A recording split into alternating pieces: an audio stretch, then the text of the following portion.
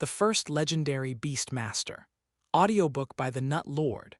Born into a dirt-poor mining family, Carl only had one chance to get ahead in life, the annual elite recruitment day. On their final day of middle school, every student in the Golden Dragon Nation was given an experimental injection to awaken their affinity with magic. Those few who succeeded would become the elite, the leaders and idols of the nation, blessed with incredible magical powers and respected by all. Those who did not would return to their normal lives of hard work and low wages, just doing the best they could. But with the nation surrounded by enemies, both humans and monsters, how long would these peaceful days of magical idols last? Follow the story of Carl as he awakens a unique power and strives to become the world's first legendary beast master. Chapter 1. No Second Chances. Today was the day of the 10th annual elite recruitment drive, and every graduating student at Lithium Mine Middle School was gathered in the gymnasium, waiting for the elites to arrive with the medicine that would decide their fate. The elites were the idols of the Golden Dragon Nation, superhumans with magical abilities that were born from the divine injection that the students were going to receive today. None of the children of the miners had ever seen one before, unless you counted the mayor, who gave speeches a few times a year, and the excitement of having them right here in their school had been all that the students could talk about for months. So one could imagine the disappointment they felt when it was not some famous idol, but a group of elites from the military that showed up to perform the injections. But although these weren't the singers or movie stars that they all knew, it was no secret that these military elites were saviors that protected their nation against hostile armies and the ever-present threat of magical beasts. The television in the cafe and the teachers at the school both told them so. While they had never seen an elite in person, they had seen magical beasts, and quite often. There were earth mice hiding all over the mining town, and the farmers nearby had been raising monstrous boars for generations. But until very recently, it was only the power of technology and the holy magic of the church's high priests and priestesses that could keep the wild beasts at bay. However, when the more powerful monsters came, you hid or you died. That was the way of life for the humans of the Golden Dragon Nation, and indeed, most of the humans of the world. Carl fidgeted in his seat as he waited for the nurse to come and administer the serum shot. Today was the biggest day of a young student's life, the day that they would be administered the Mana Awakening Serum, better known as the Divine Serum, and find out if they would gain the sort of abilities that could change their lives, or if they would be stuck as common workers in a lithium mining town for the rest of their lives. This was also Carl's last day at the government-run school before he either started working full-time, or with any luck, left this decrepit mining town. If he was compatible with the serum, he would be off to the Golden Divine Academy tonight, and ready to train his new skills as a defender of the Golden Dragon Nation. They had already sat through an hour of speeches by the principal, reminding them of their duty to the nation, the glory of the elites, and the importance of this chance that they were given. After all, they were just the children of common mine workers, dirt floor poor, and unlikely to ever be anything else. Carl closed his eyes as the nurse rolled the cart with an open briefcase on it next to him, and then a violent pain shot up his arm and the world briefly went blank. Agony spread to every cell in his body, like he was being torn apart from the inside, and blood clogged his lungs, leaving him drowning while sitting in the metal folding chair of his school's auditorium. This was wrong. The shot was only supposed to hurt as the needle poked you, not like this. As his consciousness faded, Carl realized that he was likely to be the 1 in 100, the rare fatal reaction to the shot which sorted out the defenders of the nation from the common people. But after a few seconds, his breathing cleared, the pain began to fade and his eyes fluttered open. A few seconds after that, Carl regained consciousness, with pain still coursing through every cell of his body. The nurse's deep crimson eyes, a side effect of her own serum injection, were staring directly back at him, and a slight smile was on her face. "There you are. I thought that we lost you there for a minute.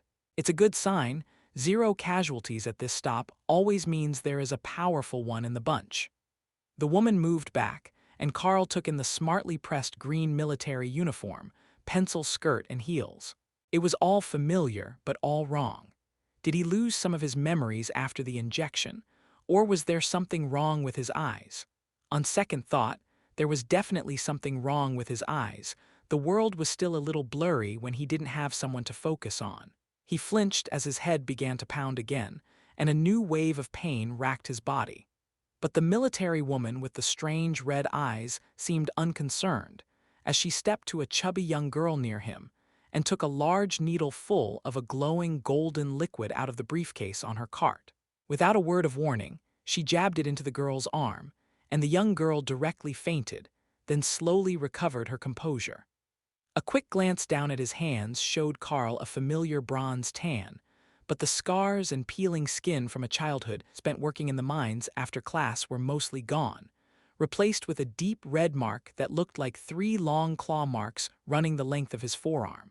As he silently stared at the marks on his arm, they became more pronounced and more realistic, as if the flesh had just been torn open, but the skin was smooth and undamaged under his fingers.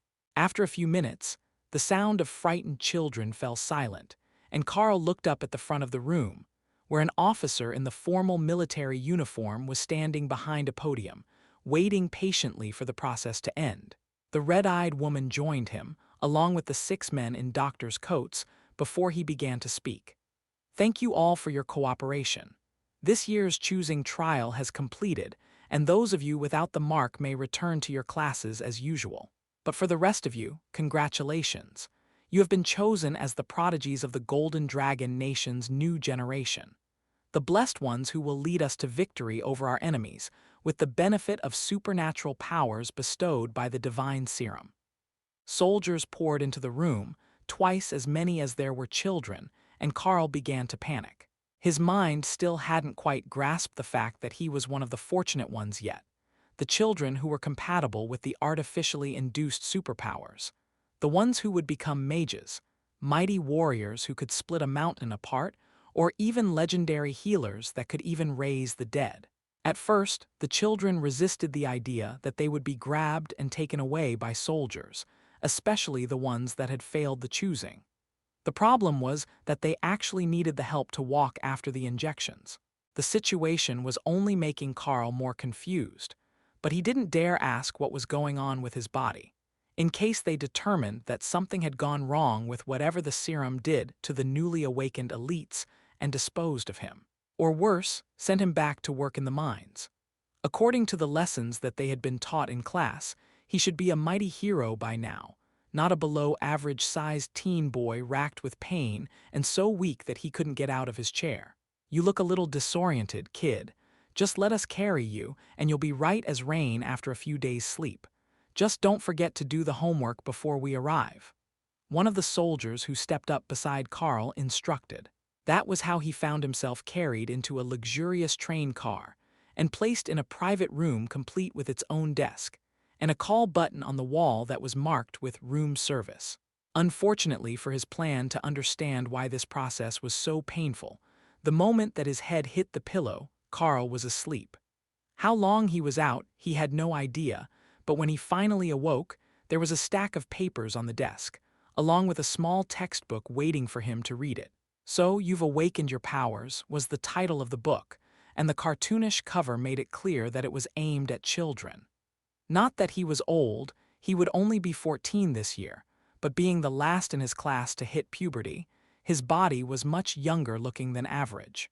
All he had going for him was a handsome face, and even that had gotten him beaten up a time or two. But now that he had the divine serum on his side, everything would change. Slowly, he opened the textbook to see what was inside. "So, you've awakened your powers.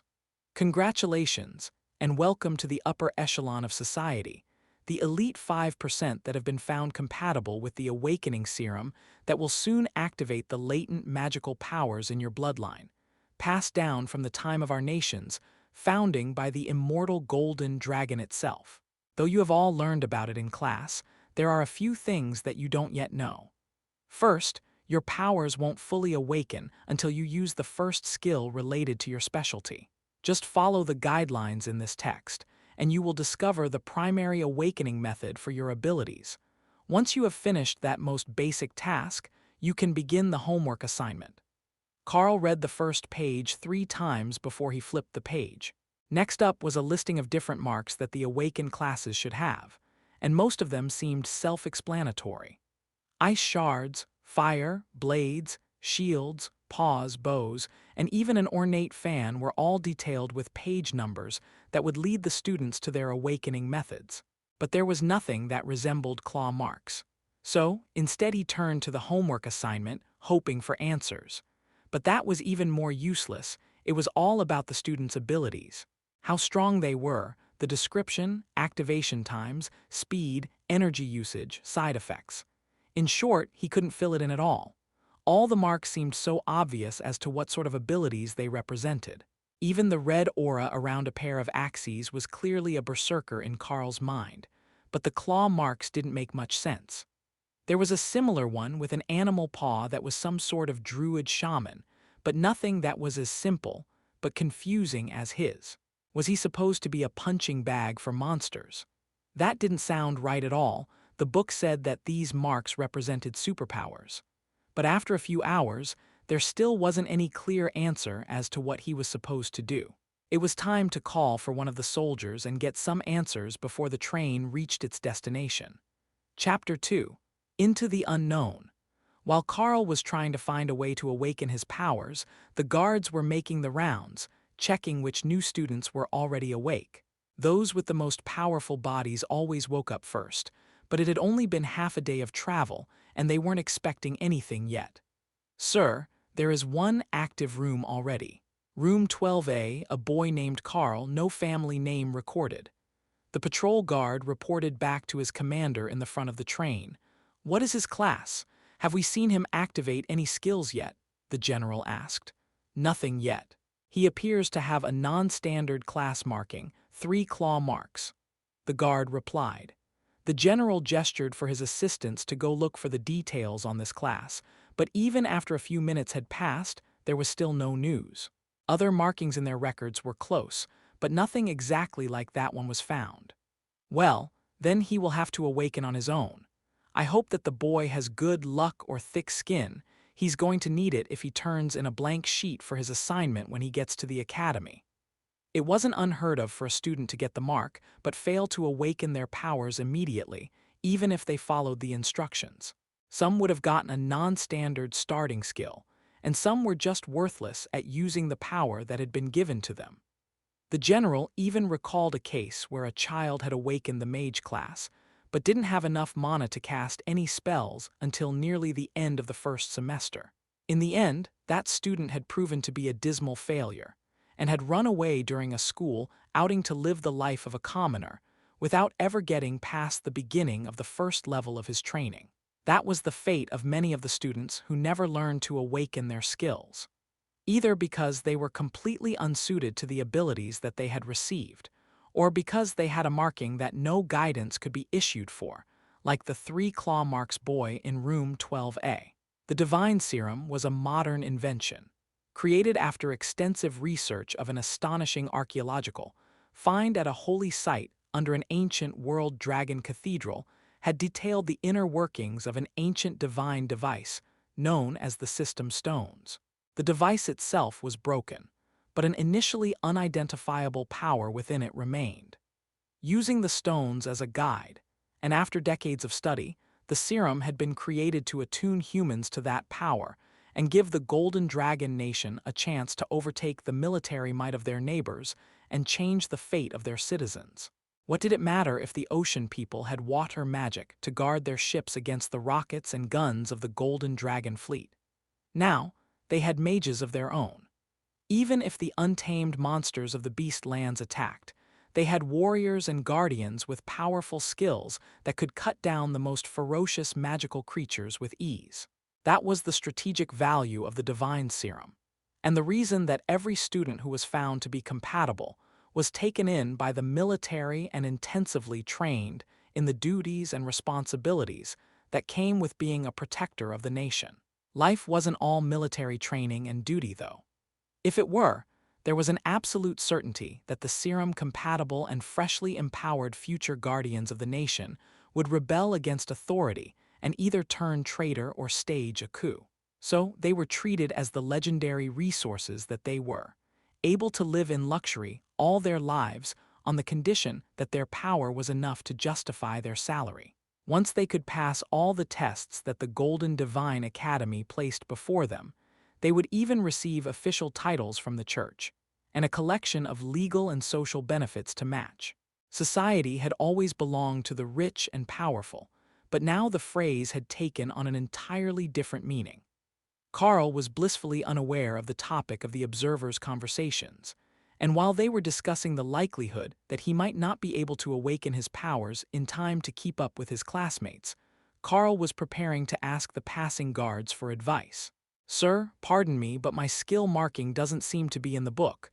Could I be missing a page?" he asked as the uniformed guard passed by again. "Not in the book, eh? Tough luck there, son. The book only covers the common markings, the ones that 90% of the new students get, but there are others possible. The injections are a mysterious divine force, and sometimes they give out results that nobody understands. The best I can tell you is to try everything, and whatever feels right probably is. If you're lucky, you'll awaken some powers before your classes start. Between me and you want to awaken those powers before you get to the academy. The elite students are particular about the power rankings, and if you don't, you'll be starting school from the very bottom." "Thanks. But have you ever seen a marking like this?" Carl asked curiously. The guard rolled up his sleeve and showed off the picture of a bare paw, the mark of a druid, and according to the guide, a nature magic user with an affinity for animals. "Since it's a little like mine, and seems to involve animals, perhaps try things related to either animals or unarmed combat. There isn't much you can do to attune with nature on a busy train, but the windows open a little if you need some fresh air. That's what I had to do. I couldn't awaken my powers without some attachment to nature. In fact, I didn't awaken them on the train at all. They woke up as soon as I touched the trees on the way to the academy gates." The guard explained.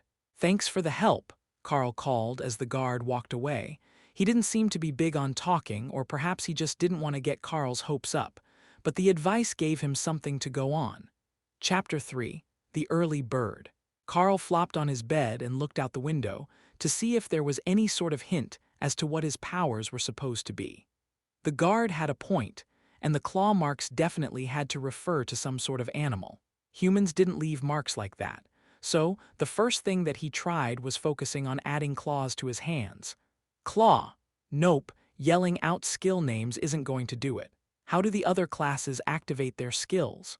Carl complained, unaware that the board supervisors in the main car were watching through hidden cameras and laughing at his antics. Page 2, Magic Classes. Open the box of casting assistants under your bed using the thumb of your left hand, and extract the appropriate casting medium to begin attempting to activate your first spell. This doesn't look like the sort of marking that a spellcaster should have. Next page. Page 3, Combat Classes. Open the box of practice weapons under your bed with the index finger of your right hand, and choose the most appropriate weapon for your desired skills. That sounded more likely. So Carl knelt on the ground in front of the bed and unlocked the upper drawer, where he found a collection of simple weapons, and even some more obscure ones, like throwing knives, single-handed crossbows, and some sort of axe on a chain that looked like it would be more dangerous to the user than anyone else. He was, unfortunately, not yet among the physically gifted, so Carl picked a short sword from among the weapons while he cursed being the last in his class to enjoy the full benefits of puberty. He had never actually held a sword before, but this one felt right, and Carl gave it a few tentative swings before trying for a more meaningful strike toward the door. Pet skills not available. You must record a pet. Carl blinked slowly as he worked to process the idea that had come to him as if implanted in his mind. It was a message directly into his thoughts, obviously from the effects of the marking, and now he somewhat knew what he needed to do. But how did he record a pet? It couldn't be as simple as just writing it down, could it? Or maybe he needed to do something to memorize it. But first, he would have to find some sort of animal. This was a shiny new military train, not the company houses at the mines. There weren't going to be any mice. If he had to touch the animal for the skill to activate, this could be much more difficult than he had been expecting. The obvious choice would be to try writing something down, and to see if that worked. Maybe there would be a book in the spell casting equipment. The drawer of tools slid open, and Carl stared in amusement at the wide variety of strange items held inside. He had absolutely zero clue about how these were supposed to be used. Some of them didn't even look like they were anything special, like this silly snow globe with no base. What were they going to do with that? Sit and ponder their orb. Carl picked the surprisingly heavy glass ball up in his hand, and suddenly it lit up with a bright white light. Taming space viewing is not available. Please record a pet. At first, the message that appeared in his thoughts made no sense, but after a few seconds of focus, Carl could feel the change. In his mind, a vast emptiness was forming, giving him a sense of eternal power beyond anything he had ever imagined. What about a dragon? Can I have a dragon? Carl thought, trying to will one into existence in the taming space. Nothing. Of course, it wasn't going to be that easy. Carl was deep in thought when someone touching his arm brought his attention back to the present. "Did you have any luck?" the patrolling guard asked, looking at the two open drawers and the sword on the mattress. "Yes and no. I get the feeling that the blade is the right choice, but I'm lacking something to activate the skill. None of the other weapons I looked at are really appealing, though," Carl sighed. "Well, keep at it, you'll find something that works for you soon. If you've already got an idea, you're ahead of the others. Most of them are still asleep. That's something at least. Maybe I can figure this out before we get to the academy after all. I don't suppose there is a kitchen here. I always think better on a full stomach," Carl asked hopefully. The guard smiled and gestured down the hall. "You woke up before the main kitchen for students was ready, but they won't complain if I lead you out of the room for a little something. You'll learn soon that the food at the Golden Divine Academy is somewhat special compared to what you are used to. The magical abilities that the elites use put a huge strain on the bodies of their users, and they need the energy of magical plants and beasts to recover quickly. Trust me, you're in for a treat this time." They walked down the hall to another train car, past a half-dozen rooms identical to the one Carl was in where other students from his class were sleeping soundly, and into an empty dining room past which a kitchen could be seen. "Just grab what you want and set it by the grill. I'll get to you in a minute," the cook called from the freezer, not realizing that there was someone other than staff in the room. Carl didn't mind, though. It wasn't like this was some fancy restaurant. It was more of a common area for the staff to serve themselves, with an actual cook on duty so that those who shouldn't be allowed in a kitchen didn't starve. Carl collected a pair of small steaks, a bowl of rice, a collection of assorted vegetables, anything that looked and smelled good. Then he noticed a small pile of oversized white eggs and grabbed one to add it to the plate. Suitable pet target found. Hatching. The egg directly vanished from his hand, leaving Carl staring at the food in confusion and wondering just how long it would take for a monster egg to hatch in a magical void in his mind. Would it even hatch? The thought said so, but they weren't giving him many details. A small straw nest slowly appeared in his mind, with a single large white egg inside. Over the course of the next few seconds, the egg trembled and then cracked open, shocking Carl into taking a step backward, though the sight was in his mind. He bumped into the guard, who thought he might be faint from hunger and stabilized himself. "Sorry about that," Carl mumbled, while the guard gestured to the cook and led Carl to a table. "Don't worry about it. Everyone is a bit off for the first few days after they wake up. Especially some of the magic classes, the power can really scramble their brains. Just focus on solving those strange markings of yours, and you'll be fine in no time." The cook looked their way from behind his grill. "Having a hard time with a non-standard marking? That's a rough one. What does it look like?" 3 claw marks on the right forearm. Big ones as well, not one of those wimpy little marks like the nerd classes get. The guard laughed. The cook smiled and turned his hand toward Carl, who didn't understand what they meant. They should be talking about a class marking, but with the dozens of visible tattoos, Carl had no idea which one might be the one they were referring to. The cook tapped a small stick tattoo, and Carl realized that it was a mage-type class marking, a wand with sparkles at the end. It was on the top of his hand, and only a few centimeters long. If he hadn't seen it in the book, he would have never noticed it at all. There is a theory that the size of the tattoo has some relationship to the talent of the recipient, but I don't believe that's right at all. Unless it's not related to the mental compatibility, but just the ability itself. Have you got any clues about yours? The line cook asked. I felt right with a short sword in my hand, and the marking seems to have something to do with animals, so perhaps I'm a hunter of some sort, or a park ranger with bad luck. Carl joked. Well, you'll find out once you get your first-class skill to work. After that, you can just think the word status, and get an impression of how your magical abilities are growing. At least that's how it is for mages. The cook informed him. Chapter 4, Windspeed Hawk. While the cook got his meal ready, Carl closed his eyes and focused on what was happening in the strange spot in his mind. The result wasn't words, but a somewhat detailed impression of the status of the bird. He had to translate it himself, but the actual information was pretty basic. Beast space activated, 1 occupant. Pet number 1. Name Windspeed Hawk. Rank common. Connection low. Skills. Claw rend supervision. Carl felt an indescribable power flow into his body as the status was completed, and a second round of physical impressions came to him. Beast Master Carl. Rank common. Bloodline human. Skills. Beast skill supervision. Beast attack skill rend. That didn't quite mesh with the knowledge that he had from the booklet. Wasn't he supposed to get some sort of instinctive guideline on how to progress? Maybe a little something about how he was doing in his training of the skills. How does the power rating of the system work? Is there some sort of level or grade or something?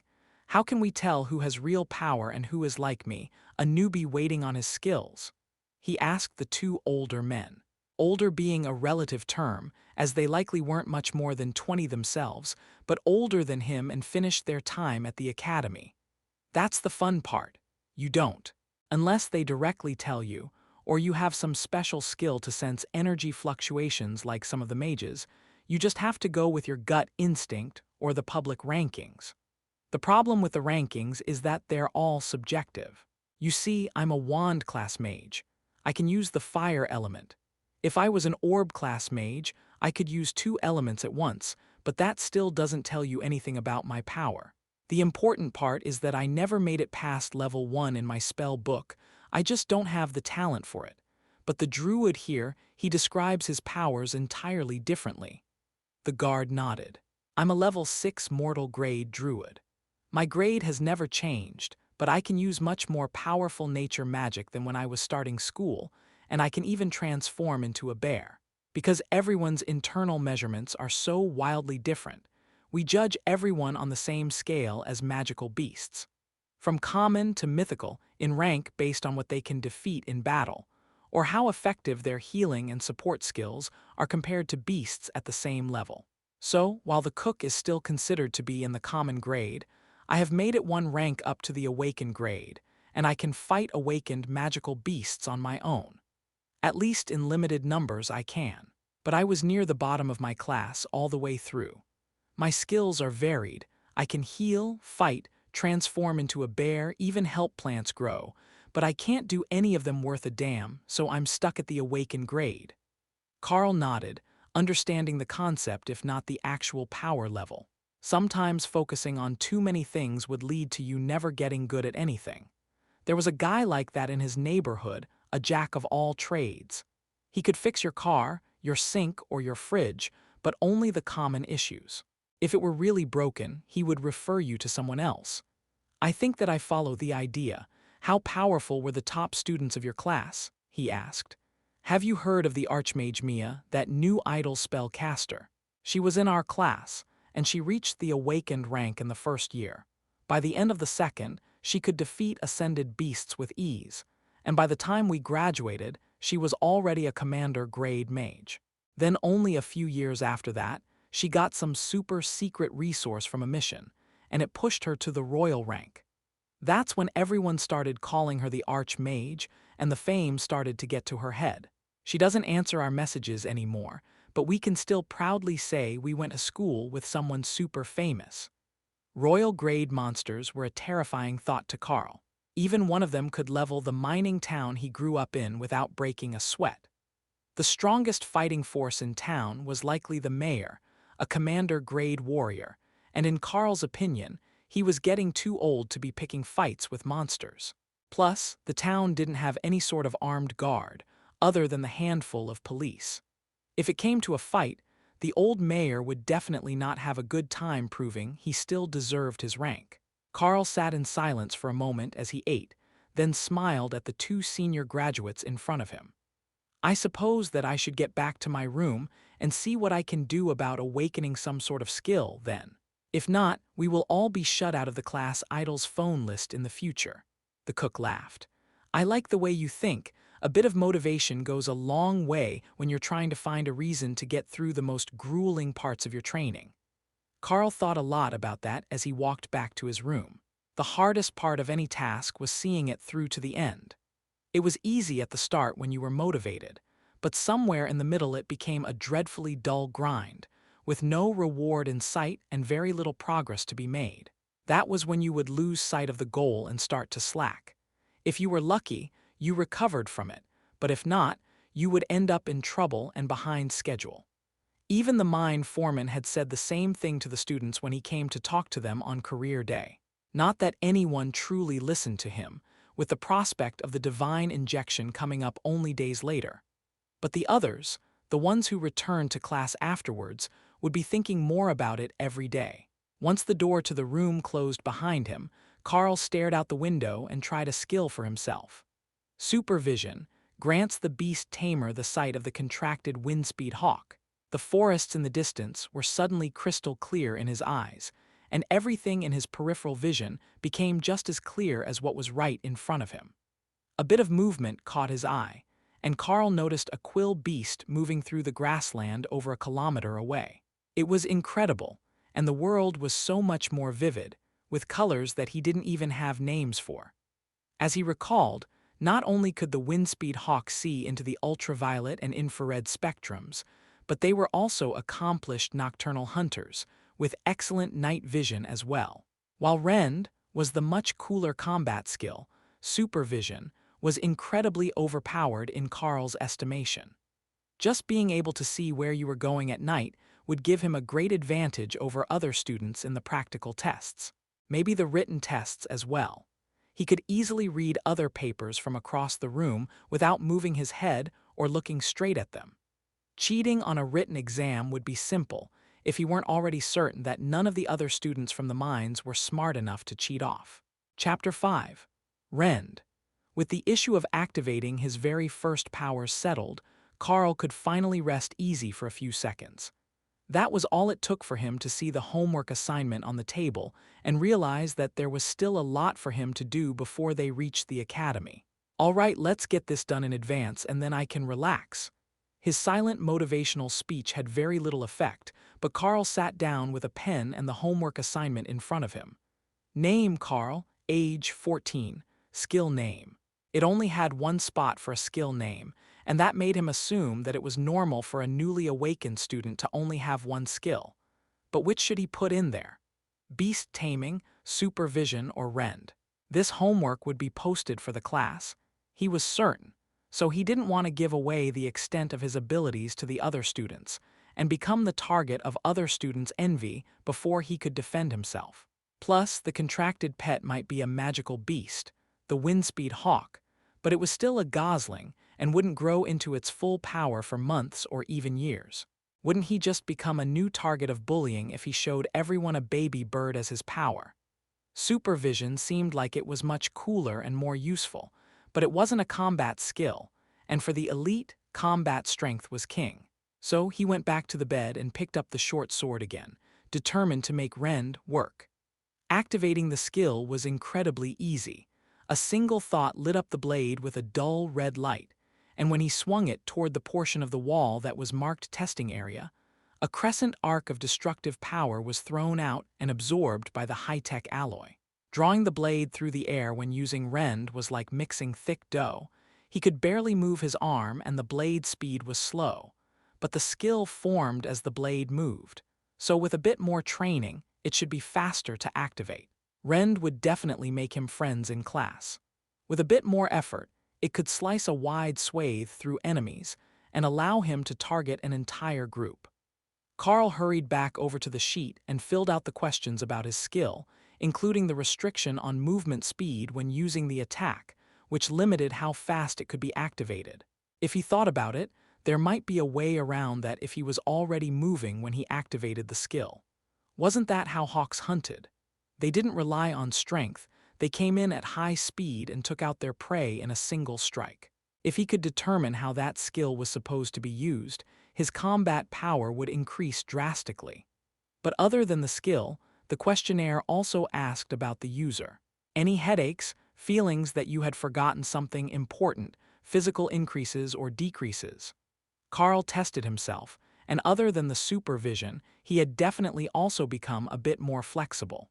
Not by a lot, but it was clearly noticeable. In the end, he decided to leave that portion of the questionnaire marked with none. If the agility increase improved in the future, he could blame it on something else from his training.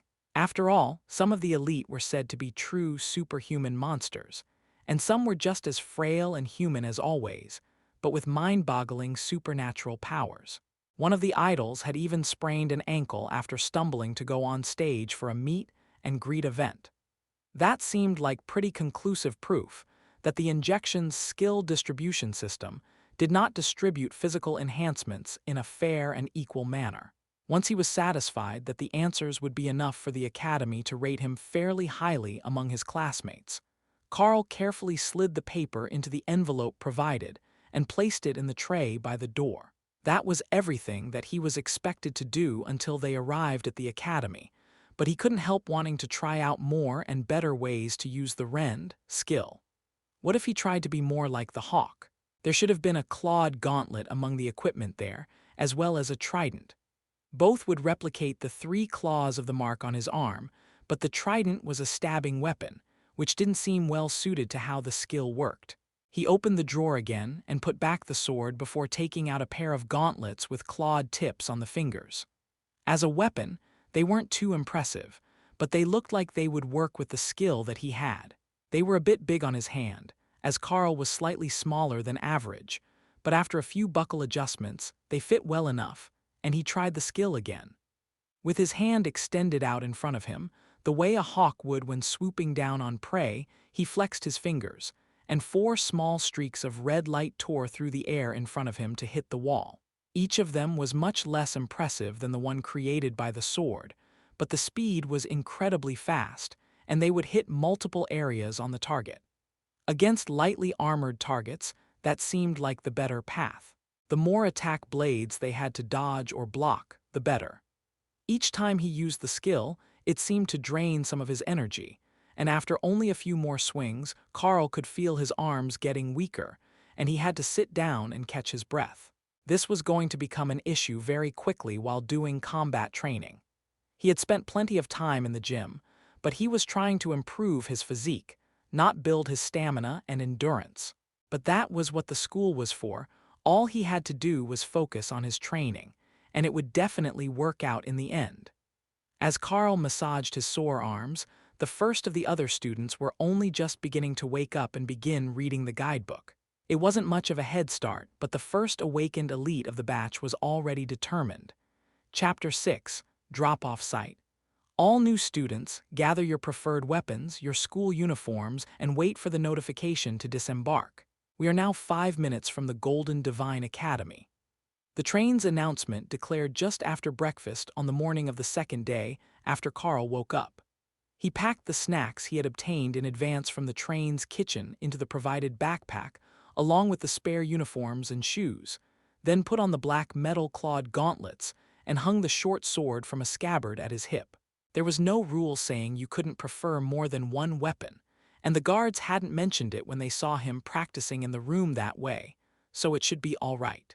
The cook and the guard had both mentioned the walk into the academy on the first day after he woke up, so the train wouldn't be stopping at the gates. This was probably some sort of test, either to see how the students would solve a problem or get along or some nonsense, Carl decided, but whatever the reason, he was packing a lunch. As expected, the train came to a stop about a kilometer from the academy, at the far end of a grassy field with a few well-maintained hedgerows along the way. This is your stop. The last bit is up to you. I will see you all in the academy tomorrow after the train is cleaned and repaired. A slender man in a guard uniform announced. The students mostly stood by their open doors with looks of confusion, but Carl walked out into the hallway and stepped down from the train to take his first breath of the clean country air.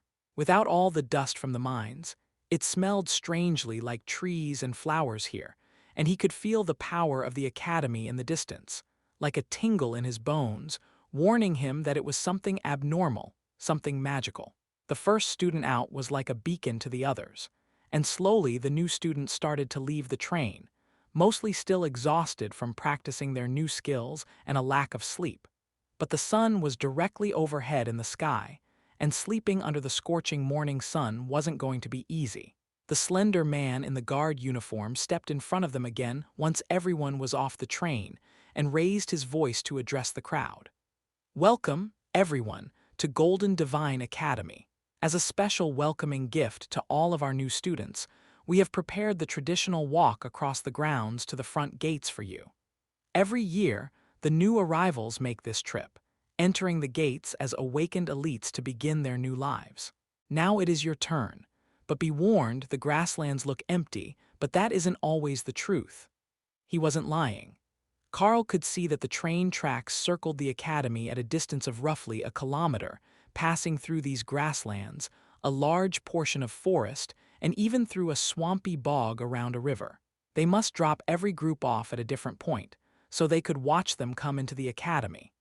It seemed like a strange tradition, but when he looked out over the field using supervision, he could tell that there was a huge population of earth rats, a common-grade magical beast with incredible digging skills, and the ability to throw small stones using magic.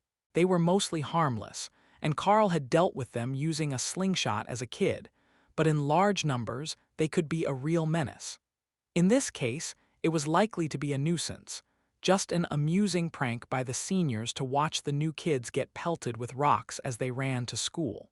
Mice hungry. A voice sounded in Carl's mind, coming from the space where his windspeed hawk was kept. It was incredibly insistent and eager to taste the mice, so Carl stepped forward into the field to see what they would do to the students who tried to pass. He might have hunted them before, but that was with a slingshot and in the house where they couldn't use the earth to escape. Getting a clean kill shot here would be much more trouble, but he was fairly certain that he could do it with the speed of the rend attacks. He just had to time them right. Carl stepped forward into the grassland battlefield, against an unknown number of the weakest magical creatures, armed with a single untested combat skill and a baby bird as a pet. Not exactly the most glorious of first battles as an elite, but it would have to do. The response to his invasion of their territory was immediate, and the 10-centimeter long earth mice began to hurl small rocks at Carl, highlighting their position and making the starving hawk in his beast-taming space go insane with desire. A flick of his fingers, and 4 sharp red energy arcs flew out into the battlefield, taking out one of the mice before it even knew there was a danger, and then the other hand took a second. Supervision really was a remarkable skill for both eyesight and hand-eye coordination. His second attack hit a mouse as it was attempting to go underground to evade, and then his third reached its target as it tried to run. Carl jogged forward and picked up the bodies, then moved them into the taming space for the hawk to eat before continuing on toward the academy under greatly reduced levels of attack from the earth mice, who had sensed the presence of a predator in their midst and began to target the other students.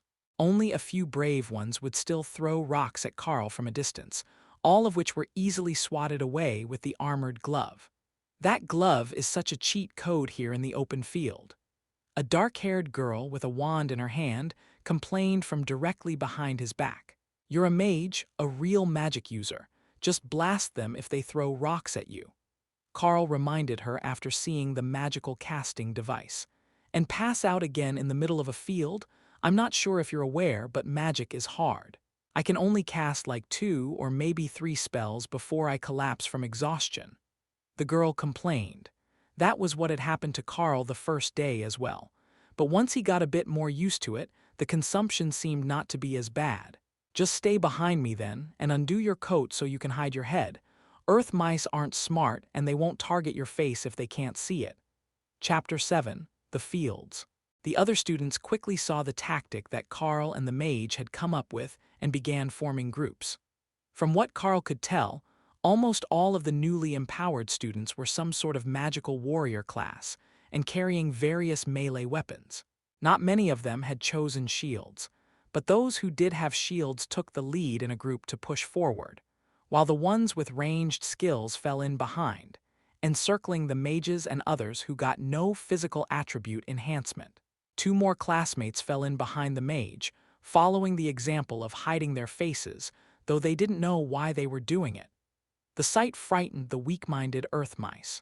One scary guy with claws leading 3 headless humanoid monsters was terrifying to the small creatures, and they began to flee instead of attacking Carl on his way forward. That let him set a brisk pace through the field, and put the field full of mice behind him right until they made it to the first hedgerow, where they took a short breather for everyone to recover some stamina. Magic uses far too much energy. How long does it take you guys to recover after using your skills? One of the boys in the back row, a warrior class with a large axe, asked. I can use mine 3 or 4 times as long as I don't go all out, but then I'm tired and I need to eat or rest. I haven't tried to time it yet, Carl replied. The mage nodded her head. I'm the same. 2 spells and I'm at my limit and I need a breather. But if I sit down for 15 minutes or so, I can cast another. I saved my magic this time, so I can at least use one and keep going, or I can cast both in an emergency, but then I'll slow the team down. The boy with an axe frowned. I can only use mine once and then I'm done. But I'm a woodcutter's son, and I can swing the axe for hours if I don't use the skill. That's good enough. So far, it's just been earth mice, and only an idiot would chase them with an axe. But if there is something bigger and slower up ahead, you can go ahead and fight it without using that skill. Did the injection make you stronger? It was one of the questions on the homework, so it must be a thing, Carl suggested. Yeah, a lot stronger, he agreed. The other warrior smiled. I'm not so strong, but I was all right to start with. Unfortunately, my first skill is defensive, see the shield in my marking. The silly thing is, I have no aptitude with a shield.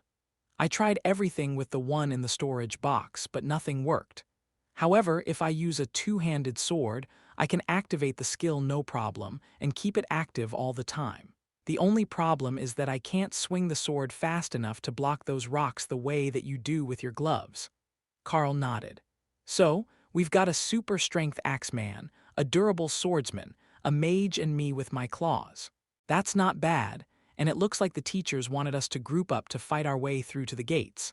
Not that it's been a tough fight so far, more of a practical joke by the seniors, but be prepared for something like water moles or quill beasts in the next field. After a short breather, they moved forward in the same formation, but without the coats pulled up over their heads. If there was something more dangerous than earth mice in this field, they wanted to see it coming and not find out when it reached them.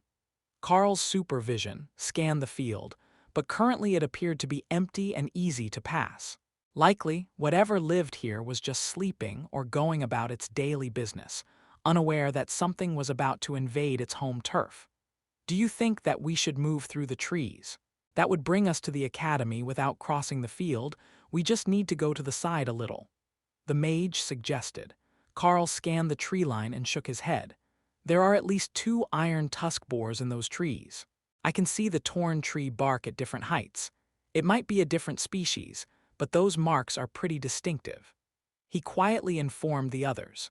They were a long way from home, so it might be an entirely different species of boar, but if the tusk markings were similar on the trees to the ones he knew from home, then the animal likely was as well. Then onward, valiant scapegoats of the freshman class. Let's amuse our seniors and get ourselves inside that gate before it gets dark. The woodcutter's son laughed. They moved forward at a fast walk, not wanting to make too much noise or vibration underground that might disturb the beasts living there, but not wanting to waste time and let the others behind them catch up either. None of the other groups had entered this field yet. Most were resting, some were still struggling with either a lack of courage or the mice, and some had decided to go the long way around, under the assumption that the direct route was a trap. That group probably wasn't wrong, but that didn't mean that the other routes were any better. They were halfway across the field when the next group moved forward, jogging to catch up to the leaders, and the field erupted with activity. Vines sprung up out of the ground around the feet of the new group, trapping their ankles and pulling them down onto the soft dirt, while loose vines whipped at their faces. It was some sort of plant monster. What sort, Carl had no idea, but the loud footsteps had awoken it. "Keep moving gently, it hasn't attacked us yet, it's just active in our area. Keep moving and we will get out without much trouble. Don't attack unless you're actually trapped and don't step on the vines," Carl instructed. "You're the boss, but if we end up stuck in the middle of the field, I'm totally blaming you." The mage whispered with a rueful smirk on her face, fully expecting the worst. Chapter 8. Walk Softly. Soft steps got them almost to the end of the field before a sudden twitch of a vine put it right under their sword fighter's foot, and not only did he stomp on the vine, he tripped, and his blade sliced a dozen of them clean in half. "Get him up and let's run. The vine monster will not be happy about that," Carl shouted, before beginning to dash toward the relative safety of the hedgerow. The woodcutter hauled the other boy to his feet, and the four of them took off running, hoping to make it to the edge of the field. Entangling vines grabbed at Carl's legs, but fast steps kept them from finding a good hold, and he was nearly out of the vine's range before he was pulled to a stop. Coming up from behind him, the young mage used Carl's immobile figure as a springboard, running across his back as Carl was getting up and leaping toward safety, only to be caught in midair and dragged flat to the ground with a puff of dirt and a pained groan. Good plan, poor execution. The swordsman laughed from behind them as he hacked his way through the vines. Carl sliced himself free with rend, and then did the same for the mage, who frantically scrambled for safety in the trees. The last to reach safety was the woodcutter, but he was also the most lucky, as he had experience with entangling vines in the woods, and knew how to smack them with the back of his axe to keep them from grabbing his ankles. "Sorry, it takes too long to explain the trick, or I would have told you all," he mumbled as he reached the trees a few seconds behind the others. "It's all good. We each have our own knowledge base to work on, and there was no time for some long lecture in the middle of the field." Carl agreed. The mage seemed like she was about to say something, but then reconsidered. There were only a few seconds between the stumble and the escape. There really was no time to explain. All that was left now was a section of freshly mowed grass, with a single cobblestone path that led to the gates. If they could make it through that, they were safe. Well, relatively safe. From what they knew of the elites, the culture favored the strong, and they were not yet the strong. But they were all well suited to their class, and in time they might be. "Stay off the grass. I learned that from my mum's workplace. Fancy people hate when you walk on their grass." The mage mumbled as they got ready to move. "Good point. I was looking forward to soft grass under my feet after growing up in the mines, but using the path just seems right," Carl agreed. These other three hadn't gotten on at his stop, but they should at least understand the concept of the mines. There were 10 other middle schools in the nearby towns, so even if, like Carl, they had never traveled, they had at least seen the mountains over the mines in the distance. Triumphantly, they walked down the path, with the swordsman doing his best to hide a slight limp and the mage brushing the dirt off the front of her uniform to look a little less like she had been rolling in the field for fun. They reached the gate, where a pair of teachers were waiting to greet them with a large bag full of textbooks and a table full of drinks. "Welcome to the Golden Divine Academy, students Carl, Dana, James, and Kruger. You are the first to make it to the gate today, and therefore the first to get to pick your rooms in the dormitory. The map is on the table, and you may pick any room on the second floor that is not currently marked as occupied." They rushed over to collect a drink, and then gathered around the map. "This layout makes no sense," Kruger, the axe wielder, mumbled. All the rooms are random. Look at this one, it's tiny but with a huge empty balcony. Who would pick that? Dana, the dark-haired mage, agreed. But a long, narrow room caught her eye. There was supposed to be a training target at the end which she could fire spells at from a distance, which would be great for practice. I want the balcony room. Carl shrugged, then picked up a token from the table and placed it on the map. Right, you have a wide area attack skill. If you want to practice, you need more space. I'll take the training room here, with the Murphy bed that folds against the wall. Dana explained, picking her space.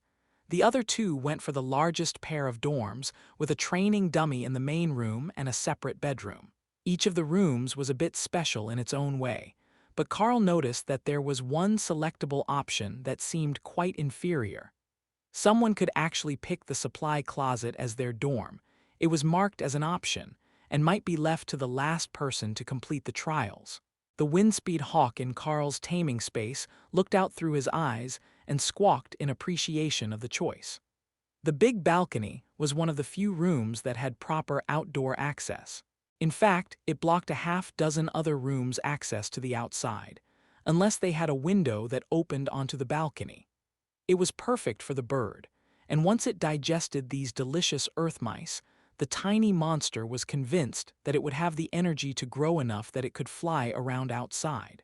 Baby monsters didn't stay helpless for long, even in this situation, where it was being nourished by a human beast tamer and not its mother. "Are there more mice?" it asked hopefully. It was strange to hear the bird's thoughts as words in his head, but unfortunately, Carl didn't have anything else for the beast right now. "Just wait until dinner and I will get you as much meat as you can eat. I hope they serve mice." Chapter 9. Room Choice. Interesting choices. I can see the others, but why did you pick the balcony?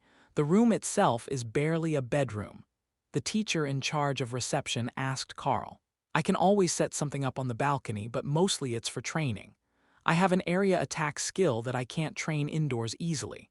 But the room is fine. It's bigger than mine at home, and it's got both a bed and a desk, with its own shower and water closet." The others quickly double-checked to make sure they had picked rooms with their own facilities and sighed in relief. Not only did the rooms they picked have a full bath, they also had a small kitchenette with a fridge and hot plate for cooking in the room while they were studying. "In that case, I will give you all your keys and wish you well in your studies." The teacher's smile told them all that they had probably screwed up somehow, but they had no idea what they should have done differently in that situation. Unless the juice was poisoned, they had just picked the rooms that seemed the most appropriate for their class, or the biggest ones in the estimation of James and Kruger. They took a few steps, and students from the senior classes, wearing badges with white, black, and bronze symbols on them, fell in beside the group. White for common grade, black for awakened, and bronze for ascended, according to the text on the badges. The badges on the new students' uniforms were all white, so Carl hadn't noticed until now that they represented anything but the academy. "Welcome to the academy. We will show you to your rooms. It's always fun to see the newbies' first experience of the dorms, you see. It's a completely magical building, so whatever you were expecting, just put that out of your mind right now." The student with the bronze badge, the strongest of the three, explained. They didn't say much more until they got to the main doors of the dorm. On the right is the cafeteria, open from 4 in the morning until midnight. On the left are the laundry facilities. They're a drop-off service. Just give them the basket, and they'll launder it and bring it back to your room. This isn't a hotel, there are no maids, but the cleaning supplies are right here. Don't forget to keep your room clean. Everyone gets punished if too many students fail the dorm inspections. That way is the supply room. You can go visit him later, when you have academy credits, to get essential supplies and things you want for your room or your studies. Now, there is no elevator, but there are 3 staircases. The main ones are the best, as they're 5 meters wide, and you don't get jammed up with cross-traffic. Your year is lucky, you got rooms on the 2nd floor. Mine is up on the 4th floor, and these 2 are on the 5th floor. It's a long walk down to get to class, but I heard that the rooms are nicer at the top than they are on the lower floors. The boy's smirk told Carl that he was definitely pranking them.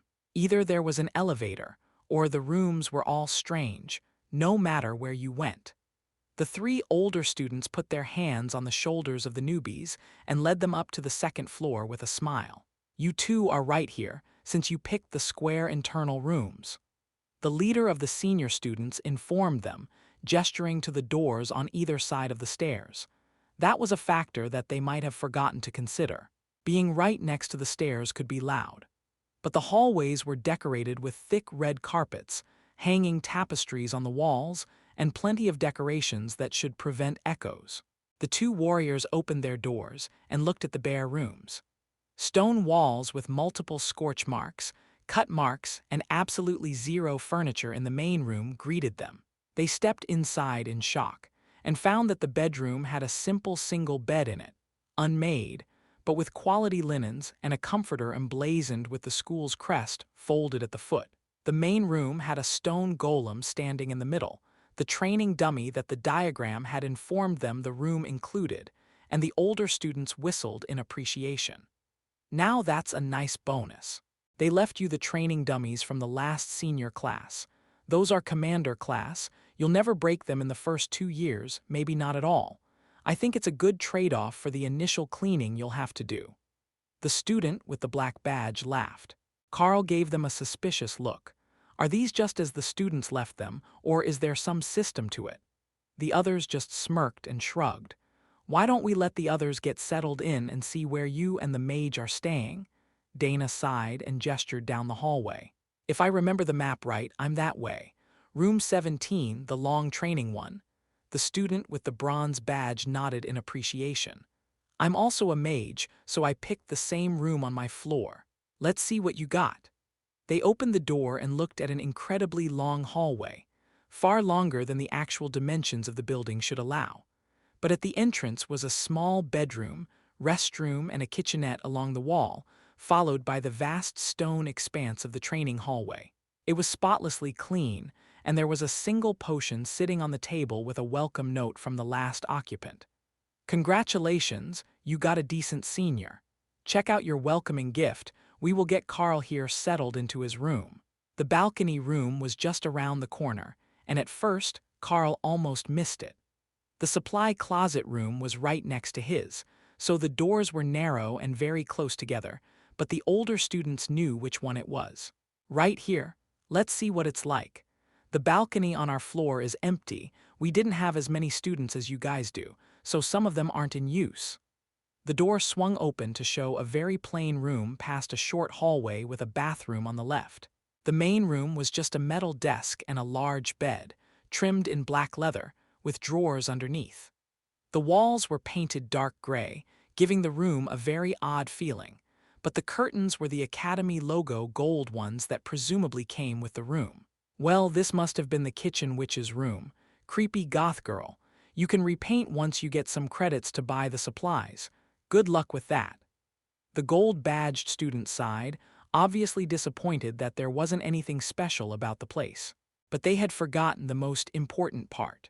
Once they left and the door closed behind them, Carl opened the curtains to the balcony and stepped outside, only to find himself in the middle of a greenhouse. There were plants everywhere, blocking his view, and Carl smiled. He had never had plants in the house before. His parents couldn't even keep flowers alive. But the windspeed hawk was overjoyed at the potted trees, flowers, and vines that were scattered all over the balcony. Carl didn't recall seeing this from the entryway, and he should have, as they passed right under it on their way in. However, the more he walked, the more Carl realized that the balcony was not normal. It was at least 3 times the size that it should be, and nearly filled with plants, until he got to the far end and found a gazebo with a hammock, a curved bench, and a small table that contained a well-worn notebook. Care and Keeping of the Balcony, abridged version. Carl smiled at the title and flipped the notebook open. While I don't know if you will appreciate the legacy of the greenhouse, you will find that it is effortless to care for, and every plant here has a purpose. You see, they are all edible. Most of them are for humans to help your growth, but I have personally added a few important ones of my own. This is the catnip plant. The feline-type magical beasts love it, and you can use it to keep them from reporting you when you sneak out at night. This one is the honeyberry, which is popular with bear-type monsters. If you smear the pulp of this plant on the shoes of other students, it will attract the giant grizzlies to them in the woods. Be sure to wash your hands before following. The final one is only edible in a limited quantity, the clear mind fruit. Use it before the major exams to help you focus. But keep in mind that it only works a few times, so use it sparingly. The rest of the book was just a watering schedule for the plants, and a note that the magic of the balcony would take care of the rest. So, the last resident planted a fruit to help her cheat on exams, one to sabotage other students in the woods, and catnip to bribe the security so she could sneak out at night. This senior was definitely an interesting person, Carl decided. Chapter 10, No Mice. There are still no mice. The baby windspeed hawk complained. He was right, even with supervision, which could see into the infrared spectrum and would pick out urine trails of rodents, there was no sign of mice. That should probably have been expected of a magical dorm, but it was a great tragedy in the mind of the bird. All right, buddy, we will go to the cafeteria and find some meat. Carl headed for the main floor again and made his way to the buffet of the cafeteria. New student, I don't know you, the old woman behind the counter asked. Yes, ma'am, my name is Carl. Polite, that's not bad. All right, grab what you like, but only the white plates are allowed to be taken back to the rooms and must be returned during your next meal. Eat all you like. Magic affects all you kids differently. No need to be shy about your appetite. Meat, the hawk shouted happily in his mind, drawing his attention to a pile of raw fish set along one side of the long counter. It looked like a grocery section, where you could pick out your own ingredients to take to your room, while the first half of the counter was prepared dishes. Then, pardon my hunger, Carl replied, and took a pair of white plates to fill for their dinner. Pasta and meatballs with cream sauce, roasted pork, some sort of vegetable that gave off an incredible feeling of energy, and then an entire plate of raw meat for the hawk. Well, that's one of the more interesting plates for sure. But if you're in a room with a kitchen, you can cook it as you like. In the future, you can just ask the cook to prepare it if there's a special way you like your food, she explained. Thanks, I'll keep that in mind. Carl retreated to his room while the hawk pleaded pitifully to be fed. If this was how adorably needy all baby birds were, no wonder their mothers would go to the extremes of even chewing food for them. Fortunately, the windspeed hawk had an extremely sharp metallic beak and could bite through bone with ease, even as a newborn. The meat chunks were all boneless, which the bird found disappointingly lacking in crunch, but the meat was all monster meat, high in nutrients and energy, and its body was growing at a visible rate under the pile of nourishment. It somehow managed to chew through 5 times its body weight in 10 minutes, and it was still pleading for the meatballs on Carl's plate as he finished his meal. Fine, 1 meatball, but after that, you need to wait for dinner. When is that? I'm starving. The bird complained, then burped loudly and fell asleep. That certainly didn't seem like starvation to Carl. By the time that it woke up, the windspeed hawk had grown to the size of a sparrow and was happily flying around Carl's mental space, an exuberant distraction as he cleaned the balcony of leaves, which were set aside to be sorted for drying, and then watered the plants. Everything here should be a magical resource of the most basic level, so even the leaves would likely be worth something if they were properly dried and preserved. The problem was that he wasn't sure if this garden was sanctioned by the school, or if they would view all the resources here as looted school property. Is it dinner yet? We should get crunchy food this time, Hawk suggested. Sure, let's go down and see how everyone else is doing after I finish writing a letter. The bird was confused by the concept of a letter, but Carl wanted to write home to his parents to let them know that he was all right and settling in well at the academy. The students wouldn't be home until the end of the school year, but he didn't recall any rules saying that they couldn't send a letter or a text message. Not that either Carl or his parents could afford a cell phone, but that wasn't the point. Maybe he would get them one once he was finished training and started to get the elite stipend. If it was enough, he could probably even move them out of the mines and let them retire. It only took a few minutes to finish the letter home, and Carl put it in the box by his door, which could be accessed from either the inside or the outside. That was where he had received and left the paperwork on the train, and it was where letters were picked up if you had to send them at home, so it should be the same here, Carl assumed. The dining hall was packed with new students, mostly in rather rough shape, with torn clothes, covered in mud and grass stains, and a few sporting visible injuries. Carl joined the line to grab dinner, then took a second plate, scooped an entire roast chicken on it, and transferred it to the beast taming space while nobody was watching him. Then he took another, added a collection of cheeses and snacks to it, and brought it to an empty table. "You were the gauntlet guy from the first group, aren't you? I didn't get a good look at your face earlier." A girl with blonde hair and a heavily bruised face asked as he sat at the table next to hers. "Yeah, might I ask, what happened? Everyone looks like they were beaten half to death," Carl asked. "We were. I went with a group that understood going together for safety against the earth mice, and our lead warrior chased them off with a skill, but when we got to the second field, the plant monster was already going insane. So we thought it would be safer to go around, and we decided to try the tree line to the right." She paused and gently touched her face, then flinched. "The one with the monstrous boars?" Carl asked. "Oh, you already know?" Carl nodded.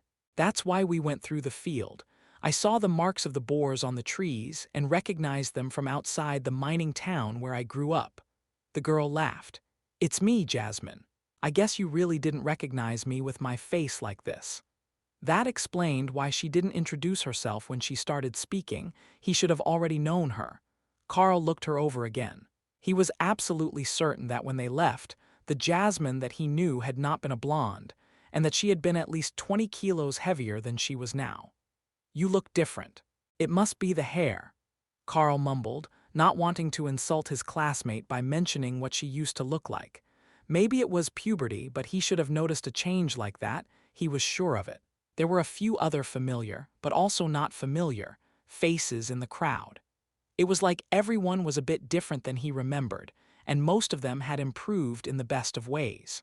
Come to think of it, he didn't remember sitting quite so tall at the table, and his uniform pants didn't quite reach his shoes anymore. That wasn't right. They definitely did this morning when he got off the train. Maybe his academy experience wasn't going to be a bad one after all. A little more height and he would catch up to his classmates. Chapter 11, First Classes. The next morning was the official start of their training, but there were no scheduled classes. Instead, everyone woke up to announcements that they should wait in their rooms for the teacher in charge of their group to come inform them of their new routine. That sounded like a much more relaxed class atmosphere than any school he had heard of before, and Carl became a little more jealous of the elite lifestyle. Perhaps he would even get lucky and have a kind and gentle teacher who didn't shout at students for wrong answers, or believe that laps around the school were the cure for inattention. At breakfast, he gathered another roasted chicken for Hawk, along with a collection of raw meat, but the beast's consumption had temporarily slowed as the bird had grown overnight. They weren't a large predator by the standards of monstrous beasts, just a deadly one due to their eyesight and attack power. As they grew to maturity, most of them would perfect the knowledge of the rend skill, allowing them to take down much larger prey with a single strike. That might not sound too impressive, given that the full-grown bird only weighed a few kilograms, but when the proficiency reached a high enough level, a monster could actually ambush and kill monsters a rank above its own, using the power of the mastered skill. It wasn't a feat that many beasts could accomplish, and it was entirely a result of the Windspeed Hawk's incredible rate of skill growth. It was well after noon before the teacher showed up to talk to him, and Carl was getting bored with just standing around in the garden and waiting. He had practiced his rend skill until he wore himself out, trying to improve his accuracy and activation speed, and then had a short nap. But he wasn't really sure where to go from here, and none of the information in the bag of textbooks he had received told him anything on that topic. The sharp knock at the door woke him up, and Carl rushed over to open the door for the sharp-featured female soldier that was waiting outside. "Good afternoon, Carl. I am your combat skills professor. You may call me Sergeant Rita. In addition to teaching you martial arts and essential skills for the elites, I will be your personal guidance professor." The Academy has determined that your class is too different from other warriors for the standard class schedule to be useful outside the daily battle training courses, so we will be working together for the time being. Did you have the space here to take lessons, or would you like to move to a classroom? He had almost gotten his wish.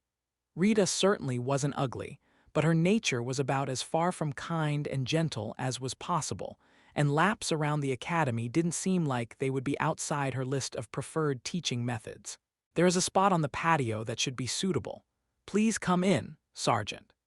The gazebo seemed like the best learning space, and with the weirdness of magical training golems, staircases that only went to your floor and everything else in this dormitory, Carl couldn't see how the plants left to him by the senior would be an issue. Sergeant Rita followed him into the unit, then onto the balcony with an intrigued look, but it was not the number of plants that shocked her. "Are these all freshly watered?" she asked. There was a watering guide included with the room. Most only need it once a week, and I didn't know when they were watered last, so I did it the day that I moved in. They seemed fairly dry, but everything is still in good condition. Carl replied with a shrug as he walked to the gazebo. This is a nice unit, very outdoorsy. I'm not sure if it will rain on the patio, with the magic that's in effect, but other than that, you lucked out. Now, I need to know everything that you know about your powers so that we can start a proper training plan. How are the physical improvements? How has the power of your skill adjusted with a single day's practice? And are there any other hints as to what you can do with it? I won't lie to you. The classes that can send a golem or magical construct into battle for them are in much higher demand than any of the others except the mages who can use unique spells. But with a ranged attack from the start, you're not in a terrible spot. The sergeant informed him very sincerely. Her honesty startled Carl, and it felt like she genuinely had his best interests in mind as a guidance counselor. Hiding too many things from her wouldn't do him any good, so Carl decided that it would be best to just put everything out in the open for her to understand. Maybe she would know how to help him and Hawk grow. Carl focused and brought out Hawk from his beast taming space. We should start from here. This is Hawk, and my skill awakened him from an egg in the kitchen. It allows him to live somewhat comfortably in a space inside my mind, and our thoughts are linked. Once I contracted with him, I gained the ability to use Rend, the same attack skill that all Windspeed Hawks have, and my senses gained an incredible improvement. Sergeant Rita stared at the tiny bird for a few seconds, trying to process the information that she had received. So your ability lets you contract with monsters and what? Use their abilities. While that sounds pretty cool, it's still a high-risk path to fight against other monsters, she asked. Well, I guess that's true, but we both know what the other is thinking, so with a bit of training I shouldn't have to fight alone. I'll have Hawk with me, Carl offered. Sergeant Rita smiled. How about we see if we can't find you another beast cub? If you can get something that's a better fighter than the Windspeed Hawk, you might have a real chance to become one of the more powerful elites. Hawk squawked in indignation at the suggestion that he would be replaced right after being born. Does this woman have no shame? Looking down on the Windspeed Hawk. Fully grown, I am sure that I can make it to the commander rank, and she's just an ascendant warrior. Give it a month, and I'll bet I could beat her up.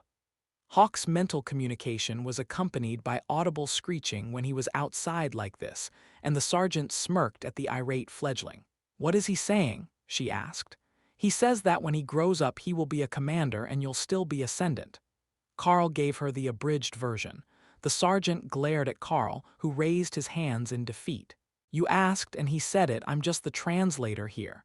So, it really is intelligent enough for coherent thought at that stage. Interesting. I know it's the first day, but we should go to the training grounds to see what you two can do when working together. Chapter 12. Sparring with Rita. Sergeant Rita led Carl down to the main floor and out across the grounds to a large open coliseum. This will be our venue for the day. You'll love it, at least when it's empty. With nobody here, you can send your Hawk as far out as you want, and we can spar with the training gear. Don't worry too much. It's capable of withstanding the attacks of commander-rank magical beasts. We won't be in any danger from the practice, she explained. The Colosseum was actually a football stadium, that was converted to an arena when the facility was repurposed as the Divine Golden Academy a decade ago after the injections were developed. It was huge and open, with more than enough room to fight, and plated with a powerful magical barrier and armored plating to keep the battles from affecting the crowd. Call out your bird, you too can make the first move, Sergeant Rita suggested as they walked to the middle of the battlefield. Hawk, fly up high and attack from the side. She will be expecting you to go behind her, Carl instructed as he checked his gauntlets and drew his sword. As soon as he released it from the mental space, the hawk flew up 50 meters in the air and began to circle, waiting for its master to be ready. Go, Carl instructed as he slashed forward with the blade, activating Rend halfway through to create a small arc of power that Rita blocked with ease using one of the 2 daggers that had appeared in her hands. Then she dodged to the side as the attack from Hawk streaked towards her, and parried again as a flick of Carl's fingers sent more rending energy her way. Then she counterattacked, surging with energy and rushing toward Carl. He had no actual combat experience, but a sword was bigger than a dagger, so he sidestepped and swung his blade, which she easily parried. But while she was distracted, Hawk's next attack hit her in the back of the neck, leaving a bright red welt. What do we do? Her neck doesn't break when I attack it, Hawk asked in a panic. Just keep attacking. She's stronger than us, but she is going to teach us how to fight. Carl frantically blocked the daggers with his gauntlet, but he could see that she was holding back, pushing him to see his physical limits. That bird's accuracy is deadly. I can see how you would have confidence against a common grade monster with a companion like that. If I were one of your classmates, I would likely be in the infirmary right now after that strike to the neck. The sergeant congratulated them. She had underestimated how fast that bird was, and hadn't realized that it had time to come in for another dive-bombing run so soon. Rita turned to keep them both in her line of sight as the bird continued to circle overhead, then launched a flurry of attacks that knocked Carl to the ground just in time for her to block Hawk's attacks. All right, I know where your weaknesses are now. The first thing that we need to train is your fighting skills. While the bird is equivalent to a repeated sneak attack, low output but incredibly difficult to dodge, you will have to face the wrath of your enemies until you can find a second pet or a group mate to take their attention. That made a lot of sense. In a way, he was still a warrior class, just a pet warrior, who could fight alongside a magical beast. Learning an entire combat system wasn't going to be easy, but at this point, his life literally depended on it after graduation, unless he gave up on the dreams of becoming famous and powerful in exchange for doing some cushy job for the ultra-wealthy, and somehow never get the reserve force call to battle. But if he did that, he wouldn't be much different than where he had started. He'd just be at the bottom of a much fancier pile. Even most of the music and television idols among the elite were known to go and fight to improve their strength or deal with attacks. They just did it with assistants and cameras following, so the world would know how awesome they were. Not like some bureaucrat or lawyer who got sent to an attack that didn't even make the news to fight alone against a rampaging monster. All right, what do we start with? Sword fighting? Martial arts? Some sort of secret magical body training art? He asked. Sergeant Rita laughed. First, we start with basic physical conditioning. Your body is adjusting quickly to the mana injection, and it triggers an awakening in place of your natural growth. That's why we give the shots at the end of middle school, so that all the recipients are still in the rapid growth phase and can adapt more easily to the changes. As your body adjusts, you should be able to move from a common physique to an awakened physique fairly quickly, and then you will be able to actually fight at an acceptable pace, closer in speed to the movements of your hawk. Carl sighed. He knew it, there were definitely going to be laps around the academy. Follow me to the gym. There will be a bunch of agility-type fighters there now, so your standards should be suitable for the equipment that is out. I will lead you through a basic routine today, and then we will set your baseline for improvement. Within the next month, I expect that you will be able to make the minimum awakened standard, but you have until the end of the semester before the official tests are done. So, most students take that long to make it to awakened? Carl asked. That didn't sound so bad. No, Many of them will make the minimum standard within the next few weeks. The true geniuses will be getting close to ascended by the end of the first semester, and make it there either late in the year or at the beginning of the second year. Just like that, Carl's dreams of easy days as an elite were crushed. Chapter 13. Agility Training. When they got to the gym, the attendant issued Carl a workout uniform consisting of sneakers, shorts, and a shirt in the academy's white and gold color scheme, and sent him to the locker rooms to shower and change. That was their policy: shower before and after using the equipment. Apparently, new students didn't wash enough on their own, and they needed to shower when they arrived. Or perhaps, like he was that day, they were expected to be sweaty already. It didn't take long to get ready, but Sergeant Rita was already there, changed into a black tank top and a different pair of green cargo pants with clean boots. Did they think that she might be mistaken as a student if she didn't wear green? Or perhaps it was a military rule. Carl had heard that the elite soldiers weren't officially military, but their own branch of the government. However, they didn't come to the mines. There was no reason for them to be there, so he had never actually seen one before the injection day. The agility-type warriors, as Sergeant Rita called this class, turned out to be almost entirely female. That made Carl wonder deeply about what sort of bias the mana injection had for the skills that it awakened in people, or what that said about his current physique. He might not be the most macho man ever, but being subtly told that you currently have the physique of a 14-year-old girl was hard on the ego. Then he looked through the glass wall and saw the strength-type warriors from the senior classes training, and the class was full of muscly-bound meatheads with arms the size of his torso. Maybe he was in the right place. All right, first up, upper body strength. That skill of yours puts a lot of resistance on your body, and you need to be able to power through it, but without building up so much bulk that you can't evade anymore. Rita began. What followed was 2 hours in hell. By the time that Carl limped back to the showers, he was sweaty, exhausted, and ready to fall asleep right where he was. He was about to collapse when Hawk pushed a piece of cold roast chicken out of the space for him to eat as a form of emergency energy, or a survival ration, Windspeed Hawk style. A very deeply missed survival ration, even though the bird still had a quarter of a roast chicken and plenty of raw meat left.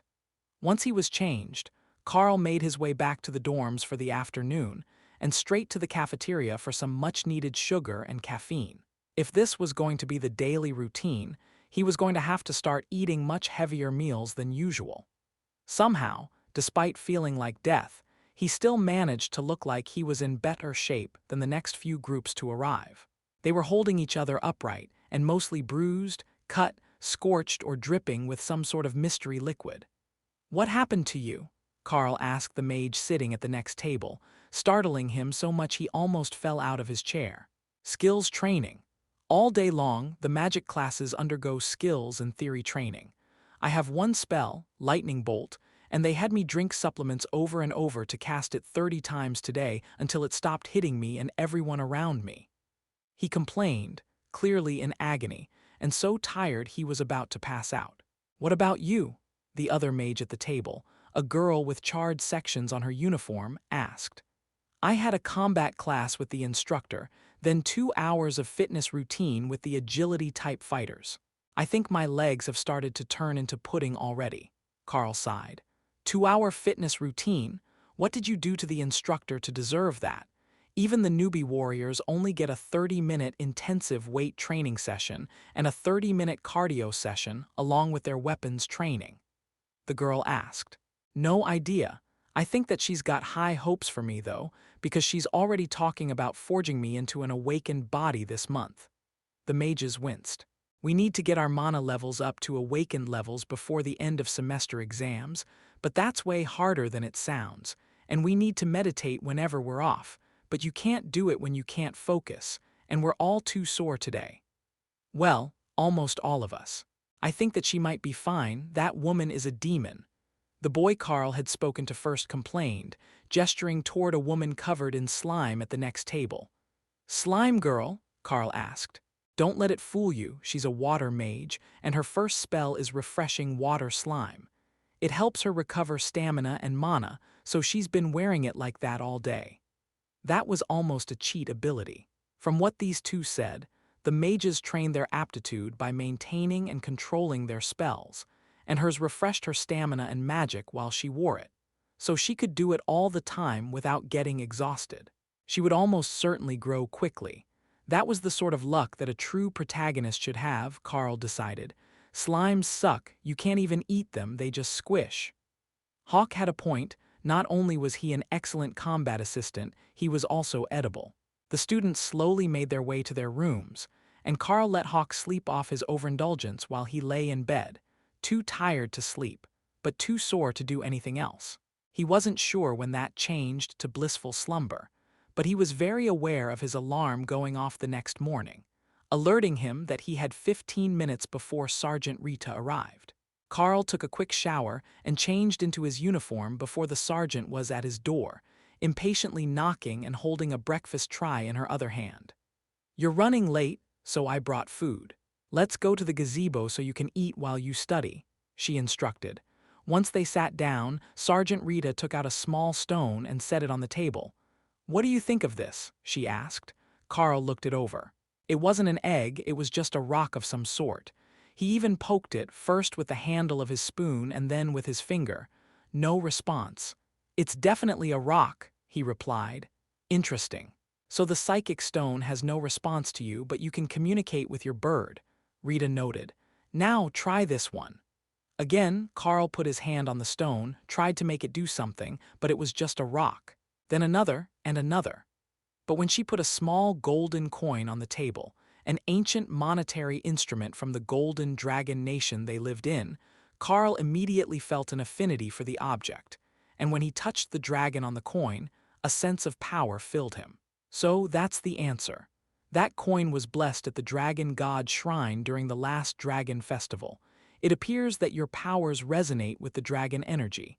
Since that's the case, I want to try something else. Rita took out a small vial filled with shimmering red liquid. "Oh, I want it. Ask the evil lady to give me that," Hawk demanded. "You should be glad that she can't hear you." Chapter 14, Updated Mission Statement. Hawk thinks that will be useful to him if he can have it. "What is it?" Carl asked. "It's mana-infused monster blood. It's the most basic of common-grade resources for physical cultivation type elites. Drinking mana-infused monster blood strengthens the body and can induce mutations. Without a proper method to handle and guide the process, it is often fatal, but for a monster or magical beast, it should be perfectly fine," she explained, with amusement sparkling in her eyes. For a moment there, she almost seemed like a happy young woman, but then her serious face was back as she gestured toward the table. "Call him out so that I can see the process. If it works, the Academy will get you more resources for the bird until it can grow into a proper combat unit. According to this morning's briefing, leadership feels that trying to turn you into a frontline fighter with just one rending attack is pointless, and the senior professors think that we might have more luck training the Hawk, with you as its backup and leader in a support or scouting role," she explained. Carl sighed. "Day 2 and I've already been sidelined." Rita gave an honest laugh at his disappointment. "All the mages are being cultivated in this direction as well. It is a measure to reduce casualties. The more people that we can have fighting behind golems, summons, barriers, and in your case, monsters, the better we can resist the magical beasts, and the more success we will have against the armies of the other nations. They know that we have the advantage, and this relative peace won't last for much longer. If you don't want to be cannon fodder, you need to act quickly to gain strength. So, strengthen the bird, and when you feel that you are strong enough to take on another pet, let me know and the Academy will find something suitable for you." That was a sharp change from yesterday's regimen of focusing on building his physical strength as fast as possible. But if they didn't know any more about his powers than he did, there wasn't actually much they could teach him, other than methods that had worked for others with different powers. But Hawk was already out on the table, and happily lapping up the mana-infused monster blood while radiating an amount of power that was far beyond what anyone would expect of a common-grade beast. After a few seconds, the effect seemed to fade, but the former swallow-sized hawk was now much larger, and while it was still a common grade monster, it was getting much closer to fully grown and awakened level power. Then something truly strange happened. Carl felt energy flowing from Hawk to him, clearing his mind, sharpening his eyesight, and leaving his muscles feeling fresh and strong. He had no way of subtly testing it, but Carl was almost completely certain that his physical strength had suddenly increased as Hawk grew. Most of the people he had seen these last few days were changing rapidly after the mana injection, so it might just be that. But the fact that it happened so suddenly after Hawk was given the monster blood seemed incredibly suspicious. Carl cleared his throat and looked at the empty vial on the table. So, I resonate with dragon energy, and Hawk likes monster blood. That second part isn't exactly a surprise for a hawk, but do you think that there is a known technique that will let us grow stronger more quickly? Well, we are limited in dragon-type energy. There just isn't a lot of it floating around, but there might be another way. Carnivorous magical beasts grow stronger by killing and eating, absorbing the life force of other beasts. I think that moving the two of you to the practical courses as soon as you can finish basic skills and survival lessons would be for the best. We can't just send you out of the academy without getting you trained enough to defend yourself.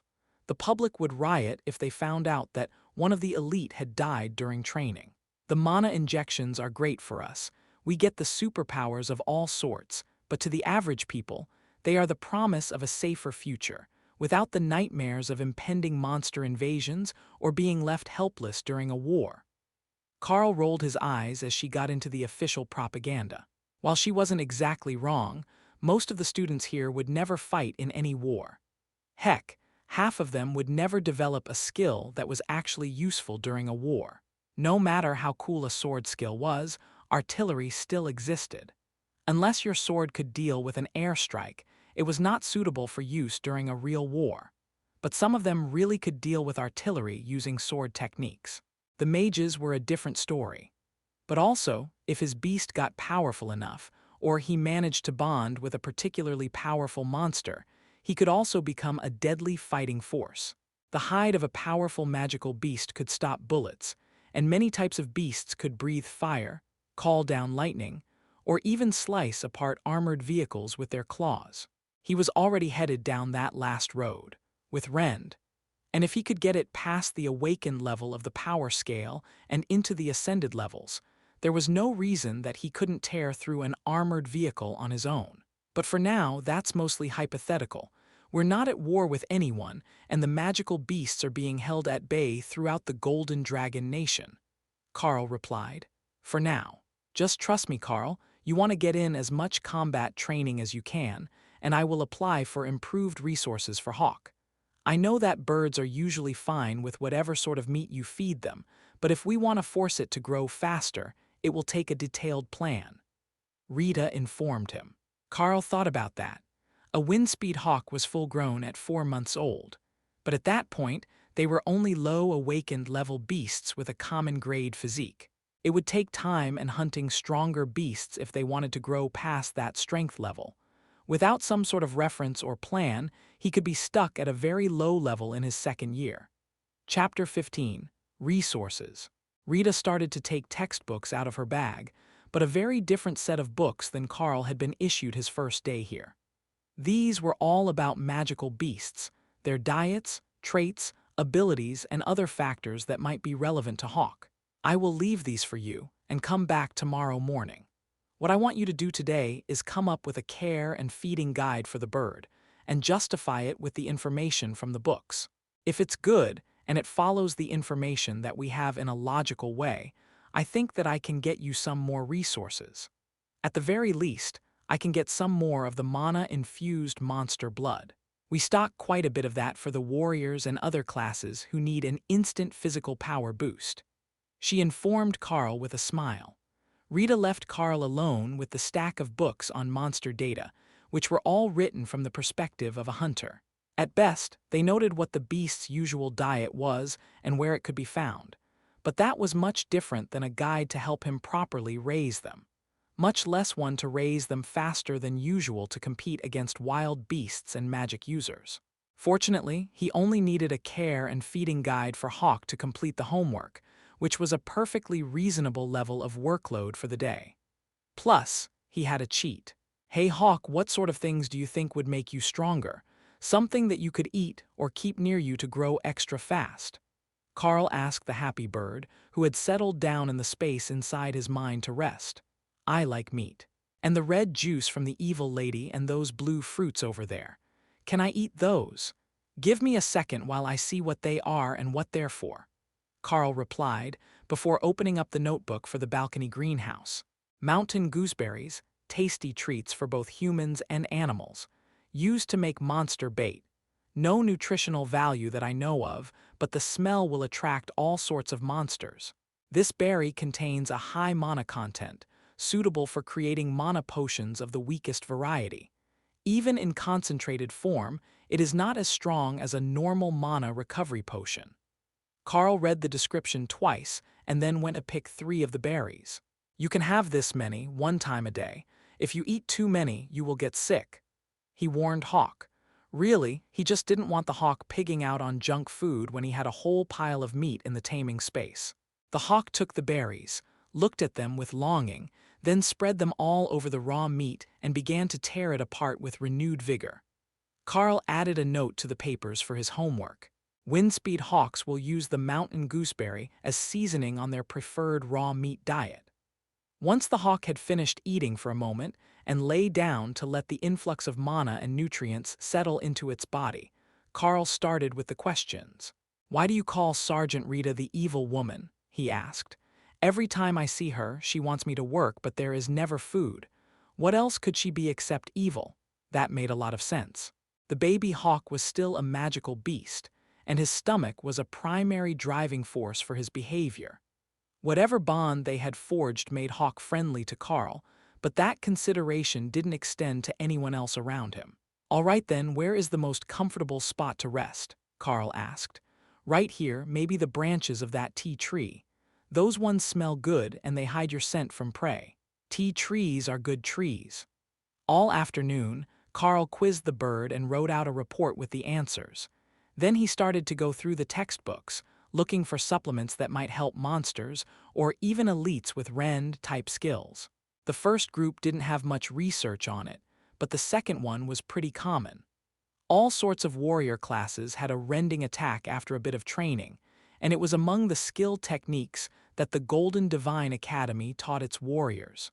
Naturally, they had supplements that were designed to increase the ability of the warriors to explode with inner power.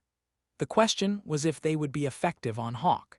Neither of them could tell from looking at the description, so Carl began to flip through the standard textbooks until he found the alchemy text. That one was more productive.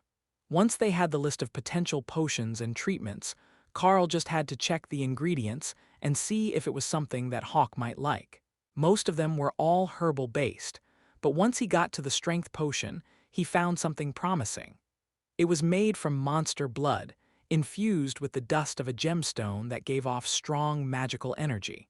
The two together gave the human imbiber a long-duration burst of energy. That stone was the promising part. He didn't really need something that would give Hawk a burst of strength. It was a bird, not a gorilla, but the stone that it was made of radiated power that might help him grow more quickly.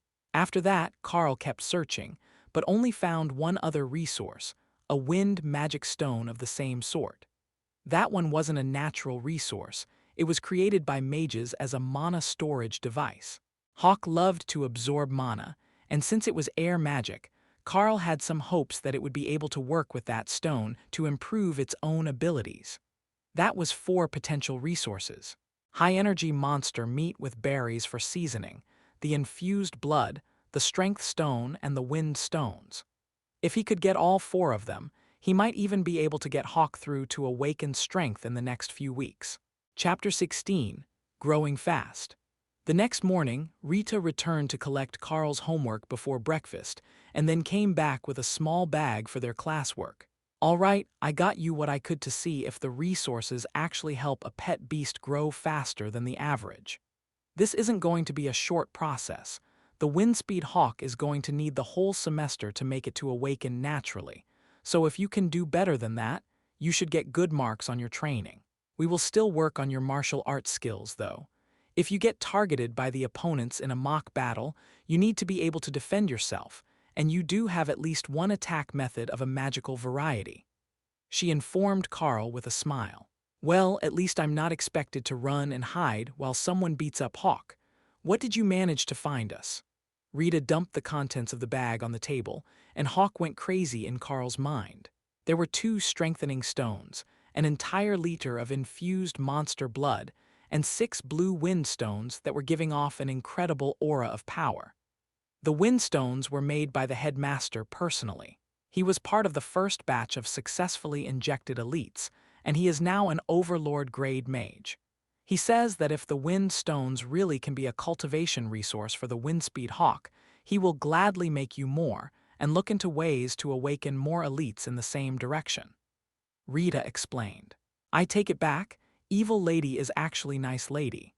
Hawk screeched as it stared at the buffet in front of it. Carl ignored the bird's antics in his mind and placed one of the strength stones in a small dish full of monster blood. The energy seemed to seep from the stone to the soup, but Carl wasn't sure what to do with the wind stones. You can't crush the wind stones, it will break the spell. But if he just sleeps beside them or wears one as a pendant, the mana should help. Assuming he can use it anyhow. That's how the new air magic users do it. Carl called Hawk out, and the bird immediately went to the soup and licked the entire bowl clean before turning its head to the wind stones.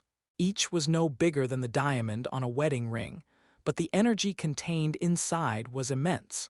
Sleeping next to them shouldn't be a problem, and Carl could even make a little pouch to carry them around Hawk's neck.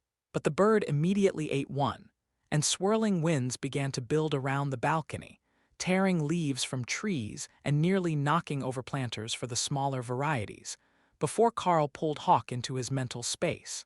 What are you doing? He demanded of the tiny bird that was now radiating magical power. It's food. Amazing, powerful food. What else would I do with it if not eat it? Inside the space, winds whipped, and power flowed constantly from Hawk to Carl, strengthening his body as if he were the magical beast. But from the outside, from Rita's perspective, everything was calm, and Carl was meditating or distracted by his thoughts, with no sign of external stimulus. All she could do was patiently wait until an hour later, when Carl finally opened his eyes and gave an exhausted sigh. The wind stones are indeed an excellent resource for Hawk.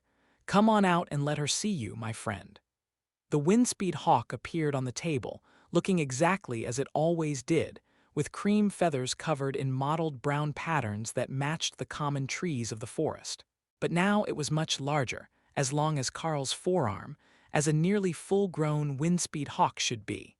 It was also giving off the aura of an awakened grade monster.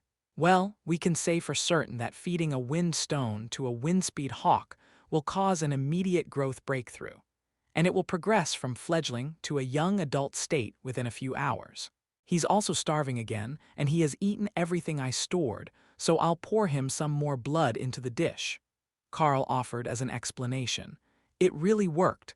There actually is a way to cultivate tamed monsters. How do you feel? Is it a strain on your body? Did you gain anything from the process, perhaps more mana or a new power? Rita asked, ready to take notes for the academy. I feel stronger, but I don't know how to check my mana levels. Is there a device for that? Carl asked. No, the mages know instinctively, but I'm not a mage. We can bring you to one later, and they can give us a reading for the records. But meanwhile, you can try to use your abilities and see how long it takes for you to get tired. Carl ran off to the closet in his small room to get the gauntlets and came back out. A quick flex of his arms gave him a sense of great power, and once he got to the railing, he found that the resistance of the rend spell on his actions was negligible. He had more than enough strength to move his arm normally, and the 4 thick arcs streaked through the air and out over the academy courtyard. Impressive. That is definitely at the awakened rank in power, but how many times can you do it? If there is no stamina, the Academy will classify it as a common class burst ability on your part, where it is an awakened ability for the Hawk. Rita explained. 3 more at full power was enough to leave Carl panting, but he had an idea. Give me a few minutes to recover, and I think that I can do better. A short break and a bit more to eat had Carl back up to full strength, while Rita quietly made notes about his recovery speed. Carl tried again at half strength, and the drain on his energy was negligible. The feedback from Hawk was enough that Carl felt he could do this for hours, but instead he did it a dozen more times, alternating hands and directions of the cuts, as if he was shadow boxing with Rend as the strikes. 15 minutes at half output. That's still common grade strength, but on the strong side of it, and it looks like you are improving as the Hawk improves. Once he is stronger, you should really become an Awaken-level fighter, or rather beast tamer, with the advantage of an Awaken-level beast to help you. Not bad for the first week, right? If you leave those resources here, I think that we can do better by the end of the month. We might even have enough strength to fight with some of the second-year students by the time the exams come around. Rita laughed at Carl's enthusiasm. You had better make time in your day for combat training then, or even with Hawk, you'll get beaten to a pulp. She had a point. This whole beast taming thing would be a lot easier if he had a giant rhino or something scary in front of him. Chapter 17. Proper Training Regimen. Hawk went straight for the wind stones again once nobody was paying attention and grabbed another. But this time, it didn't integrate into his body in the same sudden rush. Instead, there was a steady flow of wind magic from the stone to the bird, and its body seemed to be adapting to the excess energy at a much slower rate. Does it only work that well once? That was a pretty high-level resource compared to Hawk, so perhaps it damages the body when it is used in such an abrupt manner. Rita suggested, while flipping her short black hair out of her eyes. That's possible, I can't really tell, and Hawk doesn't understand either, he just wants the stones. I will ration them out for him, so he gets a new one when the old one is absorbed. Carl agreed. That would be a while, as after he ate the second stone, Hawk was begging to be let back into the mental space to sleep off its overindulgence. Food coma, Carl explained, when Rita gave the disappearing bird a confused look. She sighed and shook her head. That's not part of a proper training regimen, but today we can forgive it since he had such a large breakthrough. I approve of your diet plan, and the infused blood will be brought to you regularly, along with a new strength stone in a few weeks. Hopefully, this one lasts because that's as fast as we can get another. It looks like your abilities are very fast-growing, but equally resource-intensive. Perhaps if you grew naturally at the rate of the contracted beast, you could do it with only food resources, but from what we know of the wild magical beasts, they also need to eat some rare objects, or absorb strange energies to reach the higher ranks naturally. What Carl really needed was a way to improve the Hawk so it could beat other monsters at its level, and not just keep growing. They were likely to have to face beast packs and invasions in the future, and one monster on their side against 10 on the other would mean very little to their chances of winning.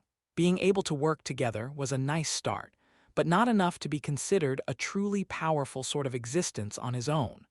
Hawk snorted in amusement in his mind. What other Hawk of my level is so good with its magic or so majestic in flight? I know you're the best, but I'm trying to think of ways to make us even better, Carl countered. Hawk went quiet as he thought about it.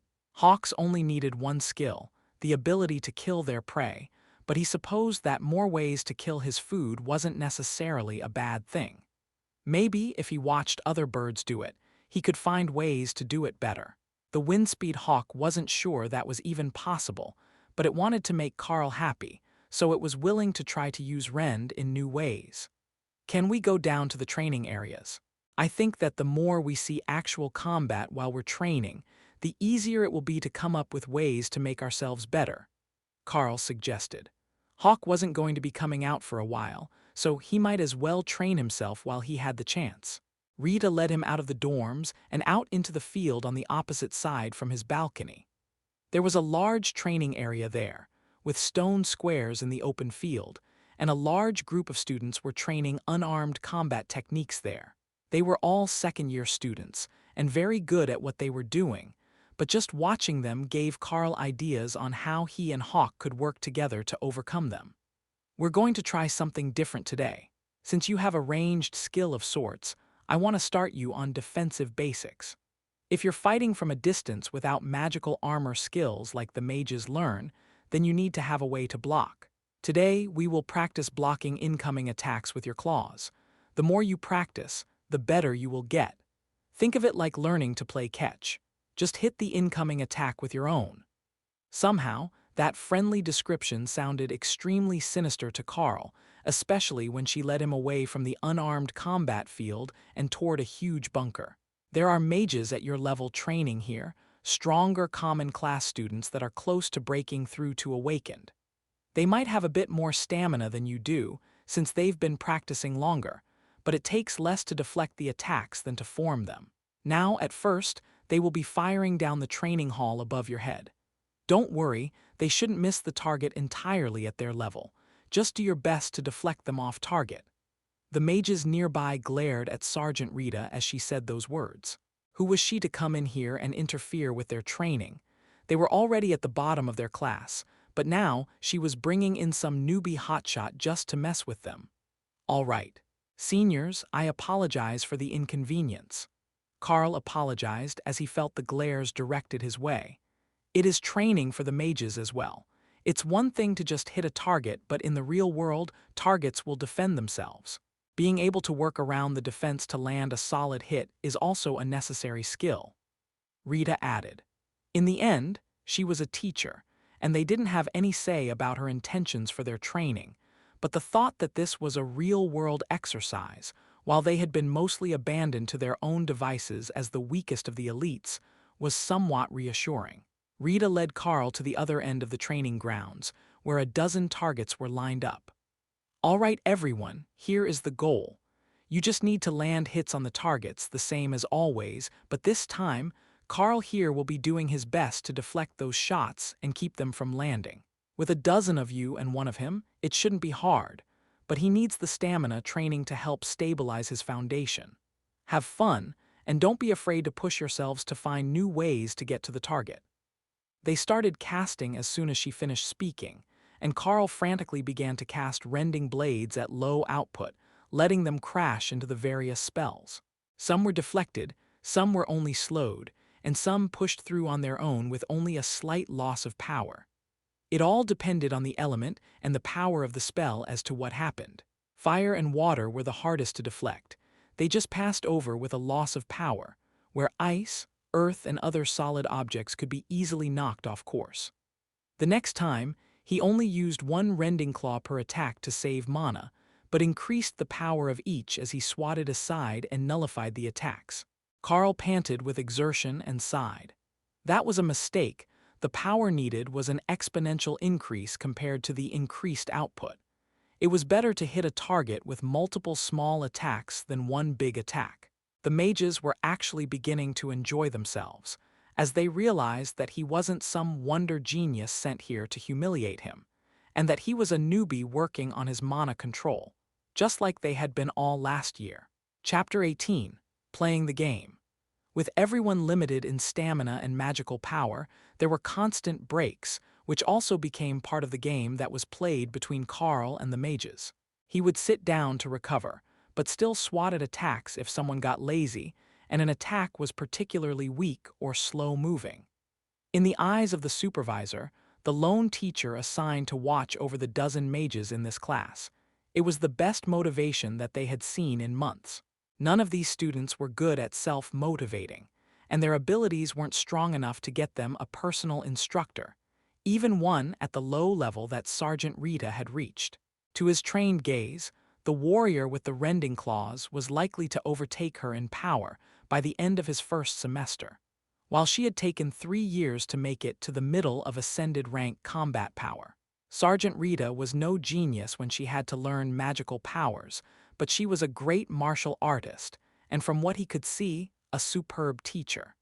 Not only had she motivated her own student, it was motivating his as well. Carl and the others trained together until lunch, after which the mages would be moving to theoretical training to help them learn new spells, and Carl would be moving on to either close combat training or theory classes on how to care for a magical beast and research assignments on the chances of increasing its power more than its species would normally allow. Come with us for lunch. It looks like you awakened a pretty cool combat ability right from the start with the ranged claw attacks. Most warriors are boring until they're at least reaching the end of the awaken rank, and they can start to hit targets more than 2 meters away from them. One of the mages informed Carl. She was a tall and buxom blonde, but with the growth spurt that he had undergone the last few days, she was only a little taller than he was now, and Carl had hopes that he would reach an acceptable height before he had enough classes with others that his reputation as a shorty would precede him. At the very least, everyone seemed to respect his abilities. None of them seemed to notice that Carl covered an entire plate of raw meat in a drizzle of mana-infused monster blood, or that it simply vanished into thin air. They were all more eager to discuss the ways that they had thought of to use their spells to get around his defenses. I think that if we increase the speed and fire them as double balls instead of a single, we can get at least one through to the target. One of the mages was suggesting. Better if you send them a few meters apart so that the other claws don't hit, or better, at slightly different speeds, that will make it harder to guess when they will arrive. Another mage sighed. His specialty was ice, and he had a terrible time getting the ice shards to hit the target when they were so easily knocked off course. This is a different cafeteria than I'm used to. Where are we? Carl asked. Oh, this is the cafeteria in the mage district. There is another in the warrior training area as well, for students who were a long way from the dorm cafeteria at lunch. The foods at each are totally different because they are specialized for the different groups. The warrior one has more nutrition-based options, designed to build muscle, while ours is more mana-rich. The one at the dorm is a mix of everything, but mostly it's used by the students who study in their dorms all morning, the non-combat elites. The tall blonde explained. That's good to know. I have to train everything, but today I definitely need the extra mana. I'm Carl, by the way. Molly, the blonde replied, formerly known as Gertrude Dingwall. One of the boys teased. But now I'm Molly. It's on my ID card. The blonde replied in an annoyed tone. You don't have to put your real name on the sheet, you see. She asked if she could change it when she was on the train, and the guard said they'd call her anything she wrote there. Legend has it that some prankster a few years ago was known as Tater Salad for an entire year before he could get his card changed. One of the other mages informed Carl with a giggle. Hawk sighed in contentment as he feasted on the upgraded lunch package, courtesy of the red sauce that the not-so-evil lady had left for him. And Carl sat and joked with the mages for an hour before Sergeant Rita came to inform him of his next training task. We will see you all tomorrow morning. But for the afternoon, Carl has actual combat training to do. He might have a ranged attack magic, but the Academy has determined that he is still a warrior class. The mages made praying motions, wishing Carl the best of luck on surviving warrior training as well as ranged casting practice in a single day, then slowly made their way to theory classes with a renewed motivation to learn new spells that would get past his defense. Carl had been getting better all morning, but they all had thoughts on how to evade his defensive abilities. As they walked out across the grounds, Rita smiled at Carl's concerned look. Relax, it won't be so bad. We're going to the first-year unarmed combat classes. It's just basic martial arts, and most of them have very little skill. Your physique is miles beyond most of the other newbies, so you shouldn't have too many problems adapting. Plus, I brought you one more resource that I scooped from the mage class instructor. It's a memory drop, a condensed focusing spell that makes it easier to memorize things. It's not powerful magic, but it's incredible for studying. The mages get them as a reward when they do well on tests. Chapter 19, Unarmed Combat Training. Ah, Rita, welcome. It's good to see you back here as a teacher instead of a student. Who is this that you've brought with you? The instructor, a small but muscular man in his late 40s, asked. Chances are he wasn't part of the elite. He was too old to have been chosen even a decade ago, but if he was a martial arts expert, he would be the perfect person to be training new recruits. They wouldn't be stronger than he was, and they knew basically nothing, unless they happened to have some special training at home, with the hope that they would be in the lucky 5% that managed to gain an affinity to mana from the injection. That was a fairly big risk to take, but some would surely have done it, just in case. This is Carl. He's an agility-type warrior with a ranged magical attack that utilizes the claws on the gauntlets. It has proven quite versatile, and since it's a gauntlet-type weapon, he should fit in fairly well in your unarmed combat classes as well. Rita explained. Well, that sounds like it's a properly versatile skill set. All right, let's see what you can already do and what you still need to learn. The instructor agreed. Carl laughed and Rita smirked. They both knew that he knew nothing, but with the enhancement that he had been getting from Hawk, at least he might not embarrass himself. The instructor noticed his uneasy look and smiled. Don't worry too much, it's unarmed combat. Just leave your gauntlets over there and we can spar a little. If you're a complete newbie, just do what feels right, and that will tell me what way is best to help you develop. Yeah, swoop down from above and break his neck. Hawk added. Not helpful, I can't fly. Then jump or something. I don't know. Hawk pouted. Carl set his gauntlets off to the side and took a combat stance that he had learned from Rita on the first day. At least he now knew how to throw a punch without hurting himself, but they would have to see how the actual match went. The instructor threw a sudden punch, and Carl swatted it aside as Rita had told him, then counterattacked with a punch of his own, which the instructor simply sidestepped to evade. For a man who couldn't be an elite, he was insanely agile, and Carl's follow-up punch also missed, making him think that Rita had been taking it even easier on him than he had first suspected. The instructor's knee caught Carl in the midsection, forcing him back, but he swung his leg out in a sweep, trying to knock the instructor over. He misjudged the range, but being down low let him block the next knee and tackle the instructor, who was only a little taller than Carl was. That turned out to be the wrong move, as the man caught him, and then suddenly Carl was spinning through the air to land on his back. Dust puffed up around him as the wind left his lungs and Carl gasped, but rolled to his feet. Not bad, kid. I've got a good idea of how you like to fight now, so we will put you with the mixed martial arts group. Those stand-up fighters do well against soldiers, but it looks like you will be better in bar brawls and nastier fights against monsters. It might seem counterintuitive, but with your speed and power, a punch to the head will stun many common monsters, and grappling skills can be adapted to keep their claws away from you. It's not an offensive art, you have your ranged attacks for that, but if they get past that, I think we can teach you to defend yourself. Somehow, punching a magical beast in the face seemed like an awful idea, but if the option came down to that or being bitten, he supposed it wasn't all that bad. Rita, come over here and give us a hand. Your student needs to learn the basics of the style, and we've already got an even number of students. Sergeant Rita looked like she had been prepared to sit this class out, but when she was called, she didn't resist. Not many of these new students would be Carl's match anyhow, and it would just be bullying for him to spar with the ones who didn't receive a large initial physical boost. Once again, Carl found himself headed back to the cafeteria for dinner, totally exhausted, sore in every muscle and barely able to walk. But the memory water was working, and he could recall each of the 50 techniques that he had been shown that day with perfect clarity, along with the proper way to use them. After a few more weeks of training, so his body remembered it as well, he might even be able to consider himself a trained amateur fighter. Carl sat down alone at a table, but he was soon joined by other members of the unarmed combat class. Man, you won the lottery with that awakening, didn't you? It's the first week, but you're already so fast and you even got a personal trainer.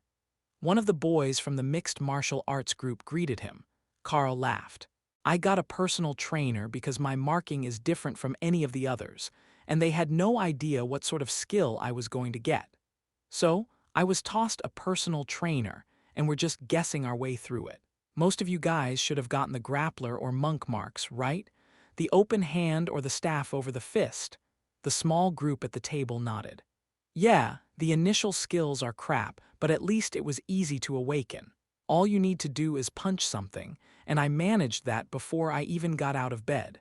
I gave a fist pump in joy and hit the shelf, and that was enough to awaken my mark. Plus, we get a load of extra stamina. Even if we can't get to the most powerful ranks, we can at least grow up to be popular with the ladies. One of the other boys laughed. It's better than nothing, but sitting around all day talking about magic symbols like the mages sounds like much more fun than working my butt off learning martial arts and body-strengthening skills. One of the other students laughed. Your head hurts trying to do basic math, you'd never survive as a mage. It has to be easier than getting beat up every day. I'm a lover, not a fighter, the boy complained. We all know you've never done that either, so you might as well learn to fight. Chapter 20. Wind Stone. While Carl lay in bed, wondering how he was going to deal with the mage class in the morning, Hawk was busily finishing absorbing the wind gem that he had been given. With the level difference between the hawk and the stone, it should be giving him all sorts of benefits. But after the first stone, which brought him to the awakened level, there wasn't much change. His mana levels were steadily growing, which was pulling Carl up with him, but nothing as shocking as the first stone. It was with great regret that the generous offer of resources was wasted that Carl fell asleep, only to be awakened before dawn as a surge of magic flowed through his body. Skill gained, Wind Shield. The absorption of the stone had granted Hawk a new skill, though the new spell was unavailable to Carl, at least for now. Now that's more like it. Another spell for you, and that is one that a normal windspeed hawk wouldn't manage to learn. Congratulations! Carl cheered for the bird, who was already settling back down to sleep.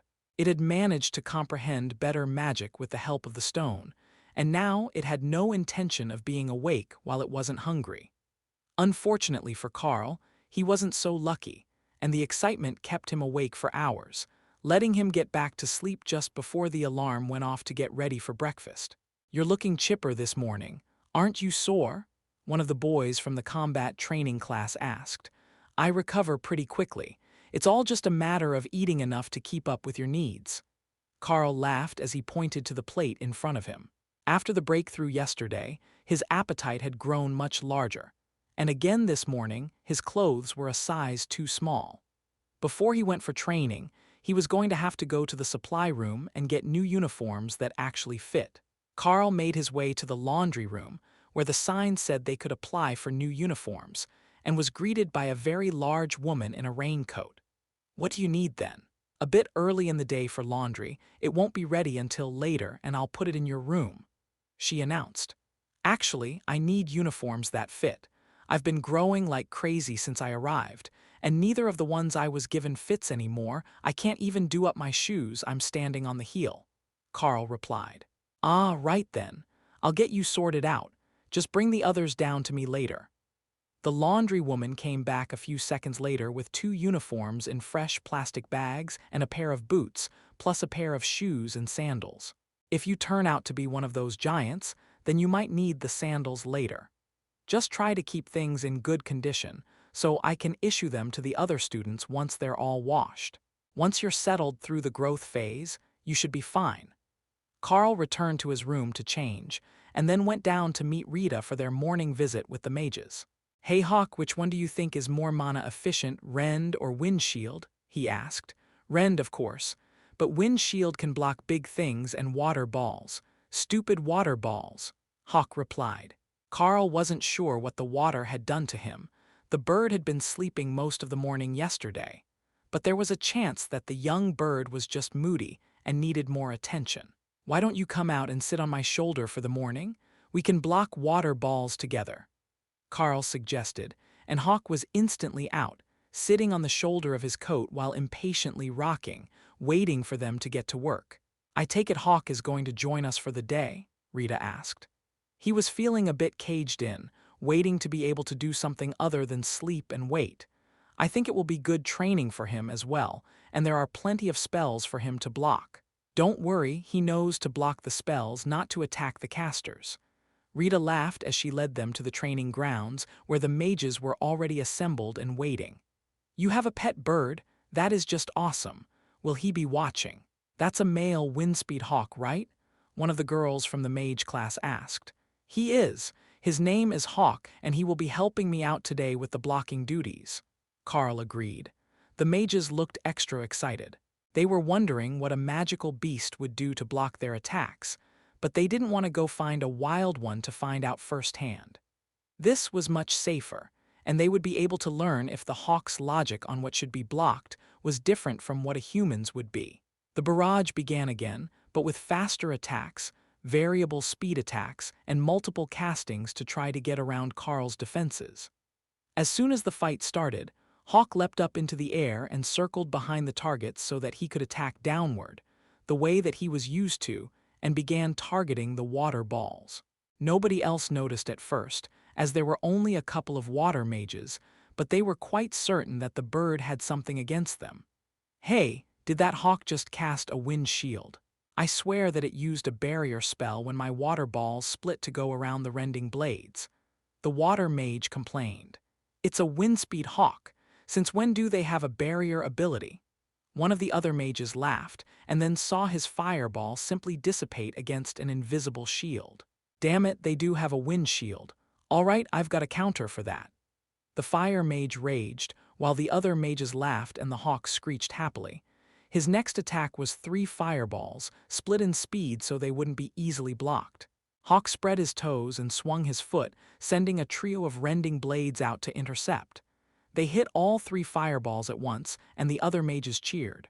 Man, he's good. No wonder people tell horror stories about trying to get away from bird-type monsters. Chapter 21. Outside. No, keep working.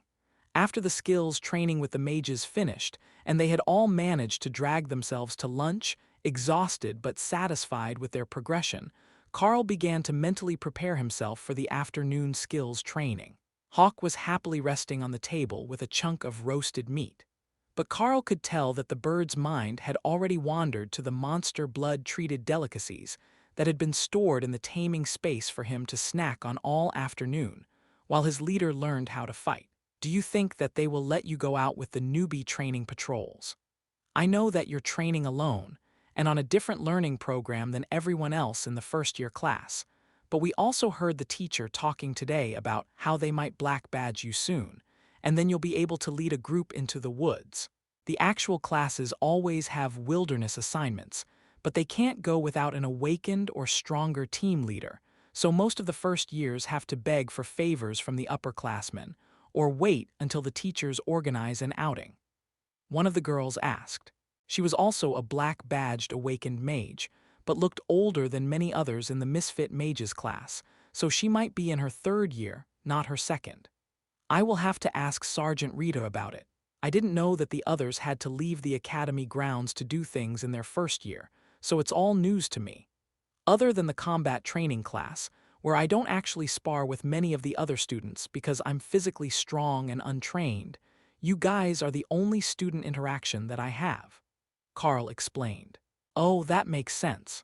This early in the year, you wouldn't be doing much of anything but learning the basics. It's mostly the alchemists, druids, garden witches, and such that have to go outside into nature to train. Their skill set requires it. The mage agreed. Yeah, and the more esoteric mages often don't leave the library for more than an hour or 2 a day for their entire time at the academy. They just learn as much as they can about spells and then never actually use them for anything. I should have worked harder to be one of them. It would be less exhausting. One of the boys added. If you can, you definitely want to go outside, though.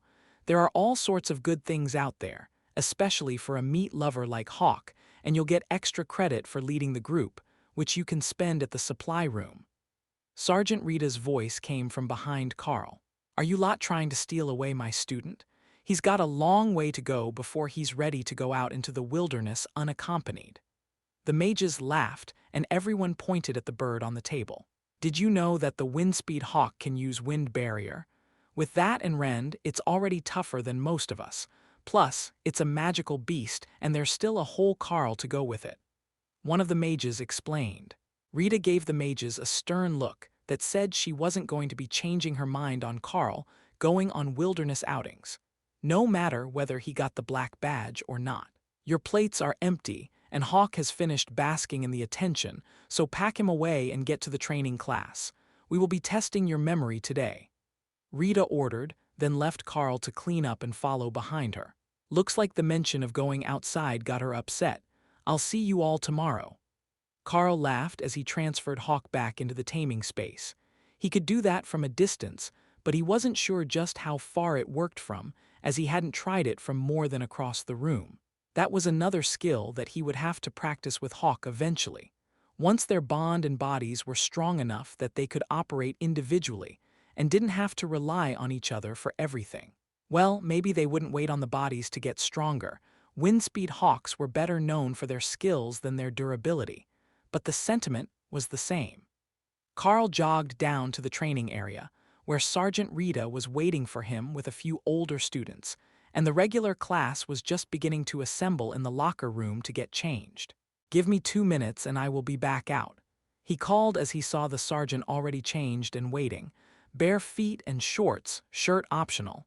One of the older students called back. That was the normal sort of training outfit for the mixed martial arts class, so Carl didn't think much of it as he got ready and came back out. Not bad, still young but a good bit of muscle mass, lean and solid. One of the older students noted when Carl returned without a shirt. It would just get in the way while sparring, so he was carrying it with his towel and water bottle, both sourced from the shelves in the changing room along with the training outfit. Rita looked over Carl and the training group. "All right, first we will start with a quick sparring session to see how much of your training you actually managed to remember. I remember giving you some resources that will help you retain knowledge, so I have high expectations." Carl couldn't tell how strong these students were supposed to be when everyone was in training outfits, but the boy he was paired up with was only a little larger than he was and slightly more heavily muscled. None of the students in this training class were pure bodybuilder physiques. It would interfere with their flexibility. That didn't mean much when there were supernatural abilities involved. Many of the warrior classes got strong physical enhancements as they practiced, as good or better than the feedback that Carl got from Hawk. "This will be a 3-minute round. Now start," Rita announced. His opponent darted out a jab to test Carl's reaction speed, which he blocked while moving forward for a knee strike. Being smaller, it was to his advantage to get as close as he could, where the other boys' reach advantage didn't mean anything.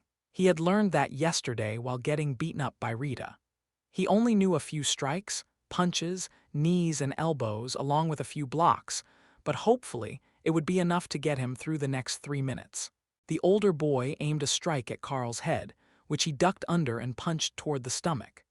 This opponent was fast, nearly as fast as Rita, and he danced out of the way instead of blocking, which allowed him to move out of Carl's punching range.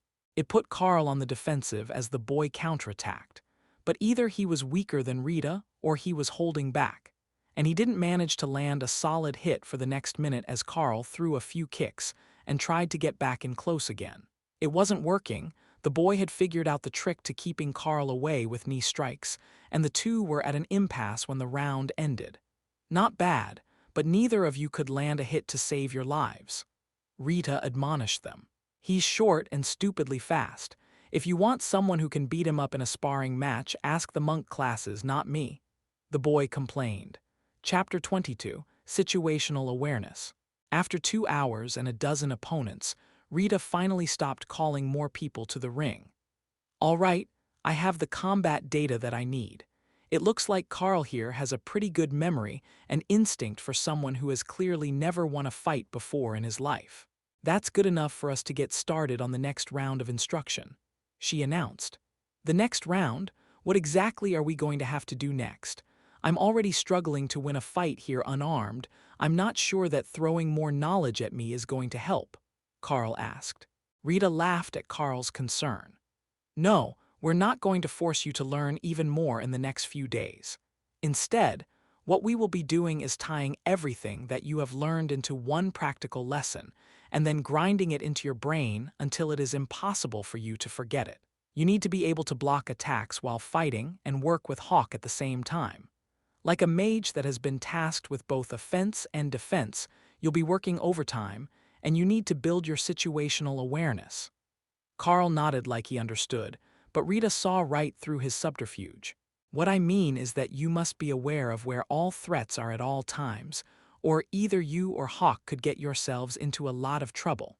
You're not indestructible, and enemies will try to lay traps for you. That means you can't let the Hawk act freely on instinct. They will know what to expect from that. You have to guide him while also protecting yourself and maintaining a solid offense so that you can fight your way out of trouble if it finds you. Rita explained. Well, that sounds like a lot of work, so it must be important. How am I going to do that? Carl asked. Practical skills training class.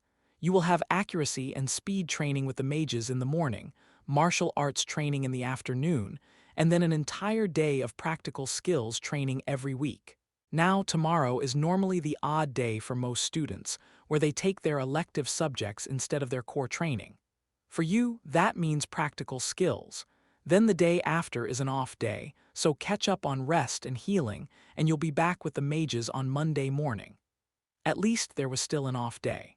Now you can call it an early day and go get something to eat. Tomorrow will be a long one, and the first time is always the hardest. But trust me, this class will be important for you, especially if you start collecting more monsters on your side. Rita added, then walked away.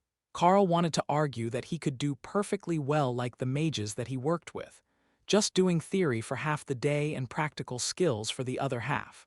But that didn't seem to be an option now that he had been singled out as having a unique skill. The fact that he was currently one of the strongest freshmen briefly entered his mind. But as Carl hadn't actually interacted much with the other new students, his skills could only be compared to the second-year students, where even the misfits of the class could probably take him in a fight. It didn't feel all that impressive as a title. When he showered, changed, and finally got back to the student cafeteria for an early meal, there were a lot more students than usual hanging around, chatting and laughing. These were the other freshmen that Carl didn't usually see, who were still undergoing mostly theoretical training for the non-combat skills that they had awakened. Unlike the scorched, frozen, and bruised freshmen who would show up later, these looked surprisingly cheerful, though Carl could see that whatever they were doing was wearing them out, and they were mentally exhausted. "Oh, it's the first through the field. Why don't you come and join us?" one of the girls asked as Carl stepped into line behind her. "It looks like I already have a reputation." Carl laughed as more people turned to look at him. A boy a few places in front of him nodded. "They use your group as the example of what sort of courage and caution we are supposed to have. You all managed to make it all the way without any issues, other than the ones caused by other groups that weren't as good. The teachers want to make sure that we all know it too, and the others from your group, Dana, James, and Kruger, are already living the celebrity life in class." Well, mostly James and Kruger, since Dana disappeared into the library to do her mage training on the first day and doesn't really come out much. The girl who had greeted Carl laughed. That's because she wants to find a way to reduce the casting cost of her magic until she can use it for a whole fight. I told her that it's not realistic. Mages are burst damage sorts, blast it hard and hope it dies, but she's bent on being able to fight for longer without switching to area effects, which don't work well in a group. Carl shrugged. We've all got our own style, I guess, but being able to work in a group is important as well. I heard that later in the year everyone gets a chance to go out on missions for extra credit, and that is normally done in a larger group with one of the seniors. The students in line all nodded eagerly as the girl replied. We're looking forward to it. The extra credit isn't about marks in class, it can get you all sorts of special privileges. Well, it can get us all sorts, but I heard that you already have an assigned tutor and customized classes, so you don't need to worry about the two biggest ones that everyone wants. It's not all sunshine and rainbows. A full-time tutor means full-time customized classes on their schedule, not yours. I would love to be able to slack off. Carl laughed. The students around him snorted in amusement. Even without them, the teachers are right on top of anyone who tries to slack. It's like they know the instant that you're not working as hard as you could be, and they're trained to jump on you and make you catch up. The pure amount of homework that we all got the first few days because we treated class like school was insane. Chapter 23. Practically trained in a swamp. The next morning, Carl was waiting at the training grounds just as Sergeant Rita had instructed, when a large group of first-year students arrived together, and a handful of senior students with black badges came walking in with casual smiles on their faces. "Looks like we've got a new addition. Which group are you here to join?" one of the black badge students asked. No idea. Sergeant Rita just ordered me to be here, Carl replied with a shrug. The students all gave him an assessing look, trying to guess what his skill and power level was at, but even with his recent growth spurt, he just looked like a handsome teen boy, not yet old enough to be called a young man. Then the teachers arrived, two mages and Sergeant Rita, who had a bundle in her arms as she walked over to Carl. Flip your coat inside out. You will be the flag carrier for Team 5. Here is your actual flag for the mission. Wear it as a cape, and I wish you luck. As I said, the first day is always the hardest. She informed him with a smile. Oh, we get a rookie for today's training, one of the senior students asked. The larger of the two mages, an old man who must have been a natural mage and not one of the injected elites, cleared his throat and everyone fell silent. Most of you know the rules. Odd-numbered teams are on defense, protect your flags as well as you can. The flag carriers are your team leaders. Even-numbered teams are on offense, your senior will lead the team. This is a group training exercise, as you alone won't be able to face down every threat that comes your way during training. Sergeant Rita will hand out the tokens at random, while the seniors know their numbers already. Senior Jeffrey is out on a mission, so Carl will be taking his place for the next few weeks. Rita walked through the groups of first-year students and passed out tokens, which everyone pulled from a bag, then the students grouped up based on the token they drew. The fact that it was completely random, and that they wouldn't have any guarantees of a decent grouping, was already giving Carl a headache. But it looked like the others were well aware of the situation, and they were already making plans for how they would work with what they had. That was the point of the lesson. When there was an emergency call, whoever was close to the emergency answered. You didn't get to pick and choose a front guard, healer, and mages, you just fought with what you had, and there was no extra time to figure it out. Carl's group was Dana, the mage girl who was behind him on the first day, along with 7 large boys that all had shields and hammers or spears. Oh, come on. One of the other students groaned as they saw the group forming. How did Group 5 end up with every defender in the entire class? One of the mages agreed. His group was 5 mages and 3 boys with short swords and daggers. If they were attacking, it wouldn't be too terrible, but they were Group 3, and they would have to defend a flag without anyone who could take an attack head-on. The flag carrier for Group 4 laughed and pointed at his group. 8 first-year mage girls, which left a grand total of 2 girls not on his team. Dana and a warrior in Group 2. But they had picked the numbers out of a bag, so if there was any trickery going on, it was not easy to detect. It looks like today's game will be an interesting one. Sometimes the luck of the draw means that you have to improvise. While Group 5 has the shields, they don't have a lot of mobility, and they only have 1 spell caster. It's not impossible to overtake them and capture the flag, you just have to get creative. Carl draped the black flag with the Golden Academy logo on it over his shoulders as a cape and tied it off, then joined his group to see what they could do. You will have 2 minutes to prepare, then we will move everyone to their starting positions. The older mage announced, while the other mage started to lay out a mat on the ground that had all sorts of fancy symbols drawn on it. All right, what can everyone use for skills? With so many mages it will be difficult to just turtle, they will target me pretty quickly, Carl asked. The joys of being the new guy. They'll all be gunning for you because you're the only leader who doesn't know what he's doing. I'm assuming that you've been training for this since we got here, but the other leaders are all in the 2nd and 3rd year. As far as skills go, I can create fog or magic missiles. Dana explained, then swept her dark curls back from her face to tie them in a ponytail. We're all common warriors, and we've all got the same 2 skills. Slash and guard.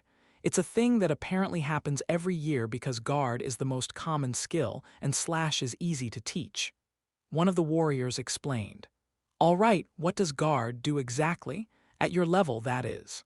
I'm not worried about how the dragon bulwark uses his in the movies, Carl replied. The students laughed at the thought that they might eventually manage to use the guard skill at the overlord level to create a barrier that could extend a whole city block. It covers an octagon about 3 meters across. It will take a couple of spells for the others to knock down, but if the attacking team leaders target one of us, we're pretty much screwed.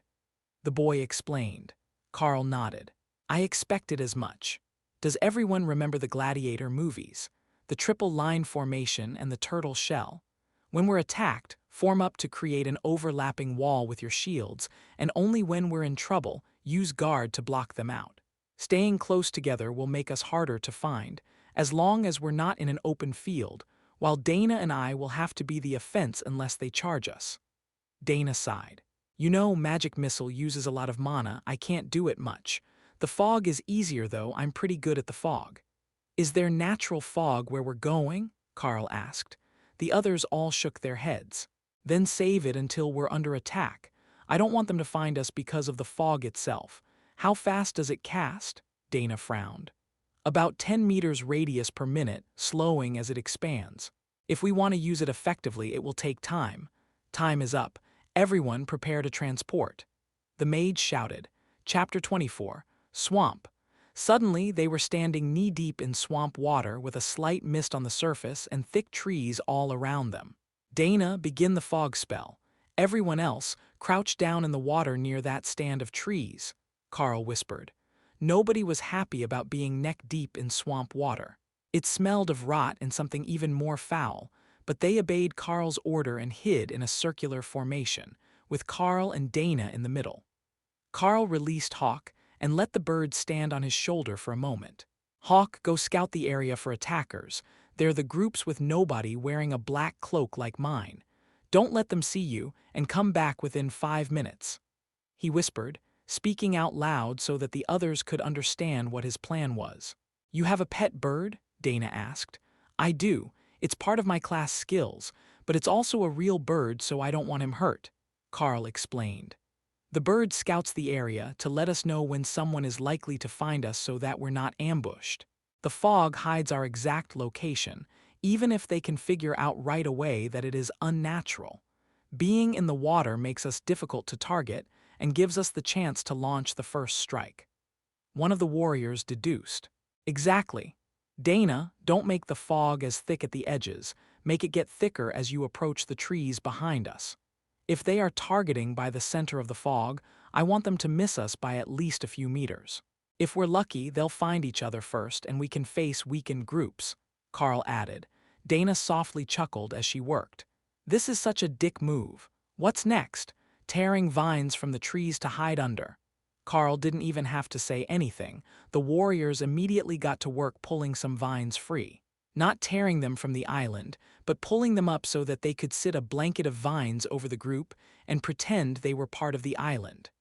The fog cloud was growing quickly, but the groups were spread out over a square kilometer of swamp, and they weren't alone. There were common grade monsters here as well, bullfrogs and beetles, who made a lot of noise and distracted the groups that were trying to search for the defenders. A few minutes in, Hawk swooped down from the sky, landing on the vines that had been pulled over Carl's head, and then disappeared into his taming space. I'm full, I'm going to nap now, he announced. Did you eat bullfrogs instead of working? Carl asked. I worked. Nobody is coming this way. 2 of the other coat people are close together, and the others are all going that way. The bird replied as it settled into the nest. Hawk says that the other 2 defender groups started close together, and everyone else is headed that way. So, it's 3 on 2 on the other side of the area. They likely won't come looking for us until that fight is over. Is there anything that we can do to help Dana keep up her energy and expand that fog? Carl whispered. Nothing. It's not too draining though, I just need to keep focusing on it. By the time that they come looking for us, it will be big, but if they don't lose people, they will be able to just walk in a line and find us. The warriors shrugged. That was actually fine by them. The ranged attackers wouldn't be able to see the fight from more than a few meters away, and they were close combat fighters anyhow. Being found at the last moment was just what they wanted. Hawk, go rest up in the trees. Keep an eye out for the other groups while you rest, since you can't keep your appetite under control between meals. Carl instructed. Fine, I will go watch. The bird was going to need some sort of discipline training soon, Carl decided. But he had no idea how to train an intelligent monster, Or what would even work to keep the food-motivated creature working hard and not gorging itself at the first opportunity? The fact that it had managed to hunt a common grade creature without any issues and return unharmed was a good sign that the Windspeed hawk's power was growing quickly, though much faster than was normal for the species, and Carl was quite certain that it had to do with their bond. There was far too much that he didn't know about this power, but as Hawk settled into the tree and began diligently watching the ongoing battles with his keen vision and relaying the play-by-play back to Carl, he began to understand a little more. Hawk did what he wanted and whined constantly for more food, as was the way of all baby birds, but when Carl actually gave him an order, the bird obeyed. It was just that Carl didn't give enough orders or enough details, so Hawk could take full advantage to twist them in the way that he wanted. Like the first mission, to scout and return. He did exactly that, and probably didn't miss much during the seconds that it took to ambush the bullfrog. Then he promptly tried to take a nap because it wasn't forbidden, and that was what a hawk naturally wanted to do after eating. When they were training with the mages, Hawk never acted up, but Carl was giving him instructions every few seconds to keep him in place to block the sections that he couldn't cover himself. Without the open-ended orders, the problem didn't exist. The fight on the other side is almost over. The old one has taken away most of the people, but there are 4 young people headed south now. They're not coming this way yet, but they're looking for something. Hawk informed him. Hawk says that the others are headed south after their battle. Only 4 are left, and they're following the edge of the designated area. Carl whispered to the others. Only 4? One of the warriors behind Carl asked. Yeah, I'm not sure which 4 yet. I will try to get details, but for now I have an idea, Carl added. The rest of the group eagerly waited for anything that didn't involve crouching in a fetid swamp to become the new plan. We will keep up the fog expansion from the same point, but we are moving. They know where the extent of the combat zone is, so we are going to hide and wait for them to search the fog, then return and let the time elapse. Defending the flag doesn't have to mean fighting at all. We can frustrate them to death. Chapter 25. Found. From a comfortable chair in a small hut on the edge of the academy grounds, the old mage watched the scene in the training grounds in a crystal ball. That new leader is sneaky. I like the way that he thinks, but he might be too afraid of combat, he noted. Sergeant Rita snorted and shook her head. No, he's just avoiding any extra work. See the hawk he's got up in the trees. The 2 of them can communicate. He's playing cat and mouse with the other team because he knows there is a timer and they won't double back on an area they've just searched. If they don't catch the trick, the time is going to run out with his people just sitting in the swamp, she explained. The younger mage nodded. His task was to protect the flag for the duration of the match, not eliminate the attackers. It is a valid strategy.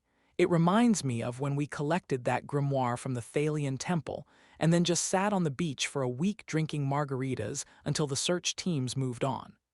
The older mage laughed softly at the memory. Their world had a rich history of magic to go along with the dangers of the magical beasts that lived in it. But as cultures shifted, the magically adept had gathered into their own enclaves and left large parts of the world to rely on developing technology to survive. When they did survive, that was.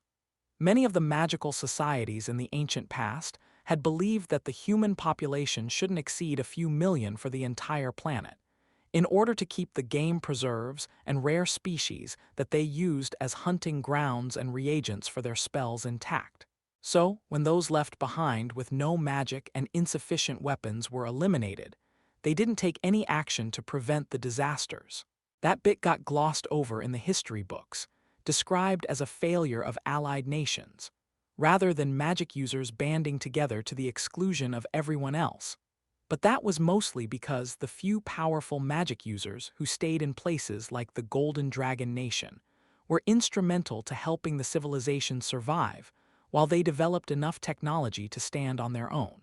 Carl led his team south through the swamp, hiding behind trees as the attackers moved through the fog, and then waited as Hawk relayed their efforts to double-check the area, as the foggy area in the swamp was not only suspicious, It was the perfect hiding place for a group of warriors who didn't want to engage in ranged combat. Among the four attackers, there were two group leaders, who were both warriors with ranged attacks, and two first-year mages. It was a well-balanced group of survivors, but they were outnumbered by the defenders and couldn't afford to be caught from behind if they missed someone.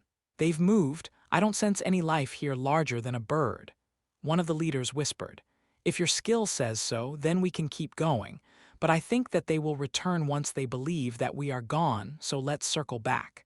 The other agreed.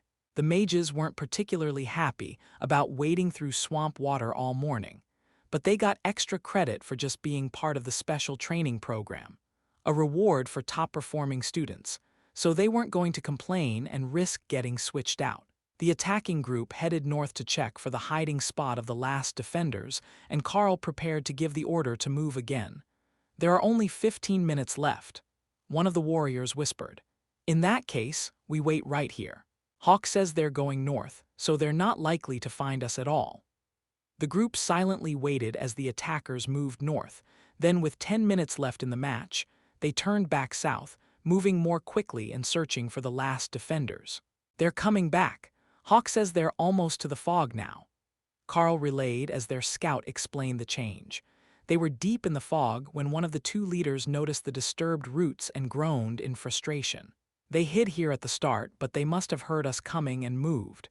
They're not north or east, this is almost at the western edge, so they have to be south," he whispered to his team. "So, we search for them in the fog again?" one of the mages asked.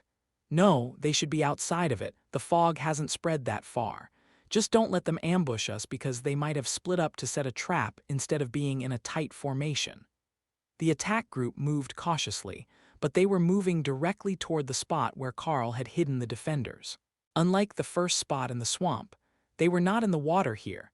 They were lying among the thick foliage on relatively dry ground, counting on Hawk's warning to prevent them from being caught in a disadvantageous position. "Hawk, once the fight begins, you attack with Ren from above, but keep your distance. They can attack back and I don't want you getting hit." Then Carl whispered to his team, "Once we spot them, everyone to their feet, turtle formation. Dana, prepare your attack spell and I will as well. Go for the leaders first, they're the real threat. We will leave the mages to Hawk since they likely can't take a hit." The warriors smirked. They hadn't seen Carl in action yet, but he had to have something going for him if he had been picked as a substitute team leader for the day. The attackers came into sight, and the defense group rose to their feet, forming up and lifting their shields. "They're in a full circle formation. It looks like they're on to your tricks," one of the warriors quietly joked. The other had managed to master a movement technique that would allow him to move with incredible speed for a few seconds, so he could attack from unexpected angles. Carl, of course, had no idea. He had set the turtle shell in case the mages had tricks up their sleeves so that the team could create a full dome of protection with guard. Chapter 26. A Bird in the Bush. "Now!" Both team leaders ordered at the same time, and guard barriers went up at the same time that two blinding sword lights tore across the intervening gap, and 6 red streaks came down from the sky toward the mages' backs. Carl slashed an uppercut toward the attackers, sending his own rend attack into the incoming sword light. The collision dissipated the claws but dimmed the light of the sword attacks before the second rend stopped them entirely.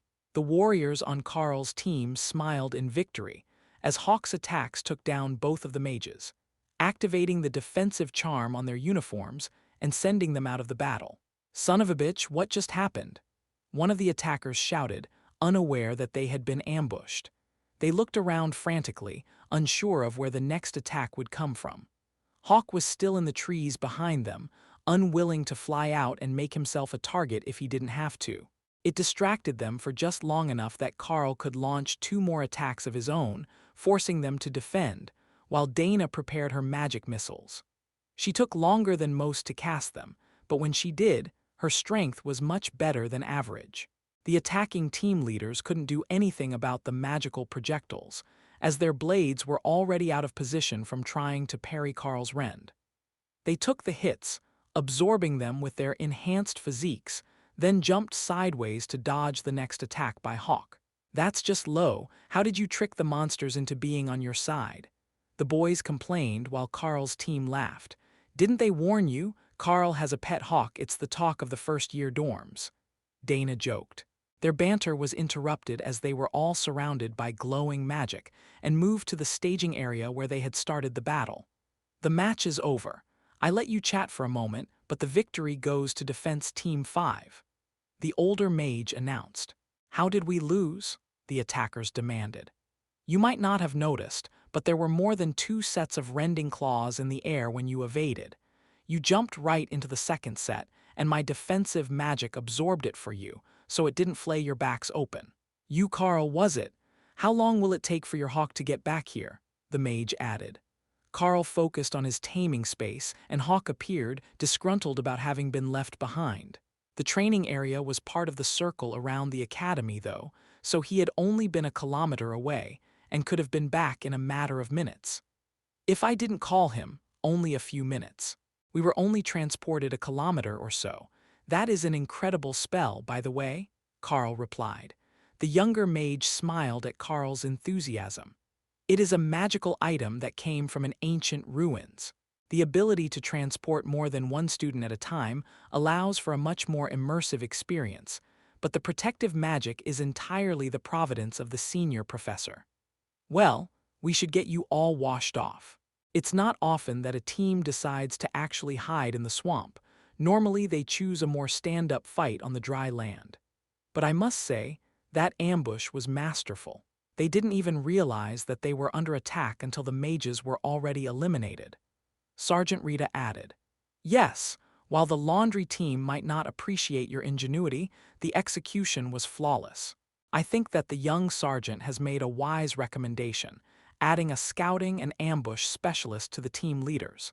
Simply having warriors and mages who knew each other's style was a bit dull. The old mage agreed. Sergeant Rita nodded. All right, everyone, get cleaned up. The bonus will be added to your student cards before you're back to your rooms. Good work, everyone. It's been a long time since we had so many winners and such a challenging fight. Carl's team walked a little more proudly as they returned to the base. The extra credits could get them some cool stuff for their rooms, little luxuries, or even more special treatment in the academy. This group didn't really need that. They were already recognized as worthy of the extra training, but they were quite intrigued as to how the academy had known that Carl was going to be so outstanding right from the start. It had to be that rending claw skill. That was deadly, and he could block the attacks of 2 awakened rank team leaders at once without exhausting himself. The fact that there was also Hawk, who could do the same, was just an unfair advantage in the minds of the other students. What sort of class gave you a combo set right from the start? But if they got to be on his team again, there was a good chance that they would get the extra bonus at least once more this semester. So far, all of their battles had ended in a Pyrrhic victory, with the attackers only having a few remaining students when the fight was over. The bonus wasn't cumulative. Each winning student got the same, unless the teachers decided that they didn't do well enough to deserve it. So having all 9 of them get the bonus was a huge victory for their pockets. How about we meet at the study hall after we shower? There are some good places to relax and study for the afternoon if you'd like to join us. One of the warriors asked. Dana smiled at Carl. What theory classes do you have? I haven't seen you in any of the magic ones, so it must be a physical attack skill that you use. Carl tried putting on his best innocent face, but the others caught it immediately. You don't have any theory classes handing out homework, do you? Are you in all practical classes? Dana demanded, with jealousy showing on her face. I have skill interception training in the morning, martial arts in the afternoon, and then Sergeant Rita assigns me lessons as she sees fit. It's not really a class, just a bit of study on things I should know, like monster anatomy, Carl explained. One of the boys laughed. Well, you've got it better than Dana. She's got theoretical magic and practical skills in the morning across from our classroom. Then she's in modern dance and cosmetology all afternoon. Dana blushed, while Carl gave the cute mage an assessing look. She wasn't the sort of stunning beauty that would grow into a supermodel, but even covered in mud, He couldn't deny that she was the sort of adorable that you just wanted to hug on sight. How he had missed it the first day, he had no idea. Perhaps it was one of the side effects of the divine injection, like his extra height. There was only one reason that she would have to take dance and cosmetology so early in her first year. They wanted to train her to be an idol, whether she had previously wanted to or not. Just be glad it's not you. Those teachers have a lifetime of shattered dreams that they want to live through the students. It's hell. Dana muttered. I'm not sure that I'd look good in eyeshadow and lipstick, but I will join you in the search for a good study spot. I've got a bunch of books waiting for me to read them. Carl agreed. Chapter 27, Best Study Spot. Once he was finally freshly showered, and the filthy uniform was sent to the laundry room, Carl headed down to the designated meeting spot, where he found only Dana waiting. It looks like the other two canceled on us. Their combat teacher met them on the way down, and he took them for some additional training after he heard that they were getting so good with guard skills. She explained. Well, then there will be more room for us to study. What do you have to work on today? Carl asked. Mana theory. It's one of the big ones for the mage type classes, both to grow our own mana pool and to reduce the casting cost of the spells that we know. At first, we're really inefficient, but it gets better all the time. The idea is that as we get better, most mages will get some insight into new spells or skills. It's just part of the mage class. Then we can use that to expand our spell book without having to learn the spells in class, which is way faster, and the ones you get from insight tend to grow faster and more powerful, which will help rank up. She explained. That actually sounds like a lot of work. Mostly, I just need to practice my fighting skills and my physical abilities so that I can keep up with my growth. At least, that is it for now. They don't know anything about the class marking that I got, so unless I get an insight like the mages do, I will only have the one skill, but it grows more powerful as Hawk does. My body does as well. The stronger he grows, the stronger I grow, Carl replied with a smile. Well, that's both a tough break and a huge win. You get stronger just by existing and training your pet. No intense study needed. But only having one skill would be a bit limiting eventually. They walked in silence for a few seconds, then Dana pointed to a pathway that led into a garden. That's where we're going. There are a bunch of gazebos with tables there, and we can do our study. Once I get a few more credits, I am totally getting one of the academy laptops or a tablet. It will be so much easier than handwriting these notes all the time. I don't think that I've used a pen that much since I was in elementary school, but the mages on the teaching staff are all ancient, and they think that tomes are the way to go. Just book after book of handwritten knowledge. Carl laughed. The majority of electronic devices had only come about in the last 20 or 30 years, so anyone who was over 60 tended to favor pen and paper, and some of the mages from the old tradition, before the divine injection, were hundreds of years old. They were not going to change their ways anytime soon, even if printing pages made for much more legible tomes, and diagrams that everyone could clearly read. Part of the mystery was trying to sort out the bad handwriting, secret codes and shorthand of the author. It kept magic inaccessible through the ages so it wouldn't be misused. Now that there was such a huge influx of elites, with a dozen or more new mages every year, that mystery was being lost. But the old mages were in their golden age, teaching spells and skills they thought might never be passed down to people who would be viewed as heroes, not potential traitors to the magical nations or wealth hoarders. Like anyone else with power that the nation needed, many mages had only ever been loyal to themselves, demanding exorbitant fees and living in luxury.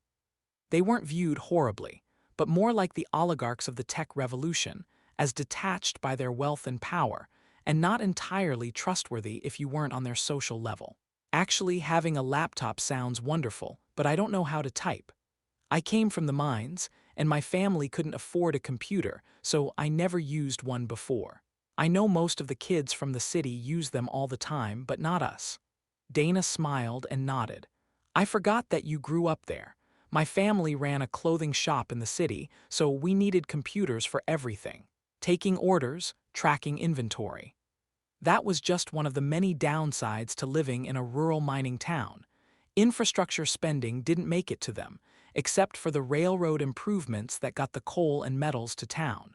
The twin mines were a core asset of the nation. One was a massive coal seam that ran the power plants. The other extended the other direction across a fault line and held a load of precious metals. It was everything that a growing nation could need, but it belonged to the government, and none of that wealth made it back to the people actually doing the mining. Dana led them to a small gazebo tucked into an alcove in the hedge maze, and when they sat down, the enchanted bushes grew around the small building, blocking them from passing students and giving them privacy to study. "This is wonderful and it smells so good," Carl sighed, thinking of both the coal dust at home and the filth of the swamp. "Yeah, lilacs are my favorite to begin with, so it's difficult to beat this place." Dana agreed with a smile as she set out her textbooks across from him. Carl set out his current study guide on common monsters around the academy. This was the book that all the student groups who got to go out on expeditions were required to memorize, and Sergeant Rita had demanded that Carl learn it as well, even though she had no intention of letting him leave the academy grounds so soon. What she wanted him to learn was all the abilities of the monsters, so that he could formulate a plan for his own growth. Once he had that, Carl assumed she would make good on her promise to find him another monster cub to try to add to his collection, one more durable than Hawk. Chapter 28, The Maze. Studying monsters was fun, but between the smell of lilacs and whatever shampoo Dana had used, Carl was finding it difficult to focus. Hawk didn't care at all, as he found his nest more comfortable than the lilac bushes were likely to be. But Dana smelled wonderful, and her presence in this private gazebo had Carl more flustered than he would care to admit. But he did his best not to be a creep and work on his studies, carefully making notes about each of the monsters in the area that might be somewhat worthwhile, while memorizing the others, in case he ran into them in the future. The more that he knew, the more likely that the sergeant was to relent on her stance of keeping him here for training instead of letting him go outside.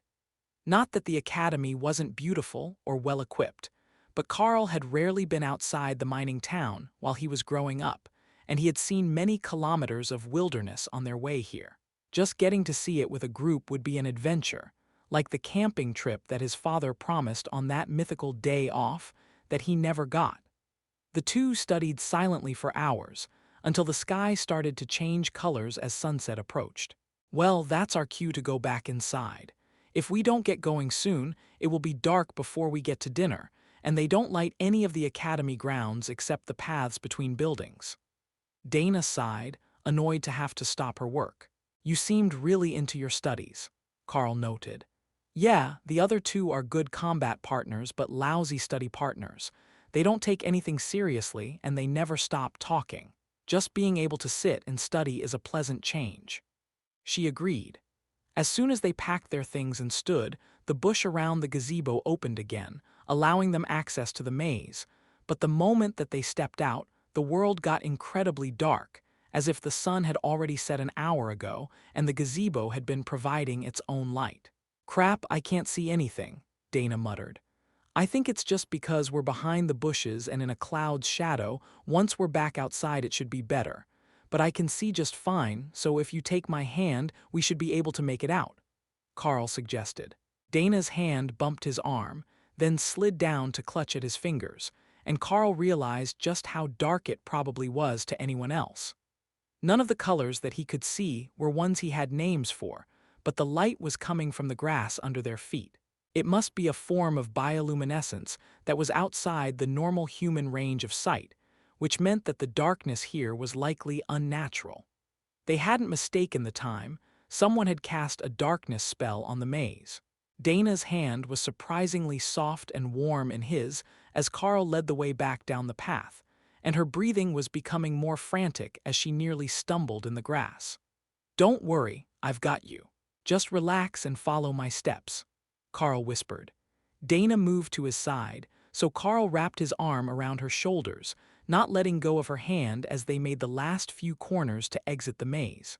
Their spot hadn't been far in, with little chance of getting lost in the maze itself, but the walk had still been quite the pleasant memory. Dana sighed with relief when they made it back into the fading evening light, but she didn't move to step away from Carl until they heard someone softly laughing nearby, behind one of the trees. "Congratulations, you are the first ones out of the maze of romance, and such a cute young couple as well." The person behind the tree laughed. "Maze of romance?" Dana asked softly. "Didn't you know? This is the Academy's most famous make-out spot, thanks to the hidden bushes. We cast a darkness spell over them whenever we get bored to see who comes out as a couple, who leaves their partner behind, and who thinks that darkness blocks sounds and takes things one step further." The senior classmate explained. Dana blushed, but Carl had a brilliant idea. He leaned over to whisper in her ear. "If everyone believes that we're coming here to make out, nobody will bother our studies. We can be here all night, and nobody will try to stop us." For a second, she actually fell for the trick. Then she looked up at Carl, and her cheeks blushed a little darker as she realized what he was actually suggesting. The two of them, alone in the Academy's top spot for couples. It would be a scandal among the mage class students, and the boys of the warrior classes next to them would certainly whine about her and Carl being together, meaning that the other boys didn't have a chance. But she didn't want any of them, and Carl seemed content to let her actually study, at least most of the night. Dana pushed the thoughts of what they might do during the times they weren't studying and nodded her agreement with his plan. "Tomorrow is an off day, we can come after breakfast to study," she whispered back. "In that case, I will pack a lunch." The two of them turned to leave, just as the sound of two people arguing came from near the exit of the maze. Whatever couple was coming out next was not happy with each other, but neither Carl nor Dana was interested in other students' drama tonight. They didn't even notice that they were still holding hands until Dana turned toward her unit in the dormitory and was briefly pulled back by her grip. "Sorry, I forgot. I will see you in the morning," she stammered, then ran down the hall to her room. Chapter 29. Sleepless Nights. Carl was nearly too excited to sleep that night, and he was at breakfast first thing in the morning, just after the sun came up, and he decided that it must be somewhat acceptable to leave his room. But he wasn't the only one that was excited about their first day off since arriving at the Academy. And the common areas were already packed with students, planning what they were going to do for the day. The consensus was that they should explore every bit of the grounds today, so that they could find all the best spots for the next time that they had a bit of time off.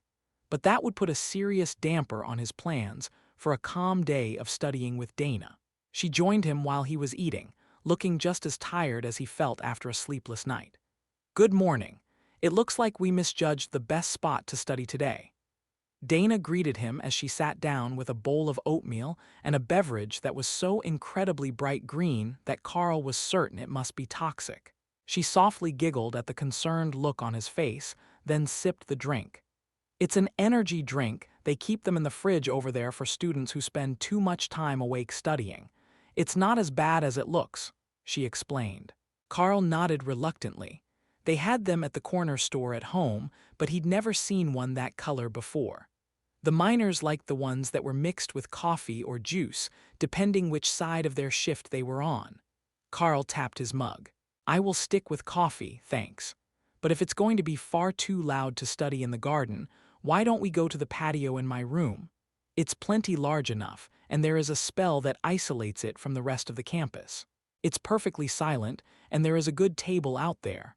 "That actually sounds really pleasant. My room is incredibly loud.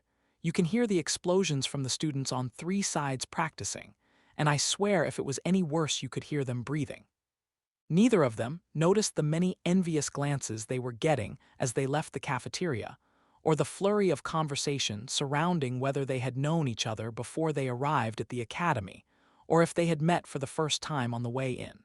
With all the studying that they needed to do during the first few weeks here, gossip was all that they had time for to distract themselves. The students were taken straight from school to the Academy, so they had none of their old belongings with them except what they had at class.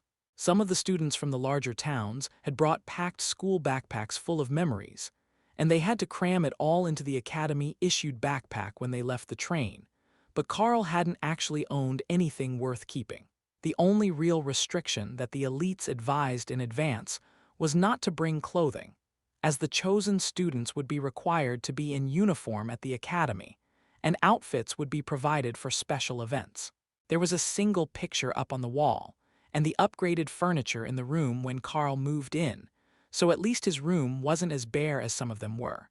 But it was the patio greenhouse that he was hoping would impress Dana the most. She stopped off quickly to get her books from her room and followed Carl into his suite, staring in surprise at the dark colors and padded leather bed frame. "Well, this is, unique. I take it that there is room to study on the patio," she asked. "Plenty. After you." Carl replied with a smile and pulled the curtains open. Dana's eyes lit up as she saw the plants outside, and she rushed out onto the balcony to take a look. "Hey, this is a moonberry tree, and one of the fruits is ripe." She gasped as she stopped under a tree with small fruits that were slowly turning from green to white. "Oh yeah, I meant to look that up and pick it when it was ready." "Do you know that fruit?" Carl asked. "Moonberries are supposed to be super healthy and good for the brain. I saw them one time being brought to a fancy restaurant downtown." She replied. "Then go ahead and pick it. We can split it as a snack." Carl agreed. She reverently pulled the fruit down and followed Carl down the path through the trees and bushes to the gazebo with the table. "These gazebos are really popular here, aren't they? It's the same style as the maze," she noted. "The chairs are comfortable, though, so I can see why they picked it. The greenhouse, as they call the garden out here, has been passed down between residents of the balcony suites. I didn't bring any of this. I just water it and pick up the leaves for drying, since most of the magical plant leaves are good for something." Dana looked out over the school grounds and smiled. "It really is absolutely silent here. I can see the students walking under us, but I don't hear a thing. This is a fantastic study spot." Carl smiled and opened his tactics textbook, the next in the stack of lessons that Sergeant Rita had left for him to do in his out-of-class time. This one would have been useful to have read before yesterday, which made him wonder if he was actually slacking too much on his studies. She hadn't set any sort of due date for anything, and she wasn't giving him tests, so he hadn't thought about it. But perhaps she was, and the training lessons were the tests. Carl felt like a bit of an idiot for not having at least read the titles of all the books he was given. If he had known what they were, he could have read the ones that seemed most likely to be needed for the next day in advance. Chapter 30. Snacks. Dana cut the moonberry fruit into pieces, and they snacked as they studied the morning away, feeling instantly refreshed every time they ate another piece. The tree only had a dozen or so fruits, so it wouldn't be possible to eat them every day. But one every off day to wipe away the stress and fatigue of the week didn't sound bad at all. The tactical manual was incredibly boring to read, and Carl was a quick study with the help of a refreshed mind and Hawk's input on the best ways to hunt prey. So his mind began to wander. There were so many different plants here, and while he had looked through the journal, he didn't memorize the use of all of them, especially the ones that didn't have any fruit on them at the moment. So he switched books, reading through the details of the journal on the greenhouse instead, and discovering that there were a lot more fruits like the moonberry. But most importantly, there were a variety of teas, tonics, and potions that could be made with the various plants, though some required a particular magical affinity. The previous resident had been what the seniors called a witch, and she had been quite adept at brewing potions, but Carl had very little experience with that. His kitchen at home wasn't big enough for more than one person to work in at a time, so he hadn't ever tried to usurp his mother's position making breakfast, and 2 of his meals a day were provided by the school and the mine, respectively, pre-cooked and ready to eat. That was one of the advantages of working a short shift in the mine yard after school. You got a guaranteed hot meal, and it would be portioned for a hardworking adult. As he searched through the textbook, he noticed that Dana was getting increasingly excited and beginning to glow slightly with some sort of magical effect. She had already learned one spell other than her initial magic since she arrived at the academy, and it looked like she was about to grasp another.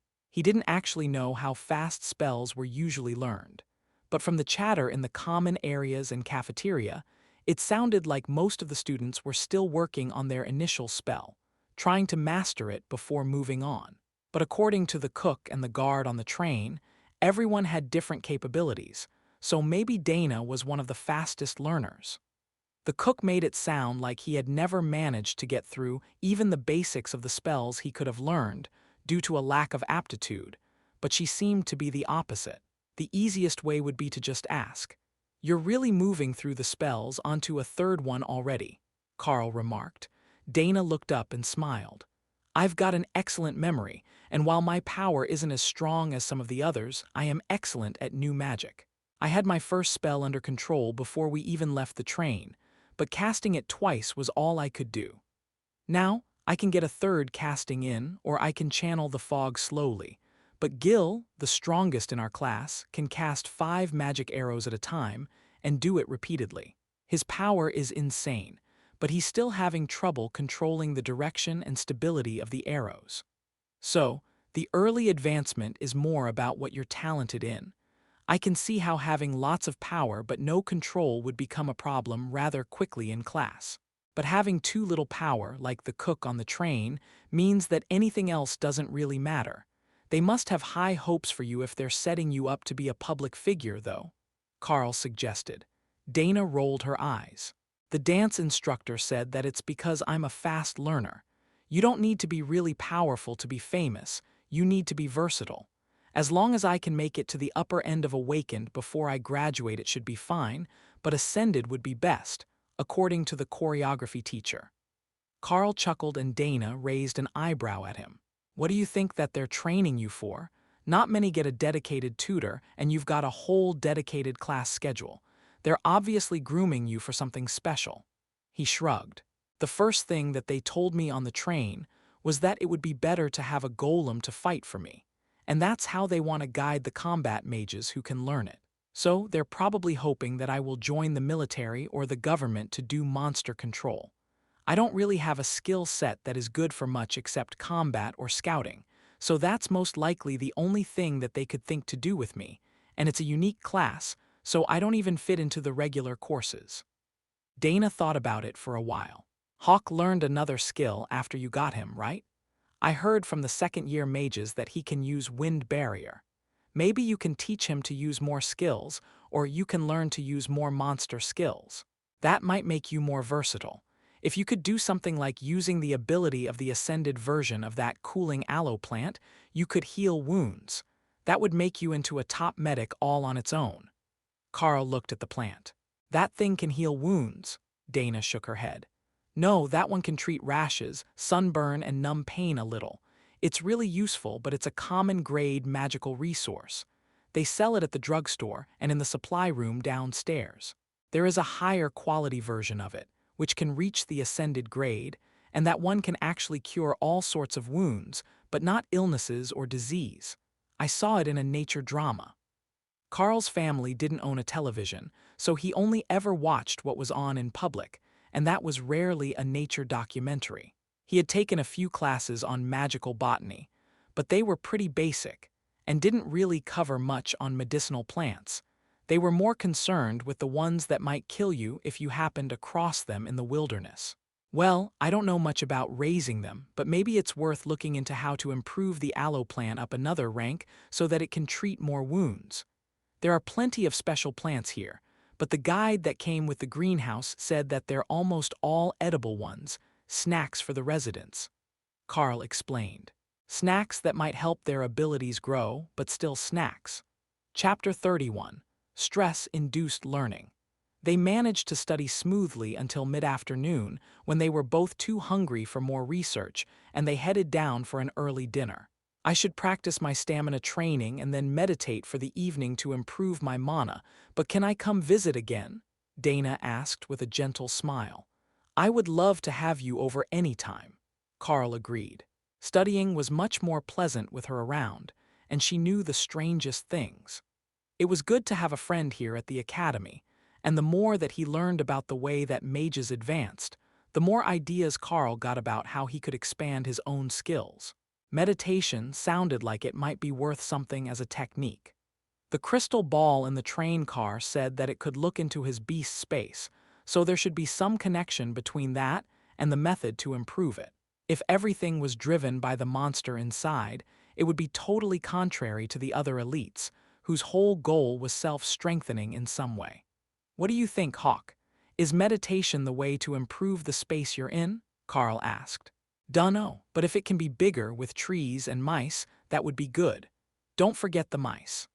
Carl was not about to put mice in the space alive, as he was worried it would bond them to him, and he would end up with a tortured Earth mouse as a companion, right until Hawk killed it. That would be unfortunate, to say the least. So, when he returned to the garden after lunch, he lay down in the hammock in the shade of the pair of coconut trees and closed his eyes to focus on the beast's space. At first, nothing seemed to happen as he tried to envision a pine tree for Hawk to rest in. The space was just there and empty, but Carl could feel that it had the potential to be more. He just didn't know how. The next thing he tried was focusing energy into the space, like when he wanted to use Rend. Adding energy while meditating might improve the space somehow. The energy had to go somewhere. Or so he assumed. It felt like that was doing something, but even after an hour the changes weren't visible. It feels better in here. Keep doing that. Hawk encouraged. That led to Carl channeling energy and meditating on the image of the tree that he wanted to create for Hawk to live in. During hour 2, there was a sprig of a tree growing from the ground near the nest, a single pine branch in the darkness. It really was working, just not instantly as he had hoped. At the end of the night, the tree was almost as tall as he was, but Carl was feeling refreshed and empowered, as if the improvement had granted him some extra energy. That would be easy enough to test. Today was a class day again, and his first lesson was in skill control with the mages. The weekend seemed to have done them all a world of good, and they were all looking much more fresh and ready to practice today than they had been the last time he saw them on Friday. Welcome back, everyone. We have an extra defender with us today. Along with Carl and Hawk, we will have Tori from the graduating class here to help motivate you all. The teacher announced with a smirk. Tori was a tall blonde girl around 18 years old, the graduation age for the academy, ascended rank, according to her bronze badge.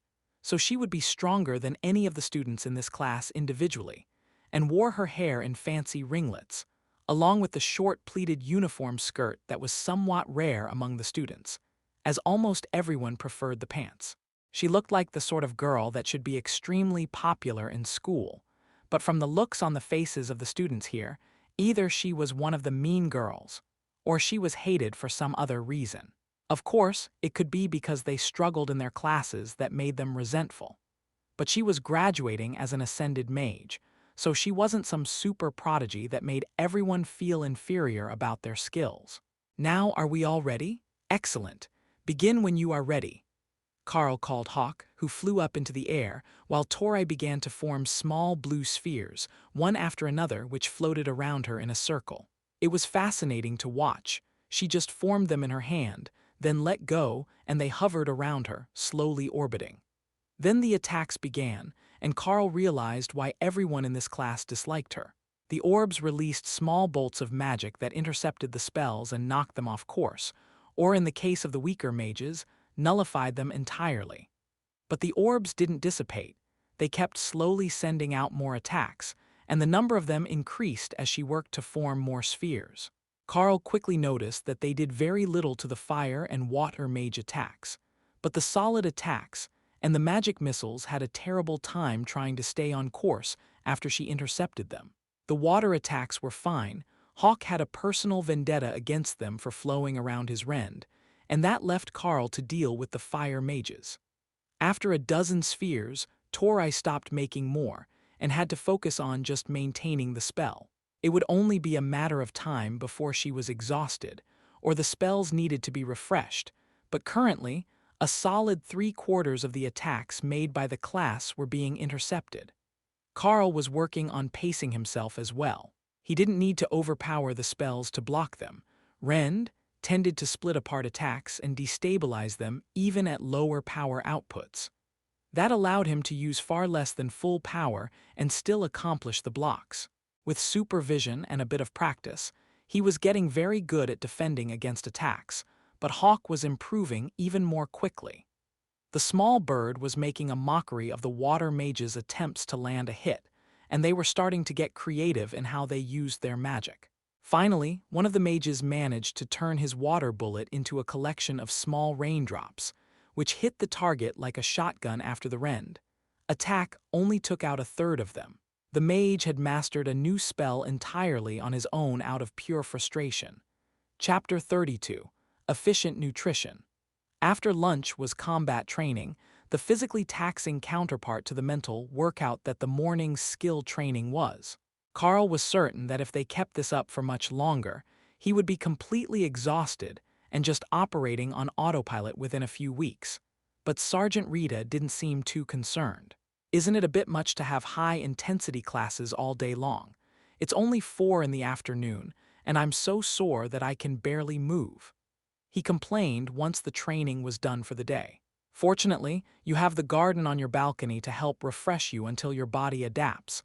Give it a few weeks, and this will be completely natural to you," Rita insisted. "Is that even how it works?" The sergeant sighed at his whining and helped Carl to his feet. "That is precisely how it works, and the harder that you push yourself during the first few weeks, the faster you will adapt to the training schedule. Short-term suffering for long-term gains." Carl sighed. He couldn't actually prove her wrong, but he had a sneaking suspicion that as he got stronger the training would get harder, so he would never actually get to adapt to the training level. "All right, I'll go meditate and get some dinner then. It seems to help with the mental space where Hawk stays." Carl reluctantly agreed. The sergeant didn't argue with him any further. She just took out her notepad to write down her observations about his practice and the remark about meditation helping. Carl knew that it would likely make it into his routine now that she knew, but it was for the best, as he was going to need it to keep the Windspeed Hawk happy in his living space. Compared to that, the extra effects of growth were just a bonus, as the Hawk was very vocal in his mind when it needed or wanted something, so letting it get bored would be a disaster for his mental health. The cafeteria food seemed to be a bit different today. He had ordered the pasta special with a side salad, but the meal tasted a bit different than he remembered, and the energy content was definitely higher. Only a few bites in, Carl was feeling like someone had electrocuted him and energy was pouring into his body. He finished the meal and was going to go for a jog to burn off some energy, but it seemed like it would be more worthwhile to meditate and try to integrate some of this energy into the taming space. Hawk was the main source of his power and advancement, so the more that he could do to help the beast grow, the better off he would be by the time that he graduated. But Carl was beginning to understand why some classes never managed to advance or even unlock their skills. If he hadn't picked up that egg and found compatibility, would he have ever guessed that petting monsters was the answer? Probably not. You would have to be an idiot to try, and the academy certainly wouldn't have given him the opportunity to touch a living monster, just on the off chance that it worked and he didn't get killed. Once he settled down in the hammock, his preferred meditation spot, and began to focus the extra energy in his body toward the upgrades for Hawk, he found that the excess was transferred very quickly, and in only an hour he found himself hungry again.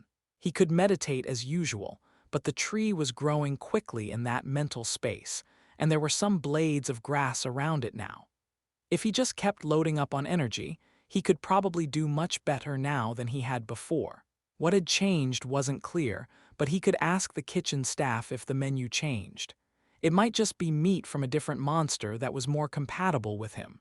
If that was all that it took, he could request it all the time. The kitchen worker looked at him a bit strangely when he returned so soon after a heavy meal, and Carl gave her an apologetic shrug. "It seems that with the breakthrough in my abilities over the weekend, I've got some catching up to do. Even an hour of practice leaves me starving, so I hope you don't mind if I stock up on food to go," Carl explained as he began to load plates. "Just tell me what you need, and I will bring it up in the service elevator." The older woman informed him with a smile. "Did you change the recipe of the pasta special? It seemed different than I remember," he replied. "Nope, same ingredient batch as last week. We didn't get anything in for that dish. Did you want to try a selection and see what works for you? I know that some of the classes get a taste for new things as they train. The berserkers in particular like extra spicy foods, and the more powerful they get, the spicier they want it." That sounds like a great idea. If you can give me a bit of each of the specials to start, I will pick the ones that seem best. Carl agreed. She began to load a plate with a little bit of everything, and Carl took it back to an empty table where he began to work through them one at a time. The effect was the same as the pasta. His body was just absorbing much more energy from the food than it had been before, and the excess was building up for him to channel into Hawk's surroundings. Carl smiled at the cafeteria lady as he returned his empty plate. I think that the pasta and the meatloaf are the two best specials of the day, but whatever changed in my body, they're all better for my training efficiency. How much do you need for the evening? She asked, lining up plates on her counter. 2 each should be enough for the night. I'll come early in the morning so that I can have a heavy breakfast as well. Chapter 33. Heavy Eating. The food arrived outside the room at the same time that Carl did, on a small cart pushed by one of the staff members. They had covered the loaded plates with foil to keep the heat in, but Carl could smell it following him down the hall. And Hawk was getting increasingly excited about the idea of both more food and an improvement in his living conditions. Thank you for that. I will return everything in the morning, Carl informed the kitchen staff worker. Just set the cart in the hall with your dishes, and we will come pick it up when we clean the halls. The worker explained. Then she walked back to the elevator, and Carl took everything inside so he could focus on eating and meditation. The food smelled delicious, and even the first serving, which had filled his body with energy to be burned off, wasn't enough to actually sate the hunger. Once he was settled into a comfortable meditation position in the middle of the bed, Carl began to focus on the improvements to the taming space. The excess energy was pouring freely from him into the space, causing the tree to grow and the patch of grass underneath to slowly, but steadily, expand. Once that burst of energy was gone, Carl paused to pick a plate from the pile. The obvious choice would be the pasta dish, as he knew for sure that it was a good one, and he had it devoured in a matter of minutes, while briefly wondering how much he was going to regret his overindulgence in the morning. The energy flowed into him just as smoothly as it had the first time, and Carl poured it all into the taming space, then repeated the process with the meatloaf special. As he finished transferring the energy from that one into the space, a feeling of fullness, like he wouldn't be able to transfer much more energy, appeared in his mind. That was a good sign that this was not some bottomless pit where he was throwing energy with no end in sight, but the space itself was far from complete. As the space began to resist more transfer, Carl carefully moved the nest up into the tree so Hawk could have a more natural spot to sleep, and looked at the small grass patch at the bottom. At this rate, it would take months to even fill the rest of the space with grass, much less add a sky and everything else it would need to feel like its own little world. But the feeling of power in his body was being influenced by the abundance of energy both in his body, left over from the meal, and from the beast space itself. Maybe he could get Sergeant Rita to test his strength next weekend, after he had more time to adjust. He might really have made it to the awakened standard, and not just based on the attack power of Rend. Now that the beast space was fully sated for the moment, Carl focused on seeing what he could do with the leftover energy.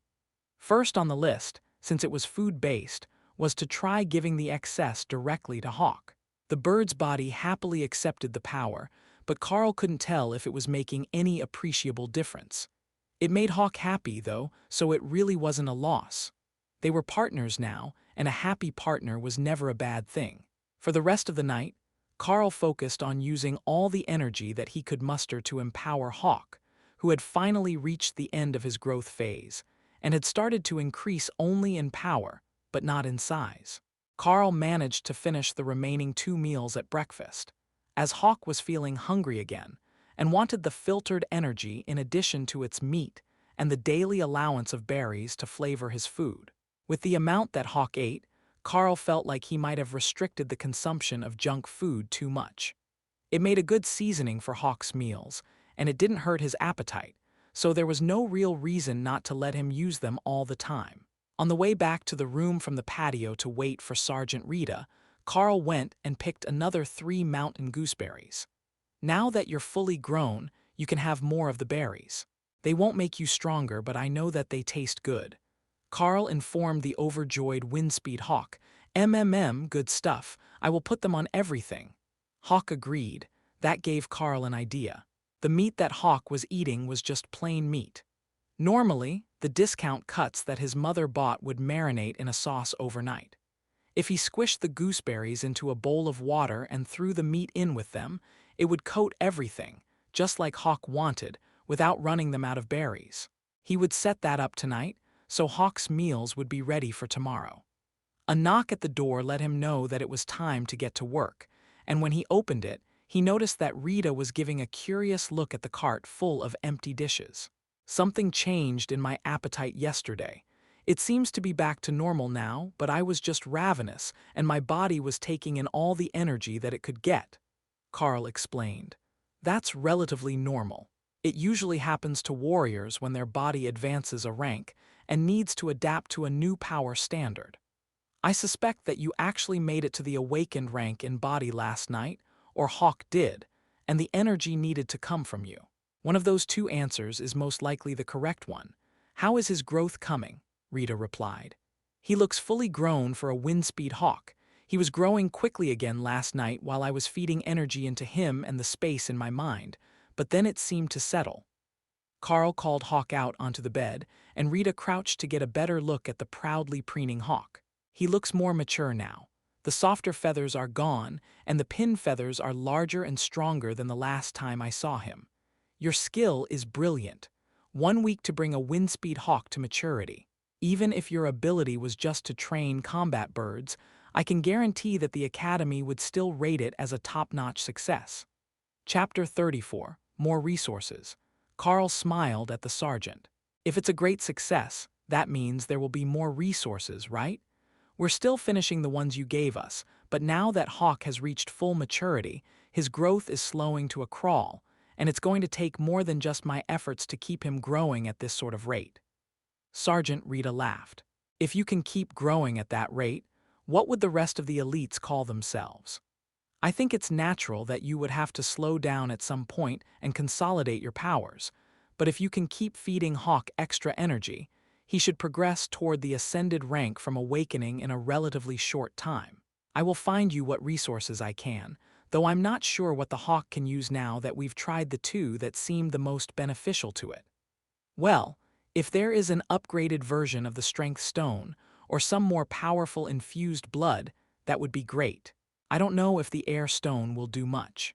He's still digesting the second one he ate, and the first was so powerful that it caused a huge breakthrough. But if there are other air-type resources, maybe they will help him as well. Every time that he improves, my body improves as well. I just need to train my skills and stamina to keep up. So resources for Hawk seem to be the most effective way for me to grow. Carl suggested. Hawk was definitely a fan of that plan. He didn't mind if Carl got strong, they were a team. But if the plan was to make him the most powerful Windspeed Hawk, then it was definitely a good idea. Their next stop was back at their usual training grounds, and Hawk was looking forward to being able to show up the mages of the class with his new skills. Now that he was fully grown and his power was getting better, he could block many more shots to protect the targets. Carl could tell that it wasn't actually about the target, it was more about Hawk wanting to show off his skills and get praised or cursed by the mages. Both were fine in Hawk's mind, as long as they were recognizing his might. That was the important part in the Hawk's mind, reminding them all that he was the predator here and all the mice were his. I swear that Hawk is picking on us. It gets better by the day, just to remind us all that we're beneath it. One of the mages announced, sweaty and exhausted at the end of the class. It's a Windspeed Hawk. Do you really think that it has some innate grudge against mages? One of the others scoffed. Everyone turned to look at the water mages, whose fluid attacks drove the bird particularly crazy, and then back at the questioner. I mean in general. It's pretty obvious that the Hawk has a hatred for water attacks, but I doubt that he hates mages in general. Carl smiled. If only they knew that Hawk really did see himself as innately better than humans, who couldn't fly, could barely see, and didn't even hunt their own meals. The fact that Hawk himself didn't hunt his own food was a matter of luxurious living in its mind. so that didn't count. At least, to him, it didn't. Instead of returning to rest, Hawk decided to circle in the sky for the afternoon while Carl trained his martial arts skills. His great hope was that he would finally find something that was able to be hunted in this academy. Unfortunately, there were no rodents, no pests, nothing at all wandering around the grounds. The spells that the mages had put on the academy, and the constant use of powers had long since scared everything away from the academy itself, and he didn't have permission to go out into the fields around the grounds to hunt for a snack. Carl's words had been, "Beware, I can see you," and that didn't extend out into the fields on the far side of the wall. If Carl had told him to stay where the others could see him, Hawk might have just given up and gone back to rest inside. But while the hunting didn't work out as he had hoped, Hawk did find a few good things. There was a nice tree along the side of the strength training grounds where he could rest his wings in the shade. There was a carving on one of the buildings that almost looked like him. There was an old lady who kept taking pictures of him, and finally, the truck docks. Once he could figure out how those things worked, he would be in for a treat. Even from up in the sky, he could tell that the buildings behind the docks were just packed full of good stuff. Carl mostly ignored Hawk's adventures, and only occasionally reminded him not to make trouble for anyone or take food from strangers. Not everyone would know that he was Carl's Hawk, so some might try to poison or attack him like he was a wild monster. Sergeant Rita had another book full of information for them to study, this time on monster biology, in hopes that they would stumble across something that might help Hawk continue to grow at an accelerated rate. Every elite wanted to be famous, powerful, or both. That was the whole point of the training regimen here. So, her job as a private instructor was to do what she could to help Carl keep advancing and live up to the potential that the senior staff believed he had when they observed him on the train. If the final result was intense early growth, leading to stagnation and a growth plateau, that just meant that they didn't understand the next step in his training. But the next time that they saw a class like this one, they could use his experience as a baseline and start growing the new elite from there. Chapter 35. Efficient Casting. Carl sat on the balcony of his room with a stack of textbooks, trying to determine if there would be some surefire way to help Hawk advance from the awakened stage to ascended without a large delay. From what he knew of the Windspeed Hawk, their progression usually came from improved skills with Rend, along with an increased ability power level. The mana-infused monster blood should help with the second part, and they were doing daily training, which no wild hawk would ever have a reason to do. Mostly because they hunted for food, not for sport, so they wouldn't use their skills 100 times a day. That gave them some sort of advantage over the wild growth rate, but there had to be more that he could do than just grind their skills over and over. Hawk had already learned the wind barrier from the headmaster's wind beads, so the Windspeed Hawk could absolutely learn new things from mystic resources. He just had to get his hands on them. A knock on his door distracted him from his confusion, and Carl went to open the door, finding Dana with a smile and a bag full of books, plus a small plate of food. "I brought a gift for Hawk. Someone told me that they had them around their house in the farmlands, and the Hawks really liked these, so I asked the kitchen to find one." She greeted him. That caught Hawk's attention, and he flew in from the other room to land on her shoulder and check out the plate. It was a small animal, skinned but intact and raw, but to the Windspeed Hawk the smell was divine. It's an iron jaw mole. They're farmland pests as they dig huge holes for their nests. They've got great jaw strength, as you would expect, but that's it. Unfortunately for them, they're even weaker than the earth mice in the fields outside the academy, and they've got no ranged attacking power at all. The trio walked back to the patio, and Dana set the plate on the table, where it was immediately attacked by Hawk. "Mind your manners, I don't need you getting blood splatter on the textbooks," Carl reminded him. In response, the Hawk pushed the plate to the far side of the table, but didn't slow his pace, happily tearing the small animal to bits. "What are you working on today?" Carl asked as Dana set out a pair of notebooks, but no reference text. "Mana control. According to the teacher, I still use too much for every spell, and that inefficiency is why I'm having trouble with multiple spells and my channeling speed."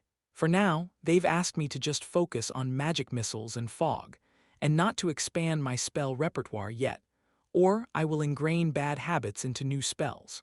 So I want to get my efficiency increased as quickly as I can, Dana explained. Hawk looked up with interest. That topic sounded like it would be useful to him too. He could kill more water balls that way and taunt the mages.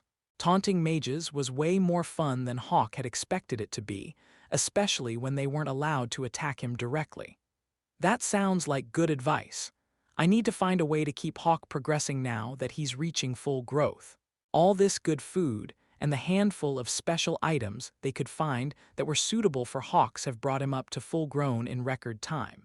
But he is going to hit his natural bottleneck soon, and then it's up to training whether we can make the leap from awakened to ascended before the first semester is over. They studied in silence for a few minutes while Hawk finished eating, and then the bird flew up into the trees and brought them back a singe pear, perfectly ripened. Carl remembered this one from the guidebook. It was supposed to help refresh the body and remove stress. A common enough effect for magical plants, but useful when studying. Carl cut it into thin slices, and Hawk took one small bite before ruffling its feathers and turning away. The pear smelled incredible, but it was too sweet, not at all to Hawk's liking. The humans could have it. Carl laughed at the Hawk's disappointed look and cut the pear into slices for them to snack on. Then, Hawk stepped across the table and directly onto Dana's notepad. "What are you doing, little man? Have we ignored you too much?" she asked and stroked his head gently. Hawk preened at the attention, then shook himself and focused. He raised one claw and created a rend blade in front of him, then decreased the intensity to almost nothing before bringing it back up again. Then down until it was almost invisible. "Tell her about the waste," Hawk demanded. "He wants you to understand that the harder you push yourself, the more mana you waste. Try what he's doing with your magic missiles, and I think you'll see, hold it in place and keep decreasing the power. The mana cost drops exponentially," Carl explained. Dana looked skeptical, but she did what he asked. The first few missiles nearly fired out across the academy grounds, as she had never before tried to hold them in place. But after a few minutes, she could hold and guide them where she wanted as she slowly reduced the power from the default full activation to barely a glow of light. "How did you know to do that?" she asked as she mimicked Hawk's cycle through the power range. "It's instinctive for Hawk, and he taught me. By the logic of a windspeed hawk, you should hunt with just enough power to take out your prey, so you don't waste more energy than you get back," Carl explained. "So that's it. This is a huge breakthrough. I can see where I was going wrong. I was just focusing on the spell activation sequence and letting it go. I thought that I was doing well by controlling the direction, but if I focus on the mana flow, I can do so much more with it. There are likely so many things that we can learn from magical creatures that we have never thought of ourselves. The teacher's directions aren't even this detailed, and I've never seen another student actually reduce the power of their spells. They just increase their endurance and cast everything at full power every time, but with better control as they grow." Carl thought about that for a moment and shook his head. "No, the senior students have learned to control and split the power as well. I guess they just thought that it would be too difficult for a new mage, but it makes casting spells way easier. Even if you do it at half power, you should be able to cast at least 5 missiles for every one that you could before." Chapter 36. Practice Makes Perfect. Dana and Hawk spent the rest of the evening practicing their skill control together, while Carl focused on finding more about the growth cycles and power increase triggers of various magical beast species. There were so many, but Carl was certain that if he worked on it, he could find some sort of pattern to the triggers. It should be either something to do with their skills, their body's alignment to an element, or some sort of environmental factor. He didn't believe that it was completely random and that it was all up to luck. With study, they should be able to trigger the advancements deliberately. The meditation and movement of energy to Hawk was certainly going to help, though he couldn't tell how much. But every meal since the advancement had given him a surge of energy, as he was absorbing the nutrients and embedded mana much more efficiently than a regular human would. That should be something normal for the elites, as the kitchens did deliberately prepare that sort of meal for every student. So the real difference should be that he could share the excess with Hawk, instead of wasting it. Once it started to get dark, Dana finished making notes on what she had learned, and then returned to her room for the night, while Carl prepared to eat one more late-night meal and meditate on transferring that extra energy to Hawk to help him grow. The only problem was that they would have to wait until there was a noticeable change to find out if these methods were working. And even then, they wouldn't necessarily know for certain which of the methods were the ones that had the largest impact. There was no exact measuring method, which was why they had just loosely grouped monsters into categories based on their power rankings. But that also meant that near the boundaries of those rankings, there could be some uncertainty, unless the body or power went through a notable change. For example, when a devil cat went through the process of moving from awakened to ascended, it grew a second tail. That was a pretty simple and surefire way to tell. Many birds would gain a distinctive pattern on their feathers as they grew more powerful, and most mammals would increase in size in a sudden growth spurt. Windspeed hawks didn't go through most of that. They kept their appearance, except for the claws. Once a windspeed hawk reached the ascended level, their claws would turn from a dull black to a translucent obsidian, and that claw material was an exceptional resource for elites learning similar skills. It could be ground up and mixed with monster blood in the same way as the strength stones, and drinking it would increase skill understanding. Haha, yeah, make them eat my claw clippings. They grow back quickly. Hawk giggled in Carl's mind, equating the broken claw parts to human toenail clippings, just a shed waste product that it no longer cared about. Well, if we can help you grow to that level, we can help the others out then. We will show them how far ahead you are just by being yourself. Carl joked, stroking the bird's ego for a moment before he began to meditate. In the morning, they both felt refreshed and a bit better than they had the day before, so that became their routine. Mornings with the mages, afternoons of martial arts training, and then evenings of book studies, while Carl worked on learning all that he could about magical beasts and the triggers that could cause them to advance, while Hawk worked with Dana on their mana control. His rate of growth was incredible, and while he had an advantage to begin with, thanks to his species, Hawk was rapidly outgrowing anything that could have been expected of a juvenile windspeed hawk. Normally, they wouldn't need to use the rend, attack more than a handful of times in a day, as it was primarily for hunting and occasionally for self-defense. But by the end of the week, he could keep it up for hours at a time. Dana was also progressing at a crazy pace with his help, and she now had full control over her magic missiles. It was quite impressive to see her hold them in place or move them around the room with her mind. The process still drained her much faster than she would prefer, but it was a vast improvement on the first day that she started working with Hawk, when she didn't understand at all how she was supposed to control the mana flows. So, it was with greatly improved confidence that they headed for the meeting spot for the next practical skills meeting. The same group of 54 students were gathered in the field, waiting for the teachers to arrive, and Carl took his spot next to the other team leaders. Sergeant Rita arrived a few minutes later with the two mages, driving one of the Academy's cargo buggies filled with gear. We have something new and fun for everyone today. These are the new experimental products from the Weapons Development Department at the Golden Dragon National Research University. What you all are going to do today is go on a little field trip. The danger will be a bit higher than usual, as you will be leaving the Academy grounds entirely, and not just going to the outskirts, but the university has asked us to test whether these new weapons with their fancy technology can actually improve the user's strength by a whole rank. Sergeant Rita announced. The mages were more than a little skeptical, as their powers were based on mana flow and control, which were both internal factors. They didn't use weapons in the same way that the warriors did. If it was just for the warrior classes, it would be a great safety measure for elites in general, but not specifically for them. However, when they took the tarp off the cart, there was a box with everyone's name on it.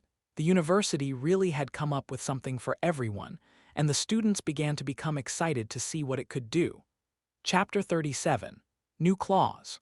Carl made his way to the stack of boxes, where Sergeant Rita was organizing everyone into a single file line to get through the stack more efficiently. She handed him a large box, and he stepped aside, trying to decipher how to open a box with no visible latches. The answer turned out to be a fingerprint scanner in the middle of one side, hidden beneath the paint. To students who grew up in the city, it was obvious, but the small towns didn't have any need for such high-tech security in their daily lives. They just taped the boxes closed and called it secure. Inside the box was a new set of gauntlets, similar to the ones that he already had, at least in external appearance, but they were lighter than the training units, and the claws on the fingers seemed to be made from some sort of actual monster claw instead of alloy. What sort of difference that was supposed to make to his rend attack was a mystery, but there might be something else hidden under the nondescript black metal upper glove that covered his arm nearly to the elbow, which would help with mana channeling, or serve as some sort of amplifier for his skills. The only way to know was to test them, so Carl stepped away from the crowd, where the warriors were happily beginning to wave their new swords around, and gave them a flex to send a claw attack into the air. The power activation feels much more natural, even than when he is doing it barehanded. The gauntlets weren't strictly necessary for the skill, unlike a sword skill. He had fingernails of his own that would do the job, but with these new gauntlets on his hands, the power seemed to flow to the monster claws and form much more smoothly than he could manage on his own.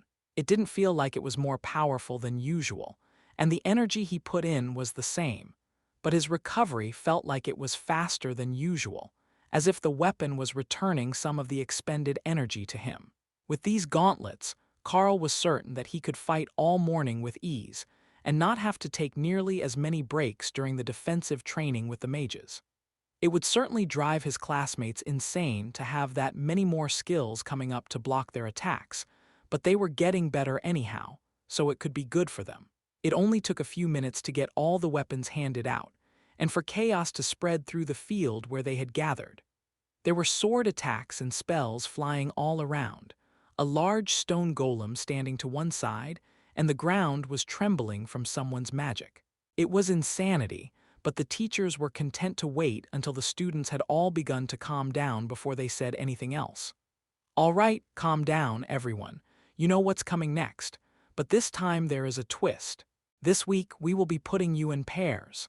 There are 2 of each number in the bag. Pick one paper and find your partner for today's exercise. You will all be working individually in a large region, so don't expect backup if there are issues." Sergeant Rita explained, while the 2 mages looked excessively pleased with their ingenuity. The device that the university had made for the mages varied from person to person, but mostly, they were in the form of a small rectangular frame full of crystals and tubes that could be hung from the user's belt. Aesthetically, they were a strange choice, but better than the hooded coat with the wires running all down the inside that one of the mages was wearing. Dana had one of the boxes, a flatter one that was a little larger than a paperback novel. That gave Carl a great idea. If they were allowed to keep these prototypes, he could suggest putting a regular book cover over some of them so that they blended in with the Academy's usual apparel a bit better.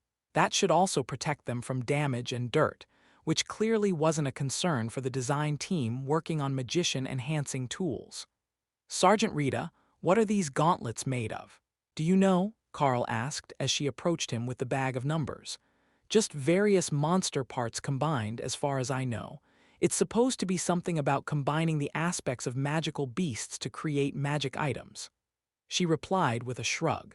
Carl took a number from the bag and waited for the rest of the students to choose. He had drawn number 17, but the look on the teachers' faces said that simply shouting your number to find your partner would not be tolerated, or at least not before the numbers were all passed out. So, Carl decided to wander and check numbers with the others who had received their cards. He was at the edge of the group to begin with, and his path simply followed the sergeant through the crowd. The others were doing the same, but in an organized manner. They were beginning to line up based on the number of their paper, with number 1 moving over toward where Carl had been standing in the beginning. Carl caught on quickly and moved to roughly where he thought pair 17 should be, and found himself standing next to Dana, who was holding a card identical to his. Well, that makes it easier. We already know each other's basic skills and they should work well together. You take the lead, Hawk Scouts, and I will deal damage from the back. She informed him with a smile. That works for me. How is your new tool? Is that mass of stuff really better than what you were using earlier? Carl asked. It seems to be, but we will find out once we actually have to use them. The box is a focusing device, and you use it when you're casting the spell to intensify the effects. It's a bit difficult to use properly at first, but with some practice, it should increase my magic power by quite a bit. Dana replied. Now, we just need to find out what we're going to test it on. Chapter 38. Are we there yet? Once everyone was sorted, the mages began their spell casting again in preparation to transport the group somewhere. This version seemed far more complex than the first time that Carl had seen it, and the effort was visibly draining on the two mages. That must mean they were going quite a bit further than the outskirts of the academy, which had been a simple and effortless spell for just the elder teacher. But they appeared in the target location just as smoothly as they had the first time, and Carl found himself standing next to Dana in a ruined warehouse, still stocked with bags of dry goods and one slowly leaking barrel of honey that had attracted a huge number of bees. We should move before we anger them. I don't fancy being stung by bees today, Carl whispered as Dana took in their surroundings. Hawk was eager to get out and see what was going on, but until they knew what sort of danger level they were facing, Carl didn't want to send him up blindly. Dana gestured toward a large hole in the wall that seemed to lead out to a main road, and the duo began to move, making their way out into a ruined village. This just happened. I can still smell fresh blood and gunpowder, Carl whispered. Both smells were unpleasantly familiar after a childhood of helping at the mines, and with his enhanced senses, courtesy of Hawk, he could pick them out much more clearly than ever. What do you mean? Dana replied softly. This village was attacked in the last day or two. That's probably why we are here, to help clean out the monsters that have tried to move in. I will send up Hawk now, so we know what we're up against, and then we can come up with a plan. It's a good thing that you have been working on your mana control, because I think that you're going to need Magic Missile far more than the fog today. This would be a brutal crash course for the first-year students, even if they were the hand-picked best of the batch. They had only been at the academy for a few weeks, and they were mostly working with one or two abilities that were still at the common grade. That should mean that the threat level here wasn't too high, but if it were just common grade monsters, the townsfolk should have been able to chase them off. Perhaps the response hadn't come quickly enough, and the elites had dealt with the stronger monsters too late, leaving just the dangerous local wildlife for the students to clean out. There are angry pigs. We're killing them, right? Then eat them, Hawk reported. Tell me exactly where they are in relation to me and how many. I also need to know how strong each is, or how many of them are awakened or higher. Carl replied, training the Hawk how he wanted the scouting reports to be structured. 9 pigs all injured, 1 with awakened power, 200 meters in my direction from the building. Oh, there are more monsters south. If you go that way, there are 6 goblins, none awakened. They're lazy, making a campfire. You know the routine, work first and then eat. Lead us to the goblins and keep an eye out for more monsters. The book said that goblins travel in large bands, so there are likely more of them around. Carl replied. There are some wild pigs that Hawk wants to eat, but there are goblins on the south side of town. That would explain why things went so badly here. Even if they're weak, they're smarter than most wild magical beasts, and they come in large numbers. We are going to have to clear out the 6 that are left here first, and then we can look for more stragglers and anything else. Anything else, meaning survivors, but it would be uncouth to say that out loud so early into their mission. Dana nodded grimly, not really ready to see a true monster in person and in the wild with just one other student beside her. But she knew that this was the training mission, and they had been sent here specifically to take care of this threat. Hawk circled the town, looking for movement and anything else that the other 2 might find.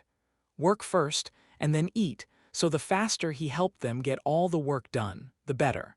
That meant that he couldn't miss any of the targets. I found more goblins, In a house 4 doors up from you and across the street.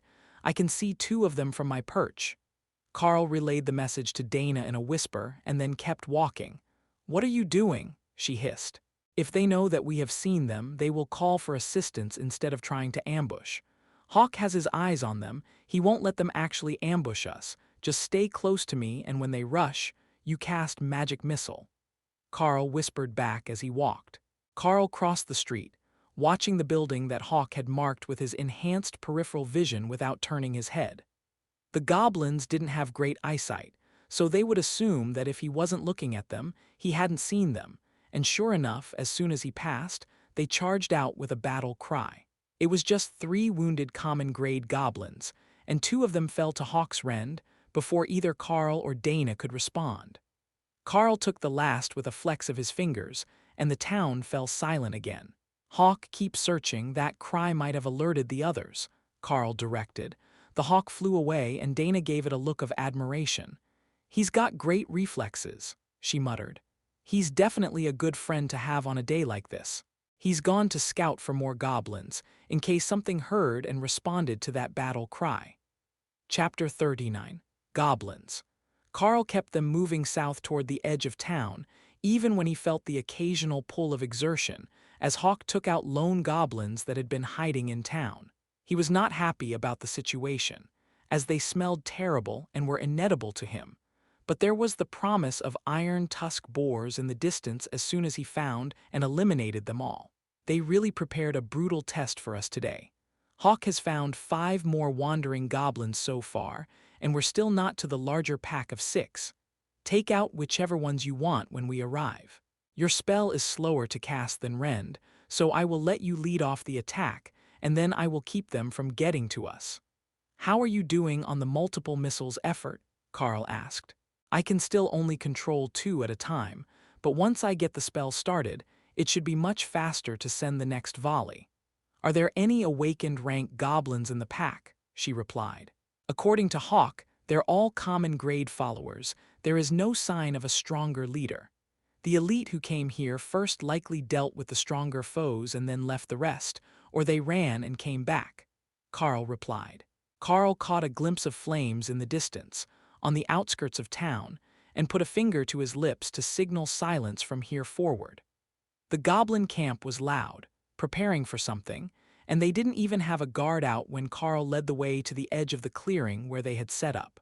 Once they were close, he crouched, getting low to the ground so that his uniform didn't stand out quite as badly, and did his best to move silently. It was clear that there had once been many more goblins here, but presently only 6 remained, easy prey for the 2 elites. Dana focused and put a pair of magic missiles into the back of 2 of the goblins near the fire pit, while Carl took out the one closer to them. Then he aimed for the one who reacted the fastest, and another who was trying to run. Dana got the last of them in the back, and Carl rose to his feet to go make sure they were really dead. There would be nothing worse than having what they thought was a defeated enemy come from behind and ambush them, but as he made his way through the camp, Carl immediately began to regret moving in for a closer look. He had forgotten what goblins eat, which was mostly the flesh of the villagers they slaughtered, and the stench was overpowering. But after motioning for Dana to stay put for the moment and watch for reinforcements, he checked all the bodies, giving them all a quick stab with a pilfered goblin sword before moving back to their hiding spot. "They're finished. Let's move back into town and take care of the rest of the targets. Then we can kill the pigs and have some lunch before waiting to see what else we are supposed to be doing here. I think that this should be it, but I was expecting a bit more guidance," he explained. "So was I when they said that there wouldn't be much of a chance that we would be meeting the other students. I didn't think that they meant we wouldn't even be in the same town." "What does Hawk say about the situation?" Dana replied. "Nothing else is moving. I even went up high, and there was nothing else around but the pigs. I even stopped at the houses, and there was no sound of heartbeats or movement inside." "Does that mean that we're done and we can have lunch now?" Hawk replied, hopefully. "Meet us before we go deal with the pigs. There is an awakened one there, and it might not be safe for you to go alone. Who knows what sort of ability he might have." The wild iron tusk boars were happily rooting through the town's garbage pile when Carl arrived, with Dana right behind him and the hawk circling overhead. The largest of them was Hawk's target for lunch. It was newly into the Awaken rank and gave off a sense of power that Dana recognized long before Carl did. It has magic. I'm not sure what, but it can use some sort of magical spell, she whispered. All right then, we ambush it. All three of us at once will attack the largest boar, and then we will deal with the others. How is your stamina holding up? Have you rested long enough since the fight with the goblins? Dana nodded. I held back, so the expenditure wasn't nearly as high. I am ready to fight. She moved to Carl's left, then climbed up on top of a small stone shed and lay on her stomach to get a good angle of attack. That should keep the boars away from her for a moment, until they could knock down the wall, but she wasn't so high that she would get hurt jumping down. Hawk, your dinner is served. Attack the big one when Dana does, with as much as it takes to kill it. I will deal with the others.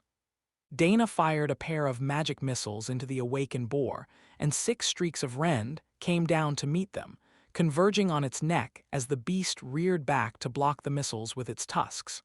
Then Carl attacked, throwing rend attacks into the closest 2 boars and moving forward to attract the attention of the remaining 3. They were all close to awakened in power, and their hides were beginning to toughen, but it wasn't enough to keep his attacks from penetrating. Then Hawk arrived, sending out 2 more attacks into the back of the charging boars, while Dana targeted the last survivor, a greedy one who hadn't stopped eating as soon as the others had. Well, that was anticlimactic. I thought that it was going to be a much harder fight, Dana noted. Don't jinx it, we are still not back at the academy, but I will cut up these boars so that Hawk can get a fresh lunch, and we will bring them back with us. How he was planning to do that was a mystery to Dana, but after Carl pulled a textbook from his coat for reference before beginning to butcher the pigs, she assumed that he had some actual plan. Then the first of them disappeared, just vanished in front of her eyes, and Carl moved on to the next. Chapter 40, Not a Day Trip? What the heck was that? Where did they go? Dana gasped as an entire 100-kilo boar vanished for the second time. There is a mental space granted by my powers. That's where Hawk stays when he's not out playing. I can store things in there like meat and it doesn't go bad. There is only one small issue that I've found. Only food can go in there. I tried to put my textbooks in and it wouldn't work, but meat can go in and out no problem, Carl explained. What a strange restriction, but it is for your pet, right? So perhaps it's only things that are good for the pet that can go in and out. Why don't you try with a resource that you know he can't use later and see what happens? Dana suggested. That is brilliant. Perhaps the magic of the beast space will help me learn what will be best for Hawk. Trying to find a way to help him advance more quickly is my current topic of study, other than the basic training. Carl explained. Glad I could help, but shouldn't someone have shown up by now? It's getting close to lunch, and these practice missions usually only last an hour. Carl shrugged. Well, technically, they've got us all day. So I suppose it's not a big deal if we have lunch here at the nearest house. No, scratch that. I heard from Hawk what is inside. Let's just eat out here. Carl used his sword to cut some sliced pork to grill over a fire, using branches as skewers, while Dana prepared a fire. Give me just a second. I know the spell to create a small flame, I just haven't mastered it yet. We don't have to make fire the hard way or go rummaging through houses looking for a fire starter, she explained. The village had been ransacked by goblins, so whatever they found inside the houses was not going to be pleasant. Dana was aware of the stories about goblin atrocities, but she really was not intending to find out firsthand what it looked like up close. It took 3 tries before she managed to get sparks to form and the dry branches to light. But after that, the fire started to burn quite well, and the duo waited for the heat to build so that they could begin to roast the meat. Do you think that this could be some sort of surprise survival test? Tomorrow is the day off, and we don't have classes for another day and a half, so there wouldn't be any delay to our learning if they had us stay here to hunt for an overnight trip, Carl suggested. I hope not. I don't know about you, but I didn't bring any sort of camping equipment, Dana joked. There was a whole town behind them, but without any sign of survivors and no visible battleground, being able to search the town itself for supplies was questionable. There was no telling how much was left in town, and how much had been taken with the ones who fled. Well, if nobody comes for us by dinner, we will have to go looking for supplies to get through the evening. I don't know if we want to stay in town, as the ruined town will draw more monsters searching for food. That is a good idea. We should get settled in as if we were waiting for a conventional pickup after a mission. That seems like the best option, since this class is intended to prepare us for rescues and missions after we graduate. Dana suggested. The three of them settled in around the fire, waiting out the time until the meat was cooked, and deliberately ignoring the fact that there was a ruined and abandoned village right behind them. They would have to face the fact that numerous people likely lost their lives here in the recent past. But for now, they would focus on their lunch and the possibility that they didn't get all the monsters that were nearby. But 2 hours later, after they had finished eating, and Hawk had searched the town twice over, going into every open house to make sure that there were no survivors or other hidden monsters, but there was nothing. In fact, there were very few bodies at all, though there was quite a bit of blood in some of the houses, according to Hawk. Should we go back to where we started in the middle of town? Perhaps there is some sign there that will let us know what we're supposed to be doing. I feel like we should have gotten some message by now, and that maybe we weren't supposed to be sent to an empty town. I mean, think about it. We're both technically still common grade, though I am already at awakened in peak power. They shouldn't have sent us out into the unknown unsupervised for too long. It would make more sense if we were here to deal with the iron tusk boars. Maybe there was supposed to be someone here to meet us, but they were gone before we arrived because of the goblin attack. So, you think that someone was supposed to let them know that we were finished? That makes some sense since it is sanctioned by the Academy. Perhaps we could find something that would let us contact them. I mean, even a cell phone would do the job, and there should be a working landline in some of the buildings. Dana suggested. Carl got to his feet and sent Hawk back up to scout the town, in case there was anything coming for them while they walked back to the town square. It was an eerie feeling, now that there was nothing around and moving. No birds, rodents, nothing at all. The town was just completely silent. But there were lights on, so it hadn't been completely destroyed, just left uninhabited. Just as when they arrived, the center of town was empty. But now, Carl wasn't looking for monsters, but signs that someone knew they were coming and might have left behind a message for them. Chapter 41. Low and Slow. The first thing that Carl noticed about the center of town was how clean it was. There was no sign of battle here, no indication that there had been a last stand to defend this place. So logically, the majority of the inhabitants must have simply left or fought to the end in another part of town. Reluctantly, Carl checked the large stone building nearby, whose doors were left open to the elements, and found that while the interior was a bit messy, there was no sign of a battle here either. So either they left in advance, or the attack happened at night when nobody was at work. If the battle did take place at night and made it past the perimeter security that every village should have, it would make sense that there was very little to see in the streets. The goblins would have invaded homes, and by the time that the alarm was raised, most of the town would have been killed in their sleep. The government building still had power to the computers, so Carl whistled to catch Dana's attention and gestured for her to come inside.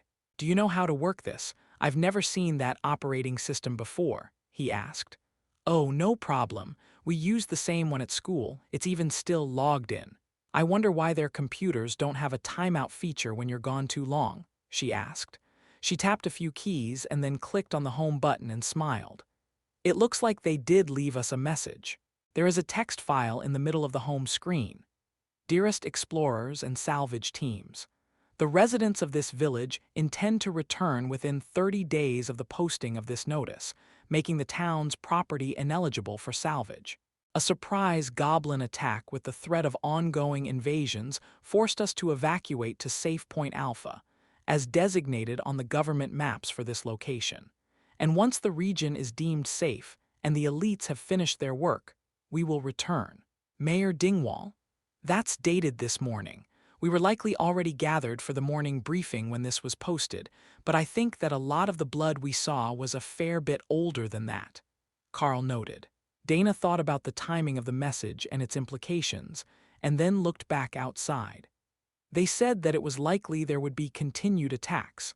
We only found a handful of stragglers, plus whatever goblins Hawk killed inside the houses. That doesn't really constitute an ongoing threat, does it? I think that tonight they are likely to come back again, looking for survivors and loot. I think that you're right. They are going to come back. Not just the small scouting squad that they left here, but a whole goblin tribe looking for supplies. The book I read on monster biology says that they don't like being outside during the day if they can avoid it, so it will probably be after dark. That gives us about 7 hours before they might start to arrive, assuming they attack with the twilight. But what can we do to fortify and prepare for them? This building is solid stone, with a stone roof, so it's not too bad. We could lock all the shutters and wait here, or we could barricade this place and return to it after we hunt goblins in the town. They won't be expecting someone to be hunting them while they're scavenging for food, Carl suggested. The problem with that is I can't see in the dark. Maybe you can, but I definitely can't. I would be working blind, and I'm not a close combat fighter, so I can't really stay behind alone with my skills. Dana reminded him. Why don't you create a huge fog bank that hides the entire town? It will make the goblins easier to hunt one at a time, so I can send Hawk to ambush any of them he finds out in the open, and then we can fight whichever ones manage to make it here. They won't realize their companions are under attack right away if they can't see them, and the shouting won't lead them straight to us, so we can fight them in smaller groups. Unless there is a better building here in town, but it looks like the rest of them are mostly made of wood, and I wouldn't trust that the goblins won't burn them down to get us out if they're desperate. All right, that plan works. I will start building the fog now, since it lasts until I want it to dispel. Once it hides the whole village, we should be a little more safe. How well can Hawk see through the fog? Dana asked. Keep it closer to the ground and it's fine. If you can see for 10 meters in the fog, that means that if it ends at 10 meters in the air, Hawk can see through it just fine. Even 5 meters off the ground should be enough to blind the goblins and still leave them visible from the air. It was a devastating advantage to attacking from above, and the goblins wouldn't be expecting a monster attack on their raiding party. Not many monsters would attack goblins, as they weren't edible. They would only attack if their territory was invaded, or the goblins made the mistake of getting greedy and targeting them. We should prepare a fire as well. Lanterns, something that will allow us to light the room so that we can see properly around the entrance once the fighting starts. The power might go out at any time if they're attacking. Goblins are pretty smart, so some torches would be a good idea. Dana added. There is an auto repair shop just down the street. I will get a bunch of oil and rags, then tie them around branches. That will work for torches to light the area, but I will look for an oil lantern as well. I'm not sure that they will have one here, but they were pretty common in the mines. Chapter 42. Well rested. The mechanic's shop was just down the block, and Carl approached as silently as possible in case there were still goblins inside. Hawk said that he hadn't found any, but he was also under orders to either stay high in the air or out of sight, so that he wouldn't get attacked before the real battle started. The building was an old cinder block building, darkened with years of soot all around the 3 bay doors, with a small office to one side. What he needed would likely be in the shop itself, but he also wanted to find a proper lighter and some food that wasn't just roast meat. There should be a vending machine inside, and if anyone came back to see it broken, they would just assume it was the goblins, since they trashed everywhere else in town. But strangely, the glass doors were intact, the windows unbroken, and the shop itself seemed undamaged. That could be an issue if it was all locked up, but when Carl tried the side door to the actual shop, it opened smoothly, revealing a dimly lit set of 3 bays, each with a car parked in them. Carl went to the first and found a cigarette lighter in the cup holder, which went to his pocket. Then he noticed a grease barrel on a 2-wheeled dolly. That was perfect. It would burn slowly. It stuck to the rags for torches if the power went out, and there was a whole drum of it here on wheels. Carl loaded a large bag full of rags on the grease barrel, then went through the door to the front of the shop, where the distinctive smell of a workshop faded and a pungent odor of herbs prevailed. Maybe that had something to do with why this place wasn't trashed.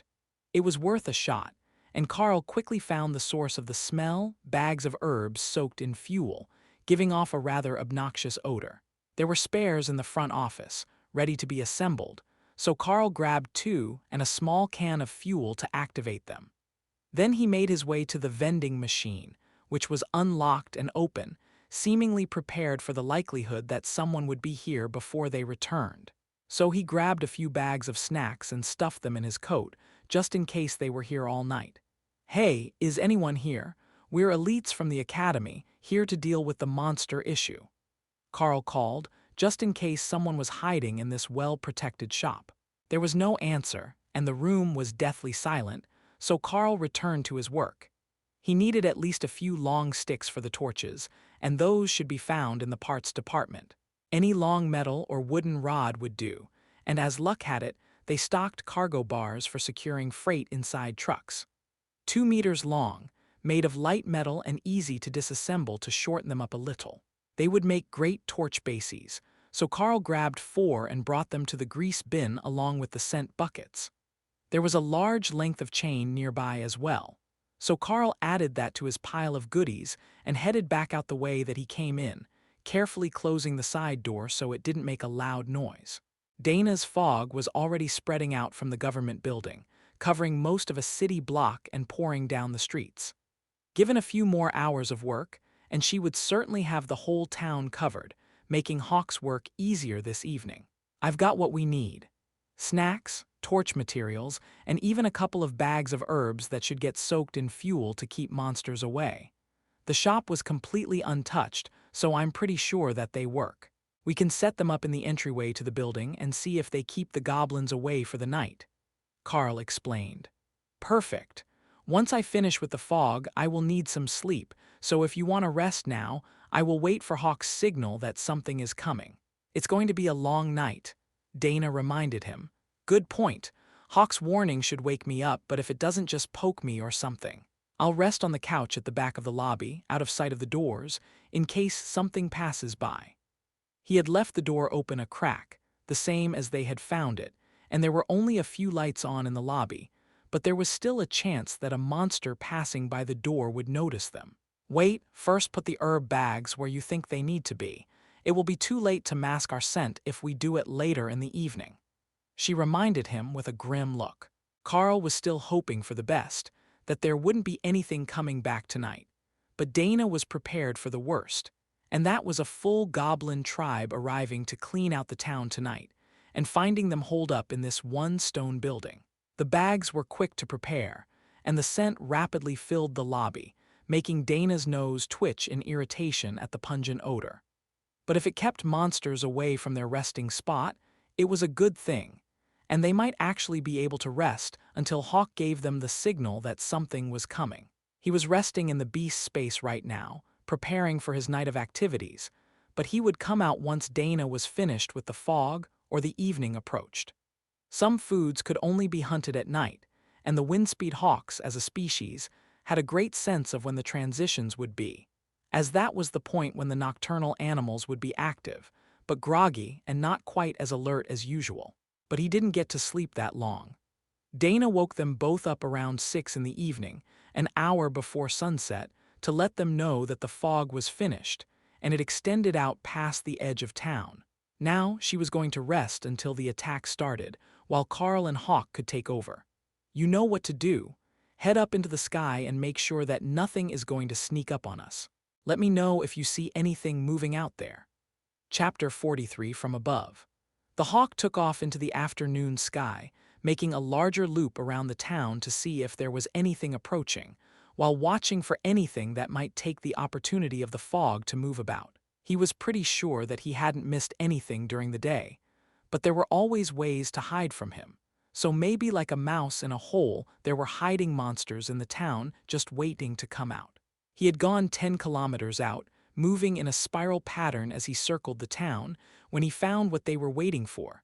"I found it. A whole bunch of goblins are headed to the town now. They're just putting out their fires and starting to move. Do you want me to follow them?" he asked. Carl frowned. That was close to the worst-case scenario that they had imagined when they prepared for the evening. Keep tabs on them, but make sure that is the only thing coming our way. We can likely deal with a pack of goblins, but if there is something stronger than a common monster, we could be in trouble, he replied.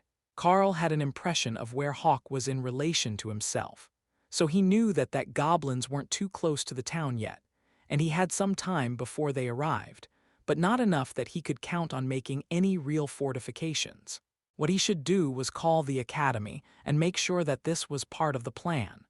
Since they didn't know if the teachers were aware the town was empty when they were sent, it would be best to make sure.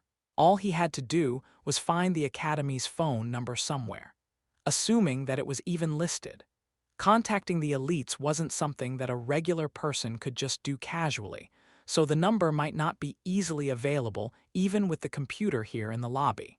They should have most of an hour before the goblins reached the town, so he would wake Dana up in half an hour to get freshened up and have something to eat before the fighting started. The goblins are splitting up. They will be going all over town, but not in a big pack. Hawk did his best to explain the situation as the goblins got closer to the town's low wall. All right, you can start working once they are in the fog and separated. Just don't get hurt. I will wake Dana now, Carl replied. He gently shook the mage awake and gestured toward the break room in the back of the lobby. There are washrooms back there if you want to get clean and grab a drink before the fight starts, he whispered. How long do we have? Carl listened to Hawk's running updates and did his best to calculate. I would say about 5 minutes until they're actually in town, and 15 or 20 before they reach this side of town. They're about to reach the outer fog now, and they have slowed to a slow walk as they search. Dana disappeared into the back room and came back a few minutes later with a lunch box in each hand. They're still good, or at least they smell like it. They were in the break room fridge, but I'm sure that whoever's lunch this was will forgive us. Do you know the academy phone number or how to find it? We should probably call them to make sure this is part of the plan, Carl suggested as he finished the container of leftover spaghetti and the 2 sandwiches. Whoever brought this had a serious appetite. I can try finding it, but I'm not sure that it's a public number. Let me know if anything is getting close.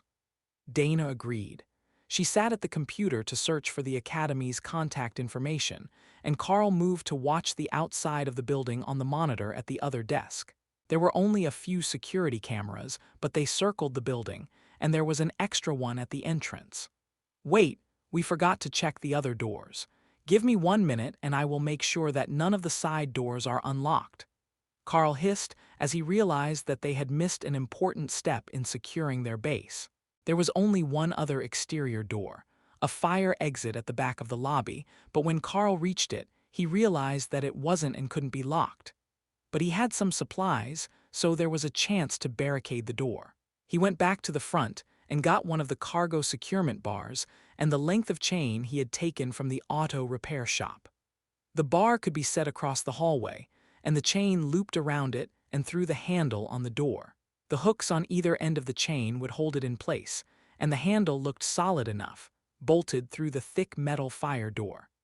Carl didn't know for sure how strong a goblin was, but there was no chance that he would be able to pull that door open, even if he had someone along to help him.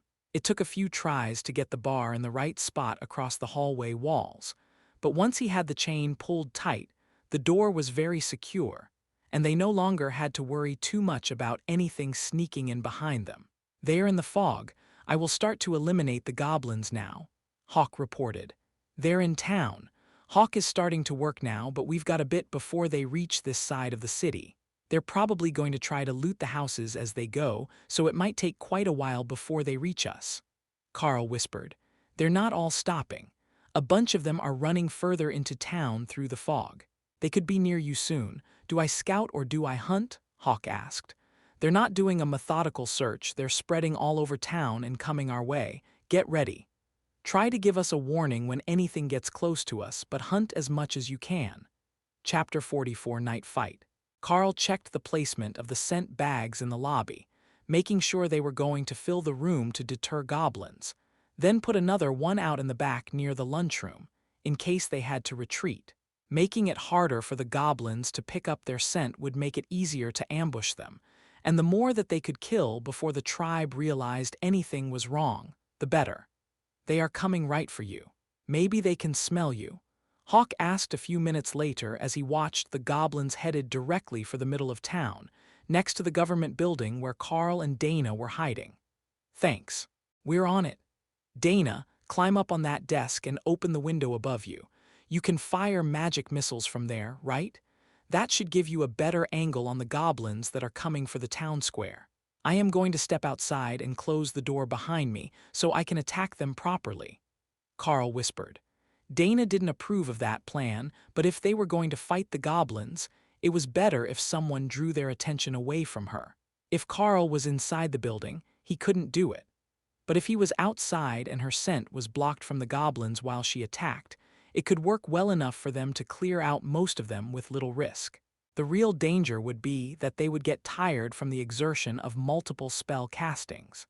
They would be restraining their powers, so the exponential mana cost as you approached your limits wasn't as much of a hindrance, but there were still limitations on how much they could do. Even Hawk couldn't hunt all night long without a break.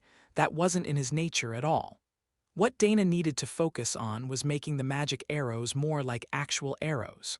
Normally, they were glowing spears of magic, but she didn't want them to glow tonight and give away her position. The first goblins came as a pair, skulking through the streets searching for something that they would never find, as Carl's rend tore them both apart at the same time. Their bodies fell into a bush along the side of the road, next to the building that they thought would hide their presence, and Carl returned to waiting. The smell of goblin blood would certainly bring others to him, which was precisely what Carl wanted at the moment. They were all spread out across the town, so they wouldn't arrive in a group, but if they arrived a few at a time, they would be no match for him and Dana. Given his physique, even if he were just to fight them, Carl was fairly certain that he could take one or two goblins at a time without using skills, but there was a serious risk that he would be wounded, and neither of them knew any healing skills. Carl heard the rustle of a branch, when there was no wind in this fog, and turned to find another trio of goblins trying to sneak up on him. A streak of faint light hit one in the back, punching a hole through its chest, before Carl tore the other two apart with rend. Even at a quarter power, which put virtually no strain on his body or energy, the 4 streaks of light shredded the goblins with ease. They might be strong for their size, but they were soft, and their hide was no match for his attacks. In the sky above, Hawk had realized the same thing. He used only the bare minimum of power to take out his targets all over town, saving as much as he could for later. Carl always gave him a reward for doing a good job, and it had to be an excellent reward if he managed to keep up the battle until all the goblins were gone. Unlike Carl, who simply fought where he was, Hawk had started his battle on the downwind side of the town. That way, the scent of goblin blood would be blown back across the areas he had already cleared instead of wafting over the village, as Carl's kills were doing. Not that the goblins were all that concerned. Most of them were still focused on loading large bags of stuff from houses, and Hawk just had to wait to kill them until they came back out. But as they moved through the houses and didn't hear their fellow tribesmen anymore, they were becoming concerned, and that was causing more of them to move toward the smell of blood. You have more incoming. They can smell your fight, Hawk warned as he took out both a goblin and an earth mouse at the same time. Carl probably hadn't banned him from eating his kills. At least Hawk didn't remember him doing it, so he happily ate the mouse before looking for more goblins. It was a good night. There was work, but there were also mice, and a promise of rewards later. Maybe he could even convince Carl to give him a whole vial of that blood juice that was so good for his strength. Dana tapped on the windowsill to get Carl's attention and pointed through the fog to where a group of 4 goblins was trying to sneak up on them. It was a terrible effort, as their eyesight was not good, and through the fog, Carl could see much further than they could. What they were going by was the smell of blood, but there was none on him, or in the building where Dana was hiding, so they were on the wrong side of the square, out in the open when Dana's spell took 2 of them out before they even noticed they were in danger. Carl was about to attack when instinct told him to move, and he sidestepped while turning, barely avoiding being hit by a flying dart fired from a goblin blowgun. Using his full strength, Rend killed the creature and three of its companions at the same time, slicing them into pieces that fell into the grass. Dana took out the other goblins across the park, and Carl gave her a thumbs up in approval. He would have to be extra careful of those darts, in case they had some sort of poison on them. They didn't look like they would kill if they didn't, and that made them his largest concern in the increasing darkness. Chapter 45: Easy Pickings. The darkness was also a benefit to Carl, as he could hear the goblins running into various things around town, where the lights in the houses had been broken or turned off. They might have a sneaky dart gun, but if they couldn't see him, then it wouldn't really matter what sort of weapons they had, they wouldn't be able to hit him. With that in mind, Carl shifted into the shadows of an alcove and waited for more goblins to be attracted by the noise and the smell of blood. He could hear Hawk hunting in the distance, the short shrieks of goblins as they were assaulted from above, cut off before they could get a full word out. But Hawk's narration said that he was still high in the sky, using the dark to his advantage while attacking down into the fog. The goblin tribe didn't stand a chance tonight, and they were so easy for him to kill that Hawk was barely trying, just using multiples of very low-powered attacks to eliminate the pests without tiring himself. Bird-type monsters were the reason that goblins lived in caves, and they had no real way to deal with an irate bird whose territory they had invaded. They could only wait for it to swoop or run and hide until it calmed down. Another pair of magic missiles from Dana took out two more goblins on the edge of the central square, while Carl saw another scurry into the corner by a set of stairs. It had seen its comrades fall, but couldn't see the attacker, so it was hiding and waiting for its chance. He couldn't afford to let it warn the others, so Carl crept up to the stairs and then tossed himself into the air using the railing so he could see down at the hiding goblin. The height shocked him. Carl wasn't really used to the additional strength of his body, and he had thrown himself nearly 3 meters in the air, but it gave him a good view of the target, and his Rend took it out with ease. Then Carl caught the edge of the roof beside him to slow his fall, and carefully dropped to the ground, limiting the noise he made on the sidewalk. The soft thump didn't seem like it would carry far, and Carl returned to the shadows in front of the government building to wait for more goblins to approach. Their eyesight might be terrible, but their hearing and sense of smell weren't, so they had to know something was up by now. The stench of goblin blood was all that Carl could smell, and he didn't even have any on him. Then, the sound of bare feet slapping on the concrete as they ran in his direction caught Carl's attention. There was a larger group coming for them, and as they reached the square, they started to shout, calling for reinforcements as they searched for the culprit. Carl stepped out into the street and cut down two of the closest goblins from a block away, where they were barely visible through the fog, even to his eyes. Dana hadn't started firing magic missiles yet, so she probably couldn't see them, but the goblins understood which direction they were under attack from and turned to run toward Carl, waving rusty blades and clubs as they screamed. Swinging his arm in a wide arc, Carl sent out a 3-meter-wide quartet of attacks which scattered the goblins, with some leaping to the side, some dropping to the ground, and an unfortunate few being torn to shreds.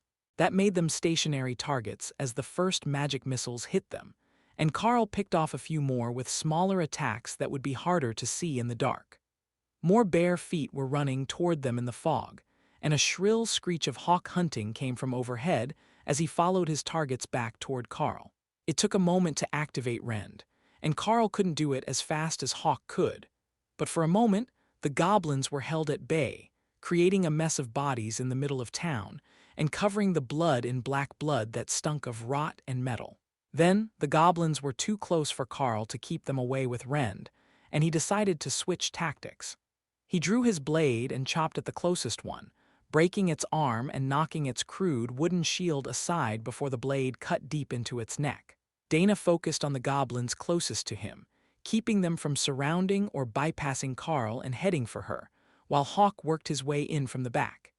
It was impossible to tell how many were left in the fog as Carl traded blows with 3 more goblins, trying to get an attack in without leaving himself open. They were surprisingly strong for their size, but not strong enough to be called awakened monsters, as they were learning as they failed to stop Carl's counterattack. A wave of sword light in the form of Rend sliced through the goblins in front of him, giving Carl some breathing space, but the larger attacks were hard on his stamina, and he wouldn't be able to do that too many more times. Instead, he retreated toward the government building, using smaller Rend attacks as he went, and the goblin pack began to falter. "I can't keep this up," Dana warned from the window above him as Carl reached the door to the building. "That's fine, you don't need to. Lock the window and take a break. I will defend the doorway while Hawk works outside. I think he has a bit more in him," Carl wheezed, winded from the exertion of fighting a larger goblin pack. "I have been going easy on them. Small attacks is all it takes, and they're too dumb to fight back." Hawk gloated. "Just keep it up and get rid of the rest. Don't let them find a way into this building." Chapter 46. Don't you listen.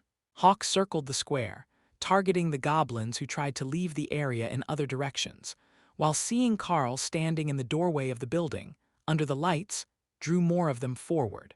Dana slumped as she climbed down from her perch on the windowsill, and went to sit in one of the chairs in the break room to recover and get some energy back.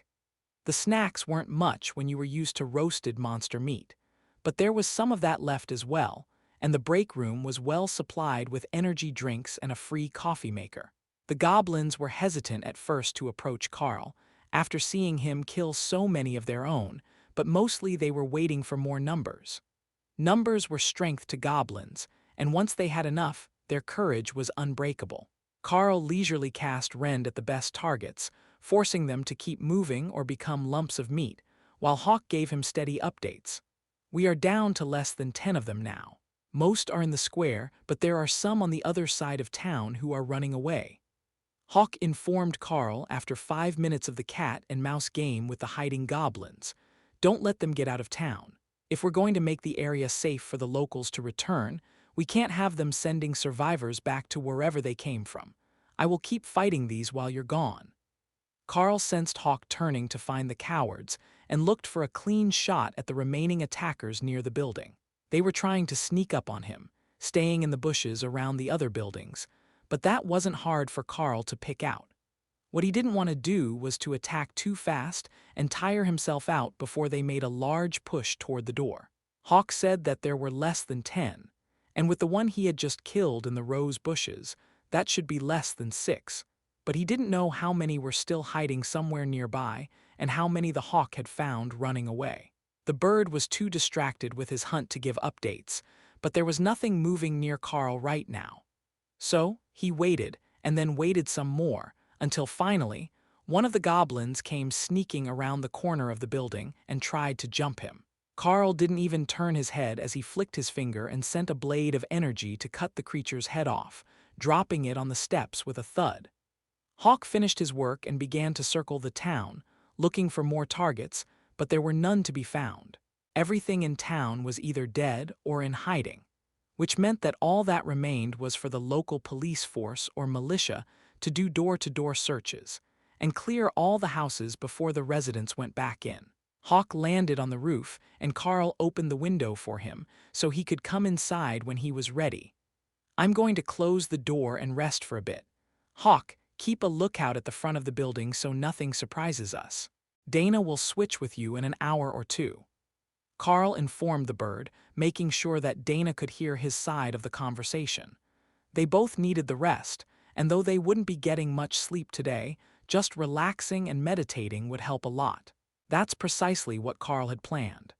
Some roasted monster meat to get the energy flowing through his body, and then meditation to refill his and Hawk's energy storage. With a bit of luck, they would feel refreshed again in a few hours, and they would be ready to face the next day, after calling someone to come find them. For the next hour, Carl rested and meditated, regaining most of the energy that he had burned through, while Dana did the same. Then they both got up to check in with Hawk and make sure that nothing had been happening around town. Make one more flyover of the place, and if there isn't anything changed from last time, you can return to the beast space and sleep for the rest of the night. I think that we've gotten through most of the threat now, and I will take care of getting us back to the academy in the morning." Carl informed his feathered partner. Hawk flew off, making his rounds over the town, while Dana went to search the computers in the office to find a useful phone number, and Carl guarded the door. "I've got something. There is a government emergency line here, direct dial red phone. Do you want to make the call or should I?" she asked. "You can make the call. Let them know that we're students sent out on a mission. The town appears to be clear, and that we could use a ride back to the academy." Carl listened to the one-sided conversation and tried not to laugh as Dana struggled to get anyone to believe her. "No, we are students from the academy sent here to clear the monster infestation. Of course, I know the town has been overrun and it was evacuated, that's why we're here. We are elites from the academy. Yes. No, let me try this again. Sergeant Rita and Professor Mills sent us here on a mission, using a transport spell. We have finished clearing out the goblin tribe and we need a ride back. Just contact the academy, don't make me take this to your supervisor." "Oh, he's right there, is he? Put him on the phone." "This is the Awakened Rank Mage Dana, assigned with the Awakened Rank Warrior Carl to do monster control of this town. The Goblin Tribe has been eliminated, and we need you to contact the Academy to pick us up. Our phone was damaged." "Yes, over 50 goblins were found and killed. The entire tribe is dead, unless there are some that left the area entirely. There are no more signs of goblins here." "Yes, I understand very well what making a false report and impersonating an elite could mean. But as I'm not doing either, please send for an academy transport." "Fine, sending for a military police unit works just as well. I will remain on the line until they arrive." At that point, Carl couldn't hold it anymore, and he began quietly laughing, using his arm to stifle the noise. Not for long, though. The sound of helicopters in the air alerted Hawk to incoming visitors only a few minutes later. "Return to the beast space, I don't want any misunderstandings. They're all idiots and they're not listening to Dana," Carl instructed. "At least it will be light soon, so they won't be dumb and blind." Hawk replied. Chapter 47, Incoming Troops. Dana sighed over the phone and dissipated the fog so that the helicopter could see to land. "Yes, I know there is an unnatural fog here. I created it and I am dissipating it now. They will be able to land in under a minute." She was explaining over the phone. "I will send Carl out to flag them down with a torch. That should be pretty recognizable, right?" "Yes, we prepared for a power outage, should the monsters be smart enough to cut the main power. You're not all that bright either, but you're right here on the phone with me, aren't you? Don't underestimate the monsters." Carl laughed as he grabbed a pole and tied a rag around it, then dunked it in the grease and lit it up. The torch created a bright flame with thick black smoke as the excess grease burned, but it was impossible to miss in the rapidly thinning fog. The helicopter didn't land. It just dropped a group of ropes, and a team of men in black uniforms with rifles in hand dropped into the town square and formed a defensive ring. They seemed a bit too paranoid by Carl's estimation. They should have been informed that the threat was already gone, but they seemed to take their jobs very seriously. "Academy Warrior Carl?" the team leader shouted over the noise of the helicopter. "That's me. The helicopter can land over there. We already cleared the town, so there shouldn't be any more goblins here." Carl shouted back. Instead of landing, the helicopter moved to a higher altitude and away from the landing zone, flying in a circle around the town, presumably looking for more threats. "Let's get you to safety. Where is the mage?" the team leader asked. "Inside, but as I've told you, it's already safe. Look around you, there are no more living goblins," Carl repeated. The team leader hustled him back inside, but most of the team remained outside the building, searching the square, which was covered in dead goblins from an evening of battle. "I need you to put your index finger on the scanner for me." The team leader insisted, and Carl complied, scanning his identity the same way he had 1,000 times before, clocking in and out of the mines for his after-school shifts. Identity verified. Golden Divine Academy, elite student Carl, awakened ranking assessment under review pending formal exam. The man looked between his identity scanner and Carl, then at Dana and back again with a surprised expression. "See, we told the guy on the phone what was happening, but it looks like nobody actually believed it. You are welcome to explore the town, though. It will still need to be swept to make sure that there isn't anything hiding in the houses that we didn't detect, and someone will have to clean up all the goblin bodies in the streets. I'm reasonably sure that's not part of our job description, Carl explained. There are more coming.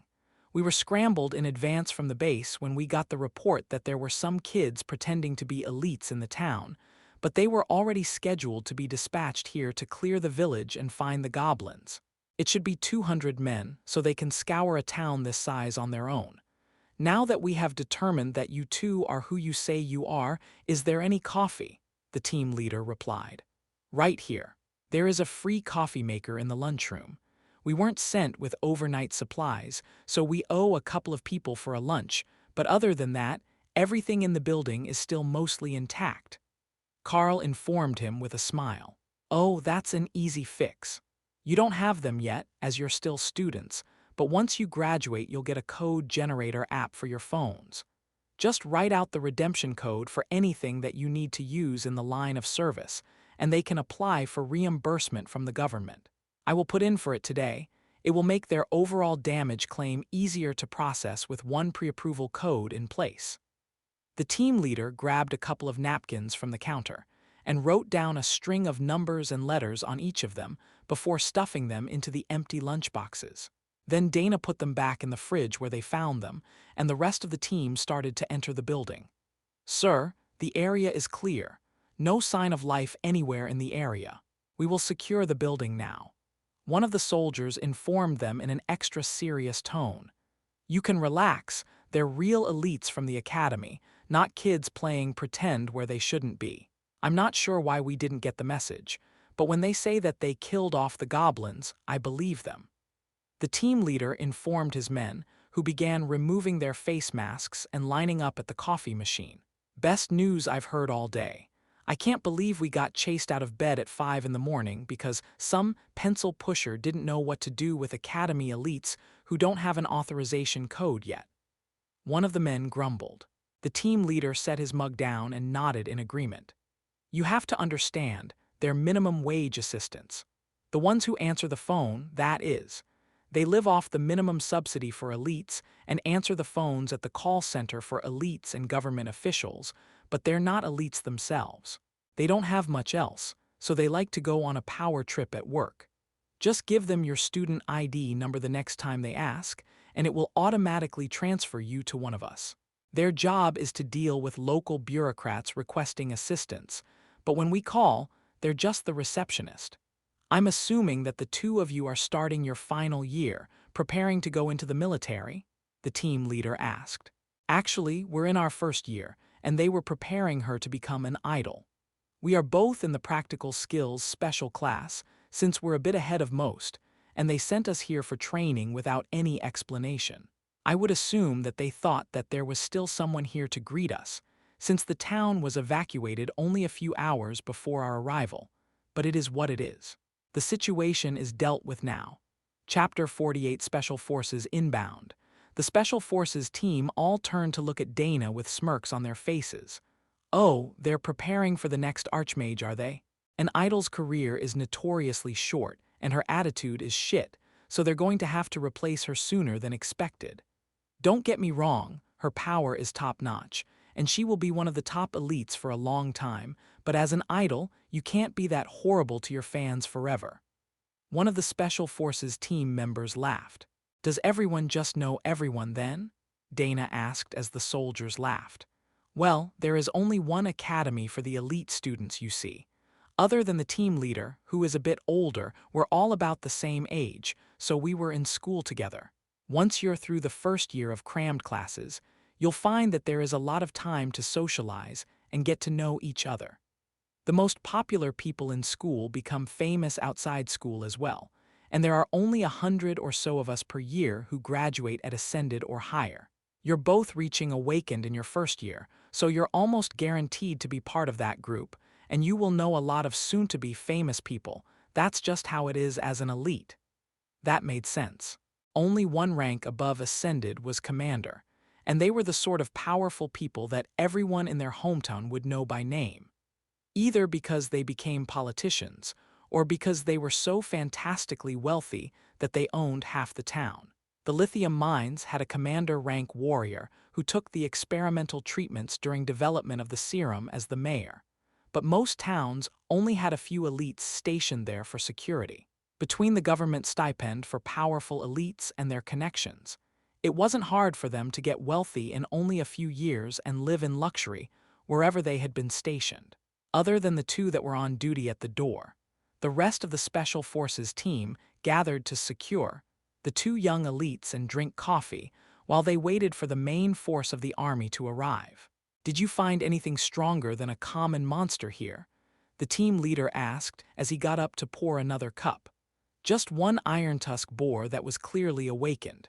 If there was a leader among the goblins that wasn't at the common rank, I didn't notice. They're a bit difficult to tell apart in the dark, especially with the fog, but I don't recall any of them surviving a direct hit," Carl replied. "Why did you choose to cover the town in fog anyhow? Wouldn't that just make your job harder?" one of the Special Forces team members asked. "Not really. It makes it harder for the goblins to see where they're going, so they're attacking blindly until they're almost on us. But I've got a hawk as part of my class skills, and he's great at hunting in the fog. You see, if it stays close to the ground, he can see down into it, while they are looking forward and unable to see much," Carl explained. "Oh, so it is like the druids that have an animal companion instead of a beast form?" one of the others asked. "Sort of. It's a windspeed hawk and he's just made awakened rank. An actual magical beast, not just a hawk. Now we're talking. That would explain your confidence in hunting in the dark. Those things are a menace." The man grumbled, remembering a time when his team was attacked by one. They all sat and waited until the team's radios announced that the trucks were reaching the town limits and the army was spreading out to do a full search of the town. Well, that's the end to happy fun time. They will want us all on standby in case they find something. They've got rifles, but they're not elites, so they will call for us if they find anything more than a lone injured goblin," the team leader explained. Then he led them all out into the open area in front of the building, what Carl had deemed to be the town square, which he now realized was actually used as an open-air market. But all the stalls had been packed away until its next open day. Today was Sunday, the usual off day for most laborers, so it would have likely been opened if there were anyone left in town. But the empty space had made it much easier to fight last night, and eliminated most of the good hiding spots for the goblins to sneak up on them. More goblin corpses here, requesting sanitary cleanup. Goblin cleanup at 6th and Main as well, and at 7th and Main. Carl smirked as the reports of bodies strewn all over town came in, and the Special Forces team tried not to laugh. "You really did just set a windspeed hawk loose in the fog, didn't you? There are dozens of them here, which makes sense for two elites fighting together, but there are random bodies all over town, one at a time. You would have to be pretty sneaky to get them like that without alerting the others." The team leader commended them. It was an excellent tactic. With Dana's fog, not only didn't they see Hawk, they didn't see the bodies of their tribesmen either, so they just kept doing what they were doing until he had time to get to them. A few minutes later, the command vehicle, an armored sedan car, reached the center of town and promptly ran over a goblin corpse, spreading the stinking blood all over the undercarriage. "I hope they don't want us to get in that. The smell is going to linger for days," Dana muttered. "Don't worry about that. You will be returning with us to the academy. I already sent for approval from your teachers," the team leader whispered. Chapter 49 Streets swept. A sharply dressed officer in his formal uniform stepped from the sedan car with a grimace on his face for the smell of dead goblin that his driver had just run over. "Greetings, it is a pleasure to meet you both on your debut mission. I am Base Commander Colonel Ryan, in charge of the purge of the town today." He greeted them, sounding much more enthusiastic and less professional than either Carl or Dana had expected. "Greetings, Colonel Ryan, but this isn't our debut mission. This was a training mission from the academy. We're not up for graduation this year," Dana replied with a sweet smile that seemed to relax the officer even more. "Not a debut mission. Well then, I guess there is no need to plead for tickets to your inaugural event. But to have sent just the two of you for an incident of this magnitude is incredible." To think that a pair of elites in training could be this powerful. He gushed. Carl didn't miss how the Special Forces team all rolled their eyes at his flattery, but with the enhanced peripheral vision, he didn't have to turn his head to see them clearly, so the man didn't notice that Carl's attention wasn't on him. I have 200 men scanning the town now in pairs. They shouldn't take long to do a door-to-door sweep and search every home. Then we can return to the base to wait for one of the older elites to come pick you up. The base commander informed them. Sorry, Colonel. There are already arrangements in place to bring them back with our team. We will be extracting them to the academy as soon as we have verified that the mission is complete and the town is safe for residents to return to. Unfortunately, there will be no time for photo shoots or any publicity events this time, but I'm sure you understand. Security is paramount for the academy, after all. That was when Carl realized what the colonel was after. He was trying to make friends among the younger elites, networking to expand his connections in the future. It was probably part of his job as a base commander to be in the know about everything that was happening at higher levels. But it was a bit strange for both Carl and Dana for someone with that sort of influence to have an interest in them. With so many soldiers moving through the town, it almost felt like things were getting back to normal. There were people in the streets, hurrying about their business, workers with wheelbarrows cleaning up. Even a fire truck had been pressed into service to clean the streets of goblin blood, as the stench was becoming unbearable in the sun. But in the minds of the common soldiers, it only reinforced how terrifying the elites were. These two were still students, and already they were tearing through entire goblin tribes that would have taken their whole unit to safely deal with. Everywhere they went, there were more goblin bodies, and even Carl hadn't bothered counting how many of them Hawk had dealt with since they arrived here. All that really mattered was the number that were still alive, and when they could be finished with this assignment and go home to a proper meal. In the distance, at the town's garbage dump, a filthy fire was sending thick black smoke into the air as the soldiers used diesel fuel to ignite the bodies of the goblins, purging them so they wouldn't spread disease through the area, and eliminating the worst of the evidence that monsters had actually overrun the town.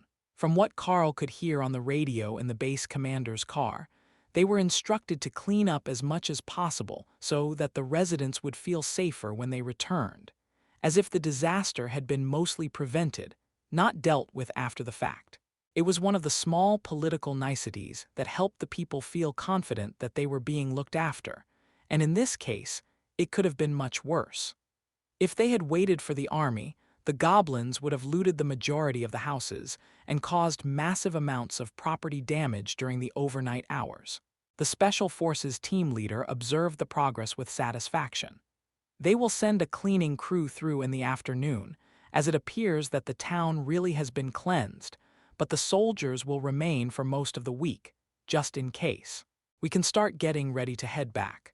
Was there anything else that you wanted to make a note of before we leave?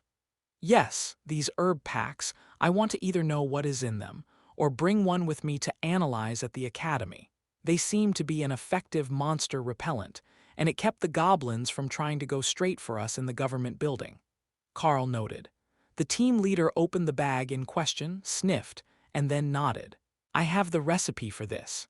It's a pretty common pest deterrent, but the herbs for it only grow in a few areas of the country, this being one of them. I didn't know that it would work for goblins, but it works very well on insect-type monsters, as well as regular bugs. The local mosquito repellent deterred goblins. Perhaps it just masked the scent of humans so that they didn't realize the area was inhabited. But if it worked, and Carl gave the team leader a thumbs up to signal that he would want that recipe later. Excellent. Then we are off to the academy. Base Commander, we will return this evening with a full report for you, the team leader announced. Thank you, Major. I will look forward to the detailed exploits of these two outstanding trainees. The helicopter returned as they were speaking and landed on the roof of the building, which was accessible through an internal stairwell that was marked Smoking Area. You look more excited now than you did when we arrived, one of the team members noted. I've never been in a helicopter before. Dana and Carl replied in unison, then burst into laughter at their synchronized thoughts. Well, we can change that. Hop in and fasten your harness. The Academy won't forgive us if you get injured on the ride home. The team leader informed them with amusement clear in his expression. Yes, sir. Chapter 50 Career Paths. The helicopter lifted off and turned toward the east, flying high over the treetops and roughly following a river. It's beautiful from up here. Dana spoke into the microphone, nearly drowned out by the noise of the helicopter. It's like nothing you'll get to see on the ground. You two did good down there. I don't know what the Academy originally sent you to do, but I'm pretty sure it wasn't for the goblins. I checked while we waited, and the other teams of students all went to take out a handful of magical beasts and then called for a ride home the first afternoon. The team leader informed them, now that there were no more curious ears around to overhear them. I thought that might be it. There was a group of wild iron-tusk boars near the town. That was a nice light start to the day, and at first we thought that might have been it, but then we realized that all the houses were empty, and they hadn't just brought everyone inside to wait. Carl agreed. So, you just started to scout the town for goblins and then killed them all until we showed up? One of the other Special Forces soldiers asked. We thought that we might have underestimated the teachers, so we cleared out all the goblins and then called in on the hotline in the government building. But they didn't believe us and threatened to send the military police. That ended up being you, and they asked that we stay on the phone until you arrived so they didn't have to put out a search warrant for us. Dana laughed. The soldier rolled his eyes in amusement. They're a bunch of idiots. I'm sure the boss went over proper protocol already, but calling them is usually a last resort. Getting in contact with a military unit or the academy directly will make your lives a lot easier. Do you think that they're going to give you a promotion after this? I see you've still got the first-year common grade badges on, but there's no way that either of you is still common grade. We saw the fog and the bodies. That is definitely beyond the skills of two common trainees. We will see. If they do, it will be great. You know how it is at the academy, power gets respect. So, if we can get them to give us the black badges, we will at least be able to show off to our fellow first-year students. Carl agreed. The Special Forces team laughed at their own memories of school. They were also among the first to advance, so they knew very well that there were plenty of social benefits that couldn't really be quantified about being the first with the black badges. Then later, when you moved up to the Bronze Ascended badge, usually in your second year, you were among the real powerhouses. With the body enhancements of the warrior classes, Ascended rank brought about huge changes to their physique, and it was at that point when they could be called truly superhuman. Carl could already jump up onto the roof of a single-story house, but that was still plausible by elite standards. When you could throw someone over the house, then you were getting into the feats associated with the Ascended. We're not far from the academy now. It will be about another half an hour before we arrive, but you should prepare yourself for a lot of questions from the students. It is the off day today, and you're returning in a Special Forces helicopter. I wouldn't call that subtle, so your friends will want to know what you were up to. The pilot laughed as he gestured to a spot in the distance that should be the academy. The helicopter wasn't flying particularly fast, and the side doors were open, allowing the team members to let their legs dangle out the side while they were held in by a safety lanyard. Normally, that would be concerning, but Carl had seen them rappel down ropes from that same position, so it couldn't be too dangerous, no matter what it looked like. As they got closer to the academy, they could see all the students out in the yard relaxing and studying. And Carl could see all the heads turn as they noticed the sound of an incoming helicopter. It wasn't the sort of noise that you would hear every day, so it attracted a lot of attention, especially when it started to set down on the helipad next to the main building. The doors were open, so everyone could make out the two white and gold student uniforms among the dark green Special Forces outfits, and the innate need to know all the school's gossip kicked in. The teachers should be out here soon. They want a statement from you on what happened during the mission, so I wouldn't count on keeping your day off. The pilot informed them as the rotors began to slow to an idle. Yeah, I was afraid that would happen.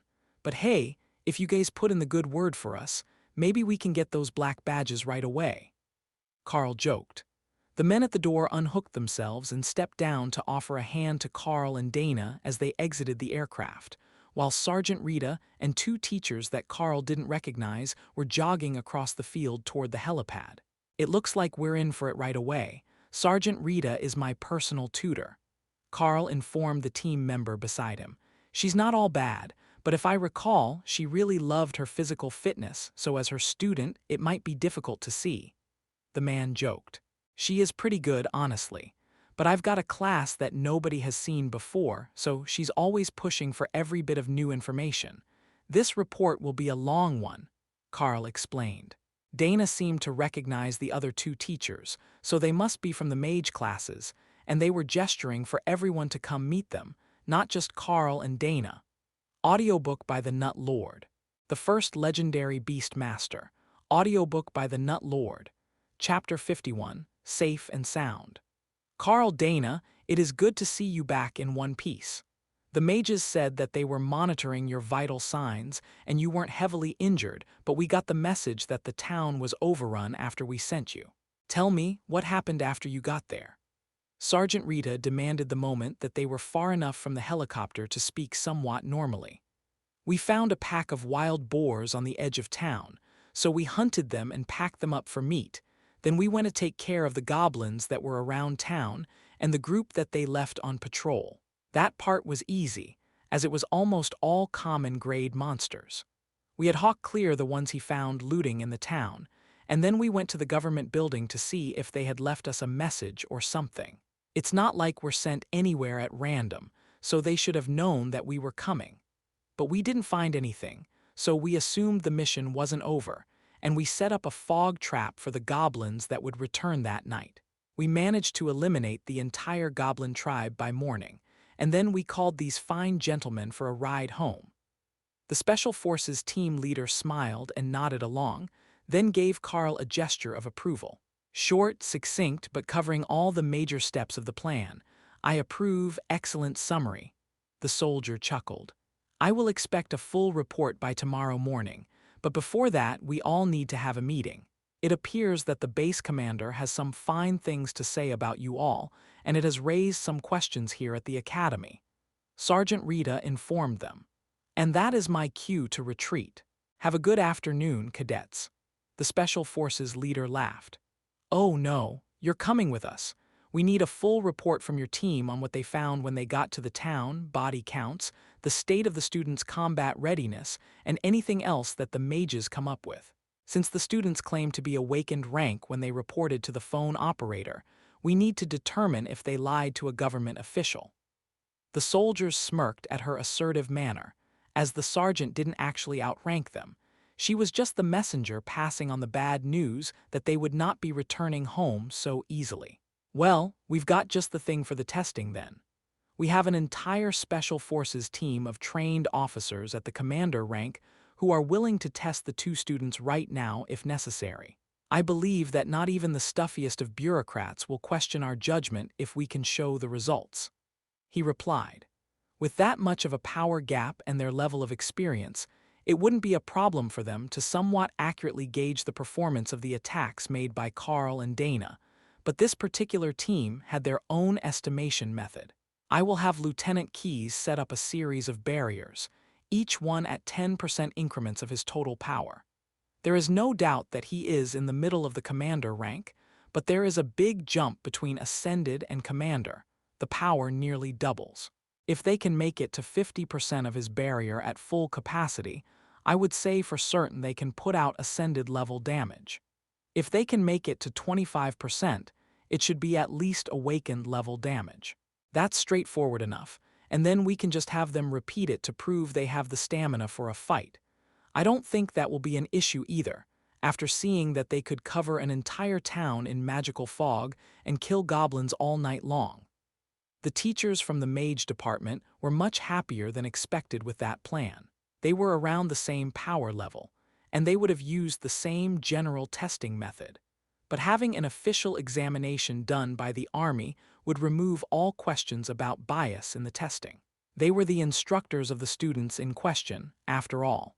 If someone thought that they had passed too easily, it could hurt the teachers' reputations. Sergeant Rita pointed to a building at the side of the compound. Let's do this in the practice gym. It's set up with all sorts of protective walls so nothing gets damaged, and we don't have the whole school as an audience. Carl shrugged, not concerned one way or the other. He knew that he could pass this test.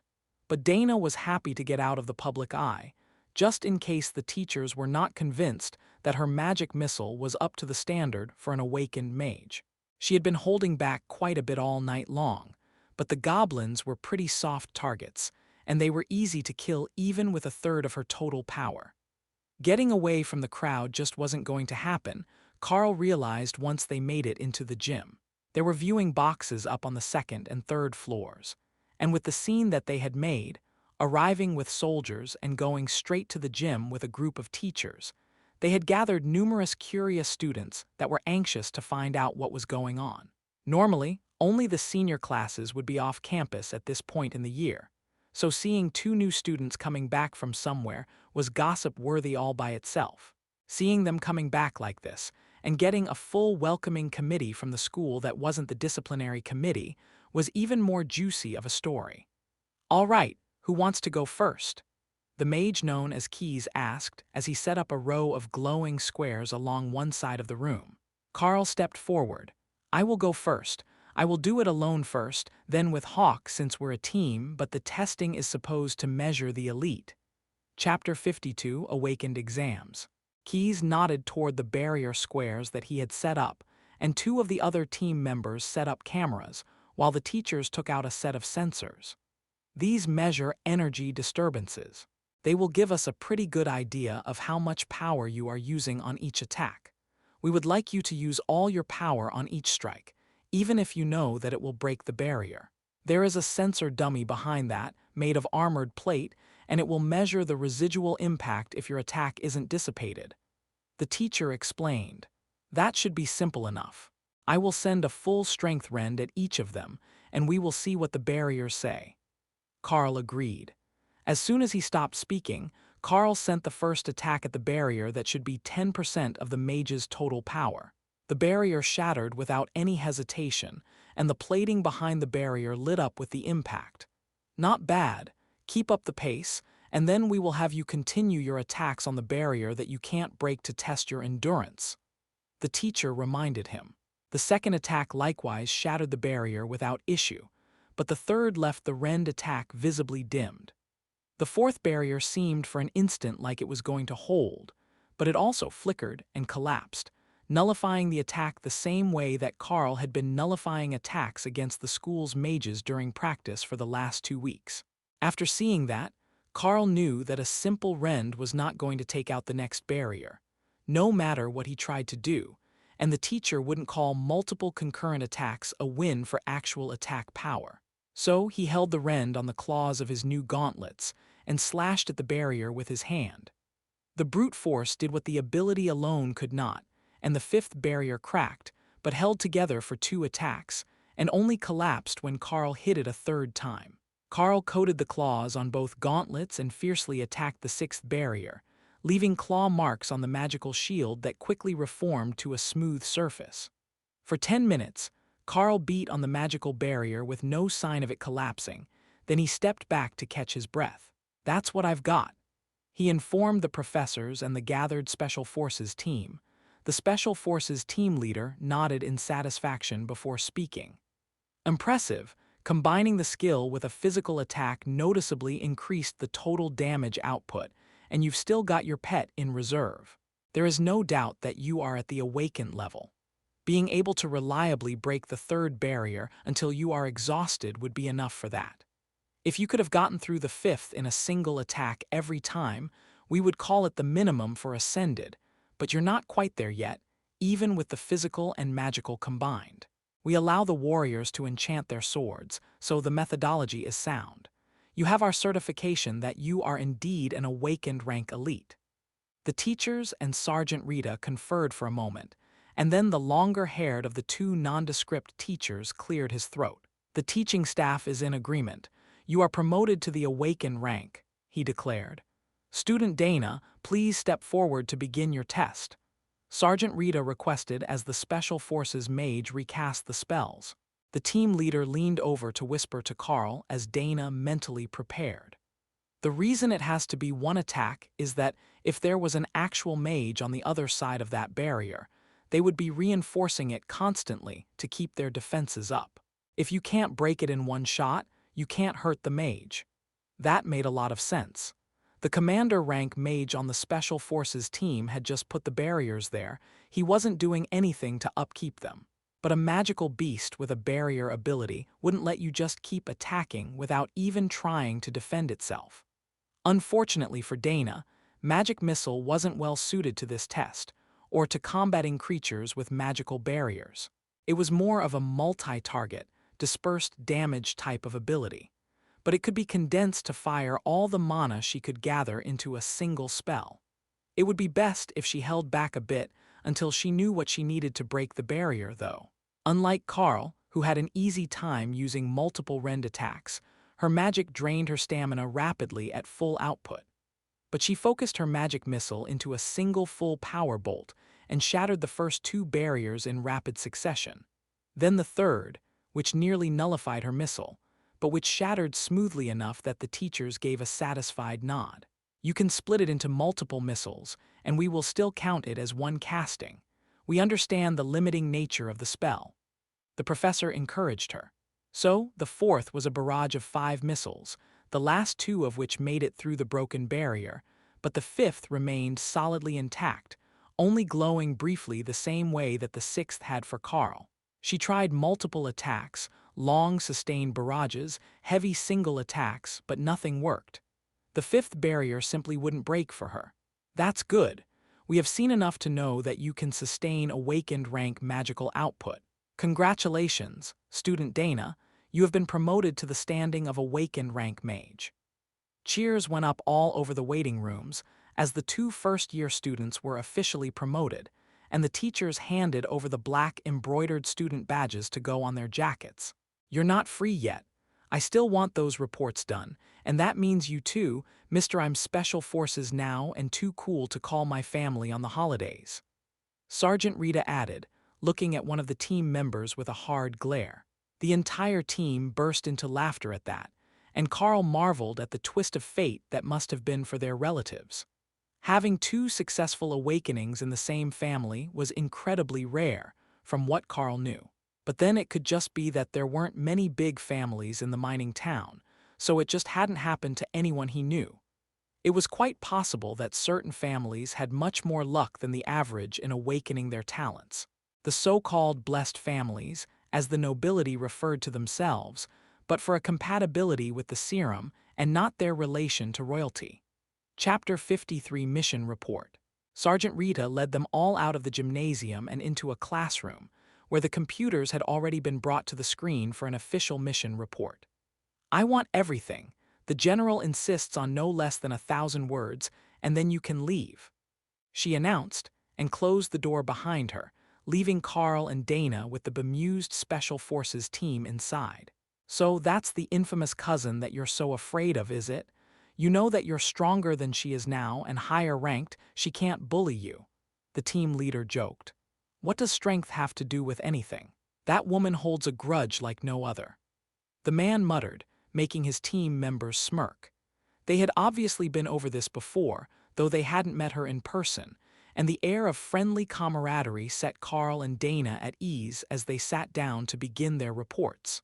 The tapping of keys filled the air as everyone got to work, ignoring the previous conversation in favor of getting the unpleasant part of their day out of the way as fast as possible.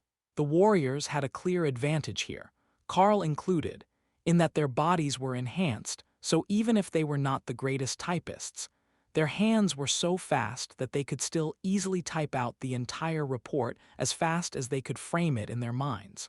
The reports from the Special Forces team were more detailed and structured, as they had done them 100 times before, but Carl and Dana did their best to not forget anything that they had done or seen after they had arrived in that town. You two got quite the first mission, didn't you?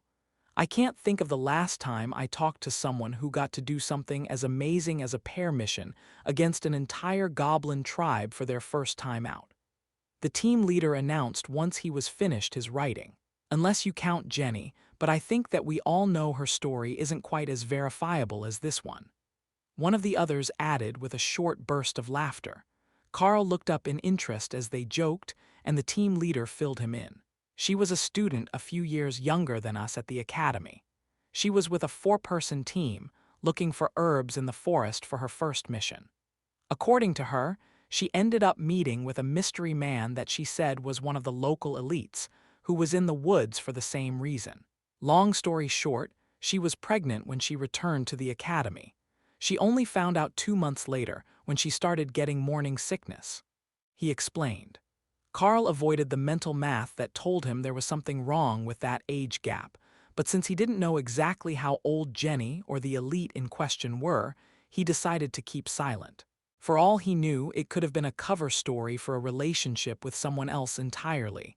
Dana looked up from her work. Jenny Starpepper, she's from my hometown, the team leader nodded. That's the one. Have you met her kid? I heard he's adorable. Dana shook her head. Calling him cute is being extremely kind to him. He's just going into elementary school now, and they have to put mittens on him to keep him from clawing at people. The word around town is that his father was a berserker, and the rage skill got passed along to their kid, who can't turn it off. But that's mostly just gossip. She's married to one of the bankers now, and their younger two really are adorable.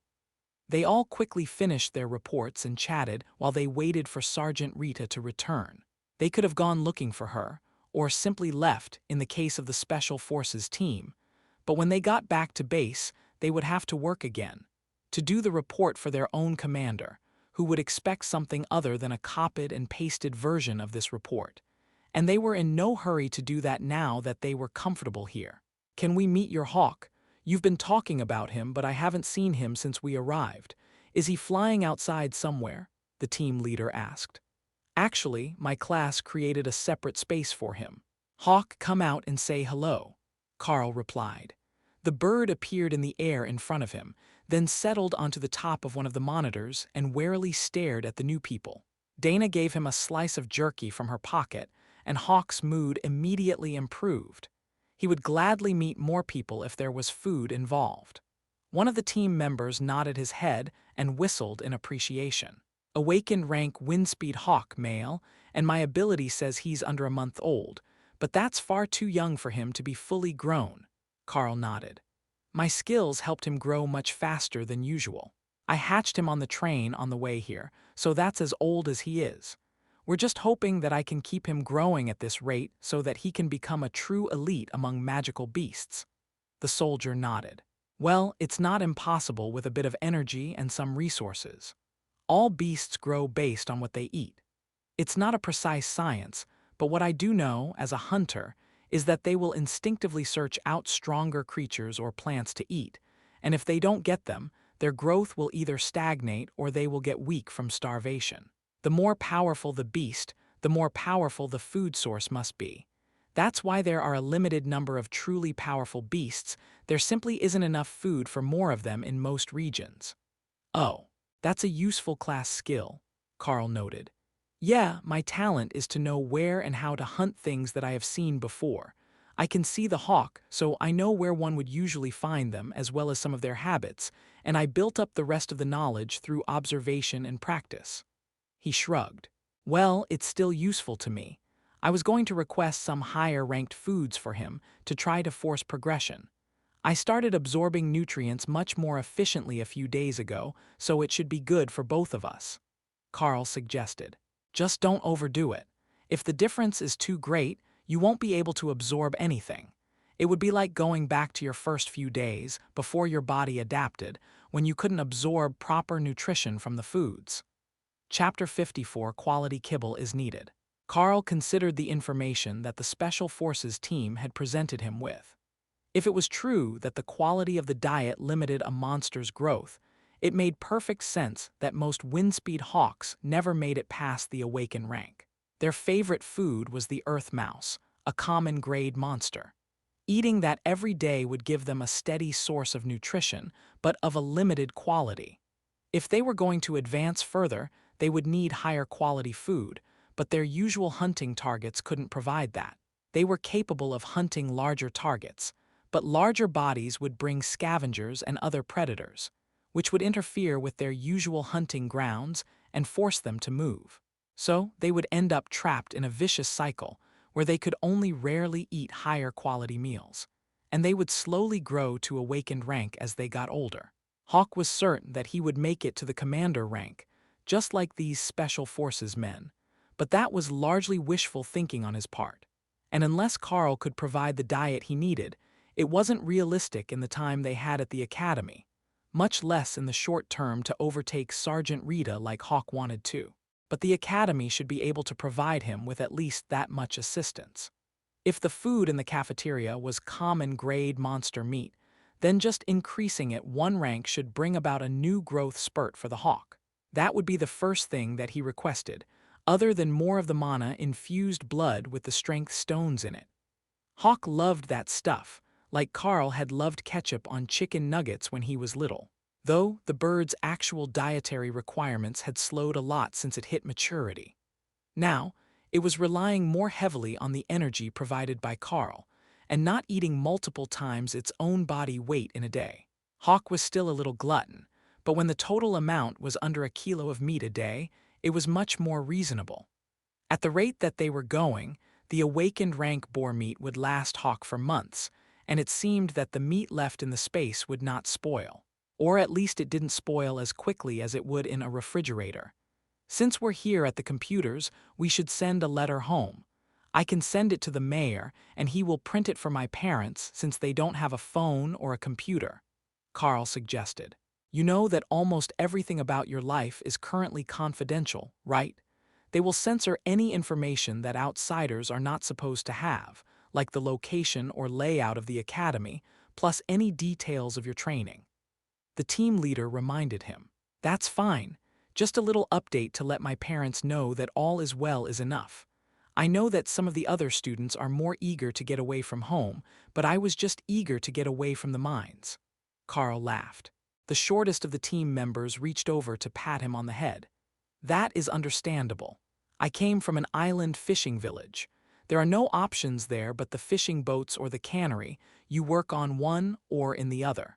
The day I left was the happiest day of my life, but I still send a little something to my parents now and then. The others nodded in agreement. There are money transfer limits, but we can still send them enough to be doing well. My dad is an accountant in the capital, and he still loves his job, but he's one of the most boring people I know. My mom always tries to convince him to agree to going somewhere fancy for dinner when I visit, but he likes roast beef and potatoes so much he'd have them for every meal. One of the others laughed. Dana smiled as she wrote a short letter home, not directly referring to her rank or class, but letting her parents know that she was doing well, and that the academy was treating her well, with a beautiful room. She omitted the part about it being so loud that she preferred to study on Carl's balcony, but her parents would take that the wrong way, no matter where she was. Carl kept his nice and simple, telling them that he had finally gotten a proper growth spurt to catch up to the height of his classmates, and that he was making friends and meeting plenty of new people. The soldiers thought that was hilarious, given the circumstances, but it was the sort of letter that could be sent home entirely unredacted. Most would want to include details of their training or their rooms, which would be scrubbed by the academy staff before the message was sent. While they both knew that they wouldn't be getting a letter back anytime soon, as the academy wanted them to focus on their studies, not the life they had left behind, it was still comforting to know that their parents didn't have to worry about them. Carl looked over his letter with satisfaction, then hit send and clicked the button that confirmed the message would be viewed by academy staff before being sent to an outside address, even if it was a government email address in his hometown. All right, that should take care of the important parts. Now I just need to talk to the kitchen to work up a new diet plan for Hawk, and I can start on the next phase of my studies. He informed the others, then sighed in relief. The team leader gave him a comforting pat on the back. That is always the fun part. We were the third year of serum injections, so when we were here, nobody knew anything about how to keep progressing. They hadn't even had any graduates yet the first year that we were here. But it's all about going with what feels right. For the mages, It's mostly focus and practice. For the hunters, druids, and rangers, being at one with nature is a major part of their growth. I think for Carl here, it will be mostly about keeping Hawk growing. The official position is that the serum is the future, but we've learned something interesting in the last few years. The classes can be passed on. Some of them can be taught to older people who never got the injection but have potential, and others can be inherited by children. I don't think that it will be long before they start looking for ways to optimize the serum to give the best classes to those with the most potential. Chapter 55: The Prince and the Overlord. Dana gave them an excited look. You think that is possible? I mean, if they could make a whole corps of golem mages, it would be huge for both the army and for major construction projects. I heard that was what they wanted to try to teach us all, just to see if we could learn the spell. More than just that, I think that they want to find an option that can be taught to people who aren't compatible with the serum. I know there have been some attempts to teach sword skills to students who don't have the compatibility with the serum. They've been a failure so far, the same as trying to teach them magic, but that could just be a lack of mana. Who knows, maybe they will happen upon something good, but that's in the future, and you two are too young to be worrying about your children's future. The team leader laughed. Their laughter was cut short when Sergeant Rita returned with the headmaster of the academy, as well as the old mage who worked the transportation magic, and two men in expensive-looking suits. It is good to see everyone in such high spirits. We were just in a meeting about the incident when your reports came through the system, so these fine gentlemen came to speak to you all before they left. The headmaster informed them politely. If the headmaster was sucking up to them, these two had to be someone important, but Carl had no idea who they might be. There were too many important people in the world, from elites to government officials and even royalty. Royal Prince Axel, Overlord Drake, it is a pleasure to meet you in person, the Special Forces team leader announced, while everyone else gave a hasty bow for the royal. Carl did his best to follow along, but he had no idea if he was doing the formal bow properly. It wasn't exactly the sort of thing that came up in class as a kid. The burlier of the two men, with his long black hair in a tidy braid, smiled back at them.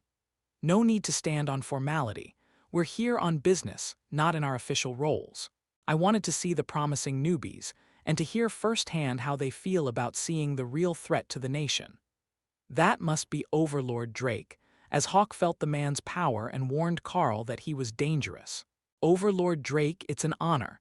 I must say, seeing goblins for the first time was more disgusting than anything. They smell terrible, especially when they're dead, Carl replied. Dana nodded her vigorous agreement, and the two men smiled back at them. That wasn't quite the response I was expecting. Weren't you terrified to have come across real monsters? The Overlord rank warrior asked. I don't think that it even occurred to us. The first group we found was only the 6 of them, and we were confident enough of taking them out, so by the time things got dangerous, we were already past the initial shock, Carl replied. Dana nodded her head and added, Goblins are horrifying creatures, but they're so filthy and disgusting that it kind of overpowers any sense of fear, you know? The prince, with a slight smile on his delicate features, shrugged his shoulders. I wouldn't know. I have seen many things since I graduated, but I have never met a goblin in real life. I am told that the smell of them is somewhat revolting. Why does he look like he's in charge? The big guy is way stronger than he is. Hawk asked Carl, unclear about the human hierarchy. His family rules this whole area, so he gets respect as a future leader, not for the personal power he has now. Carl replied mentally. Oh, like the cub of a big predator. I understand. That was close enough for Hawk to guess where everyone's proper spot in the rankings was. It was critical in his mind to know what was prey, what was not, and what looked like prey but could bring a very dangerous threat your way if you tried to eat it. Was there anything that we could do to help the 2 most promising students of this class grow? The prince asked the headmaster, preparing to leave now that he had made his determination of the character of the people they had been speaking about. Well, Dana is a standard mage. Her first spell was Magic Missile, the same as yours, so anything that you can tell her about your own advancement might help. Or perhaps the Royal Library has a useful spell that might assist her. But Carl is a unique class. He has a deadly pet windspeed hawk that imparts power to him as it grows. That could be more difficult, Your Highness. The headmaster replied. What spells do you know now? Prince Axel asked Dana. Magic Missile and Fog Bank. The prince thought about it for a moment and then held out a hand behind him, then realized that he hadn't brought his assistant into the room. If you have some time, I will give you a spell tome. It's a talent hand behind him, then realized that he hadn't brought his assistant into the room, that I learned when I strengthened my inscription skills. In theory, if you are compatible with them, you can read it and immediately learn a new spell to a proficient level. He explained. I have all the time in the world, Your Highness. Dana chuckled.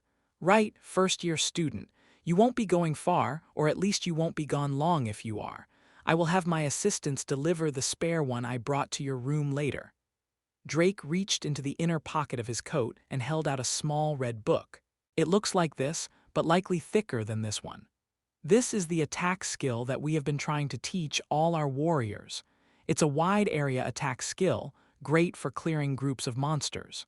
Perhaps Carl would like to try? Carl looked at the cover of the book, which was just blank red leather. What is it called? He asked. Rend. It's not a difficult one, but it is powerful, thanks to the bleeding effect that it has on targets that survive the initial hit, and we are hoping that all the warriors can learn it by the end of their second year. Drake replied. Carl sighed and shook his head. Rend is the basic skill of the Windspeed Hawk. It is currently the only skill that I do know. Chapter 56 Shredded. In that case, I think that I might have something good for you.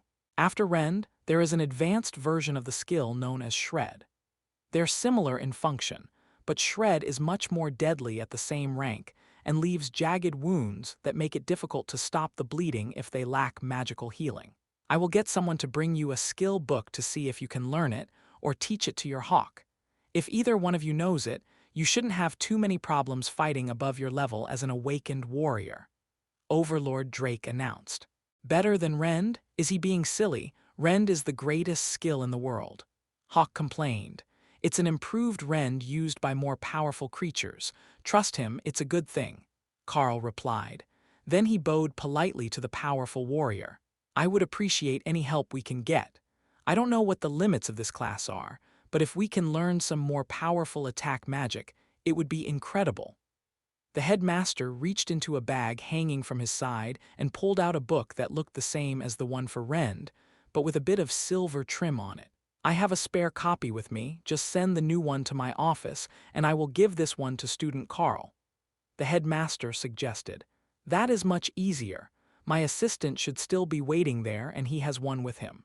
It looks like the lull is over, if these two are anything to go by.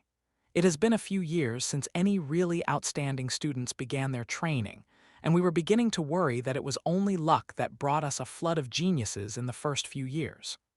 Overlord Drake announced. The headmaster handed over the book, which was warm and soft in Carl's hand, and everyone stared at him expectantly. Go ahead, try to open it and see what happens. The headmaster insisted. Carl gently flipped open the manuscript, and a flood of power flowed into his body. Skill learned, Shred. Pet skill learned, Shred. Hawk popped out of the beast space and landed on Carl's shoulder to show off, making sure that everyone could see the blood-red feathers streaked through the cream color of his legs. Wow, I was not expecting that. But where did the book go? Carl asked. It vanishes if someone who can instantly learn the skill uses it. I have to tell you, that was a shock to the inscriptionist teams when they first learned of that little bit of information. They cried for a week when they found out that the books they were making would just vanish to strengthen others since they couldn't use them themselves. Drake laughed. So, there are limitations? Carl asked. The prince nodded. Very strict ones, though we don't really understand why. Certain books can exclusively be used by those with certain types of mark, but it varies from skill to skill, and even ones that are similar might not work for the same person. But when there is one that works like this, it saves so much time, and the user will be able to activate the skill at full force, the same as they could for their first skill, with none of the failures or half-power activations in the learning phase. Dana was beginning to get excited about the prospect. And the elites that have an affinity for inscription can just make these. That is incredibly powerful, even if they're not a combat class. The prince shook his head. They need an original copy to work from. The only ones they can make are ones that we have managed to find an original working copy for, or that were created with the help of an elite that has mastered the skill well enough to teach others. The total number of spells that we have tomes for right now can be counted on my fingers. But Rend, Shred, and Golem are the ones that we focus the most on, since they are all advanced skills and are harder for elites to learn on their own. Things like Guard and Slash we don't need to use a book for. You can just teach the warriors the skills. Dana nodded in understanding, and the prince got a curious look on his face before he took out another book from his pocket. How about you try this one? It's not one that I can use, and our marks are the same, but I haven't actually had anyone else try it since it was copied out, he suggested, passing her the book. Dana focused and flipped the cover open, showing an intricately detailed set of notes and diagrams. That's what I thought would happen. It's a vine whip spell that we found in some ancient ruins. We gave the headmaster a copy for the library here as well, but we haven't found any class but the druids, the ones with the animal paw mark, that can actually use it. Carl examined the book, trimmed with the same silver the shred tome was before speaking. That makes sense. The one working as a guard on the train said that his powers didn't activate until he touched a tree, so their bonds to nature would make them the perfect candidate to use a vine spell. If there are others that are animal-related, I might be able to use them, while the mages should be able to use ones that are related to their first spell, right? I'm not sure what the mage's limits are, but from what I have seen, everyone has their own niche. The prince nodded. Exactly. We all have our niche, but nobody knows exactly how to tell what the limits are. If there was some way to accurately define the powers of the elites, or tell what skills they would be able to use without having an identical class mark test the ability as a reference, it would save us so much time and effort. Too many of us have wasted months trying to learn a new ability that was simply impossible for our class. He was going to continue, but a knock on the door interrupted them, and a group of men in servant uniforms stepped inside. Your Highness, there is an urgent matter at the capital. We need to go. The first man to enter announced. That is fine. Pass this young mage a copy of the Golem spell so we can see if she can use it. Then we can leave. Chapter 57 Golem. Dana accepted the Golem spellbook and hesitantly stroked the cover, hoping that she would be able to use this one the way that Carl did Shred. After a moment of hesitation, she flipped open the cover, and the book vanished. Prince Axel and the other mages didn't look surprised, but Dana was nearly vibrating with joy as she learned the spell, improving her repertoire to 3 spells in total. Now cast it and we can see how it turns out. Each mage has a different golem based on their proficiencies, and it's the best way to tell the forward path for them. Prince Axel explained. Dana cast the golem, which came out looking more like an ancient statue, white marble and distinctly lacking clothes, other than a loincloth. As soon as she saw it, she blushed bright red, and she was about to dismiss it, but the teacher stopped her. It will come back the same way every time. But a stone golem is a good one, second only to the iron golems in versatility. Most of the students get a clay, wood, or sand golem, which aren't as strong, though the sand golem is quite difficult to damage. The clear visualization of the human form is actually a sign of superior mana control, which improves its agility, and it should be as physically strong as a monster at your rank, so it won't be weak in battle. The professor explained. Once you learn the mage armor spell, you can dress it in proper clothing. The prince whispered in a teasing tone. Carl examined it for a few seconds, wondering why it looked so familiar, even though he had seen numerous golem spells cast by students since he arrived, and one of the other team leaders in the Saturday group had a large mud golem among his spells. Then his mind went to the training golems in the rooms that the other 2 members of his team on the first day chose. That was where he had seen this sort of detailed golem before, but those were both armored, and not in some sort of semi-nudist classical art style. The teacher smiled at Dana's embarrassment, but his satisfaction was immense. Not only had two of their first-year students made it to awakened rank this week, but the senior elites saw fit to grant both of them and the school some new abilities to teach the students. Nothing was going to bring him down off that high today. How well can a stone statue stand up against a magical attack, though? Dana asked, as she had never personally fought against one before. The stone is magical as well. Though it looks like a simple statue, hacking at it with a regular sword will do nothing, and hitting it with an awakened rank spell will only do minor damage most of the time. The professor explained. It appears that I no longer have the advantage in numbers or in power. Carl joked as Hawk gave the statue an evil glare. Every Hawk knew that stones were hard, and it probably wouldn't break easily if he attacked it, so the big stone guy was a threat to his position as top pet. It was just a good thing that it couldn't fly, so it was unable to steal his scouting spot. Sergeant Rita patted Carl on the shoulder as she consoled him. Just wait. Once we find a suitable target pet, we will try getting you to bond with another monster. But the advantage that you have in growth rate is definitely way above most of your classmates. Drake, the burly overlord rank elite that arrived with the prince, smiled at Hawk and then sighed. I always liked birds. I will make sure that the academy gets approved to try feeding him some special resources to see if he can either learn some new skills or advance faster. If nothing else, we can at least spare him some of the ascended and commander rank monster blood to mix with the strength stones. That concoction should keep him growing at a steady pace for a little while, until his body has reached the limits of its natural potential. The labs have tested that already, and it works on almost all monsters. The big elite explained. I would appreciate it. The faster he grows, the faster I grow, which helps both of us keep going. I think that once he has reached commander rank, it might be difficult, but Hawk has confidence that he can make it there with just a little help. Carl replied. Drake nodded in satisfaction. Good, keep up that confidence, it's key to become strong. Once you lose confidence, you start becoming more cowardly. Once you start down that path, it's difficult to turn around, and you have to spend time undoing the mental damage you did to yourself. So the aura of dominance that all the stronger elites gave off wasn't just the arrogance of the strong, but a mental trick to keep themselves from falling off the path to greater strength. That was not going to be an easy attitude to emulate, but keeping a certain level of confidence shouldn't be too difficult. The prince's assistants were tapping their wrists, indicating that he needed to hurry up, so Carl and Dana both bowed politely and looked toward the door, hoping to excuse themselves from any more formalities now that they had gotten all the benefits without upsetting anyone. Yes, we should all get back to our business. Don't forget to dismiss the golem, they're not allowed in the hallways. Prince Axel agreed, then gestured for his assistants to hand over the information that they had brought him and walked out of the room. Sergeant Rita smiled at the students as the senior officials left. Well, I must say that went better than any of us could have hoped for.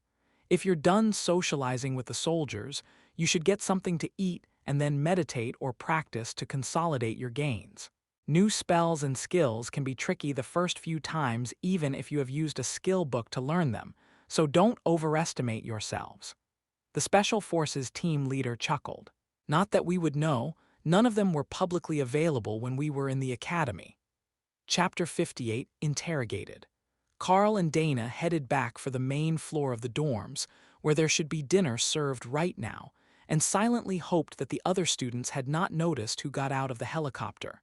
That hope was in vain, as the moment that they entered the cafeteria they were surrounded by other students that they trained with, including all the others from the special training class. All right, Spill. What happened to you two that you came back a day late in an army helicopter? That is badass, by the way, but our mission barely took an hour. One of the other first-year students asked, while the girl beside him nodded. Well, you see, it was just a minor lack of communication. The town we were sent to, with the intention of having us eliminate a group of Iron Tusk boars headed by an awakened rank beast, had been overrun by goblins an hour before we left. It was too late for the academy to see the update, so we were delivered to an empty town with no idea what we were supposed to do. We just killed every monster that we could find and waited for someone to come get us. They didn't seem to be in a hurry to do that, so we called in the morning when we were sure that the goblins were all dead, Carl explained. And how does that relate to you both having awakened rank black badges now? One of the other students asked. The Special Forces team that came to get us vouched for us, and they let us do the test when we got back instead of waiting until the end of the semester or having to beg a professor. We both passed, so we got the badges right away. Dana informed him with a smug smile. That's just not fair. If we had been the ones to get sent there, we could have been the first to get our badges. One of the other students complained. We nearly got killed by a single shadow cat, and it hadn't quite reached awakened yet. If we had to face off against a whole tribe of goblins, we would be missing persons right now. His partner reminded him. It wasn't that bad. The boy defended himself. Other than the 70 stitches, the broken hand, and the loss of your sword, one of the other students asked. It was just a little mistake. The cat caught me by surprise. The students laughed as Carl and Dana made their way to the counter to grab a meal, and quickly rearranged their seating pattern so that the two of them would be placed in the corner, where everyone could see and talk to them. It looks like you two are famous today, so you might as well enjoy your time in the limelight. Now, tell us more about the fight with the goblins. One of the students insisted. By the time that they were done, it had been nearly 2 hours of giving every minute detail of their overnight adventure, and Carl was becoming increasingly certain that they had narrated the details of each action that they had taken more than once. If Hawk could talk, they might have dragged it out for another hour, since the students wanted a blow-by-blow recounting of the entire fight on a level that not even Sergeant Rita's official reporting required. But it felt good to be popular for the moment, and with the black badges, they would be entitled to some extra credits from the school every week to upgrade their rooms and lifestyle. Dana's first thought was to get some soundproofing for her bedroom so that she didn't have to hear the neighbors training at every hour of the day, but Carl was stumped.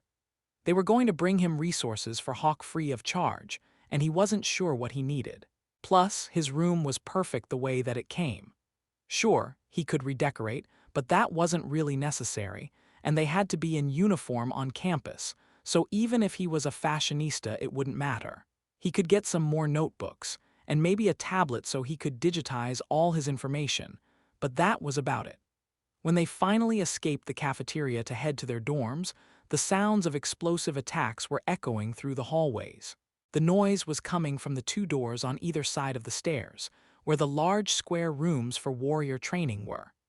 Dana sighed in resignation at not being able to sleep, but Carl had a better idea. There is a hammock on the balcony if you'd like.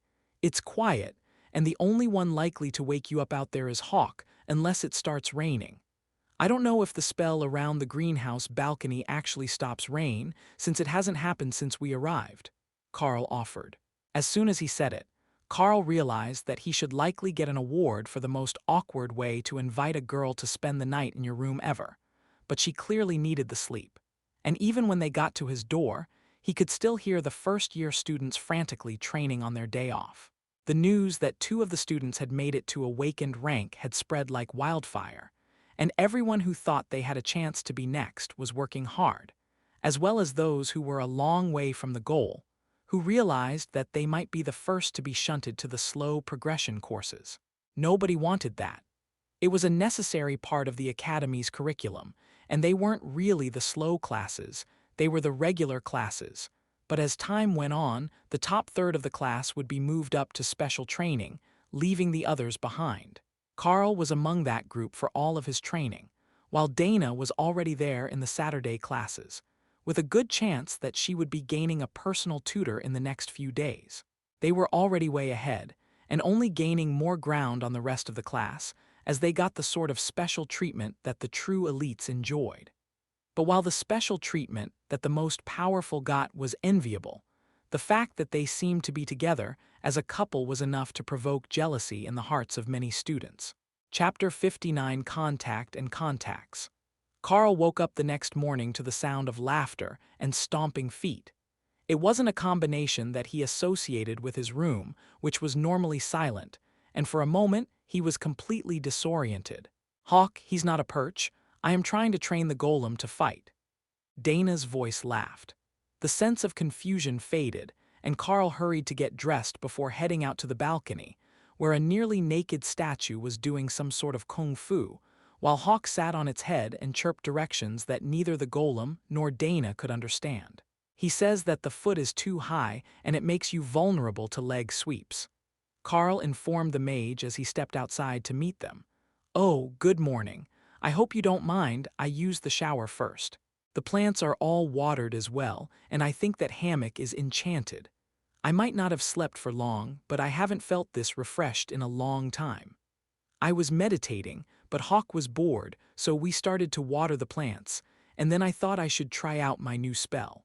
The golem is good at smashing, but I think if it's used by someone who actually knows martial arts, it will get better. The golem responds to mental commands, but I know almost nothing about combat in that sense, so all I can tell it to do is basic attacks." She rambled as she adjusted the golem's movements, so its steps weren't as high. "If it works that way, you'll have to get the teachers to let you sit in on some of the fighting classes I attend. I use clawed gauntlets to fight, so it's almost the same as martial arts, even when I'm armed," Carl suggested. "Or you can help me teach the golem. Once I understand the basics, it should be enough to get started," Dana suggested, with a determined look at her summon. "All right, let's start with the 3 basic combat stances, and then we can move to the guarding positions, since he already understands the basics of punch and kick from the spell." Dana led the golem to mimic Carl as he moved, and the golem caught on incredibly quickly. They weren't intelligent in a true sense, but the spell allowed the golem to be slightly adaptive, and the more it fought, the better it would do the next time that it was summoned. The understanding was mostly the mage's, but either the system or the spell itself enabled it to retain skills it had gained when dismissed and resummoned. After about 10 minutes, Carl and the golem began to shadow box, holding back their powers so that they didn't actually injure each other, though they both had awakened rank physiques, at least in theory. Carl hadn't had to test that yet, but he hadn't been injured during training since the day that his absorption of energy from food had improved, despite taking just as many hits in training. However, kicks from sparring partners and a full power punch from a stone fist would be an entirely different experience, he assumed. "All right, now that I've had a morning workout, I need to shower, and then we should go get some breakfast before classes start." "Will I see you again after class?" Carl asked. "I'll be back after dinner to study. I suspect that we're both going to be busy today with all that happened this weekend." Dana agreed. She was completely right. By 4 in the afternoon, Carl was completely exhausted from the upgraded training regimen, and Sergeant Rita still had more plans for his day. "Now that you have been promoted to the rank of awakened, you are considered somewhat of a proper elite, though you are still in school. Normally, this class comes up in the 2nd semester, but we need to start going over the duties and responsibilities that come with the position of an awakened elite, and the chances that you could be called to assist with attacks whenever you are off campus. Well, theoretically, you could be called to them when you are on campus as well, but there are plenty of senior students to go through before it would be your turn, as we award credits for outside duties, and there is a waiting list," Rita explained. "Wait, there is a waiting list for the emergency responses around the academy?" Carl asked. "That's the part that caught your attention." "Yes, the senior students all want to have them to pad their resumes and for the extra resources that they can get, especially if they're graduating at awakened or barely into ascended rank. But right now, it is important that you know the basics, like how to send a message to elite operations, the emergency contact numbers, and a few other things that would have helped you out on your last trip. I'm sure you're aware that the phone call could have gone more smoothly if you knew to give them your student ID number as an introduction. So you would be transferred to someone with a functional brain, but you could also have contacted the elite force stationed at the airbase directly and saved some time. Also, there were other elites in the area that you could have called on if things went wrong. They just didn't respond, because the mayor sent the signal that they had all evacuated safely. With the civilians gone, the military could take their time." While the sergeant's explanation made a lot of sense, as it was undoubtedly safer to hunt for the goblins in the daylight, It would have made more sense to do the whole job the first day and not wait until the second day to deal with the rest of the goblin infestation, after the homes had been looted overnight.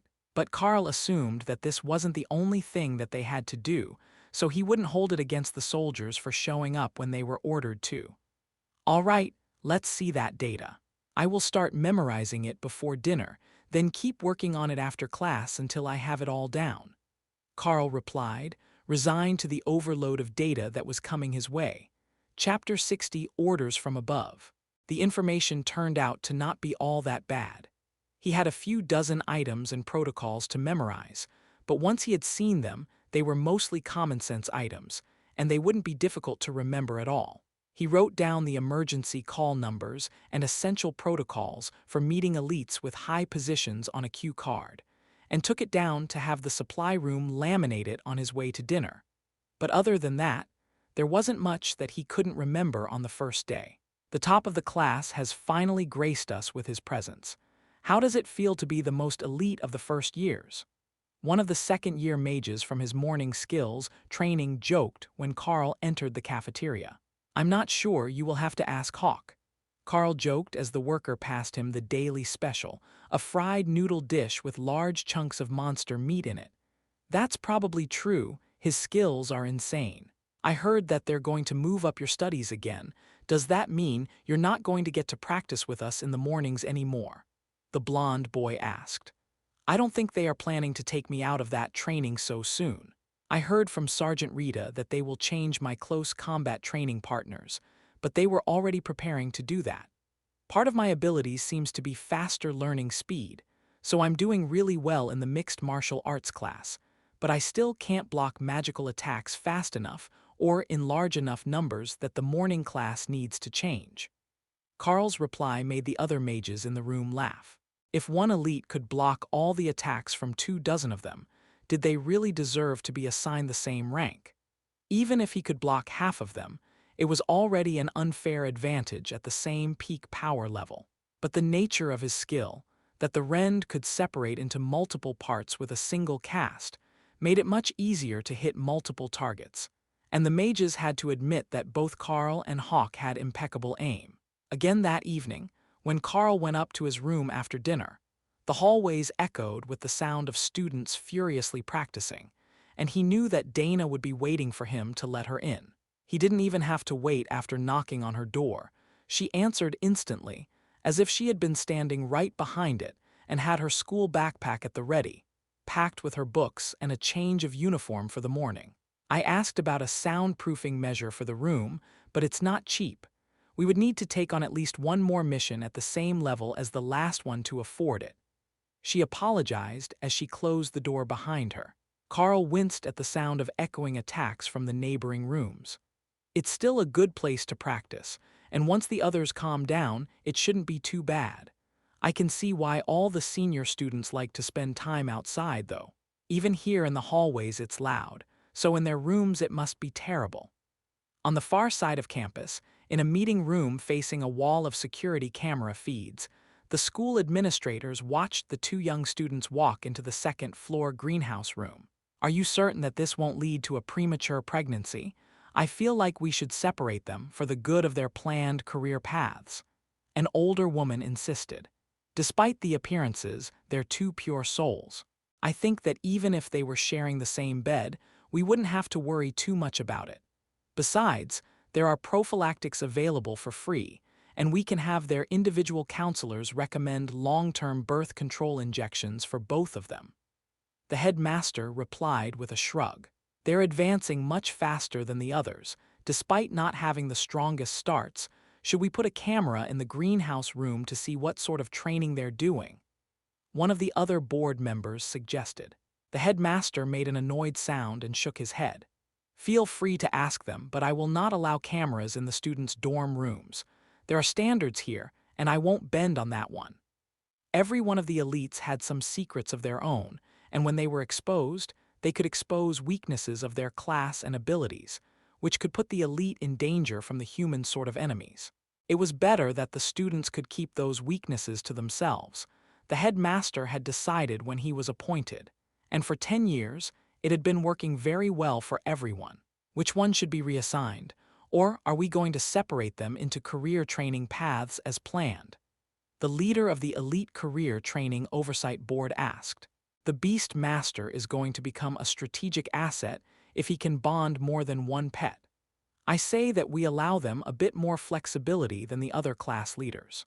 Let them practice together. A solid bond between the two will help reduce his reluctance to go along with the testing later. The board's lead researcher suggested. The first old woman to speak gave a derisive snort. You think that having a friend is going to make him more likely to go along with your plans, to throw him into danger, and study the growth rate and reactions of the bonded monsters. I know that young men can be hormonal, but he's not an idiot. He will just run away from any real threats, and you'll never get your data. And if we send the cute idle girl with him? The researcher asked. Absolutely not. I have over 7,000 hours of work already planned for her, including 3 albums, hundreds of public appearances, and an advertising campaign for whatever the cause du jour is in 5 years after she has graduated. The celebrity development officer of the board insisted. The lone military officer in the room just rolled her eyes.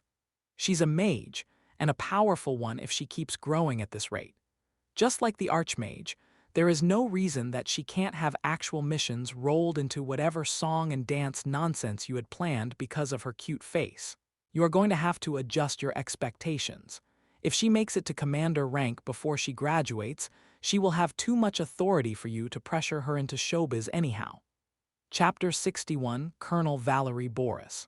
Carl and Dana had no idea of the extent that the elders were making plans for their future.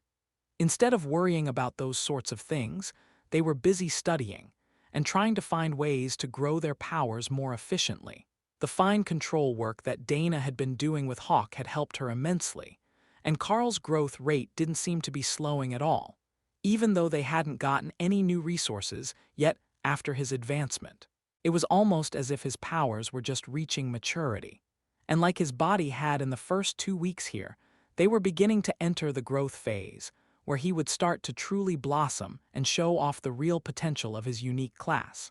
While Dana worked on training the golem to operate as their frontline combatant, Carl worked on constantly improving the mental living conditions for Hawk.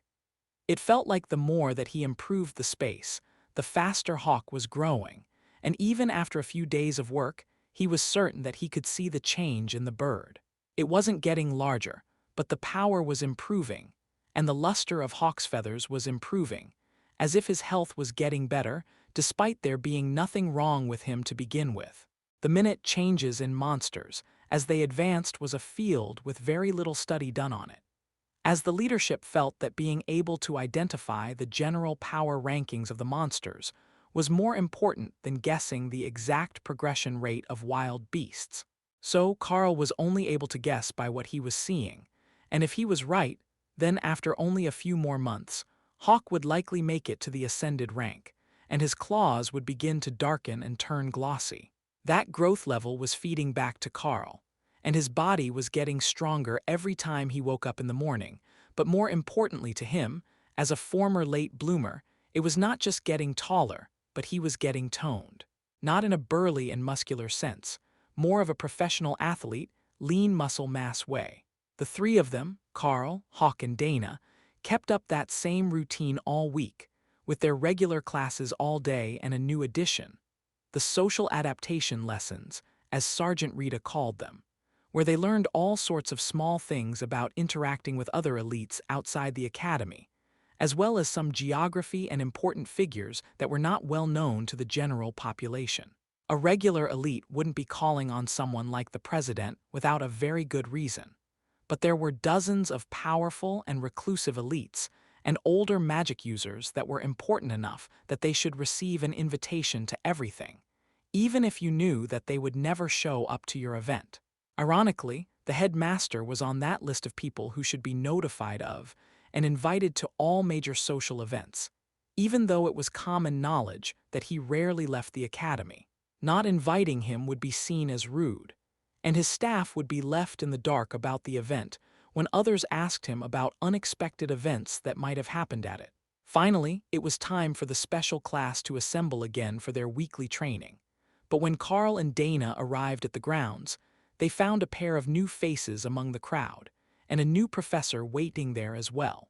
The older mage in charge of the class raised a hand to get everyone's attention, and the group fell silent, eager to find out what was going on. Today, we introduce two new promising students, Jenna and Brittany. Both are first-year mages with exceptional growth rates, and I hope that you all get along. The teacher paused, and the team leaders realized that the numbers no longer worked. There were 6 teams of 9, plus 2 didn't leave them with even team numbers. That meant someone was probably leaving for special training or a mission again. Yes, as you have guessed, 2 of our students will be shifted to another specialized class.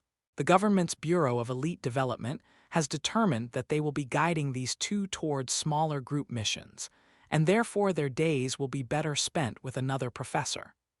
The old mage informed them with a heavy dose of annoyance in his voice. These were his students, and he didn't like the bureaucratic meddling any more than anyone else did.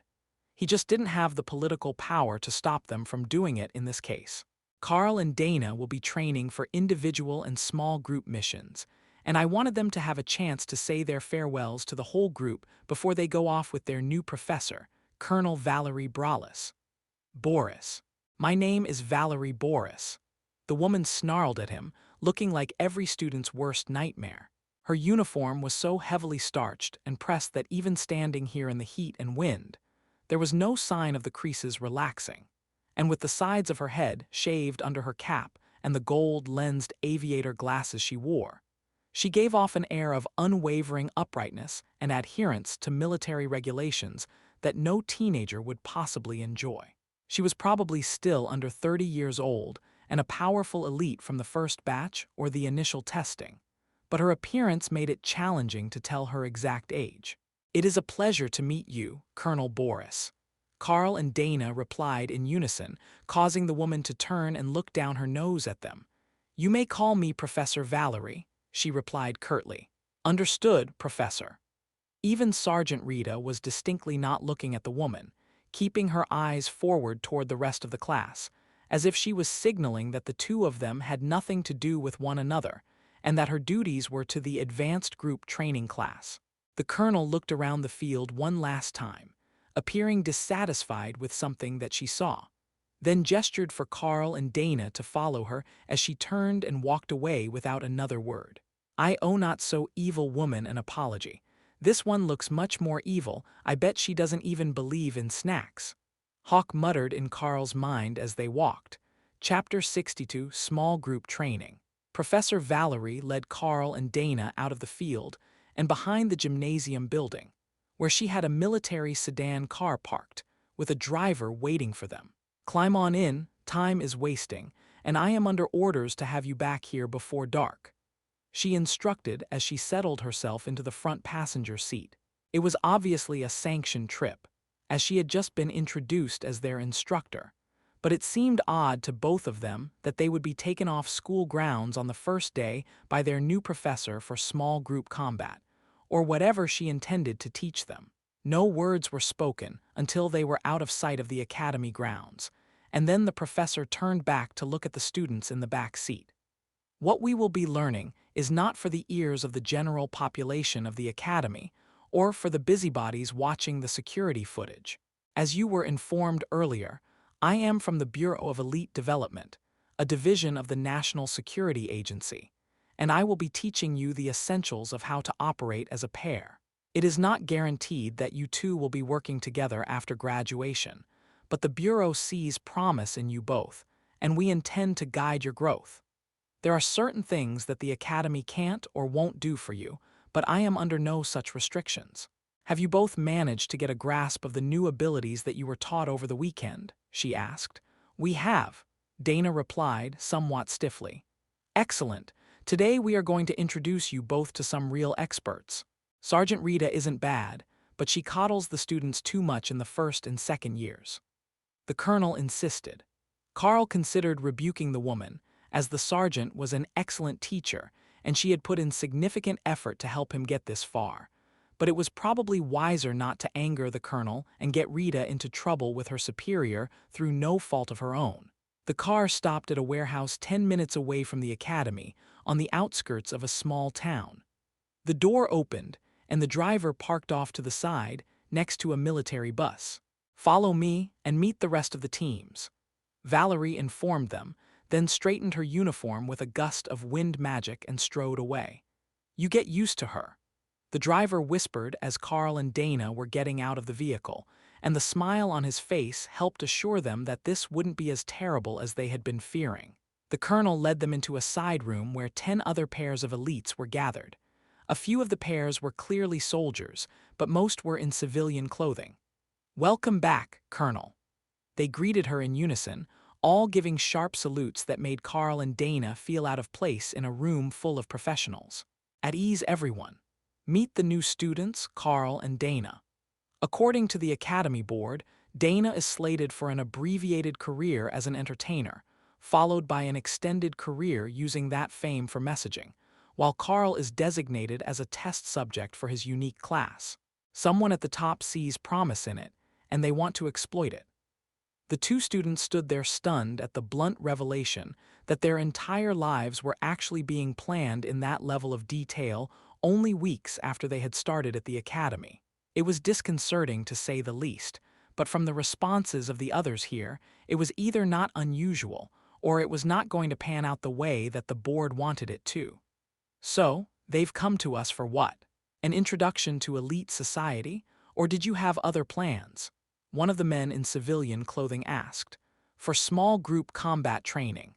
They both made it to awaken rank already, and there is a good chance that both of them will hit commander rank before they graduate," Colonel Valerie explained. "Oh, so we're going to pull rank and drop them out of their life plan. Now that does sound fun." One of the women in military uniform laughed and nudged the man standing beside her. "You know they're looking at us like we're working for Central Intelligence, right?" The partner replied with a huge smile on his face that made him look much less frightening. "Oh, yes, introductions are in order. Everyone here is an investigator for the Bureau of Elite Development. We not only guide promising young elites, we also ensure that the others are living up to their duties and solve problems when an elite reaches a bottleneck in their growth. The department normally operates in pairs, so that information won't be lost if an investigator is compromised. That means they are the perfect people to teach you paired combat skills. They will also cover a number of other subjects during the semester that we will be working here, and if I determine that more intensive study is needed, one of your regularly scheduled days may be shifted to this training center," the colonel informed them. The woman standing next to Dana wrapped a friendly arm around the girl's shoulders and smiled. "Relax, she might be a bit intense, but I'm certain that you will have much more fun here than you did in that regular training class." Dana giggled, and the woman gave her a questioning look before Valerie spoke again. "I am not certain that we can guarantee such a high level of enjoyment. Did you know that their last mission turned into the elimination of a goblin tribe that was looting an abandoned town? Compared to that, I fear that our training sessions might be a bit dull. But we do have some advantages that the other professors do not. For example, Nala is an inscriptionist. Once you have mastered the spells that you are working on, she will be able to make you copies of new skills to be directly learned. Also, I have arranged for an outing in the near future to look for infant monsters with high potentials to complement Carl's Windspeed Hawk. The Bureau of Elite Development is intensely interested in the possibility that you might be able to contract more than one monster and gain additional powers from the process." Chapter 63 Modification. The odd collection of elites that were called here from the Bureau of Elite Development seemed like a cheerful bunch to Carl, and even more so after they were given no real restrictions on how to deal with the two new recruits. They were all used to working in pairs, which was so they had someone to watch their back as much as it was intended to prevent corruption, as the colonel had suggested, so giving them a warrior and mage combo was perfect for their preferred fighting style. I think that what we should start with is actually more of a skills development than tactics. Normally, we would work with students about to graduate, so they would have a half-dozen skills in their repertoire, but I am assuming that you two both only have one each. One of the warriors in civilian clothing suggested. I have two now, thanks to Overlord Drake, and Prince Axel gave Dana a golem spell book. Plus, she knows fog in addition to her base magic missile already, Carl explained. The man looked impressed and turned to the ginger-haired female soldier beside him. It looks like they really are on the path to fame. They're meeting all the right people already. Don't mind Josh, he's jealous that you got to meet the prince. You can call me Annis, and I will be helping you with your adaptation skills.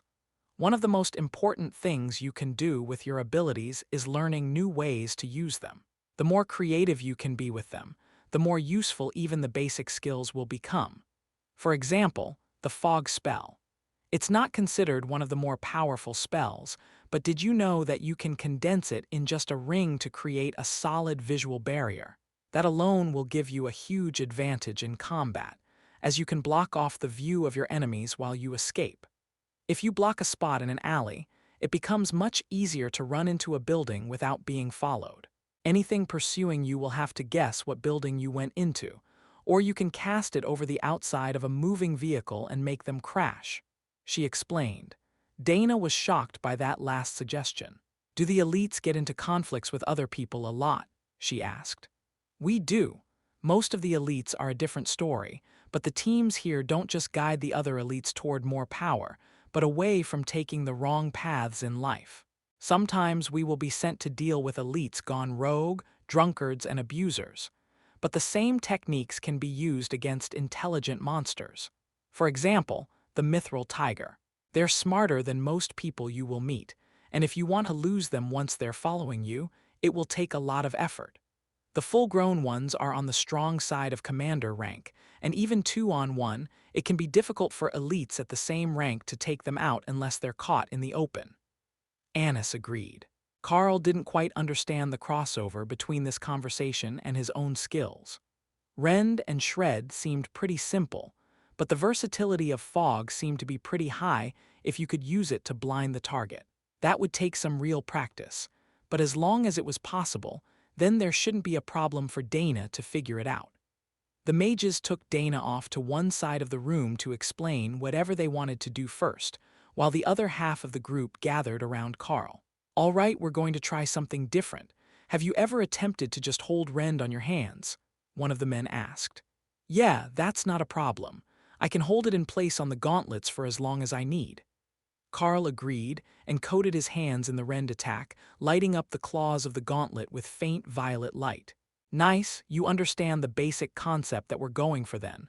What you want to do is learn to set it in place somewhere and not have it move.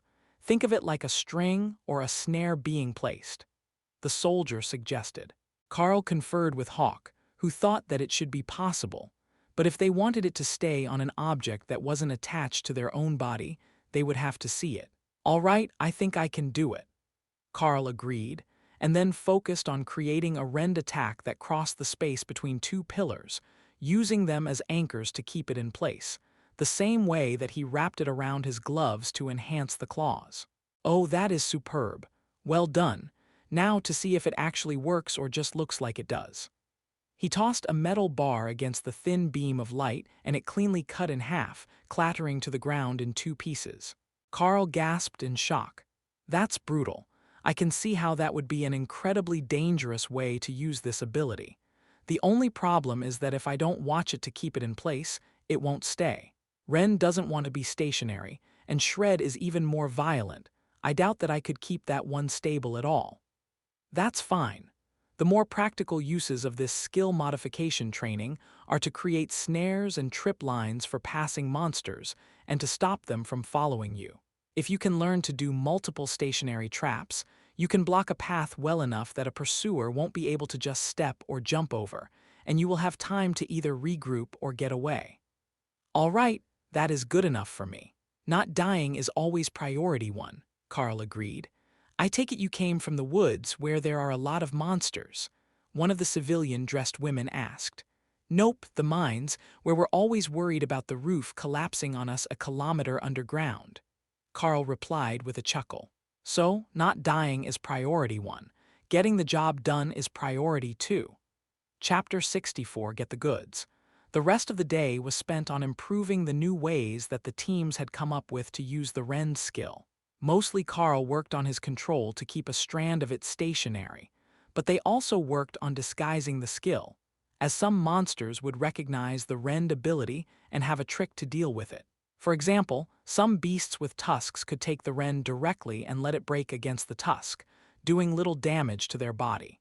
But if you made it look like a different skill, for example having the rend form not as a streak of energy but as a disc or a spear, it would confuse them, and they might not be able to deal with it. Dana had done something similar during the fight, by dimming the light from her magic missiles. The small alterations to a spell could make just enough of a difference to get you through a tight spot or to get an edge on your competitors. All right, everyone, you've had your fun. We will meet back here again next week at the same time. Colonel Valerie announced at precisely 4 in the afternoon, the usual ending time for classes. The Saturday classes were usually a bit more flexible with their timings, but Carl was fairly certain that her personality didn't allow her to run overtime without prior written authorization. If she was off schedule, she was definitely the sort of person that would be bothered by it. See you two next week. Don't forget to practice if they give you some leisure time. We will be making up a lesson plan for you. One of the mages laughed.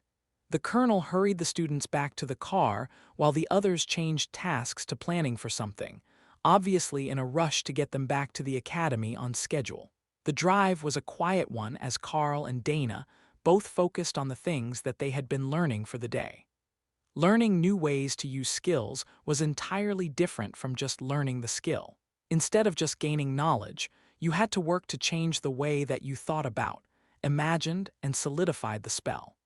It was a different way of using the knowledge that you knew, a way that ran contrary to how you had been thinking about your skills. It was more of a test of mental flexibility and creativity than anything else, and for Carl, it was draining in a way that normal training was not. Eventually, he was certain that he would get used to it, but today he was oddly exhausted and glad that tomorrow didn't have any plans but staying in to relax and practice. When they were back on school grounds, the colonel put back on her, Professor Valerie's friendly facade, and her expressionless professionalism turned to a polite smile that was somehow still completely devoid of emotion. So, what did you think of the first day of special training? Was it everything that you had hoped for? She asked, looking at them in the rearview mirror of the car. It was certainly something unexpected, that's for sure. I never thought about trying to use my skills that way, but it is going to make a huge difference the next time I come up against monsters like that goblin tribe. Carl replied. Hawk was in full agreement. Rend was his ability, he should be best with it, but they had weird human ideas on how to make it work that would be great for harvesting meat. Especially pigs. Pigs were stupid, and he could make them stampede in rage, so they would trip over the rend wire or get their tusks stuck on it, and he could attack their soft and juicy underside. Hawk, go have a snack. Your food daydreams are distracting. Carl reminded his partner. Hawk wasn't wrong, though. Plenty of creatures could be made to charge in rage, and they wouldn't be looking closely enough to notice the thin string before they ran into it. They would be too focused on what he was doing, and the trap could be set in advance. Dana turned toward her noisy room with a soft smile on her face. Let's see how the neighbors like me now. I've got some great ideas on how to make the golem and magic missile work together, so I will be practicing them late into the night. Carl laughed at her comment. The booming noise of the neighbors practicing their attack abilities could still be sporadically heard. They hadn't given up on their goal of being the next to reach awakened rank yet. But the stomping of a stone golem would be horrendous, where the magic missiles were normally silent. I think that I will focus on trying to improve the actual power of my abilities. Stretching the attack out the way they want puts a lot of drain on my mental abilities, so I need to work on them first and control second. Carl replied as she waved goodnight. But before he turned in, Carl realized that he did actually have some academy credits after their away mission, and he didn't need to change his room, so he could spend them on some resources for Hawk. He headed back downstairs to the supply room and waited for the clerk to answer the bell. Welcome back. I saw you headed off campus this morning, so I didn't expect to see you today. "What can I do for you? Possibly a uniform repair?" the man asked. "Nope, my uniforms are fine. We were just doing some off-site training, not a mission. What I need is an awakened or ascended rank strength stone and some ascended rank monster blood if you've got it," Carl replied. "Ah, the strengthening mixture. Be careful using too strong of a potion when you've just broken through. It's best to mix a little bit into a shot of water and see how that works out for you," the clerk warned him. "Thanks, I will be sure to portion it out slowly if you've got the good stuff," Carl agreed. The man opened the computer to some sort of inventory screen and entered Carl's identification by scanning his badge, then frowned. "You're still a bit short on credits. I can get you an ascended rank stone, but no blood, or both at awakened with the credits you have." Carl nodded. He had expected that a simple mission wouldn't get him too far, even if it was the most common of items. "I will take the ascended rank stone, and I will mix it with the blood I saved from the mission. I still have a fair bit of awakened rank boar blood." Carl agreed. He actually had the whole boar, so he would be able to get half a liter or more of the blood out of it, enough to last Hawk for weeks at the proportion it should be mixed with the crushed stone. "Pleasure doing business with you. Do you want that stone ground fine or coarse? I'm assuming you aren't going to try to eat the thing intact," the clerk asked. "Ground as fine as possible. It mixes better that way," Carl agreed. "And there you are. Good luck with your training." As soon as the transaction was done, the man disappeared into the back room, leaving Carl holding a small bag of powder like some illicit drug transaction. Chapter 65 New Foods. Carl placed the powder in his beast space and mentally formed a bowl to pour boar blood into. Hawk was already prepared and happily drained the beast, then slowly swirled the concoction with his claws until he had the desired consistency and an even distribution. A quick lick of the claws to clean them brought a happy trill. Then he began to dip the boar meat in the bowl like he had seen Carl do with chicken at dinner. Carl ignored the bird's antics and sat on his bed to meditate the afternoon away, continuing right through until morning as Hawk adjusted to the change in food, and the feedback strengthened Carl's body and mind. "It looks like we might not have to slow down, buddy," Carl informed Hawk when his alarm went off for breakfast. "I told you, we will be stronger than that sergeant in no time." Hawk agreed. That was the first time that Carl recalled the bird calling her by rank instead of just "evil lady" or "not so evil lady." Hawk was getting smarter, he was certain, and he was beginning to remember names for people. Fortunately for the both of them, today was the weekly day off, and they didn't have any major plans, other than continuing their basic training and meditation schedule. But a lack of plans didn't mean they weren't going to do anything. First thing in the morning, before Carl had even gotten up to go to breakfast, the supply staff was at his door with a delivery of upgraded food products for Hawk, various meats, sausages with infused resources of some kind, and a pungent ointment that the label said should be applied to the claws to help them maintain their flexibility and not become brittle. That gave them plenty of work to do after Carl had finished eating, as Hawk was a fairly picky eater when the food product was not meat. The sausages had been created with humans in mind, so Carl would eat them himself if necessary, but some of the order seemed to be completely plant-based.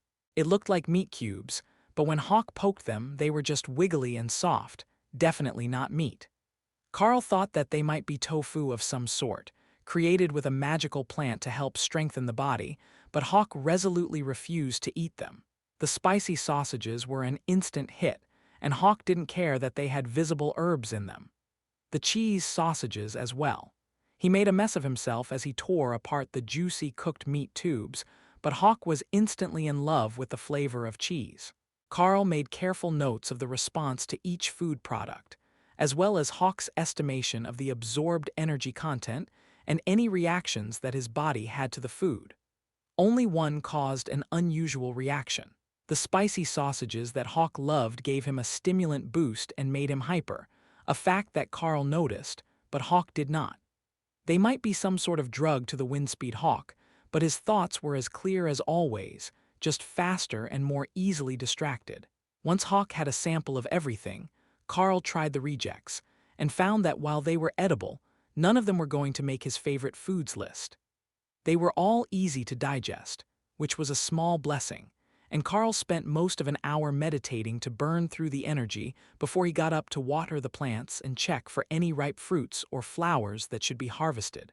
He still had to use the manual for that, as most of them were only just beginning to change from when he had arrived, but a few were more prolific.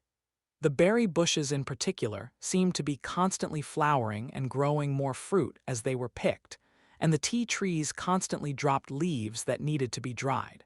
That took him nearly to lunch, but he had a small collection of fruits in the beast's space now, in addition to the berries that Hawk liked to season his meat with. I should go do something today. Carl mused to himself as he finished eating again and meditated away the excess energy to improve the beast's space. It was really beginning to take shape, and he had most of a clearing worth of grass forming around the single tree already. Next, he was going to create a small bush. Hawk liked to fly around the balcony and dodge the branches, so a bit more scenery would be good for him, Carl thought. How about a lake? A bit of water would be good so I can practice my diving for fish. Hawk suggested. That shouldn't be too hard, just like the grass. He only had to focus on adding the lake bed to the nothingness of the space. Don't you think that it's getting larger in there? I swear that it used to be much more crowded, and you didn't have as much room to fly around. Carl asked as he began to work on the lake. I agree. I used to have to make small circles around the tree, but now I can fly for a few minutes before I have to turn around. Do you think that this place will get bigger as we get stronger? I could have a whole world to myself once we get powerful enough. Hawk suggested. Maybe that was the goal? The space was getting more powerful and larger with effort, and naturally, it would become an impressive home for the Windspeed Hawk, but asking for a whole world was on a whole other level. Awakened level was only going to take him to a kilometer or so in diameter at this rate, and the density of the world inside the space seemed to be improving in a linear way, while the size had made a jump at some point that Carl hadn't noticed until now. That would be another item to add to his mental list of things to track. Chapter 66, One Day Off Isn't Enough. Dana came over after lunch, intending to study and meditate in the silence of the balcony, but Hawk had other ideas. He had far too much energy after his change in diet, and he needed to burn some off, so he wanted to play. By play, he meant practicing their skill control together, since his and Carl's were too similar to be entertaining. So she studied new ideas and techniques between rounds, while Carl focused on expanding the lake to the size of a pond from a puddle. He worked on that until mid-afternoon, when the urge to go do something crept up on him again. We should see if there are other things to do on the day off. They have to have some sort of entertainment that isn't working, Carl suggested. There are movie rooms, the games lounge, and a few other facilities that we haven't explored yet. Or we could go to the pool, Dana suggested. The pool was technically a training area for aquatic specialists, but on the rest day, it was simply a leisure spot for everyone to hang out, swim, and relax. The problem was that it meant there would be a crowd of people around, and neither of them were really the social butterfly sort. Being the first to awakened rank in the first year would draw a lot of attention, and they were hoping to let the furor die down for a few more days before they went out to mingle with people who didn't have anything better to do than ask questions about their training regimen. How about the movie lounge? Just sit and watch a movie and eat popcorn, Carl offered. That sounds excellent, but even better is the fact that nobody will crowd us and ask loads of questions because there is a movie playing. Dana replied, nodding in satisfaction. So that was how they found themselves side by side in a dark room, eating junk food, and trying not to laugh as a group of girls ahead of them in the small theater gushed about how handsome the star of the action movie they had picked was. According to the boy they had seen leaving when they came in, it was just starting again, for the third time that day, because the girls had put it on repeat, and nobody was brave enough to argue with them when it was actually a good movie. After the movie, they took dinner to go and ate on the balcony as they watched the sunset. Carl couldn't help but feel that they might have just been on what would pass for a proper date, but by the time that he worked up the courage to say anything about it, Dana had fallen asleep in her chair while meditating. Carl moved her to the hammock where she usually slept and placed her bag on the table where it would be easy to find. Then turned in for the evening and forgot all about the stress of academy life for a night. After waking up late and rushing to get showered and fed before class, morning training still managed to go even more smoothly than usual with the innovative ways that they had come up with to modify rend. Instead of a simple claw streak, Carl focused on expanding and stretching them as they flew, and then cut a second pattern perpendicular to the first, creating a square grid of rending attacks that took out a whole swathe of spells at once. It wasn't perfect, as some managed to fly through the pattern, but with a minimal energy cost, he could block 5 or 6 out of 20 spells in a volley. Is that even the same ability anymore? I mean, it looks the same at the start, but that's all they have in common. One of the mages complained. It is. It's just an extended reach version of the attack. If you notice, it's shorter range as well, as I can't stop it expanding once it has started, so it destabilizes if it flies too far, unlike the original. Carl explained. So, it's similar to the process that led to creating the water shotgun, except not as extreme of a modification. I like it. One of the other mages replied with a gesture of approval. Even the teacher thought it was impressive, and horribly difficult to evade if it was thrown at you that way. The best that anyone could do was to block it. There would be no evasion. That would be a nightmare for the rogues and the agile monsters, who weren't well known for their ability to take a hit. All right, that's it for today. See you all here tomorrow. The instructor shouted seconds before the bell rang, giving the mages time to finish one last spell. Carl and the mages relaxed through lunch as Hawk preened and showed off his new red feathers, the change from learning a second skill. Everyone had seen them all morning long, but they hadn't had a chance to really admire them with the hawk flying around above them. You know, I have never seen a windspeed hawk with feathers like that. I've got my tablet with me, and the photo analysis doesn't even recognize it. It says that it's a mutation and not a strength progression for the species. One of the mages explained. One of the others gave an excited look, eager for all types of new information. So, you think that Hawk is on a whole new path forward now that he's learned another skill. Usually, monsters that reach maturity in the common and awakened ranks will have one skill at the most, and they rarely learn another. Since learning that shred skill changed his feathers, I think it might have been part of what he needed to break through the racial limits for a windspeed hawk. At least, it certainly doesn't look like it was a detrimental change, and shred is supposed to be much more powerful. Carl nodded. Hawk thinks the same thing, that he will be able to advance quickly. With my help and maybe another skill as he gets toward the top of ascended rank, I think that he can make commander way before I graduate. The mages sighed. None of them in that class would be making commander before graduation. In fact, it was unlikely that more than a handful in their year would show that sort of potential. But Carl was already looking past the awakened rank and into ascended when they had barely started their first semester. Common grade. What was that? He had barely even touched on it before he had left it behind. That alone was enough to let his training partners know that he was abnormal in the growth department. They finished lunch and went their separate ways, leaving Carl to face a grumpy Sergeant Rita all by himself when he reached the training grounds for the martial arts class. Did you enjoy your new training regimen with the Bureau of Elite Development?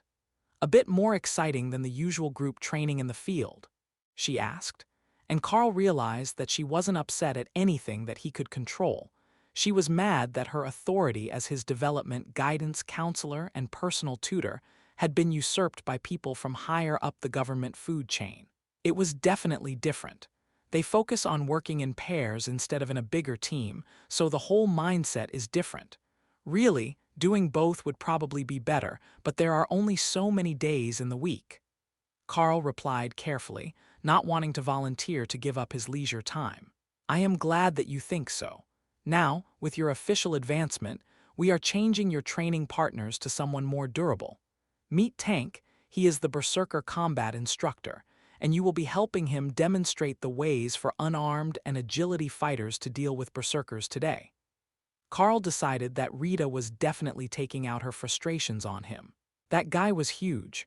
Chapter 67 Tank, Good afternoon, class. I hope that you all ate well, but not too well. Rich foods will make you sluggish.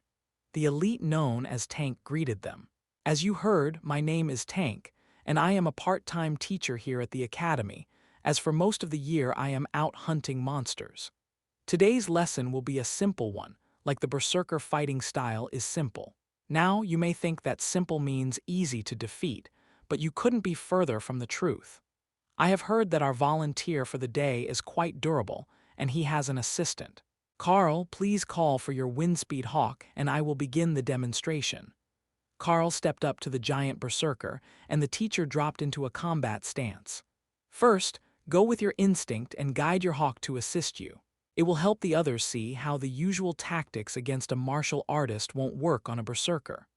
Professor Tank instructed.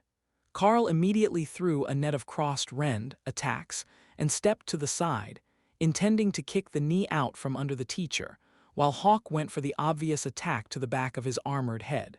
They had learned that the neck was well defended in the training outfits, and this man was likely too powerful for the attack to work, but if Shred hit the back of his helmet, it might leave him dizzy. The execution was flawless.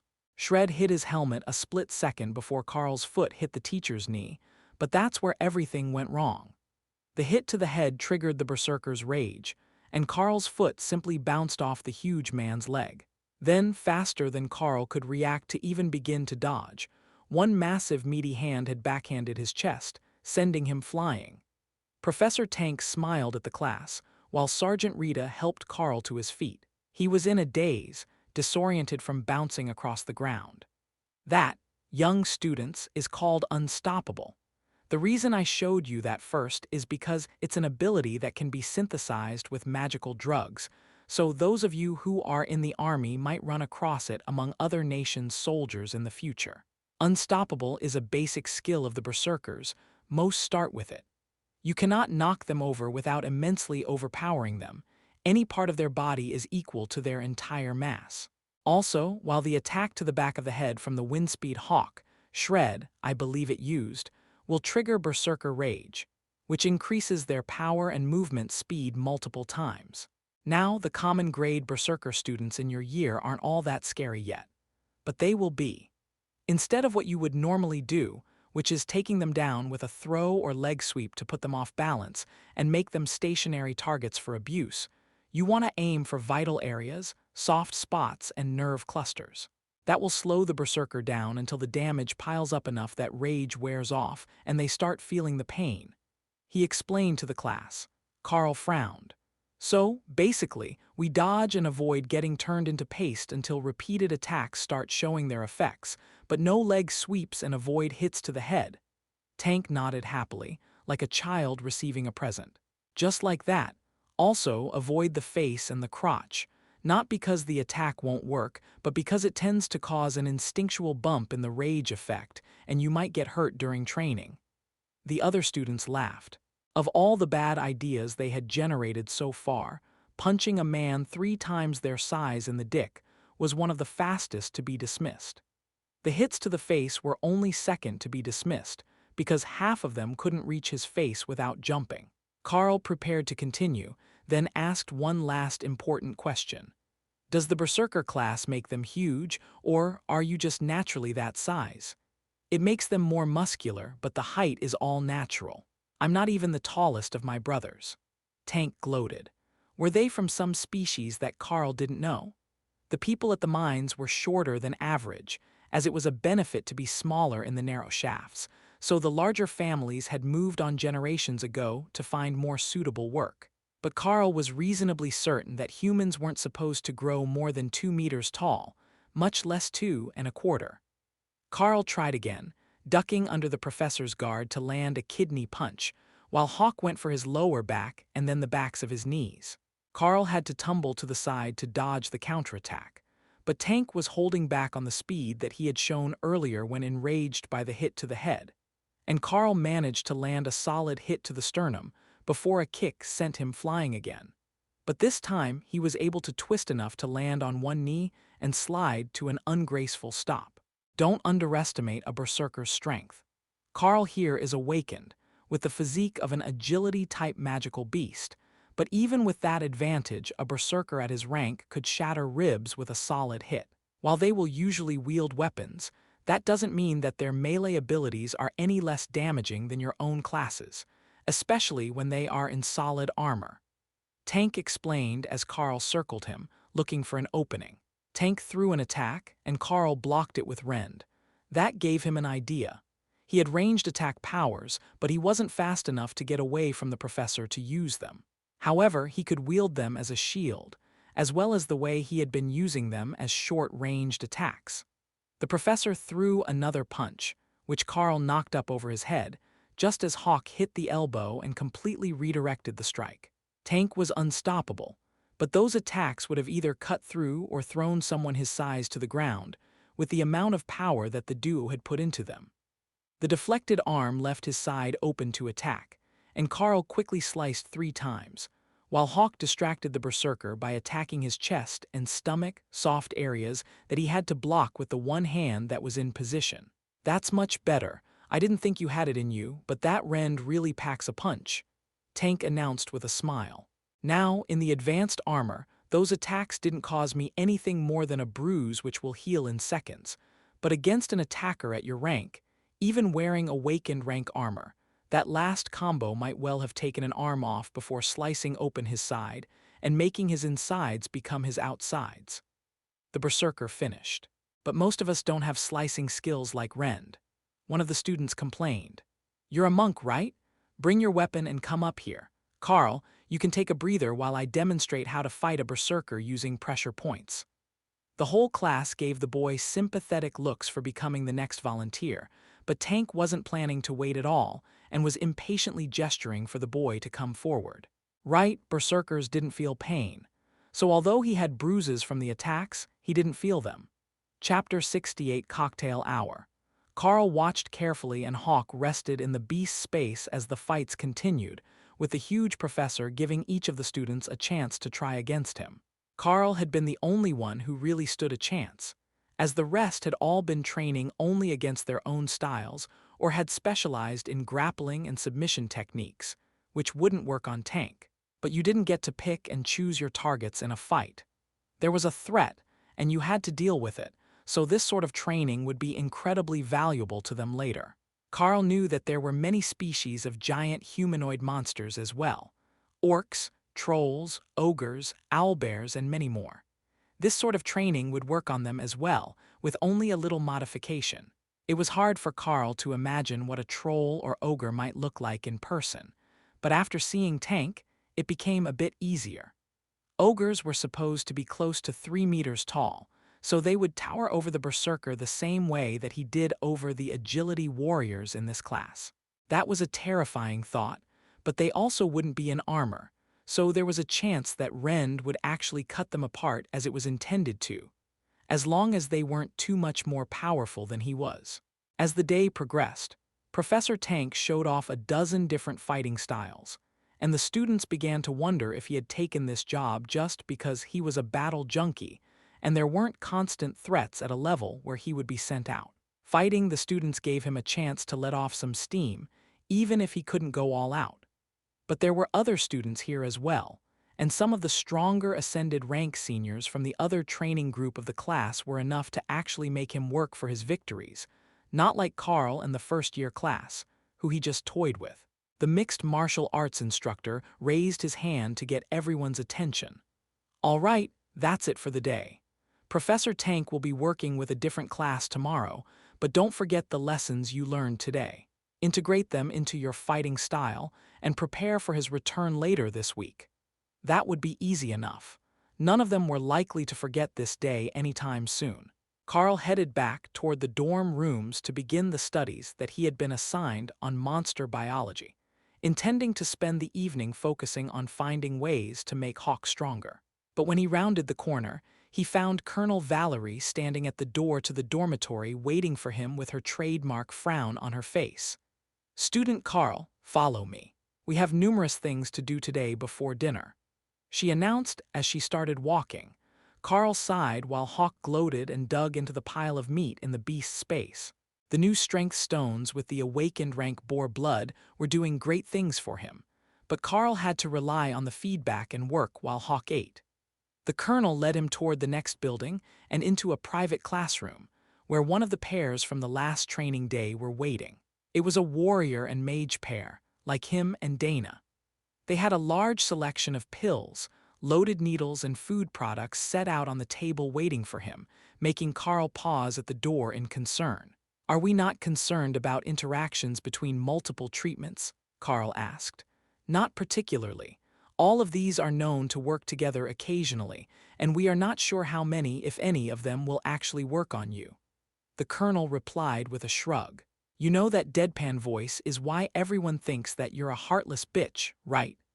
The other woman in the room asked, forcing Carl to nearly swallow his tongue to avoid laughing. That definitely wouldn't go over well with the uncompromising colonel, but despite her hard glare at her subordinate, she did relent a little and explain her idea. "These treatments aren't as nefarious as they look. Each of them is carefully chosen to enhance an aspect that you have already shown an aptitude beyond the normal in. The pills are mental stimulants, more commonly used on psychics and visualization-type mages. The injections are all magical equivalents of steroids, and the foods are specially prepared combinations of materials that are intended to trigger skill-understanding breakthroughs."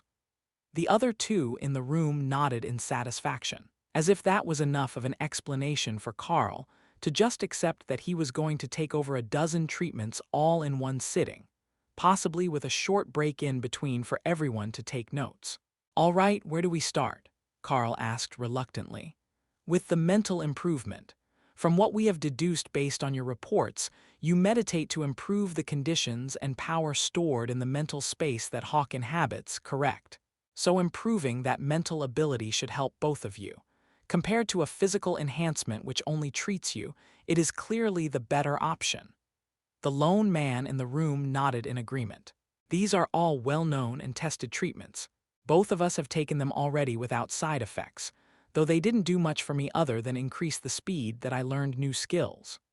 The speed with which he learned to improve his skills was a huge part of Carl's combat power, so this could actually be a big break for him, Carl decided as he picked up the first little paper with a single glowing green pill on it. "That is a dragonite pill. It's made with the empowered bones of long-dead dragons that have crystallized. It is mostly for mages, as it gives a notable improvement in mana growth, but it also has incredible effects on intellect and mental strength." Colonel Valerie noted as the other two moved to their laptop computers to take notes. Carl popped the pill in his mouth and was about to wash it down with water, but the pill dissolved, and his mind seemed to be flooded with golden light. Power seemed to be flowing into him at an incredible rate, and the world within the beast space began to grow at a visible pace. "Well, it definitely worked. It's like a golden light in my mind, and I can see the improvement in the beast space already," Carl explained, so the others would know what was happening. "Excellent. Give it a few minutes to settle, and we will move on." Hawk trilled happily as he flew around in the space, absorbing the energy until the feeling of the space returned to close to its original state. Now that it has settled and Hawk absorbed a lot of the excess energy, it feels like the improvement is noticeable but not as strong as it felt at first, Carl added. "So, it helps the Hawk as well. That is impressive. We will prepare another dose later so that you both get the full effect," Valerie noted. "Perhaps we should double the dose of everything that we have spares for," the female mage suggested. "That is a valid theory. If Carl and Hawk share everything, we are actually dosing both of them, so the increased dosage could be necessary for some of these treatments to work properly." The warrior noted, running his fingers through his short brown hair. Chapter 69 Pills and Pokes. The colonel took out a briefcase from a safe in the room and set out another whole array of pills, except for the one Carl had already taken. "Dragonite is a restricted substance and difficult to get. We don't have a second dose, and it's not something that the Academy usually has access to," she explained, then gestured for Carl to continue. Carl took the next two pills, and a warm feeling washed over him while his thoughts seemed to become a bit more clear. It wasn't a big change, and everyone seemed disappointed, but Valerie gestured for Carl to move on to the next, That one smells good. Hawk noted as Carl picked up the pills. Let's hope it works. I have no idea what it is supposed to do. The pills dissolved the same as the Dragonite pill had, and suddenly the proper method for activating his skills became clear in Carl's mind. How to make them more efficient, more powerful, faster to activate. Everything about the two skills became clear, and then the whisper of a third skill entered his mind as Hawk gained new insights into Wind's shield. Carl couldn't use it yet, but as Hawk's understanding improved, the feedback coming from Hawk's advancement was giving him glimpses of the method. That one is incredible. I understand my skills so much more clearly now, and even Hawk is having a breakthrough in understanding, despite his knowledge level already being incredibly high, as Rend is an innate skill to his species. Carl explained. Wonderful, that pill can be hit and miss. Some people don't understand much, while others make great strides. We will keep a note in your file so more will be available once you have learned more skills. The colonel replied. The next pill vanished with a swirl of energy into the air around him, as if his body was forcefully rejecting the pill. Well, that was different. Something about that one is incompatible with him, despite the effect being nearly the same as the second one you took. The mage commented as her fingers flashed over the keys, making a note of the strange energy phenomenon. You don't think that it's a matter of saturation, do you? Like when you eat too much and can't eat more? Carl asked. The other three shook their heads. No, we typically give this entire course at once, either the strength or mental improvement, and that has never happened before. The colonel replied. The next few mental improvement pills were absorbed without fanfare or any immediately noticeable effects. That was disappointing, but the last pill in the line looked more like a gemstone, and Hawk was getting excited just looking at it. This is a crystallized mana drop from a higher-ranking beast. Normally, it is for increasing mana pools in the mages, but it should also be useful for your Hawk, so we brought it with us. She added. Carl took the object in his hand and Hawk immediately stole it, pulling it into the beast space where he tucked it in his nest. You know I'm supposed to eat that. Carl reminded him. It will be better here. I can slowly absorb all of it this way, instead of you getting a stone in your stomach. Hawk says that it's better to slowly absorb it in the beast space to help his growth. I can feel the energy flowing into him, but it could take some time before the effects are obvious enough for me to tell what it is doing. Carl explained. Well, that's fine. We have a bit of time while we move on to the potions. I hope you're not afraid of needles because about half of these are injected, while the half without needles are taken orally, but the plunger type baster reduces waste on the walls of the container. Valerie explained. Well, I'm not the biggest fan, but if it's all for the sake of rapid growth, I'm not going to argue, Carl replied. The mage smirked. Make a note, subject's mental state has improved his understanding. He now understands in advance that expletive-laced inside thoughts are the key to interacting with the colonel. Colonel Valerie glared at her, but Carl realized that the two were actually good friends in some strange way. The man loaded the needles into a mechanical injector and gestured towards Carl's chest. You need to take your shirt off. We will inject them into the upper arm. The other optimal spot is the buttocks, but it's a bit forward to ask you to drop your pants without warning. He joked. Carl removed his jacket and the simple white uniform shirt and set them over the chair beside him. All right, this will hurt. I'm not going to lie or sugarcoat it. Just mentally prepare yourself, and we will wait for the injection to settle before we move on to the next. Carl nodded and turned his head away before a pain shot up his arm and across his chest, feeling like his body had been set on fire. Here, drink this. You will need it. The mage's voice was a distant whisper, but she poured the drink into Carl's mouth as he clenched his eyes closed to keep the painful light out of his eyes as his body burned. The drink seemed to contain some sort of energy, and the burning of his body faded as it absorbed the power. Then, the power began to flow back into his mind, and Hawk suddenly shot up in size, going from Hawk size to larger than a turkey or a condor in a matter of seconds. Hawk was a gangly and malnourished giant, but he was slowly filling out as the bird frantically tried to fill its ravenous belly. Hold up, Something in that one made Hawk grow uncontrollably. He's huge and starving, but there is food for him in the space.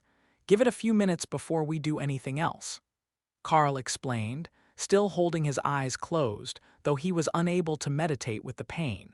All right, notify us when Hawk has stabilized, and we will give you the second dose. Colonel Valerie agreed. Hawk panicked a little at that news, but Carl had already known that the colonel wouldn't give up on a treatment that was producing results so easily. Chapter 70, Big Hawk. It took half an hour before Hawk was settled, and the kitchen had already delivered a special order of monster meat for him to eat during the second dose, by the time that the pain in Carl's body faded. Just keep your eyes closed. The food bowl is beside your hand, just move it into the space for Hawk. Your body has stabilized along with his, but there is one more dose of that to go. Colonel Valerie insisted. You ready to be a giant hawk? Carl laughed, while the bird trilled happily at the influx of ascended monster meat the kitchen had brought him. Not all of it was his preferred flavors, but at the moment Hawk didn't care what animals it had come from, as long as there was a lot of it, and it was all energy-rich to make up for the energy that he was lacking. It only took a few more minutes for the bird to demolish the food shipment and decide that he was ready for another round of the special treatments. Carl nodded to signal that he was prepared to continue, and the pain spread through his body from the left side this time, overwhelming his mind, but the effect on Hawk wasn't as extreme. He didn't grow anymore, but his body filled out with powerful muscle. Now he looked like a proper hawk again, but larger. He finished the meat bowl and flew up around the space in joy, then cried in despair as he realized that his nest was too small for his new body. Carl worked to change the shape as quickly as he could under the circumstances, while Hawk made sure not to lose his precious new stone before he settled down into the tree. Satisfaction flowed from his mind as power flowed in from the stone in the nest, and then the space itself seemed to change. It was growing, but it reached a plateau where Carl had expected the quality to improve. Only that wasn't what happened. The space seemed to split, and the growth went to a second space, separate and barren, the way that Hawk's had been when he first bonded with Carl. Do you think that spot is made for someone else? Like we have improved the size of your resting spot enough that it's time to improve a home for a new friend? Carl asked his feathered partner. I think so. I can't go into it, so it's not a separate bedroom for me. Hawk replied, annoyed that not all the growth was going to his space. There was still room to fly, but he was much bigger now, so shouldn't the room to fly have expanded proportionately? What happened? The warrior asked after a few minutes of Carl trying to stabilize both his mind and the new beast space. The mental space seems to have reached a plateau. The injection increased the size along with Hawk, but then it stopped and split into a small second space. The quality didn't improve. I will have to do that myself with meditation or more of the first set of pills, but this is a whole other space. I think that I might actually have the ability to add a second pet now, Carl explained. Carl opened his eyes and noticed the smiles on the faces of the 3 Bureau of Elite Development workers. Their gamble had paid off, and if Carl could now add a second beast, his effective power would multiply. The second thing that he noticed was that the table was empty, with 2 used multiple injectors and 2 empty shot glasses on it. He had assumed that he was 2 out of 12 injections into the process, but they had injected them 6 at a time, and the second shot was the second dose of everything. No wonder that hurt. It was like my body was on fire, but the second time faded much faster, and Hawk didn't have an explosive growth spurt.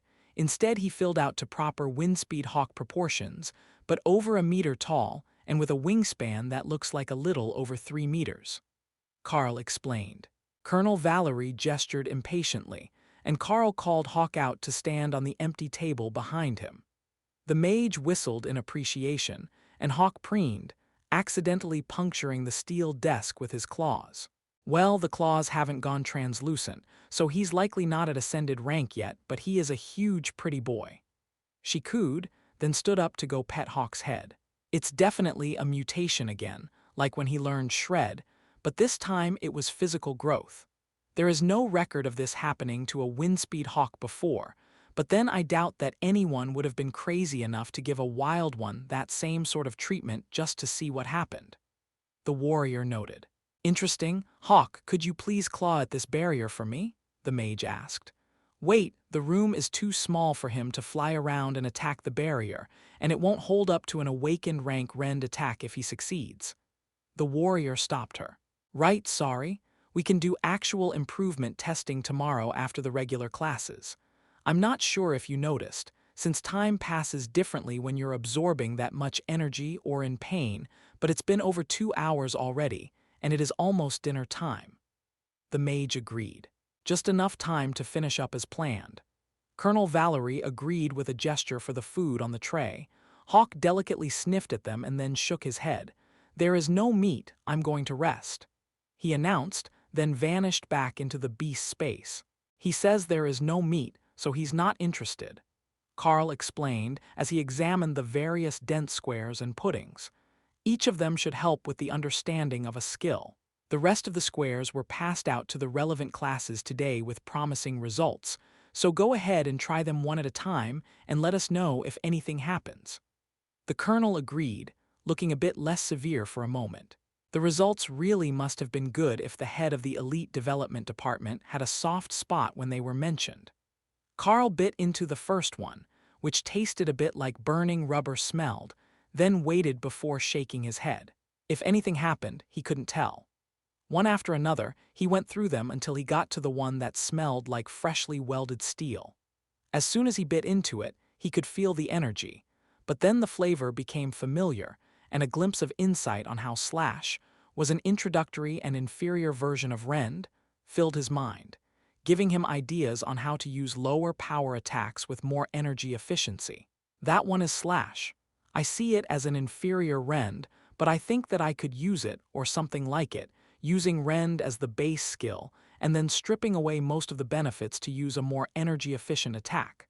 Carl explained. The warrior looked vaguely offended, while his partner chuckled.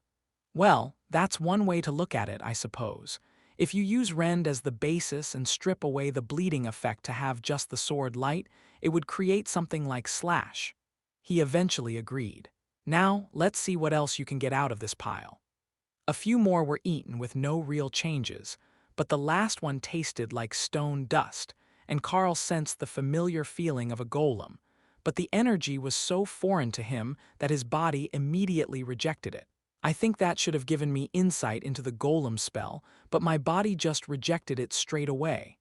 The taste was familiar, like the magic of the spell activating, but my body isn't compatible with that. Carl explained. Interesting. All of these should taste like regular food, but none of them seem to have tasted like that to you. Perhaps it's a result of your bond with Hawk, who is more sensitive to all sorts of magical abilities and threats. I will put it in the report with a note to investigate. The mage informed them. That concludes the day's special programming. We will bring you a fresh uniform, then you can return to your room. Chapter 71, Lean and Cut. Carl looked down at his body and noticed that while he was only a little more bulky, he was absolutely shredded. There wasn't an ounce of visible fat on his upper body, and he could feel the itchy feeling of a beard coming in on his face. That was a new experience for him, as he never really grew more than a bit of a scraggly mustache before, but this felt like a full beard. Carl judged his body, then his uniform, and put the shirt and jacket back on. They were a bit strained in the arms and chest, but they still closed. Oh, I see where this is going. Undo the top 2 buttons and you'll get all the ladies with that physique. The mage joked. Colonel Valerie gave a faint smile, then shook her head. That fitment is not within Academy regulations. We will get you a fresh uniform and a razor before you leave this room. Daniel will help you shave if you haven't done it before, and I will take Alice to guard the door to prevent any curious eyes from seeing you before you are ready. The uniform was brought in, and the 2 women left the room, while the warrior gave him an assessing look. We should cut your hair as well. It got really shaggy with the rapid growth. Don't worry, I've got practice, and I will keep you looking good for that little mage girl. The sly wink that Daniel gave him made Carl blush, But the warrior was all business as he took out the electric shaver from an academy bag and dug a set of clippers and scissors from his own kit. It was a shorter process than Carl had expected, as the hand speed of an elite was so much higher than his mother, who usually cut his hair. In 15 minutes he was dressed, the waist hair was in the trash, and everything was clean to Daniel's satisfaction. "Well, that's the best I can do, the rest is up to you. Good luck with the romance." The warrior laughed as he gave Carl one last twirl to make sure his haircut was perfect. "Thanks. Honestly, this is overwhelming. Everything is changing so fast that I don't even wear out clothes anymore before they are discarded for a new size. Heck, I didn't even have that set long enough to launder them before outgrowing them." Carl laughed. "You should be settled now." "Well, close to it. The first advancement or two are the largest changes, now you've just got to grow into your body. You're powerfully built, but it's still immature. Give it a few more years of regular training, and all that fancy muscle will become much harder, and you will be able to apply it more effectively. Old man strength is a real thing with the elites." Daniel laughed. "It's a real thing with the miners as well.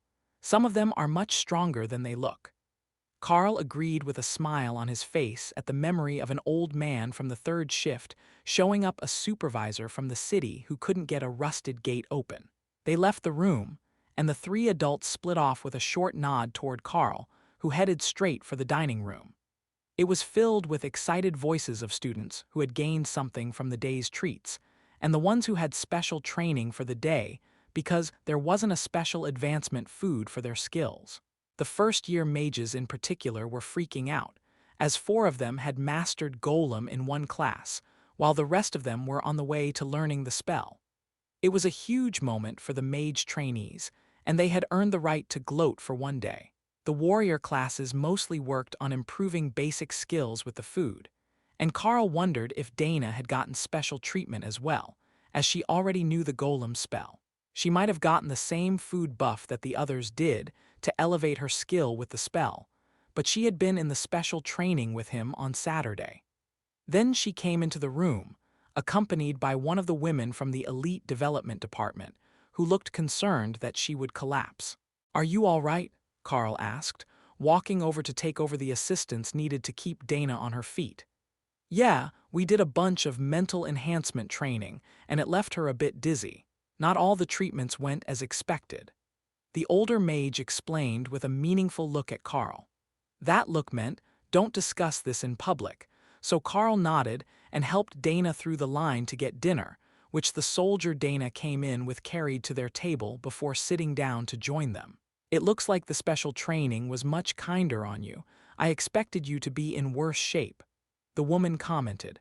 "The last few lessons helped a lot and allowed me to focus. Not all of them worked, some of them were completely ineffective, but enough of them worked that the colonel almost smiled." Carl replied. The woman smiled. "Well, now that is a new one, she doesn't do that much. In fact, we all thought she had her sense of humor surgically removed when she got her oak leaves." That was a reference to the rank insignia for the lieutenant colonel, one military rank below where Colonel Valerie was now. "Jill, be nice. You know she will chew you out the way that she did Dave if she hears you," Dana whispered. "She's too busy berating him to come back this fast, but I will see you soon. Probably tomorrow to get the updated notes on how you're doing. Carl, it is good to meet you. I will be taking over as Dana's personal tutor, so we will be seeing each other every morning." The petite blonde informed Carl with a smirk that made Dana blush. It took a moment to register, then Carl was blushing as well. The mage knew that Dana usually slept in his room, and not knowing how Carl's room was laid out, had made the logical leap to the fact that rooms normally only had one bed in them. Chapter 72, Hawk's Concerns. Carl didn't let that little bit of judgment change his plans for the evening, though. Hawk wanted to show off to Dana now that he was so much bigger, and she wanted to get a decent night's sleep, while the other students were going even more crazy with their training regimen. They had all gotten a bump in power and skills today, and that had renewed their flagging faith that they would be able to progress to Awakened before the end of semester exams, when the ranks would all be reviewed. As soon as they were back on the balcony, Hawk popped out of his space and landed on the table, being careful not to damage it with his claws. "Holy crap, is that Hawk? What happened to you, buddy? You're massive." Dana gasped before pulling the bird into a hug. One of the treatments caused an extreme growth reaction. It took him a lot of food to recover, and he's still working on filling in the muscles, but he's definitely an impressive beast now, Carl explained.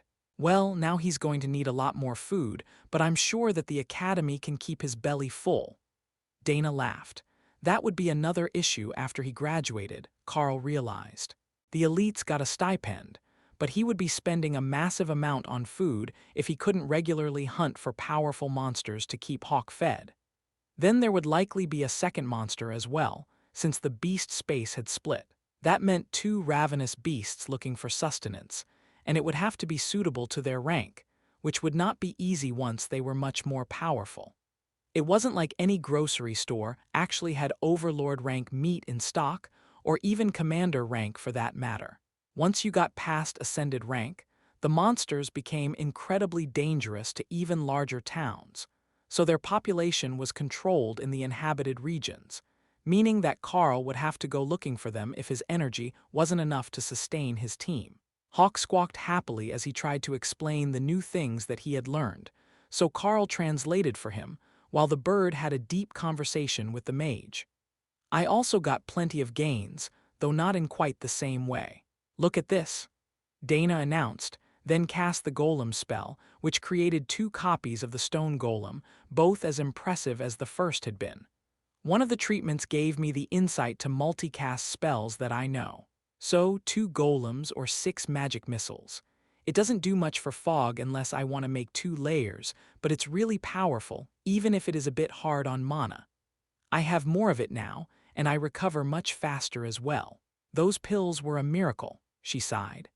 "We went through a round of pills as well, then there were injections of physical enhancement potions. The idea was that I needed the mental abilities for Hawk's space and the strength to actually fight. There might be a second beast coming soon as well, but I'm not sure when the Academy is going to set that up. I will be holding out for something good, a beast that can fight and get along with Hawk," Carl informed her. "That shouldn't be too hard. Hawk is easy to get along with." The bird flapped his wings in annoyance, and Dana began to laugh. "Oh, I see the problem. You don't want to share, is that it?" Hawk nodded and took a piece of meat out of the beast's space. He threw it in the air and swallowed it whole, trying to explain the issue to Dana in a way she would understand. "Oh, they might try to steal your food. Yes, that would be annoying," she agreed. They both sat and meditated for a few hours before turning in for the night. They knew that they would be getting up early, but when the knock sounded at the door promptly as the sun came up, neither of them was ready. Carl slid his pants on and answered the door, finding Jill and Rita both waiting outside. "Give me a few minutes to freshen up and eat, then I will be ready. Isn't it a bit early?" he asked. "It is. But we have a big day again today, and this is Dana's first day with Jill as her personal tutor." "She is here, right?" Rita asked. "Yeah, in the hammock on the balcony, probably still sleeping since the area is soundproof. Jill can go wake her up, but be careful, Hawk and a golem or 2 are likely both active in there." Jill laughed. She was a commander rank mage. She wasn't particularly concerned about the golem, but Hawk could be an issue if he didn't want to let her near Dana. She couldn't afford to hurt the bird, but even with a magical shield protecting her, it would be challenging to get around an angry Hawk. She came out a few minutes later, laughing and cursing with her hair all messed up. "Did you know that Hawk is completely miserable if you wake him up? But what did they do to him? That bird is massive," she asked. Sergeant Rita gave Carl a curious look. She had gotten the brief summary from Daniel and Alice, but they had been on their way out and hadn't filled in the official report yet. "One of the treatments made him grow," Carl explained as Hawk waddled into the room, barely able to fit through the patio door unless he tucked his wings tight to his body. "Are we sure that's even still a windspeed Hawk? I doubt that there is a mouse that could feed his appetite anymore. He will be hunting deer and wolves soon enough," Rita asked. Hawk panicked for a moment, then remembered something that he had seen Carl reading. "There are the giant swamp rats, the size of dogs. They are a kind of mice," he suggested hopefully. "Hawk says giant swamp rats still count." Carl relayed, while the women laughed. The giant swamp rats were an awakened rank monster, so he could hunt them already, but Rita was more excited to see if his power had grown proportionally to his body.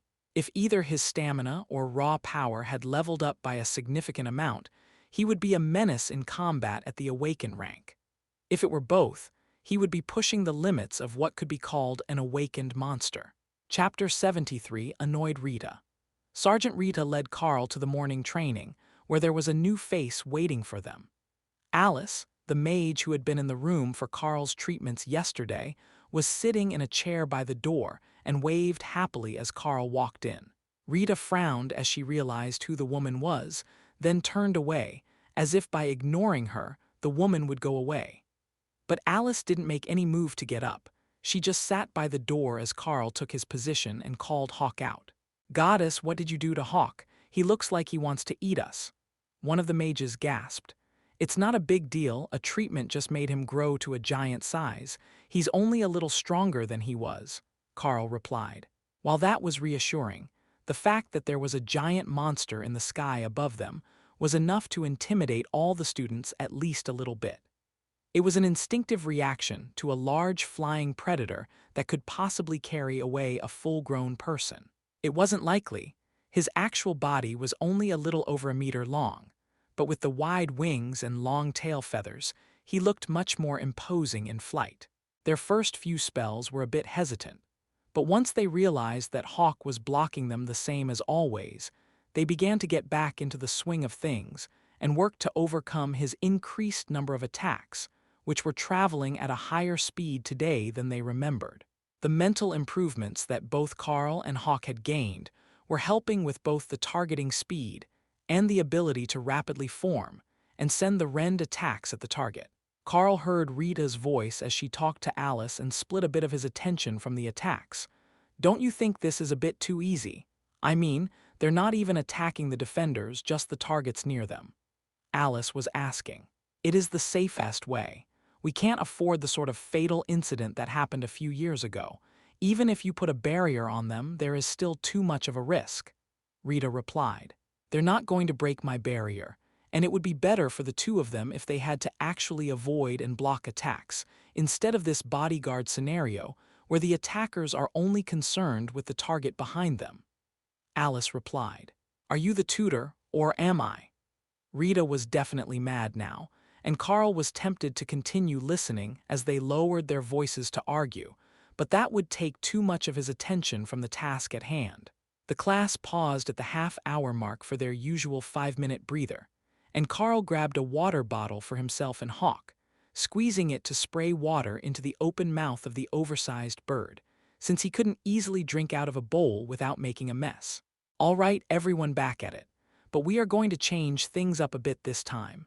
Your skills are improving, so you will be aiming at moving targets.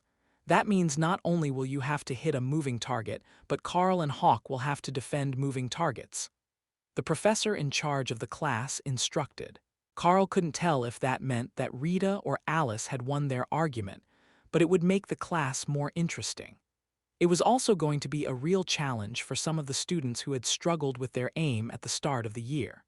They were better at hitting stationary targets, but Carl would have to make sure that he didn't get himself hit. He had the Academy's training armor, a long coat and helmet, but that was only a limited level of protection that should keep him from being seriously injured if he took a direct strike from one of these spells. But then they were mostly on the low side of awakened, and his body was getting much stronger, so perhaps they wouldn't actually be too damaging through the coat. When he hit tank with full force spells, it barely bruised him, but he was 2 ranks above Carl and Hawk. The mages in the class were using limited power to extend their stamina, a quarter or less of their ability. That seemed safe enough. The spells began to fly toward the targets, which were now much closer to the ground, and Carl moved to make interception easier. His presence between the mages and the moving targets frustrated many of the students, as even if Carl didn't successfully intercept the spells, they couldn't hit the target with him in the way. But now that they were coming toward him instead of over his head, the attacks were easier to target and block. The vertical axis was nearly removed as a factor, and attacking straight forward would hit many more spells if he used a wide arc or the net technique of overlapping rend attacks. But that also put the mages in the line of fire, so he had to be careful about his range so that the abilities dissipated before they reached the attackers. They weren't wearing armor, and asking the teacher to constantly intercept his counterattacks would probably put the older mage in a bad mood. Now that's much better. See how much more combat effective this is. Alice was asking Rita, letting Carl know that she had won that round of their exchange, at least for the most part. The mages were still attacking targets behind him, but they were at least throwing spells in his direction, as the mage from the Bureau of Elite Development had wanted. Carl tore a wide arc in the air, using full power, and stopped a dozen spells at once before the four streaks were finally dissipated, and the air between the two groups was clear. Damn it, they really increased the difficulty level, didn't they? We're all attacking at the same height, so he can burn energy to intercept us all at once. One of the mages realized. But that burns his stamina as well, so he won't be able to do it all the time. He's just blocking the ones that are most likely to hit himself or the target. Everyone who messed up their aim might have a chance if you can bring it back on target once you're past him. One of the others commented, but they had forgotten that Hawk was in the sky above them, attacking downward, so he could still hit the attacks that tried to correct their trajectory when they were past Carl. I told you that they had real promise. You didn't need to get involved so quickly. Carl heard Rita mutter as the class was ending, while Alice smiled back at her. The two elites were like oil and water. They both wanted the same thing, but they had very different ideas about how it should be done, and they simply seemed incompatible with each other. No matter what the goal was, Carl could see that they would have a hard time getting along. Chapter 74, All Day Long. After the break for lunch, with both Rita and Alice eating in tense silence at his table and scaring the other students away, it was time to go to the mixed martial arts class for his physical training. Tank was back again, ready to continue his lesson, while Daniel, Alice's partner, was sitting on a blanket at the edge of the training ground, waiting for the others to arrive. "Come on over and get comfortable. Good to see you again, Rita." He greeted them, then waved at Carl and gestured for him to join the class as usual. Carl wasn't the only one who could tell that Rita was annoyed at this point, but there wasn't much that she could do. There was no rule stating that the people from the government couldn't come sit and watch the class, and they weren't interfering with anything but Rita's development plans, which was within their operational authority, Carl assumed. "Carl, you will be training with Tank today, while everyone else trains what they learned. Sorry about your luck, but you're the odd one out, and Sergeant Rita is busy at the moment." The professor informed him with a smirk. Sergeant Rita would much rather be training than busy, Carl was sure. But Tank turned out to be an excellent combat instructor, with a profound understanding of both martial arts and armed combat. Today, the big man had a wooden training sword in his hands, while Carl wore the training gauntlets that he had obtained from the train. "Those should be good enough to block, but be aware that my strength is far above yours, so you don't want to try to overpower my attacks, just deflect them so you can counterattack. If you can do it with your abilities, that's even better, just keep the power level down so that you don't chop through the training weapon. After some time, you will be used to the sparring limitations, but it is best to err on the side of caution for now." Tank explained. "All right, are we having Hawk rest for the afternoon?" Carl asked. "For today, yes. He got his training in the morning, and a growing beast needs a lot of food and sleep. But he will be watching, so you can consider this a theory lesson for him. For now, the two of you can fight together, but once his power level goes up, it is unlikely that your body will be able to keep up. Not many classes can claim the physique of even the more fragile magical beasts," he explained. "So my job in the future is what? To train the beasts about combat and let them go at it?" Carl asked as they exchanged blows. "Dunno, that's above my pay grade. But I would assume that for a class that focuses on monsters, making them stronger and teaching them all the things that they wouldn't naturally know will be a big part of your job. How many Windspeed Hawks are familiar with martial arts? How many of them even understand the intricacies of various magic spells? It might not seem like much, but your hawk already has a massive advantage over other beasts. Tank emphasized the word beasts with a chop of his sword that Carl barely deflected as he spun out of the way. It was easier to start an attack from the side or the back of the berserker, as he would be facing Carl before it was finished, and the extra time would allow Carl to prepare a defense that would allow him to keep moving. Hawk was impressed with the huge man's understanding of animals. As a windspeed hawk, there were numerous things that he didn't know at birth.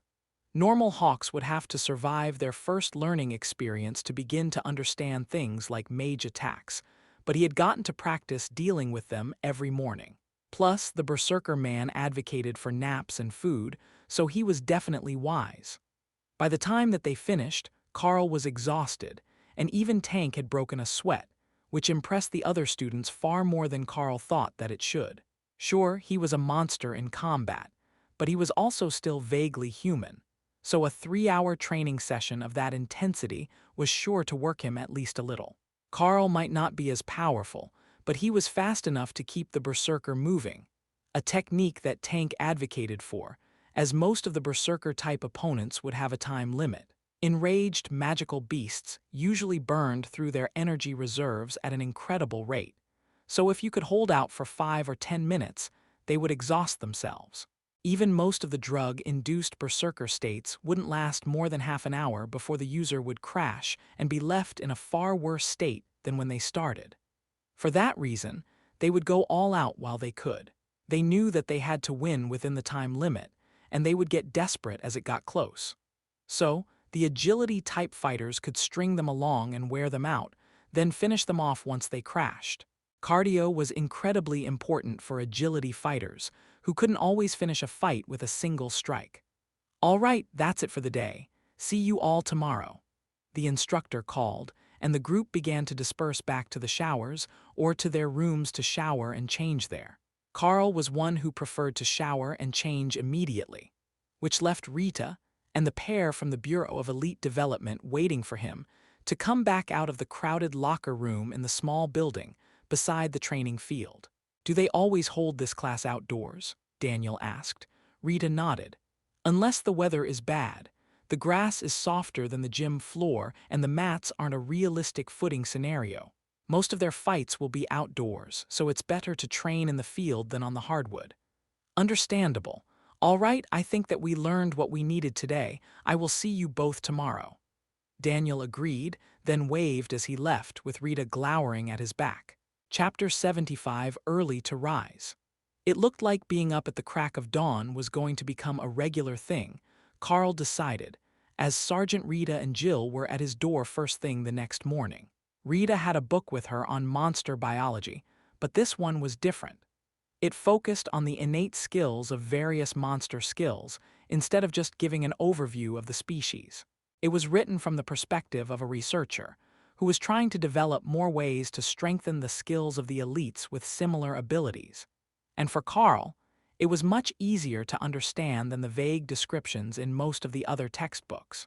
By the end of the week, the Bureau of Elite Development will probably have a plan to bring you before other juvenile monsters, either newborn or still in eggs, for the avian and reptile species. I don't know what they will find you, or if they'll even give you options other than the ones they prepared. But now that they're convinced that you can bond a second pet, they are determined to try. What you need to do is understand the skills that they have so that you can build a proper team out of your tamed monsters. You can focus on a specific skill set, like stealth and scouting, or a generalized combat team that can take on most threats, but you don't have much time to make the decision before the next step happens," she explained. They were seated at a table in the cafeteria, which was still almost empty so early in the morning. But that gave him nearly 2 hours to go over the various species in the book before he needed to get to his first class. "These tortoises, exactly how large do they get? I think that the text is incorrect," Carl asked. Rita looked at the book and shook her head. "No, that's right. They grow between 18 and 25 meters long. They're a saltwater species, but they can happily live nearly anywhere. If all your pets grow as fast as hawk, I wouldn't recommend that option if you are given it. There aren't many situations where you will have room for a 20-meter-long turtle. It's too wide to even fit down most city streets without damaging the buildings on either side. The thought made Carl laugh. A massive roadblock of armored shell, just blocking an entire roadway to prevent a target from fleeing. Then there was the demon croc. Technically, they were an alligator, but at an equally impressive 25 meters long and able to run at over 100 kilometers an hour in short spurts, Carl imagined that the shape of its snout was the least of anyone's concerns when meeting it. Then there was the red gold panda. At a maximum height of 20 centimeters high, it was adorable, but its innate skill was vampirism. If it bit you, it could drain a human of blood in a matter of seconds. If we knew what they were going to bring, it would really help. Carl sighed as the time ran out, and it was time to go to morning accuracy training. Best to be prepared for anything. The more you know about monster skills, the better that you will be able to plan for the skills that the ones they do present can use. Sergeant Rita replied with a shrug. Rita's mood only got worse as Daniel and Alice came to watch the training all day long. By the time that the day was finished, she was visibly annoyed, but the other two seemed to be enjoying the show, and they were happy to give training hints to the other students who were training near Carl and Tank. Originally, Carl had assumed it was the fact that they were here from the government that had annoyed Rita, but some of it seemed to be personal. They obviously knew each other from before this week, and were close enough in age that they should have been in the academy together. The number of elites was small enough that it was a bit like a small town. Everyone knew everyone in their age group. It was a strange thought, as Carl had always viewed the elites as a sort of untouchable existence that was above the common people like the mine workers. But now that he was here, it had a similar vibe to the mining town, but with a different sort of hard work and less of the black lung. The daily training became predictable, with Tank increasing the difficulty every time that Carl thought he was getting better, while the evenings of that week all went the same. Eat, train, then Dana would come over in the later evening so she could actually sleep, as her neighbors had realized that she was torturing them back with the golem, which didn't have to be summoned all the time. But what they didn't know was that, while the golem had been practicing his line dancing until the small hours of the morning, Dana had been asleep on the balcony of Carl's room. Her daily training had also intensified now that she had Jill as her personal tutor, and she was so exhausted that she had to be literally carried out of bed some days to get ready after Carl had left with Sergeant Rita. Unlike Carl, who just hurt everywhere from physical training, her mind was completely frazzled from the requirements of her mana expansion training, leaving her feeling sleep-deprived even in the middle of the afternoon. Perhaps that was what the colonel had meant when she said that Sergeant Rita went easy on him. He hurt everywhere, even in places he didn't know could hurt, but he was still functional, and it was clear that Dana wasn't going to make it much longer at this rate when the Saturday training session rolled around, and Colonel Valerie was the one that met them at the door in the morning after breakfast. Chapter 76, Hold Position. Good morning, Colonel. We are ready to go. Carl greeted her at the door, then winced as she patted him on the shoulder in greeting. Dana was awake, but in a daze, not in any shape to be vocal, so Carl was doing the speaking for the both of them. Colonel Valerie seemed to recognize that, and she didn't push for more speech out of them as she led them to the car and back to the same training warehouse from a week ago. The teams all smiled as they saw the two bedraggled students stumble in, leaning on each other to remain upright. Carl, because he could barely walk, and Dana because she was half asleep. Well, they made it through Hell Week, but I'm not sure if they're in any shape to make it through one more day of training to make it to the day off. One of the mages laughed. Alice, the dark-haired mage that watched Carl's training every day, smirked at him and gestured toward the pair. Try them. I think you will find that they're in better shape than they look, she suggested. The teams moved closer to begin an attack routine, and the two students responded in unison. Dana summoned a golem and Carl called Hawk out, letting the giant bird fly freely around the warehouse. Colonel Valerie gave a rueful chuckle, and the team members backed away with a smile. Well, that might not be the ingrained response we were hoping for, but it works, I guess. One of the warriors agreed. I can still fight, just not as energetically as usual unless you've got some painkillers. I swear that my bruises have bruises right now, Carl replied. Good thing that you can fight a ranged battle then. Should we wake Dana up and get this started? The man asked. Dana didn't open her eyes as she answered. I'm awake. What's our first activity? This week is not as bad as last week. We want to see how the two of you work together to defend a spot in the middle of the warehouse against multiple attackers. But we will have to call Hawk back, because there isn't enough terrain set up to sneak up with him hanging out in the rafters. One of the warriors explained as he began to equip a set of training armor. The helmet had a face shield and a neck protector, giving the attacking team full coverage as well as the shielding from their mages, so they shouldn't get hurt no matter what Carl and Dana did to them. But in the eyes of the attacking team, there wasn't much they were likely to do in that state. This was an essential part of the first week's training, learning to function on limited sleep and while exhausted.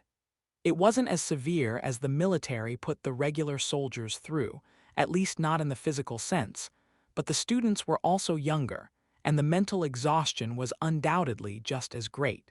Alice led Carl and Dana to the center of the impromptu maze, while a group of the warriors scattered through the crates that made up an approximation of either narrow alleys or an office building's maze of walls.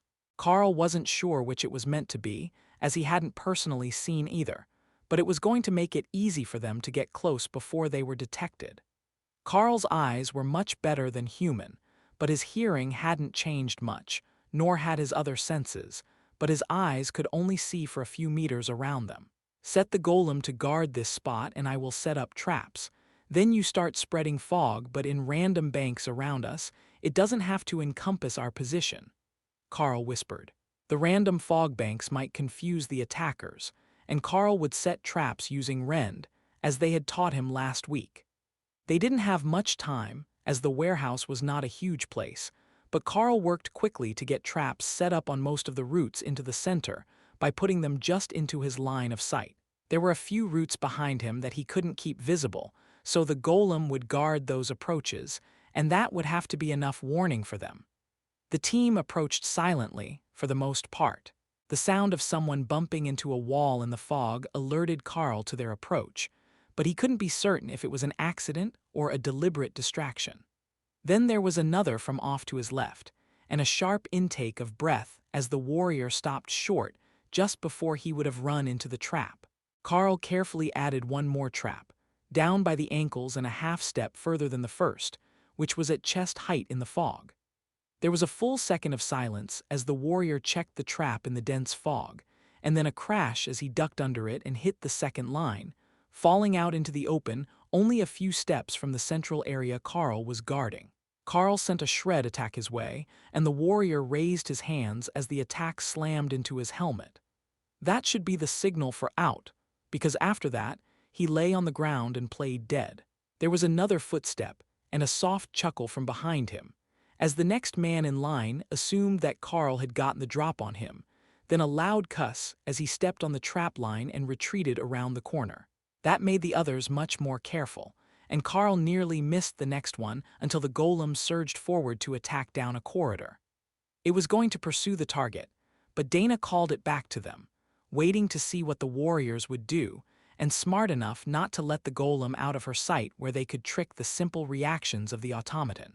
A few seconds later, they came all at once, making Carl and Dana both lash out with spells as fast as they could for the next few seconds as the warriors dodged and parried, until they found blades at their necks, marking the end of the defense. Not bad. We have one chased off by the golem, 3 down by traps, and 4 more downed in the final rush. Now, grab an energy drink and something to eat. We're going to go over some more effective defensive measures using the skills that you both have. Colonel Valerie congratulated them with a nod of appreciation for their effort. That was the best praise that they had managed to get out of her yet, and Carl was sure that it was a good sign that she was warming up to them a little bit. Chapter 77, Pet Suggestions. Carl sat down with the warriors, one of whom was still nursing a sore foot with his boot off.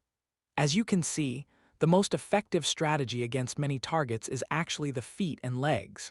They're not as protected, and while the target will be careful what they step on, that also means they will be hesitant to approach you. Daniel explained, taking on the role of the spokesman after having watched Carl in his regular classes for a week. That makes sense. The boot has to have some feeling, or you won't be able to walk as smoothly, but that also means that the armor is limited. I wasn't expecting someone to actually step on the trip wire, though. Carl agreed. That made the other warriors chuckle.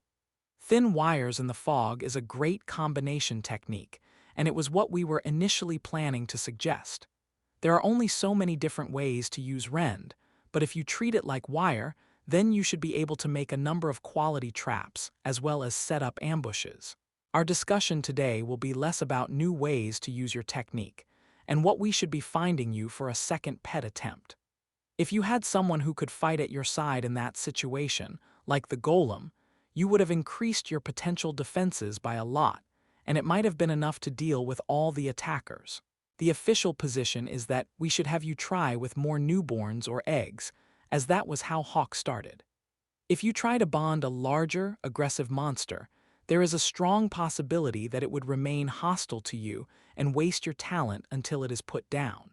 There is also the chance that a lost pet might not be able to be replaced. The classes that can summon a familiar or helper pet are like that. Once it's gone, it is gone and they can't do it again. Your class is unique, and you can bond with actual monsters, not use magic to summon a mouse or cat-level common animal. Plus, you can bring them into that space in your mind that nobody knows the limitations of. But that is why we are being cautious. There is a lot of potential there, and we don't want to make a fatal error. Daniel explained. Carl nodded slowly. The explanation made sense, but the space felt more like it was a nest, a home for whatever lived there. It didn't stop existing when Hawk was outside, and the second space was just sitting empty, waiting for Carl to build a nest for something else. All right, what did you have in mind? Is there like some strategic reserve of monster babies for study or something? Carl asked. The team laughed and shook their heads. No, what we're going to do is go for a little adventure.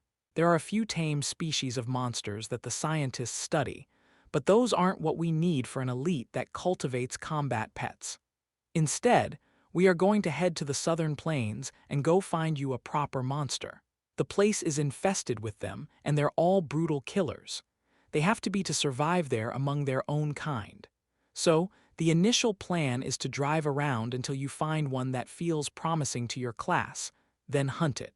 We have surveillance, and we've marked nearly 100 nests and infant monsters, so there is a good chance that we can find what you need. Look at the hawk. He started out as an egg in the kitchen, and now he's one of the largest birds of prey that I have ever seen. Most birds his size, even the monstrous ones, are flightless, but his body is light and powerful despite his size. If another pet went through a similar advancement, we could be looking at a whole new strain of monster that is more deadly than any other on its level. Daniel was clearly excited as he finished his speech, and the others were preparing to bring out the maps to show Carl the possible matches that they had found. We've got everything from snakes to badgers to a crystalline mammoth cub tracked, so whatever you think would be best can be available, Daniel added. A crystalline mammoth would be a nightmare for anyone to fight against. They were supposed to have incredible magical powers according to folklore, but the book said that it was a result of their hide reflecting and changing any attacks sent against them. Plus, they stood over 5 meters tall and could crush armored cars with just their feet. Having one would be cool, but feeding one could be much more difficult than keeping Hawk happy. One of the others gestured to spots on a map they unrolled. We have also prepared for the possibility that your skills only allow you to bond with birds, so there are 6 different powerful potential avian partners who have eggs in their nests. Now, actually getting the eggs won't be easy, but that's why we're here.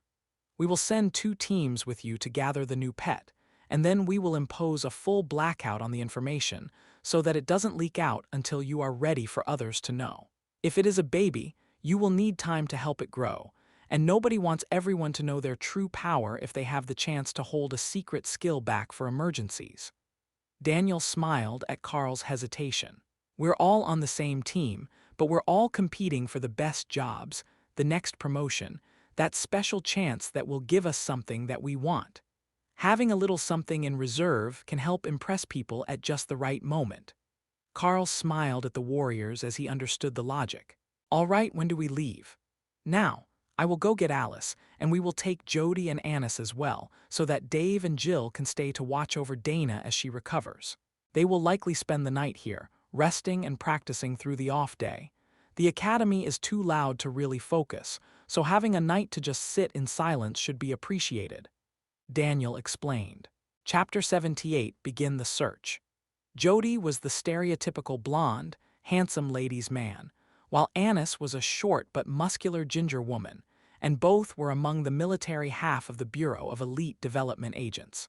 That seemed to be a deliberate choice by Daniel, as he led them all to a military vehicle, which was far better suited to off-road use than the car that they had taken from the academy.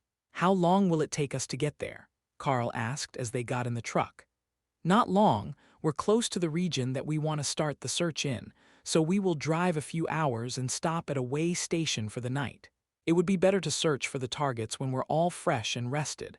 Mistakes happen in the dark, and I despise writing incident reports." Daniel replied with a teasing smile. They didn't wait for any long goodbyes. They just headed out and followed the highway south, intending to make their destination in time for dinner. That was still going to be difficult, Carl realized as the sun set, and they were still driving, but a few hours after that, they were pulling up to a walled town that opened the gates for them and let them in to park next to a small motel, with a row of units in 2 levels, and gun turrets on each end of the roof.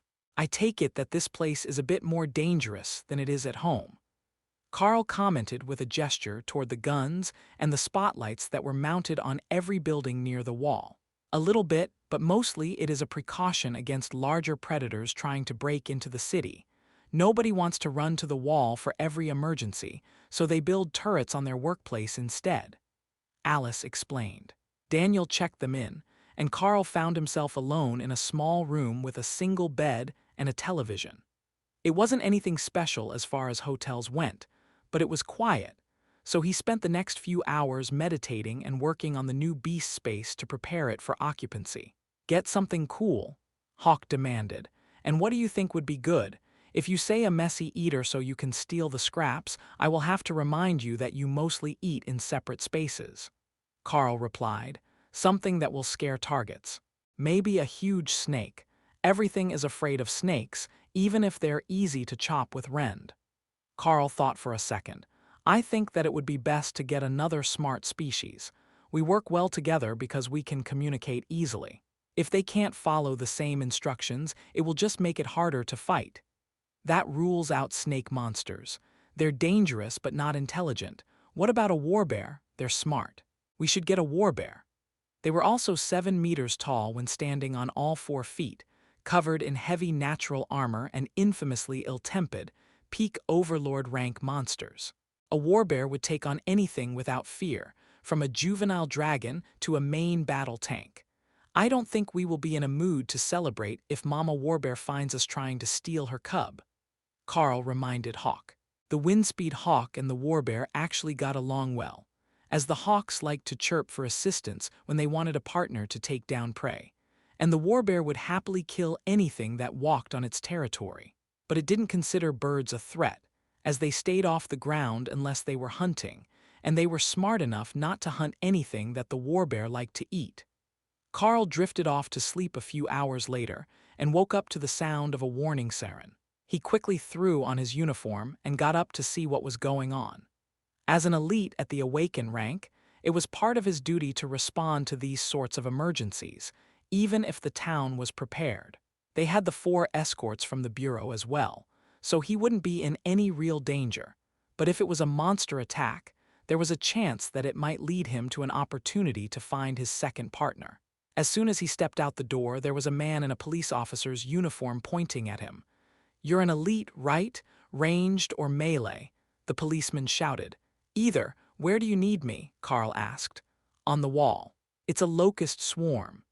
The officer was obviously panicking, and Carl wondered why a bunch of tiny insects were causing so much panic to people other than the farmers. Jody and Daniel were outside a few seconds behind him, while Alice and Annis were up in the tower on top of the hotel and were already preparing to start casting spells. "Hawk, stay inside. They're shooting at anything that moves," Carl warned his partner, then ran to the wall a few meters from the hotel. The swarm was hundreds of meters wide, and behind them there was nothing. Not branches or grass, nothing but bare dirt and locust droppings. That explained why the villagers were terrified of these things, and they were much larger than Carl had read about in the book. These were a common grade monster species, and larger than his forearm instead of the size of his finger.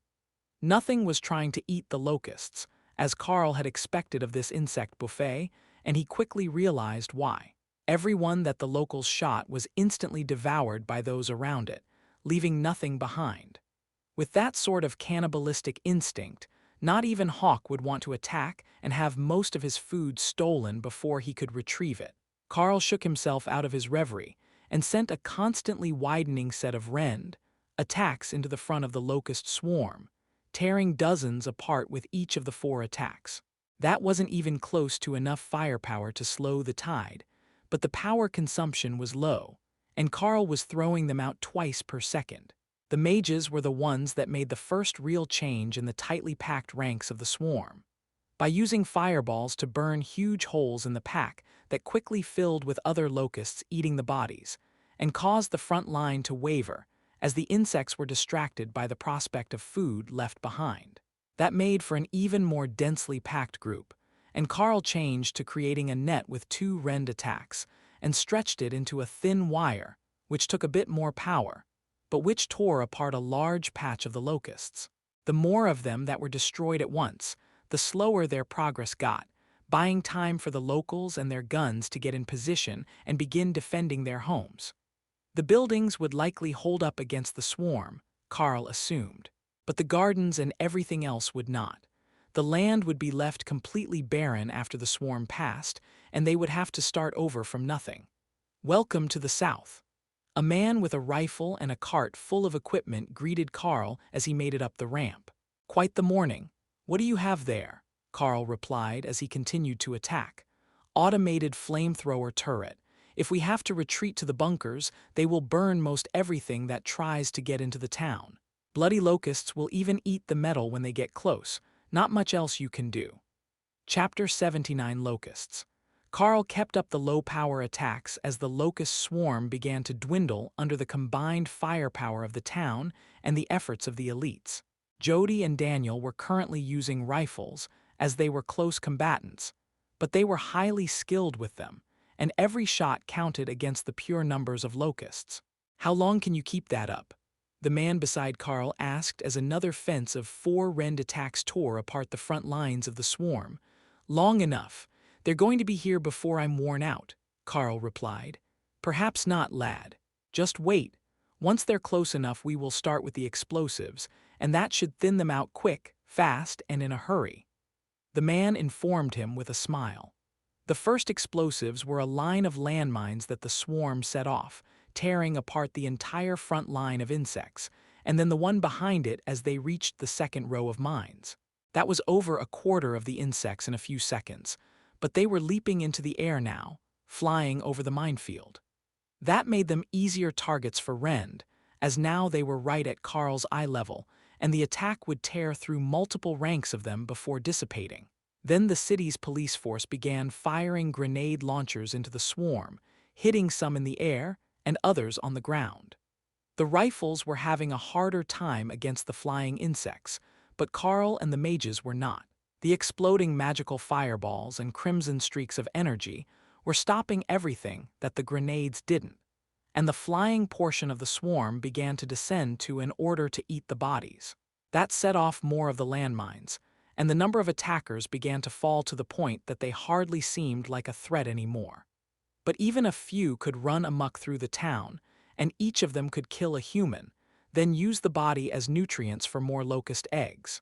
Carl began to sweat with exertion, and Hawk was pushing to come out and assist, even if he was standing beside Carl on the wall. "It's all right, buddy. We're almost done here. 1 more minute and they'll be all gone, then whatever cleanup the town does can start," Carl replied, placating the bird for a moment as he slowed his attacks to avoid overtaxing his stamina.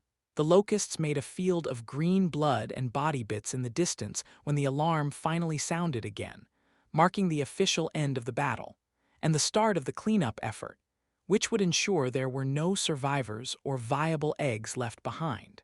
"Thank you, Elite. Might I know your name?" the man beside Carl asked politely. "Carl, awakened rank student at the academy," he replied, and the man chuckled. "I must say I'm a bit jealous. You did an impressive job here today. Your skills are well suited to town defense against the swarms of weaker monsters. Come back again, sometime, and drinks will be on us."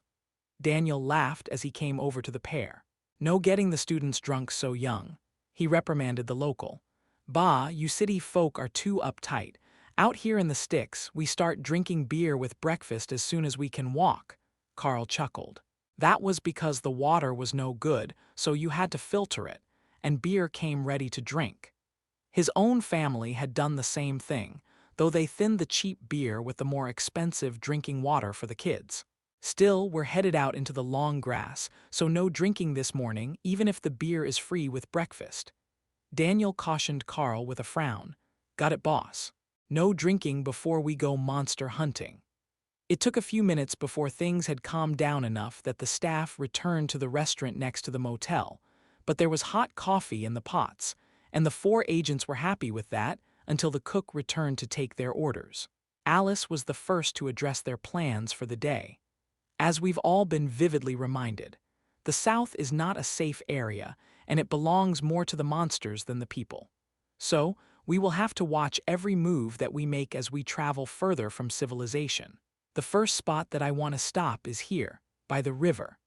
I don't know if Carl gets some sort of calling to his potential partners, or if it will be a conscious decision every time, but there should be a wide variety of options along the riverbank.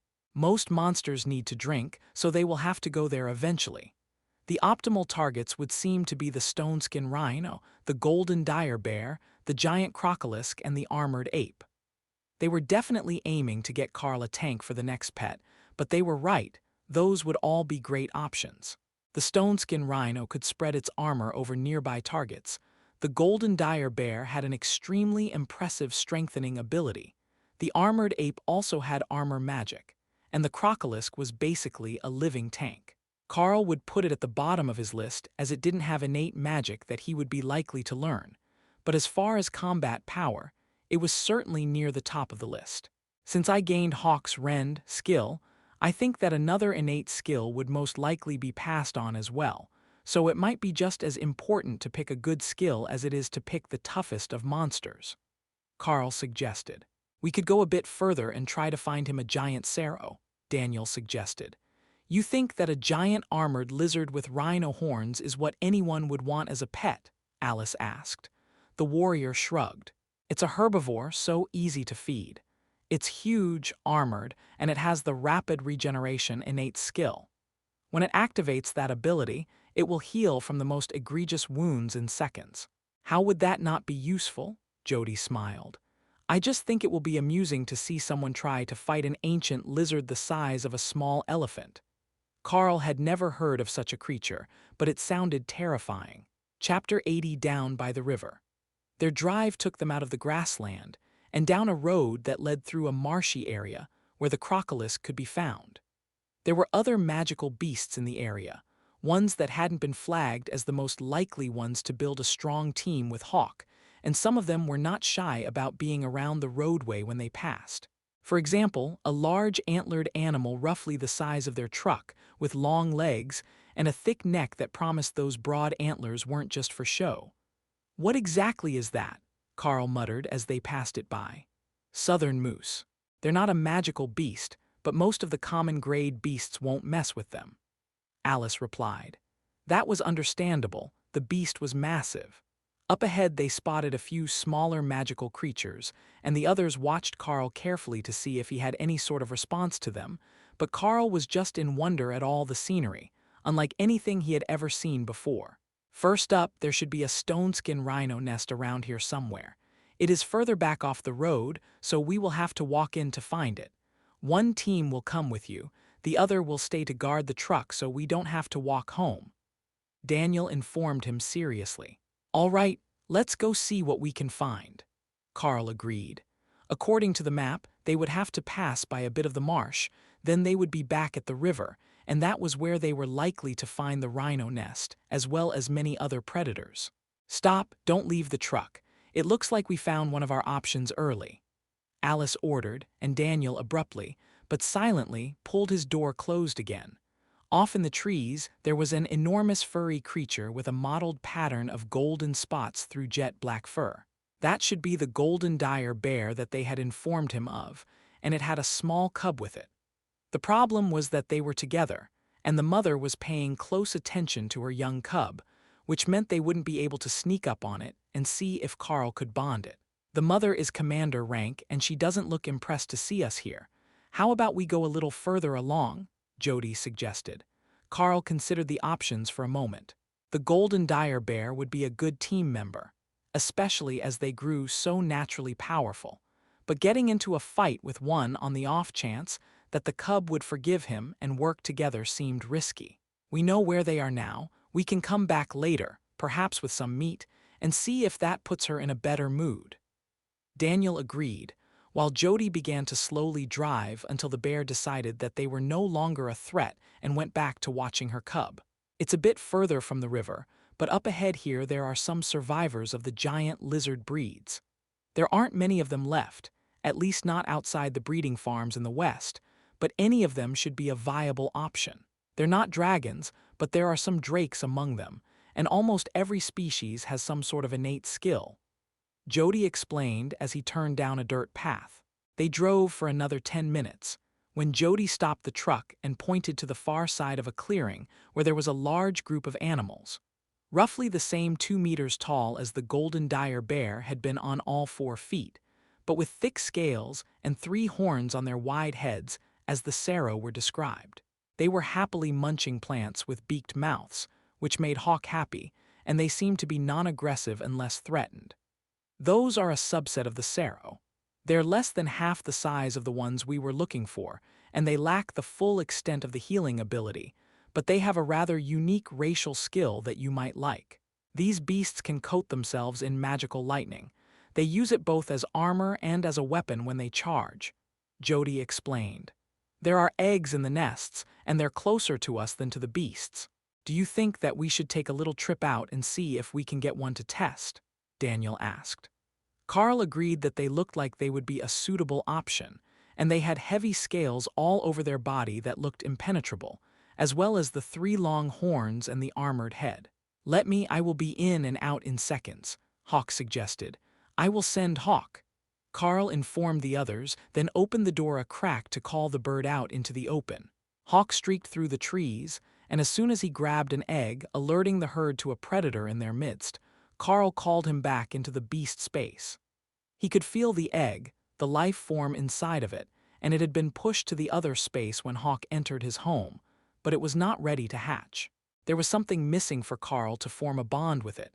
"I think it's a possibility, but I need to do something, and I'm not sure what," Carl informed the others as Jody began driving again, slowly as if the bird had nothing to do with them.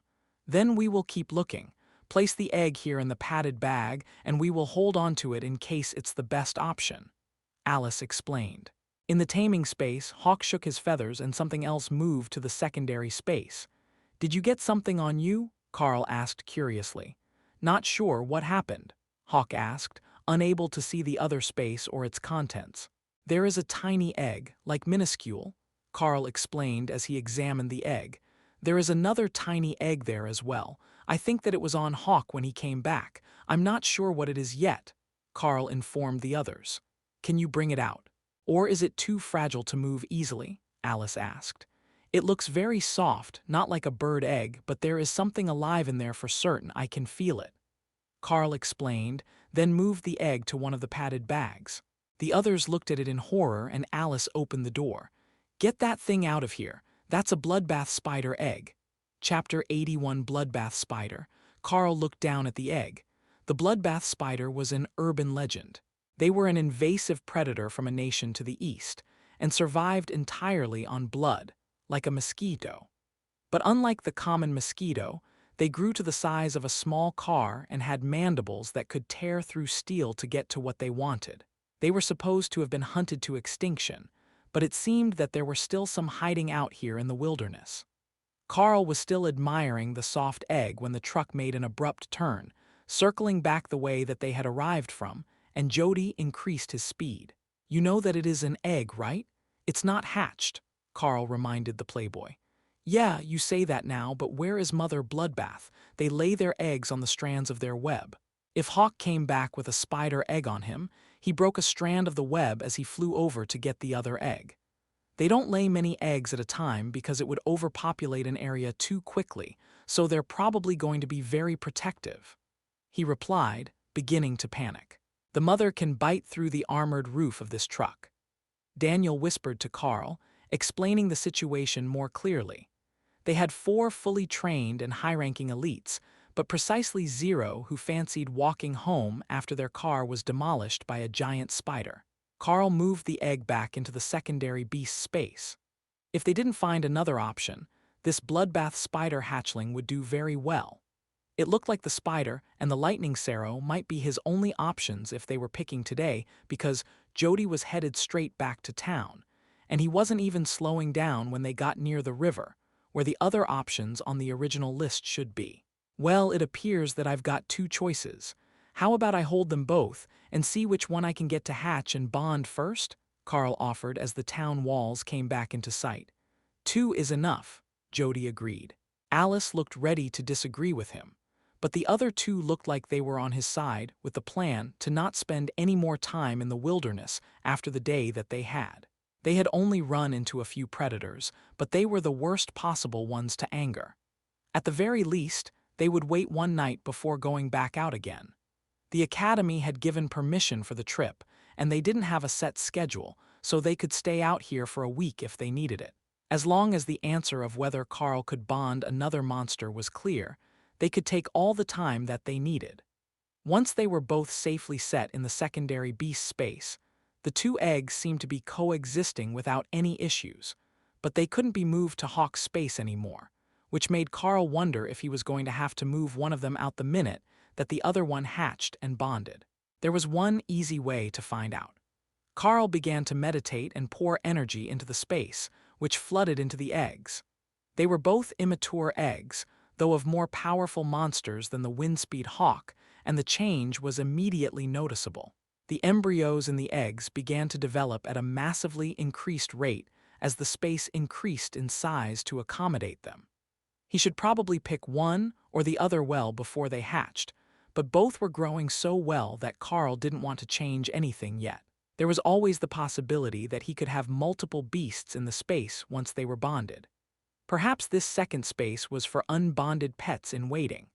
The first to hatch was the Sparrow, with small horns smashing through the eggshell, and a sense of mingled joy and relief flooding Carl's mind as the small reptile bonded with him. As Hawk had done, the beast began to grow rapidly out of its awkward newborn phase, but the Sparrow wasn't as helpless as a baby bird, and he was screaming for food already. Carl focused and found that he could move the creature to Hawk's space, but he felt like a visitor there. It wasn't his space, but the small prehistoric-looking beast began to happily graze on the imaginary grass that Carl had made, and its body fleshed out with the influx of energy. So Carl kept adding more energy to the second space with the bloodbath spider egg, which was still growing and maturing. "What are you up to?" "We're here," Alice asked. "I need to focus." "I think that the eggs can both be hatched and bonded," Carl muttered, not opening his eyes. "All right, just follow me to a hotel room and you can finish your work," Alice instructed as Jody parked the truck. The others went to talk to the staff, while Alice led Carl to a room, then closed and bolted the door while she waited there with him. "If that spider hatches and you can't bond it, you will need one of us here to keep you safe. It will be weaker than you, but they're fast, and they can dig inside the skin, which makes victims panic," she explained. Carl hadn't considered that possibility. If he couldn't bond it, he likely couldn't keep it in that space either, but he wasn't sure that either he or Hawk could handle it running wild in the hotel room. A tiny spider running loose would be a nightmare to catch, but Alice was a mage, so she likely had some way to deal with it. Carl forged ahead and kept the progress going on the spider egg in the secondary space, growing it to the size of a baseball, with a transparent membrane that held a large black spider inside. It was almost ready to hatch, and the space had been expanded by quite a bit, though the quality of it still seemed very low compared to the first space. In retrospect, that was the wrong course of action, but Carl had no way of knowing that until the egg hatched, and the pain hit his mind. Chapter 82 Mistakes were made. The moment that the spider egg hatched, the two beast spaces in his mind were nearly torn apart, with a third trying to form, and the imbalance between the complete space and the incomplete one was not allowing them to find a common distribution rate to form the third space. "I need high-energy food, whatever you can get," Carl informed Alice with a pained wince, feeling like his head was going to explode. "What is happening?" the mage asked as she sent a message on her phone to the others. "Both of them hatched too close together for me to equalize their living spaces. It is trying to create a third space in my mind, but the second is not ready to be split, and the first can't give up the energy that it already has." "I need that energy," Carl demanded. "It's on its way, just hold on for a few more seconds and we will get you something," Alice explained. The reserves for Hawk were almost all raw meat, which Carl would have a horrible time digesting, but there was some roasted chicken in there, which Carl pulled out as a stopgap measure until he could get something with more energy. "Does it have to be meat?" Alice asked frantically. "Anything with an awakened energy level or better," Carl replied as the energy influx from the chicken flowed through his body. Jody rushed in with a bag from the truck and began pulling out supplies until he got to the prepackaged meals. "These are all ascended rank meat for the main course, and the other dishes should be decent. They're made for commander rank elites on energy-intensive missions," he explained as he tore the first pack open and handed it to Carl with a spoon. A cold ration pack was not exactly fine dining, but it was edible enough, and the energy flow was enough that the immediate pain was fading, while a sense of mental stress was settling in as a third space began to form. Both of the hatchlings were drawing immense amounts of energy from him, and even after Carl did his best to feed them what power he could absorb, it wasn't enough. "I need monster blood and large amounts of magical plants for the new beasts. I think that things will stabilize once they are fed and not drawing energy straight from me," Carl explained, while otherwise completely focused on feeding himself and keeping his focus well enough to stabilize the newly formed space. Magical plants were something that they had plenty of, since the plants didn't have to be edible to humans. Daniel brought back what appeared to be an entire hay bale, while a few minutes after that, Jody returned with a 5-gallon pail full of blood. The shrub was put into the newest area, as the baby Sarrow seemed to be the more placid of the two, while the bloodbath spider took its name literally, and accidentally fell off the rim of the bucket into the blood before climbing back out to drink more carefully.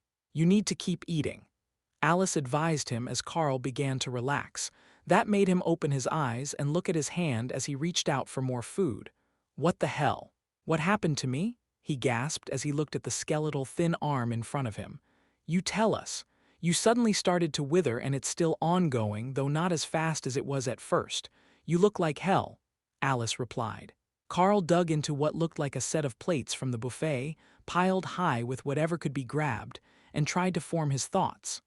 "The monsters don't share a space the way that I expected them to, or rather, they can't. I didn't realize that until the third one hatched and bonded.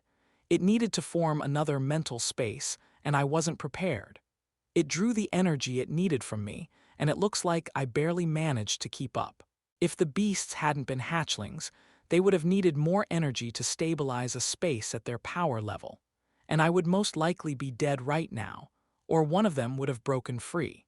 There is a cap on the size, but not on the power density of the first space that I have reached. But there is a minimum requirement to properly bond a new pet. I know that now. One separate mental space, with as much or more stored energy than the creature being bonded has. In the future, it would be best to keep going with hatchlings, unless I have time to form a space for them in advance and to stock it with massive amounts of energy. But right now, I need a lot of food for growing beasts and to try to recover what was spent.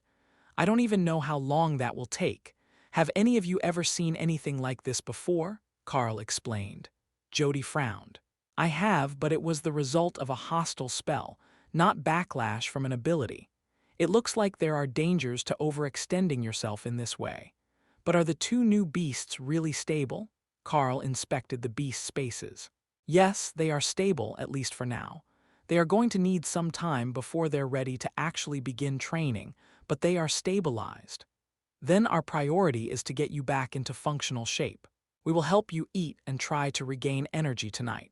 And then in the morning, we will determine if you need to be hospitalized until you can regain enough of the lost mass to be safely moved back to the academy. Alice informed him with a pitying look on her face. I guess I had better get to work on my recovery then. What do we have for higher rank foods? I will let you know when it's too much for me to digest efficiently. Carl sighed. Start with this salad. It might taste awful, but it's the most potent in the group. It was prepared for us to recover quickly from injuries, so it has healing properties and a commander rank base. Alice offered.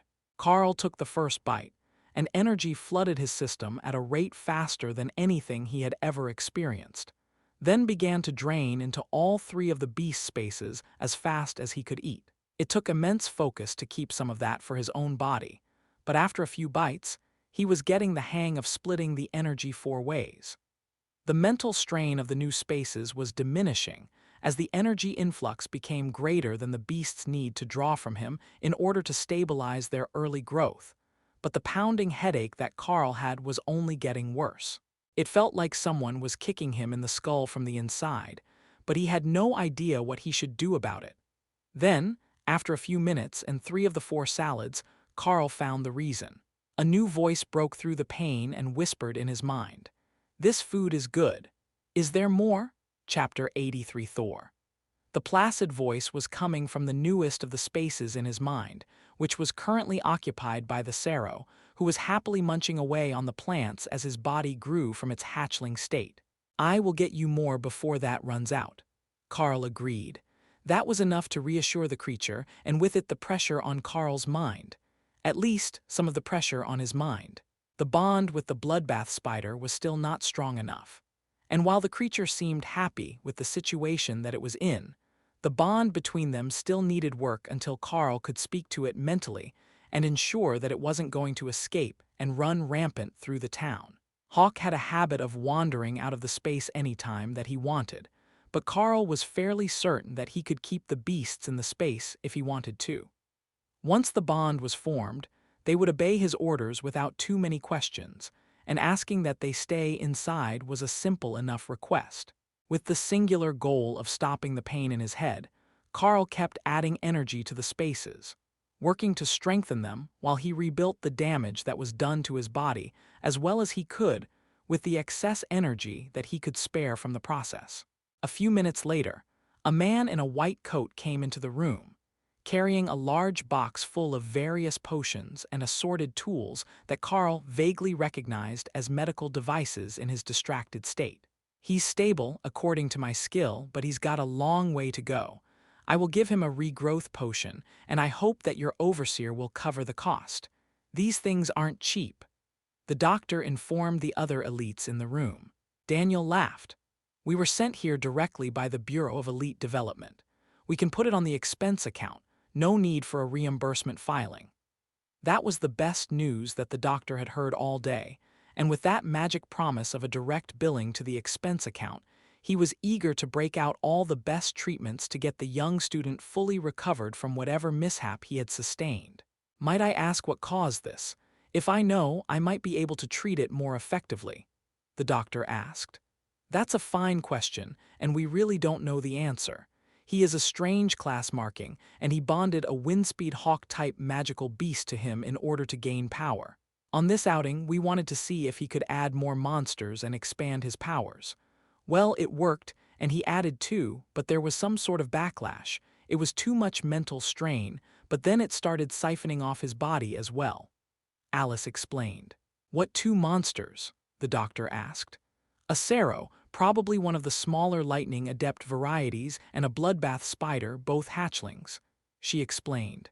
It is possible that the bloodbath spider was not getting what it needed, and it fed from the elite's body instead. Did you find some food for it? Hatchlings are born hungry, he asked. We did. There is a lot of awakened quality blood for it and a smaller amount of ascended because we weren't sure what it would be able to digest. Alice explained. The doctor pulled another set of potions out and began to set up an IV drip for Carl, to make it easier to keep feeding him potions until he recovered. I suspect that a lot of the issue will be blood loss and extreme dehydration. Did you say that the Sero has lightning or regeneration as its primary racial skill? The doctor requested, with a notepad in his hands. We would assume lightning, as they were the smaller variety at the nest, but it's freshly hatched, and we haven't seen the bonded animal's ability yet. That was good enough for the doctor, and he added more rapid healing medication to the bag and an electrical insulator on the stand. One thing that he didn't want was for his expensive treatment to get shocked into uselessness if the monster broke free during treatment. He needn't have worried so much about that particular pet. It was perfectly happy eating in the beast space, with little to no motivation to do anything else right now. The bloodbath spider, on the other hand, was glutted on monster blood and bored, looking for something to do, while it was stuck in a featureless space with barely enough energy to be comfortable. I will add more features later so that you can start making yourself comfortable. Carl placated the spider. At least a tree to build my web in something. The spider complained, not understanding the intricacies of building the contents of the space. Carl took a branch from the pile of food that they had brought into the room for him to feed his pets, and moved it into the fist-sized spider's area, near the bucket of blood. That's a start. It sighed with relief, then set about making a nest in the branch, with stringers that ran to the bucket, so it didn't have to walk across the unnerving nothingness to get there. An hour later, the doctor switched the medicines in the IV bag, and Carl's body began filling back out to something closer to his natural state. It wasn't a full recovery, but the elites in the room were feeling a lot better about his chances of not only surviving this mishap, but coming out better for it. The two monsters that Carl had bonded would both grow up to be extremely powerful without any additional help. But the evidence showed that simply being bonded to Carl would help them grow to be smarter and stronger than usual in a much shorter time. Between the hawk, the armored body of the Sero, and the bloodbath spider, they would form a combination that very few elites would be able to take down once they were fully grown. Chapter 84 Physical Recovery begins. The bond grew as Carl stabilized the spaces all through the next day, and after a few glasses of straight monster blood, they were beginning to make progress on returning his body to its normal state. Currently, the feedback from the two new monsters wasn't great, and mostly it was them drawing from Carl and Hawk, who was also eating heavily to sustain the burden of their two rapidly growing hatchlings. But already Carl could feel that the demand was decreasing as they grew in power, and soon it would reverse, with them beginning to strengthen his awakened grade physique. The bloodbath spider in particular. It was born on the strong side of awakened rank, going by its physique, but nobody in the room really knew what its innate skill was. It could tear apart an armored car with its mandibles, and smoothly cut through monster flesh with the claws at the end of its legs, but pure power wasn't enough to explain its deadly reputation at its level. Just after lunch, the best sign that the bonds were normalizing appeared. The Sero, who insisted its name was Thor after someone in the room had mentioned the mythical god of lightning, had settled in to sleep off a heavy meal, and Carl received a mental impression of a new power. Refreshing lightning, create a lightning barrier around the caster that damages enemies and increases healing speed. Thor's lightning isn't just lightning. It is a magical effect that also slightly increases healing speed. I just gained access to it, but I don't dare use it in bed and hooked up to the IV. At least not the first time. Carl informed the others. Whoops of joy filled the small hotel room, and the weary elites began to celebrate the fact that there didn't seem to be any lingering damage to Carl's body from the mishap. Now, we just need to find out what the ability of the bloodbath spider is, and we're set. Alice cheered. Carl checked on the spider in his mind. It had gone from the size of a baseball to the size of a volleyball overnight, and it had consumed nearly a third of the bucket of blood that they had provided for it. But it was happily sleeping in the hammock it had made in the small branch it had been given, and wasn't ready to answer questions yet. Give it a bit longer. They're both sleeping it off, and I need to do some more strengthening of the spaces before they grow any more powerful. The incredible body growth speed is great in theory, but I wasn't prepared to contain them, and I'm still worried that they will grow faster than I can keep providing a home for them. Hawk was good that way. His initial power level started low, and he grew with practice, but these two are growing powerful quickly without any training at all. He explained. That's fine, take all the time that you need.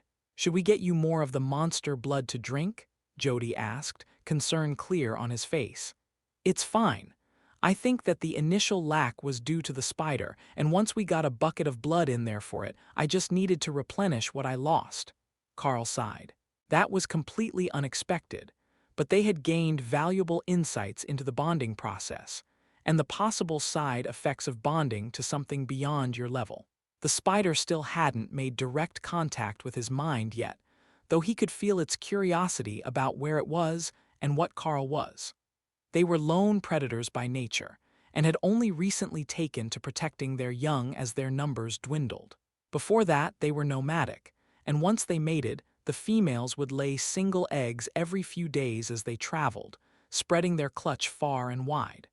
For most of the day, they all rested, moving past the excitement of the night before, and just before dinner, the doctor came to remove the IV stand and the needles from Carl's arm. It looks like you're healed well enough to be in the clear now. Not all elites heal faster than normal, but you should be all right on your own, and you will just need some training to rebuild the muscle mass that you lost. The doctor informed Carl with a professional gaze. Thanks, Doc. I will get to that as soon as the headaches are gone and I'm feeling less dizzy. I think it should be within a day or so, possibly right after dinner, Carl replied. The doctor got back to tending to the rest of the frontier town, which Carl had learned was as much a military outpost as a town. They might not dress like it, but most of the townsfolk were low-level elites, people who never made it past common grade, and who signed up to work for the Defense Department. Like the doctor, who could make various medicines, but nothing amazingly powerful by magical standards. They were still elites, but doing the most dangerous sort of job by keeping the wild monsters restricted to the south and not moving into the more populated areas. Let me stand up and I will see if this lightning is enough to help me recover, Carl suggested. Outside, try the first time outside in case you can't control it properly, Daniel reminded him. The first few attempts to stand up were shaky, but Carl was feeling better by the step, and once they were out in the parking lot, he was ready to give the refreshing lightning a try. Soft blue light crackled over his body, and Carl felt his body strengthening, while the sleeping Thor woke up for a moment to see who was under attack. Once it realized that it was just Carl healing himself, the newborn beast went back to sleep, secure in its small home and tired from the effort of growing so much. Impressive. The muscle mass is growing back at a notable rate, recovering from the damaged and dehydrated tissues, your skin is clearing up, and your pores are getting cleansed. You even smell faintly of ozone. It's a healing effect and a spa treatment in one, Jody noted with glee. Unfortunately, I can't put it on anyone else, but I think it's going to be a fairly reliable defensive technique. Carl agreed. Chapter 85, Physical Examination. The last thing that they needed to do to determine the usefulness of the ability was to test it. Alice raised a barrier in between them and gestured toward it with her fist. With just the lightning up, give that a punch as hard as you can. It will tell us how your muscles are recovering, as well as if the lightning can already stand up to an awakened rank impact. If it can't, it will break around your fist when you hit the barrier, she explained. Carl snapped a fast punch at the barrier and frowned. His strength wasn't fully recovered, and the physical strength wasn't as high as he would have preferred, but the lightning crackled against the barrier, making it glow bright blue and held firm. Well, it's an awakened rank ability, for certain. Carl will need to keep the lightning up as much as possible for a while, but the barrier is as good or better than that awakened rank training armor. Alice informed the others. Is it safe to touch? As in, can you sit down in a chair without scorching it? Daniel asked. Carl took a step back and saw the faint scorch marks where he was standing. I'm going with no. Even through my shoes, it's burning the ground. But it's not burning off my uniform, which is a big win for my dignity. Carl replied with a shrug. Yeah, best not to tempt fate. You aren't recovering as fast as the Big Sarah or the Trice with their indestructible, innate ability, but it's still much faster than I had expected. Daniel agreed. I feel well enough to sit for a proper dinner now, so how about we go eat? Carl suggested as he released the refreshing lightning ability. Eat. A soft feminine voice hissed in his mind. Are you hungry for something different? Carl asked delicately, hoping to make a good first impression on the spider. No, blood is life, life is power. I need a bigger nest before I lure prey, she replied. The spider reminded Carl of when Hawk was a baby, all about food, always with the mice requests. Of course, if he hadn't had a massive growth spurt, those requests might not have stopped, but the focus on making the beast's situation right for comfortable eating was the same. The group sat down to a proper dinner at a restaurant down the street, while the spider peered out of Carl's mind, content in its small nest, but intrigued by the world around them. They killed it and burned it. Why do they do that to the food? The spider asked. For humans, it tastes better this way, and we can digest it more easily. Carl informed her. Interesting. I will try some. Carl put a bit of steak in the beast's face, and the spider happily tore it apart before eating it in delicate bites that directly contrasted with the ferocity used to portion it. Not bad, it simulates the warmth of living food. Humans are strange but smart. It is very tender and they put something on it for flavor as well. I approve. Carl smiled at the response, and Alice gestured for him to share with the group. My new spider friend gives her compliments to the chef. She approves of making the meat hot and tender as well as the seasoning. Carl explained. Does she have a name? Alice asked. Carl knew she was listening, so he waited while she came up with an answer. Even if you don't, that is fine. I can help you come up with what you would like to be called later. He soothed the spider. What should I be called? For I am the bringer of death, the one that all are fearful to speak of, the shadow that stalks the night and haunts the dreams of prey. I am power and stealth. What name could suit such a mighty being? Carl could sense the immense pride, but it was for her speech and not for herself. She was very proud that she had come up with something good, and she had no concept of what an edgy emo teen was, so she had no idea how much she sounded like one. She hasn't yet picked a suitable name. If I come up with one, we will decide on it later. Carl informed the others. We will come up with something suitably impressive for you, but maybe it will be simple. Thor named himself after the god of lightning, so perhaps you would like to be named after the spider goddess, Arachne? Carl suggested. There was a pause as she considered it. The spider didn't know anything about human gods. Is she a cool god? She asked. Very cool and the most talented of gods at weaving, Carl agreed. That name is too coarse. I will be Ray, short for Arachne, she decided. Change of plans. She will be called Ray, short for Arachne, the spider goddess. Carl explained to the group, who were all waiting while he had a silent conversation in his mind. Hawk, Thor, and Ray, all superb names. Daniel complimented the beasts before continuing to eat. Please let us know when we can meet her. Alice replied with a smile, and Carl felt the spider looking out of his mind. Later, not now, it is too bright and too far from my nest. Maybe tonight, she isn't fond of bright places while she's still growing, Carl explained. Oh, that makes sense. We will meet tonight if she is up for it, and then after we have done some basic tests tomorrow, we will head back to the academy. I'm sure they're concerned about you, and Sergeant Rita is probably going to murder me for ruining her lesson plans again. Alice laughed. Carl gave her a questioning look, and the mage continued. Well, you've got 3 pets now, right? Hawk is well versed in working with you, but he's never worked with the others, and they haven't done any survival training at all. Once they are back at the academy, the sergeant will want them all trained to work in a team for safety and to enhance their power, she explained. That got Thor's attention. There is safety and power in numbers. Together is much better than alone. Chapter 86 Hyper Sero. On the way back to the hotel, Carl called out to Thor, who immediately began to run in a circle, sniffing the other team members so that he would recognize them as friends later. Then he came to stand by Carl's feet and looked around for something to eat. There isn't much food out here, but there are more friends. When we get back to the academy, I will introduce you to other trustworthy people as well, Carl explained. The lightning Sero was the size of a large dog already, up from the ostrich egg size that he started from, and his horns were already beginning to grow. One on his nose, above the thick-beaked mouth, and two more on the armored frill that looked strangely like jade stone, slightly shiny, with wavy white lines through it in a pattern that spread down all its scales and thickened to pure white on its belly.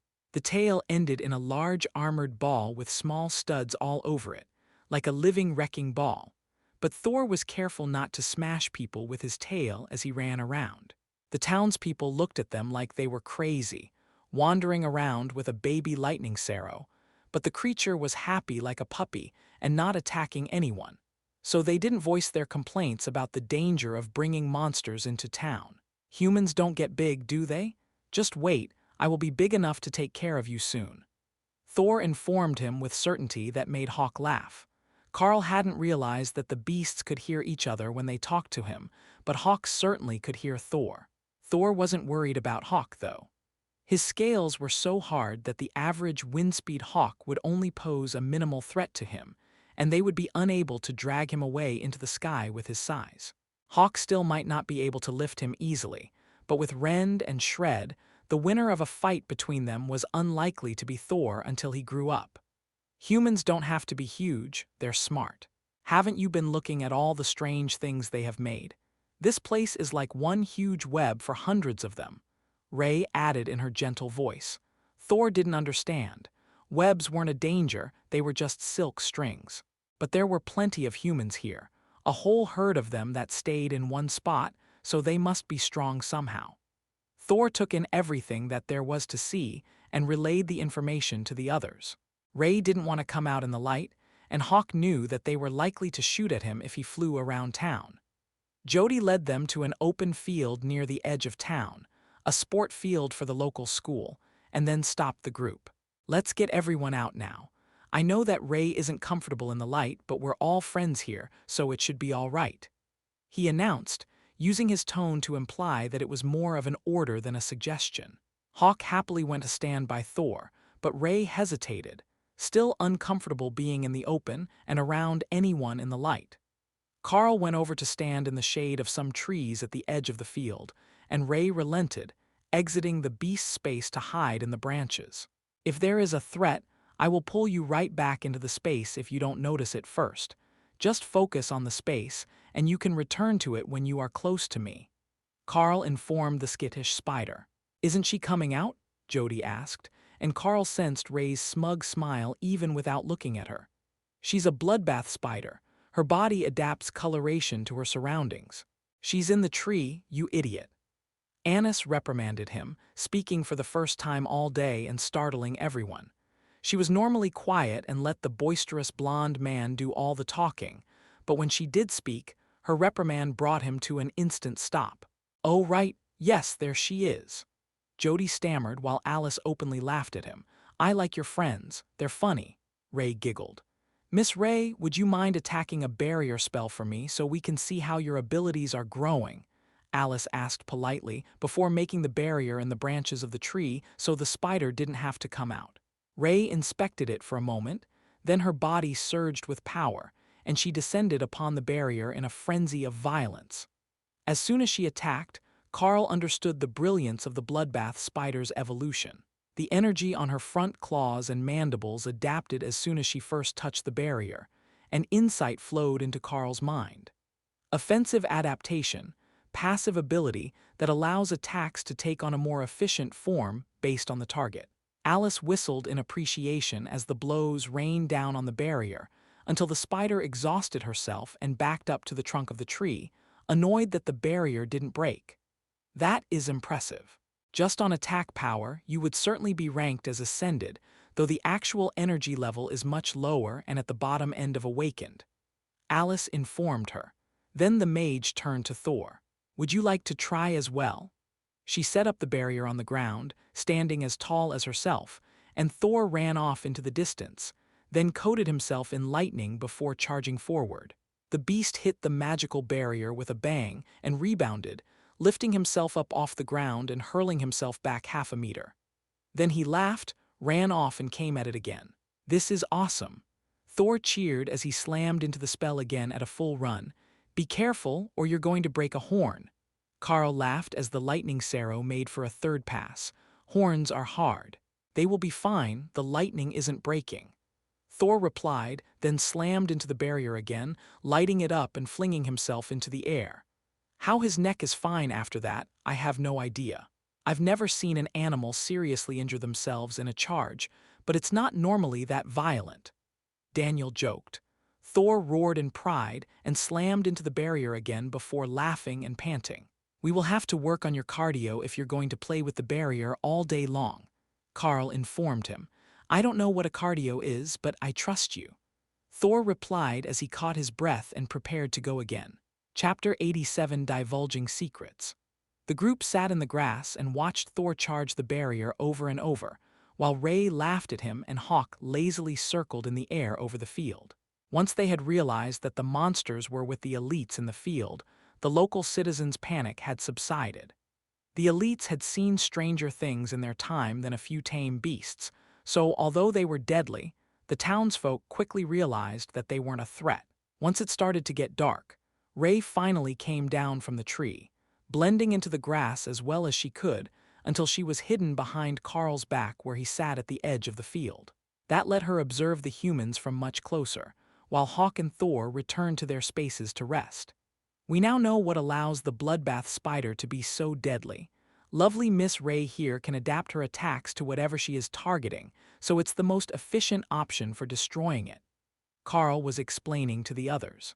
Hey, why are you telling them that? She protested. So they can come up with a way to help you make it even stronger, Carl replied. She had to think about that for a while, as did the other elites. Can you do it since you're bonded with her? Alice asked.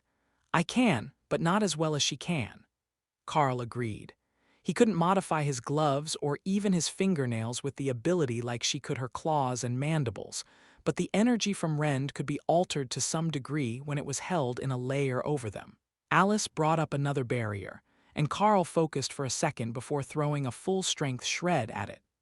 The spell changed from red to golden as it hit the barrier, and the field filled with golden light as the spell was dissipated. Pain lanced through Carl's skull, and he cradled his head in his hands. It looks like I'm not quite at full recovery yet. The energy draw still makes my head hurt after a single attack. Once the spaces are in better shape, I think that it should be fine. A week, maybe 2. He explained. The others sighed in resignation. They would have to explain that he was injured during a training mishap if he wouldn't be healed before they returned, and they really didn't want to have to fill out the paperwork involved in returning an injured student to the academy. Why don't we give it another day here, and you can meditate with the lightning barrier up the entire time except for meals. Then we can judge whether it will take the full 2 weeks to completely recover. Daniel suggested. That's not a bad idea. I will start as soon as we get back. I understand now how to hold the barrier tight to my body so it doesn't burn things through my clothes. Carl agreed. Daniel gestured for him to try and then grabbed Carl's shirt and nodded in satisfaction when he didn't get shocked. That works for me. I will go buy a good cushion or a beanbag chair for you. If you're going to meditate that long, comfort is important. The warrior informed the group. Carl ushered everyone into the space against Thor's protests. He was tired, but he wasn't done with the barrier game yet. You can play again later. There are more mages at the academy who can create them, and Miss Alice will be at most of my classes to make them while I work. Carl explained. Thor was excited, but Ray wasn't much less eager to test that barrier again. She would take some time to figure out how it worked and grow a little more, then she was certain she could find a way to destroy it. If it existed, she could eventually find a way to tear it apart to get to the good bits inside. Maybe that was it. she might just be lacking motivation. She would ask Carl to put food inside the barrier when she was ready to try again. That should help. Or she could practice on Thor's barrier and try to break it right before he could ram it. That would be fun too. The fact that Alice was a commander rank mage made no difference to Ray. It was just a matter of time in her mind before she would be able to smash that barrier with a single strike. Carl had two goals that night. First, he would create a nice shady set of low trees for Ray to rest and make her web in, and he would make a training field for Thor to run around. That Carl had two goals that night. First, he would create a nice shady set of low trees for Ray to rest and make her web in, and would be enough to keep the two of them happy for a little while. And the standard of having decent plant life corresponded to the level of beast space development that Hawk needed when he first advanced to awakened rank power. Carl was assuming that the development of the space that was needed would be the same for all beasts at the same power level, and he would just have to keep up while they went through their initial growth phase, so the space didn't fall behind and cause him this same mental pain again. Being unable to use the abilities that he had was a huge step backward for his personal power, even bigger than the degradation of his body that had yet to recover. Jody returned not long after they reached the hotel with a large beanbag chair and a smile on his face. "This one is perfect. It is filled with glass beads. They're an electrical insulator, so the shock shouldn't travel anywhere, even if it leaks from Carl," he announced. That wasn't quite how magical lightning worked. It would melt the beads, but nobody bothered to mention that, as a beanbag chair was precisely what they needed. And even if the lightning leaked and melted the beads, it should form a more comfortable seat for Carl tonight. Once the recovery process was complete, Carl wouldn't have to split his energy into healing himself, and the development of the beast spaces would improve. But for now, the teams were more worried about avoiding a lingering injury report and light-duty training modification appeal to go with the incident report that they were already going to have to do. Chapter 88 Life is about balance. Carl started with the easier parts, the increase in the quality of the two spaces, and the addition of simple grass to the ground. Instead of the short grass that Hawk liked, it was longer grass. Ray liked to hide in the long grass, and Thor liked the way that it tickled his belly scales. No judgment. Then Carl left Thor's mostly empty, as all the other plants in the space were going to be food products. The power density of both was increased evenly at the start. But after a few hours, Carl began to experiment and found that Ray actually required much more power in her space to relieve the strain on his mind. Her species was the more powerful of the two, and her power was growing more rapidly as well. The side effects of that could be problematic later, but the short-term benefits would be huge. By the time that the sun came up in the morning, Carl was no longer feeling the drain of the two monsters on his mind, and he was beginning to feel an influx of energy instead. Each of the three had a different feeling to it. It was difficult to describe, but Carl likened it to the feeling of wind in his hair, grass under his feet, and a comfortable blanket. He briefly stopped for breakfast in the restaurant downstairs, which had amassed a huge amount of meat, blood, and magical plants to restock his pets, then returned to his meditation. If he ever returned here, he would owe them a huge favor for helping him out with the feeding duties, as he now had weeks' worth of food stored for everyone, and someone had even found him another strength stone to mix with the blood for Ray. That was a winning combination, according to the bloodbath spider. The extra energy in the blood was helping her body form, which was improving the feedback, which in turn was restoring Carl's body and increasing the quality of her home. It might not look like they were getting much done, but the three monsters were undergoing a massive strengthening. Even Hawk was getting in on it now that the other two had stabilized. The three spaces seemed to feed off each other and the monsters within. That helped the others grow as much as it did Carl, and hour by hour, they were actually getting further ahead of him on the strength scale. It didn't feel like a problem. As long as the strength of the beast space held up, it didn't matter how strong his own body was. It was improving, though. He was stronger than before he had arrived, if not by much. That news was a massive relief to the others at dinner that evening. Seeing Carl recovered and glowing with power, assured them that they had made the right choice in bringing him here and letting him bond both monsters. There was a short-term setback, but now they were ahead and still gaining. "Do you think that there will be any long-term damage?" Alice asked as Carl finished his dinner and prepared to go back to meditation. "Not really. There will be a definite reduction in maximum growth speed, with 3 spaces to enhance instead of 2. I will be spending most of my spare time in meditation, with little time for anything else until they are full grown. But after that, the extra space means what I can provide will be split 3 ways, and it will be up to the feedback from the monsters to progress. Until I reach the higher side of commander rank, that shouldn't be a big issue, as their natural growth will provide a significant portion of the strength growth we need. But after that, it's going to be a hard grind, and then I will either have to find another way to keep us growing or find a fourth partner with even higher potential to pull us all up. I'm not even sure that will be realistic, though. You saw what happened this time. Even if I prepare, how much strain will an overlord or royal rank monster cub put on my mind? They're even more intelligent than these 3, or so I have heard, and their energy requirements have got to be immense. So, you're saying that your class will have a minimal impact on the growth of the monsters beyond their adult peak? Alice asked. Not quite. It will have a much larger impact on the ones with lower innate potential. And then after that bonus from the early growth phase ends, we will be looking at years and not weeks or months to move up a rank. I can't guarantee that it will hold true forever, but with the scaling once Hawk was full grown, and the power difference between the levels that is described in the textbooks, I would say that making Commander would be relatively easy, but it might be pushing it to make Royal before graduation, and then Monarch by age 25.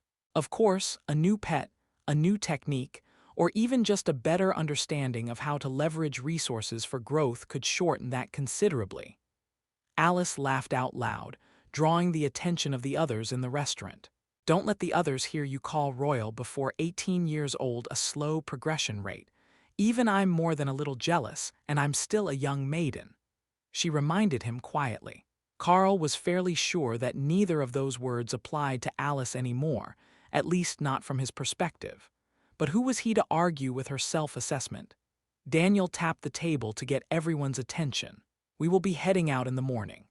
Carl has recovered enough to return to his regularly scheduled classes, and the pets are both bonded and growing smoothly. That completes the conditions of our outing, and the Colonel will not be happy if she finds out we decided to take a little vacation after the job was done. There was no doubt about that. Colonel Valerie had a bit of a human side, but it was hidden deep under her adherence to rules and regulations. Chapter 89, Ray Meets Dana. To say that Ray was excited about the car ride was an understatement. The bloodbath spider naturally wanted to travel to spread their brood and find a mate, and as they gained intelligence, that instinct turned into a form of wanderlust. Being able to cover this much ground in one day was wonderful for the young spider, who watched everything from the safety of her growing nest within the low trees and bushes that Carl was creating in the space for her. On the other hand, Thor had no interest at all in the scenery. He was content to munch all day long as long he was certain that he wasn't being left behind. Even compared to Ray, he still had a lot of growing to do. Most of her size would come from her long legs, with a comparatively small body, so she was going to reach full maturity before he would. But he also had a solid and durable body to form with armored plates that needed time to solidify. Hawk was more eager to get back and show Dana their new friends. She had 2 golems now, but Carl had 3 pets. They weren't outnumbered anymore, and with the amount that Thor was growing, they wouldn't even be the physically smaller team for long. It was a good thing that the Lightning Sparrow was content to remain within his safe space, because he wouldn't be able to wander around the balcony for long. Carl was more worried about Dana's response to Ray. The bloodbath spider was a sensitive soul, and having someone be terrified of her at first sight would be a heavy blow. Not everyone was terrified of spiders, but monstrous spiders the size of a small table might be a different story. They drove through the day, and classes were long over by the time that they made it back to the academy. From the direction that they arrived, Carl realized that they had actually detoured around to the far side of the area by nearly 50 kilometers, because there was only one road leading in and out of the academy, and it ran alongside the railroad tracks. Keeping the academy isolated was best for both safety and security, but he hadn't realized how remote this region was until he was paying attention to the trip during the daytime. All right, everyone will need to fill out a mission report for the morning, and this one is going to be significantly longer than usual with the progress that was made. I will let you all rest for now and see you all later. Alice instructed the others while looking at Carl to ensure he knew that meant him as well. The academy and the government would naturally want to know all about the new pets, as well as the backlash from bonding too, when his mind was only ready for one weaker pet.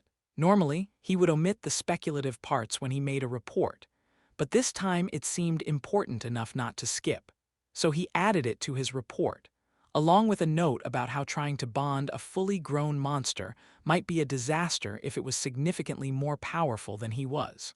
Not to mention that fact that if it wasn't significantly stronger than him as an adult, then bonding it would be a mistake, as it would hinder his growth. A brisk knock at his door after dinner alerted him to a visitor, and Carl let Dana in, noticing how he looked a bit panicked and exhausted. "What happened? Did they come up with new training for you as well?" Carl asked as she flopped down on the bed. "You could say that. The choreography and singing teachers have decided that we're not paying enough attention to them with all the cutbacks in their allotted time. They have to split the afternoons now, and they have been prohibited from issuing homework, as Jill decided my magic is more important than their department's plans. So, they're going crazy every day to pack everything they want me to learn into the time that they have." Dana explained, staring at the ceiling. "Have you eaten? I can grab something and bring it to the room. I have some new friends after this trip and they could use a bit more variety in their diet," Carl suggested. "I did. Jill brought something to the end of choreography class, and I ate before coming over. I think that she's trying to pull me out of the classes entirely, but someone senior to her isn't going for it." Carl smiled. "In that case, would you like to meet someone? She is a lovely fuzzy bloodbath spider and she likes meeting people but not in the bright sunlight." Dana smiled. "You bonded a spider," he nodded. "And a lightning sarrow, but he's sleeping right now. Ray is growing more smoothly and she wants out to explore the room." Dana nodded, and Carl brought the spider out to sit on the bed next to her. The two stared at each other for a few seconds, then Dana smiled and Ray moved closer, as if to get a better look at her. "So this is a juvenile female human. She's cuter than the other ones. Tell her that I say hello," Ray instructed. "Ray says hello. I'm not sure if you can shake hands safely given her claws, but she's very friendly," Carl explained. "Do you know about magic? I need to study some spells, and it was too loud in my dorm for that. It was great for focus training, with the random explosions from the neighbors' rooms making it harder to keep the spell stable, but for reading, it is just distracting." Dana asked the spider. "I know about magic. Lots of animals use magic. What is reading?" Carl briefly explained the concept of books, written language and learning from recorded information, which shocked the young spider. "That is great. You don't even need them to be nearby to learn from them. Books are good. I will watch her technique," Carl laughed. "She's still quite young and hasn't seen enough books to learn to read yet, but she wants to watch you. I need to meditate to improve the power level in her mental space, but you too are free to work." Ray ran out onto the balcony and disappeared into the foliage, then followed Dana to the gazebo and began admiring the hammock before creating one of her own from webbing. Bloodbath spider web was very versatile. It could either be flimsy enough that the smallest of disturbances would break it and alert the spider in its web, or it could be strong enough to hold 100-kilogram monster in place despite attempts to escape. What she used this time was the stronger kind, but without the stickiness, so that she could more easily move about and watch the reading process below her. Carl settled in to meditate, listening to Ray's reactions as she admired the pictures in the book and contemplated what the runes would mean. Dana was narrating things to her, thinking out loud, as she worked on the assignment to improve her spell formation speed. Ray wasn't much help, as she only knew one ability, but the moral support seemed to be helping the two of them bond.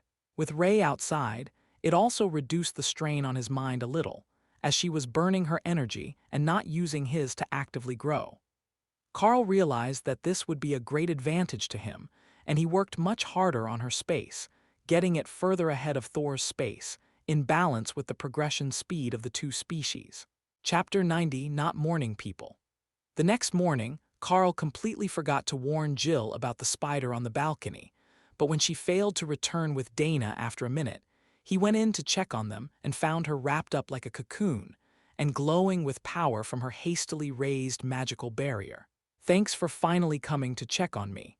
Now, would you kindly ask this young lady to let me go so that I can get my charge to class on time?" Jill requested. Carl considered the look of restrained rage at being attacked for a second time by Carl's pets when she went to wake Dana up. And for a moment, he contemplated whether it might not be safer to leave her there. But she could break out easily enough. She was just waiting for him to do it so that she didn't have to fight with the bloodbath spider. "Ray, you can let her out. She is Dana's teacher, she won't hurt her. Just wake her up for early morning instructions before breakfast," Carl instructed. "That sounds like torture to me." The spider replied suspiciously, then vanished into the beast space, which was now becoming much more comfortable after another night of work by Carl. "All right, she's definitely not a morning person, but she won't attack any more today," Carl informed the teacher, who gave him a pointed look. "Right, the web." Carl activated the enhanced rend on his index finger and cut the surprisingly durable webbing down the front, releasing Jill to shake Dana awake. "See, she's not even just vibrating the web, she's shaking her like some animal," Ray informed Carl in an insulted tone. "5 more minutes." The young mage complained, and Carl smiled. It was the same thing every day, but her schedule was so packed that she couldn't waste any time in the morning. Carl walked over and gently rocked the hammock, then plucked a string by Dana's head, which she should hear vibrating next to her ear. "Fine, I will get up," she mumbled and opened her eyes. "How did you do that?" Jill asked in shock. "Wise advice from the bloodbath spider. She knows all the best ways to operate a web," Carl explained. Jill looked down at the mass of spiderweb on the ground, then picked it up, expecting a mass of loose strands now that it had been cut open. But the strands were stuck to each other and interwoven, creating a form of blanket. "You know, this is actually pretty well made, all things considered," Jill noted as she admired the soft white silk. "Carl brought me a silk blanket, that looks comfy," Dana agreed, while Carl tried not to laugh. "No. A certain someone thought it was appropriate to wrap me in webbing when I tried to wake you up the first time. Now, we need to go, or we will be late.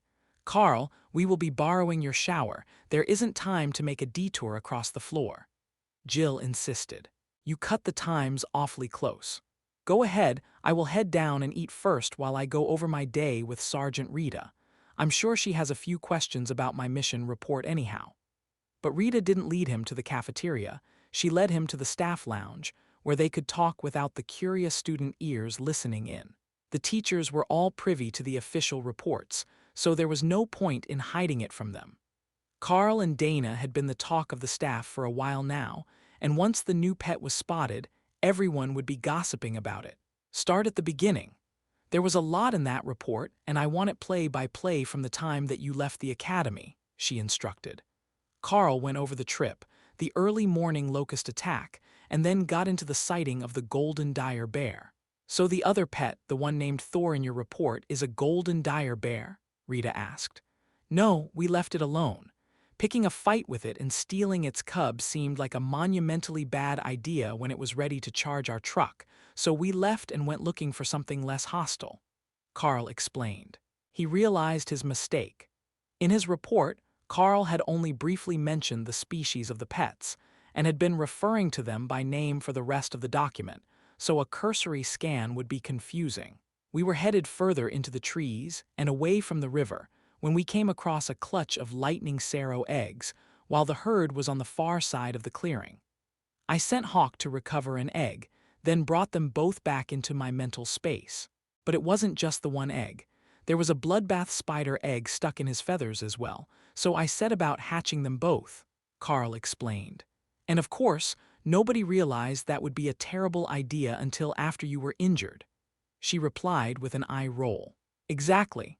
I didn't expect them to hatch that close together, and I was unprepared for the requirements that each of them must have a separate space, even though they can move to the other beast's space. So I had to mentally form the third one in a hurry when the bloodbath spider hatched, and that put a lot of strain on my mind and body. The extra mission time was to recover enough to stabilize the bonds, and now I'm back to as good as new or something close to it. Carl agreed. Can we see? One of the teachers at the next table asked. Of course. Ray, do you want to come see people? Thor, if you come out to say hello, they will rub your head for you, Carl instructed. Thor bounded out, nearly knocking one of the teachers out of his chair before stopping himself, while Ray appeared, but hid under the table on Carl's thighs. Oh, she's shy. All right, we will admire her from a distance. The older mage who taught his morning accuracy training class said softly, with a gesture for the others not to scare the spider. Thor had no such restrictions, and the large dog-sized animal happily bumped against people, asking to be patted, nearly spearing a dozen people, before realizing that his horns were going to be in the way if he kept charging at them head first for attention. Is this the lightning Saro variety? The smaller ones? One of the teachers asked. Yeah, he will get about 2 meters tall if he's the size of his parents, so he will be big but not elephant-sized, Carl agreed. The teacher happily rubbed at the scales on Thor's side. He's going to be beautiful with these deep green and white scales. Have you decided what sort of training he will undergo? Not yet. That's what Rita is glaring at me for, I think. And maybe the fact that there is a giant spider climbing up her leg. That made the teachers burst into laughter, but Ray was intrigued by the sergeant's uniform, and she wanted to find out what the buttons were made of. Chapter 91, They Need Exercise.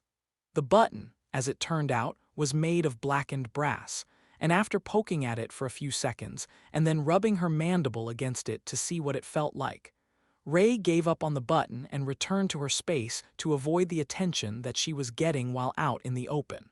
Once she's fully grown, I think that she will be more open about being outside, but for now, she is much more comfortable in places where she can camouflage herself, especially dark places.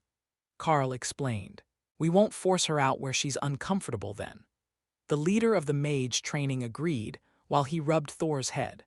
One new and friendly pet was good enough for the teachers, but Rita had brought Carl here for an actual reason, and not just to talk about how his weekend went. Are you healed well enough to begin full training schedules again? The note said that there had been some mental damage, and there is no good way to quantify that. She asked very seriously. I feel better, but the only way to know for sure is to actually start training again and see if the pain returns. The 2 new spaces have advanced enough now that I am getting feedback from the pets, and not needing to constantly feed the spaces to keep them contained, so it should be all right. I'm not sure how much training I will be up for, though.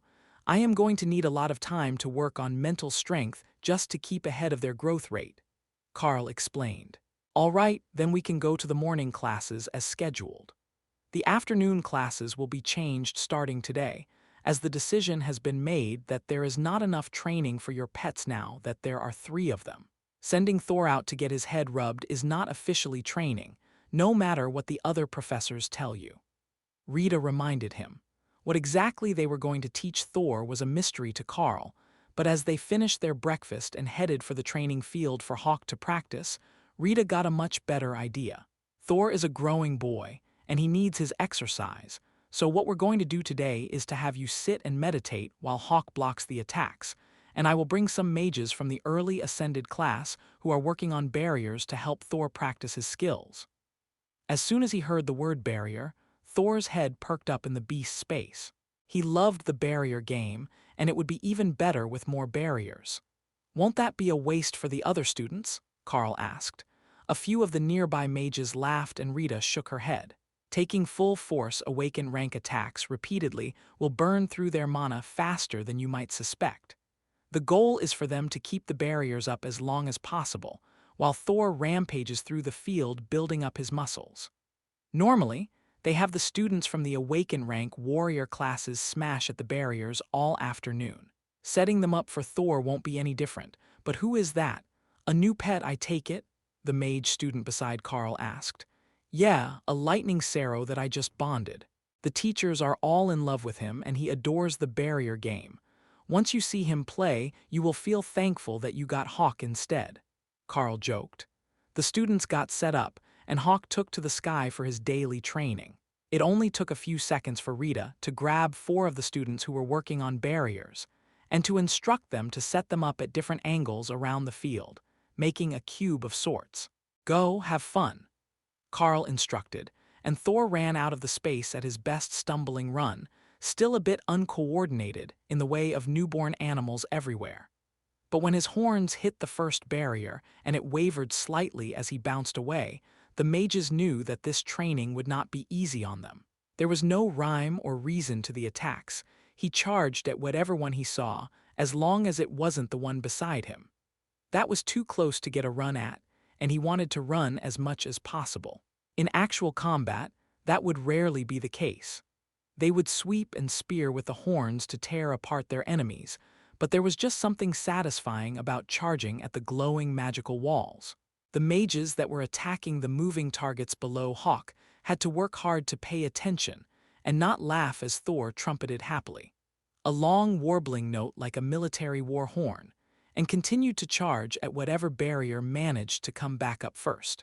It had only taken him 20 minutes to smash them all, and the first break wasn't scheduled until the half-hour mark.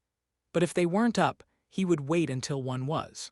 The students could all see his disappointment when he had to wait, and that silent judgment, that they weren't good enough to even be a long-term play toy to a monster like him, was wearing on them. They had thought that the barriers they had made were exceptionally impressive, and they were a rank above him. But when there was no offensive power to deal with the threat, it didn't take long for him to smash through their mana reserves. The lightning barrier only stabilized his body and prevented him from breaking his horns. It had collapsed multiple times already, but even without it, a lightning Sparrow had incredible raw power. Thor lay down in the grass when the break was called, and a few of the warriors from the group of warriors that was training on the ascended barriers came over to get a better look. You know, that technique has some merits. We use skills and swing our weapons, but he's basically throwing a 100-kilo dinosaur coated in lightning at them. I bet if I grabbed John and swung him at the barrier, we could do even more damage. One of the boys laughed. Don't even think about it. Just be glad that they didn't send him to us to test our guard ability, because someone would have gotten seriously injured. The other boy laughed, while Thor panted in the grass, replenishing energy for the next round. He has to be tired, right? He's been running wild for half an hour. One of the ascended mage students asked. You would think so, but no. His natural recovery means that by the time the break is up, he will be ready for another round of the barrier game, and you had better be ready to play, or he will be very disappointed. Carl informed them. Thor perked up at the mention of play, and the mages all groaned to themselves as they realized that trying to contain a monster was not as simple of a task as they had expected it to be.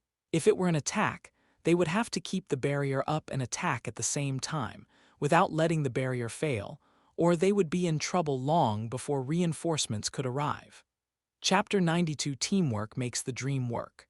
Thor was almost tired when the morning classes ended, and he returned to his space for lunch, but Hawk was having a glorious time. Without Carl there to take up half the work, he got to just freely attack anything that he wanted. And according to the students, he had an uncanny talent for picking off the ones that were actually going to hit the moving targets, while ignoring the ones that would miss. Even when they sent out a cluster of attacks, he would just knock a portion of them out and let the others fly past the target. It was incredibly energy efficient on his part, and it wouldn't have been possible with the stationary targets, as the mages would rarely miss those. They were even beginning to take note of who Hawk seemed to totally ignore because their aim was so bad. Those mages were going to have to improve quickly, because the rest of the class wouldn't let a giant bird make a mockery of them forever without joining in on the fun. It was after lunch when things took a drastic change. Sergeant Rita, as well as the duo from the Bureau of Elite Development, had decided that martial arts training, now that he had sufficient proficiency to deal with minor threats without resorting to skills usage, was no longer the most efficient use of his time. Instead, the afternoon would be a group training exercise for Carl with the pets. Coaxing Ray to come out and play might be difficult, but today's practice was on the basics of working together against a target that was stronger than they were. It was a situation that would inevitably happen in the future, and with 3 of them in the team, they could now easily work on group tactics. We have enlisted a small group of volunteers, and they will be your targets today. The goal is to intercept the 3 infiltrators and disable them without seriously harming them. These are all guards, so they know how to fight, but they are all at the ascended rank, so you can't just go all out with the attacks like you did against Tank and the barriers. Alice was explaining. That got Hawk's attention, but Thor was disappointed. If he couldn't just smash them, it would be much less fun.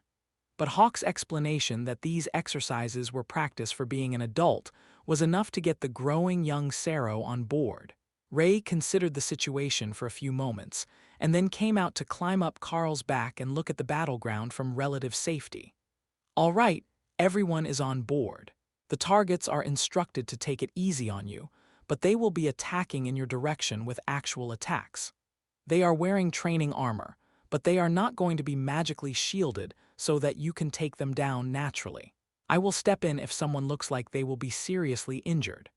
The mage instructed, while the volunteers smiled at the sight of Thor prancing around in the grass, eager to play. They got into position, out of sight around the corner of a building, with Carl as their target.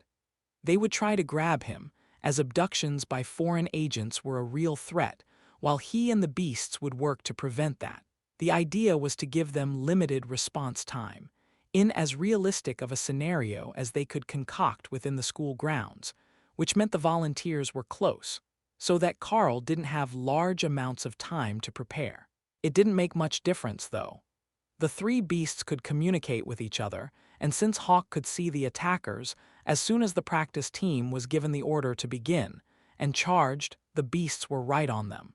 Thor held back on the full force charge, and instead shielded himself with lightning against the lead warrior's slash, and then threw him into the air with a horn between the legs that had Alice bringing up a barrier to soften his fall. Thor turned on the other 2, who had raised their guard to deal with Hawk's rend, while Ray had launched herself off Carl and hit the barrier at a tremendous speed, which allowed her clawed legs to tear right through it. She landed on one of the men's legs, and he panicked as he realized that she was a bloodbath spider, which let Hawk's attack hit him without resistance, pummeled him unconscious through his helmet. The last man didn't fare much better, as he could only parry Thor's attacks for the next second as the Saro flailed its horns at him, and then Ray was there on his back, tearing into the armored coat with gleeful abandon. Break. That's a victory for the defense team.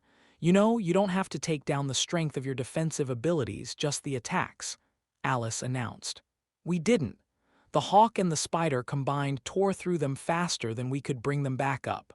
I've never seen a rending attack shatter a guard barrier like that. The winded man who had been pummeled on the back by Ray announced. The training that Hawk has gone through so far has done wonders for his attack strength, but Ray is a very fast learner, and her offensive adaptation innate ability makes deleting barriers a breeze. Just wait until she's fully grown, barriers a rank above her won't even slow her down. Carl praised his shy teammate. Can we test that so we can make a better strategy? The one who had been thrown into the air asked as he limped over, nursing an injury to the groin from Thor's horn, despite the armor. He stabbed his sword into the ground in front of him, and activated guard, which Ray took down almost instantly with a strike from her mandibles and both front legs in unison. The pure smugness of her attitude was clear to everyone, and Carl couldn't help but smile. "Do you have a stronger defensive ability?" he asked. "No, we trained as covert bodyguards. We don't usually use powerful defensive abilities, but parries and sudden strikes. Maybe we should try the next one without the pets already deployed. It will be good training for everyone," he suggested.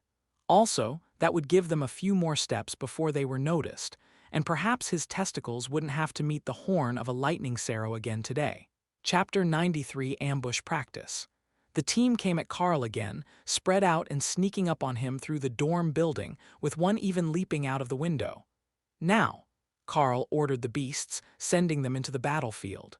Hawk moved to intercept the flying target, while Ray spit out a large mass of web to trip another, and Thor went with his signature charge, throwing another man high into the air with a flick of his thick neck. The three of them crashed to the ground at the same second, and Rita blew her whistle. "Carl, how did you know that they were coming?" she demanded, a side effect of bonding Hawk. "I have fantastic peripheral vision, and I can focus on any spot I can see without moving my head. I had all three of them located before they attacked," Carl explained. "Then was it necessary to throw me again?" One of the men wheezed, climbing to his knees. Thor had gotten the same target twice in a row. Although he didn't spear the man between the legs this time, the two upper horns made for an excellent tossing platform, and he had peaked well over 5 meters in the air. "He didn't injure you this time. I mean, with the hit.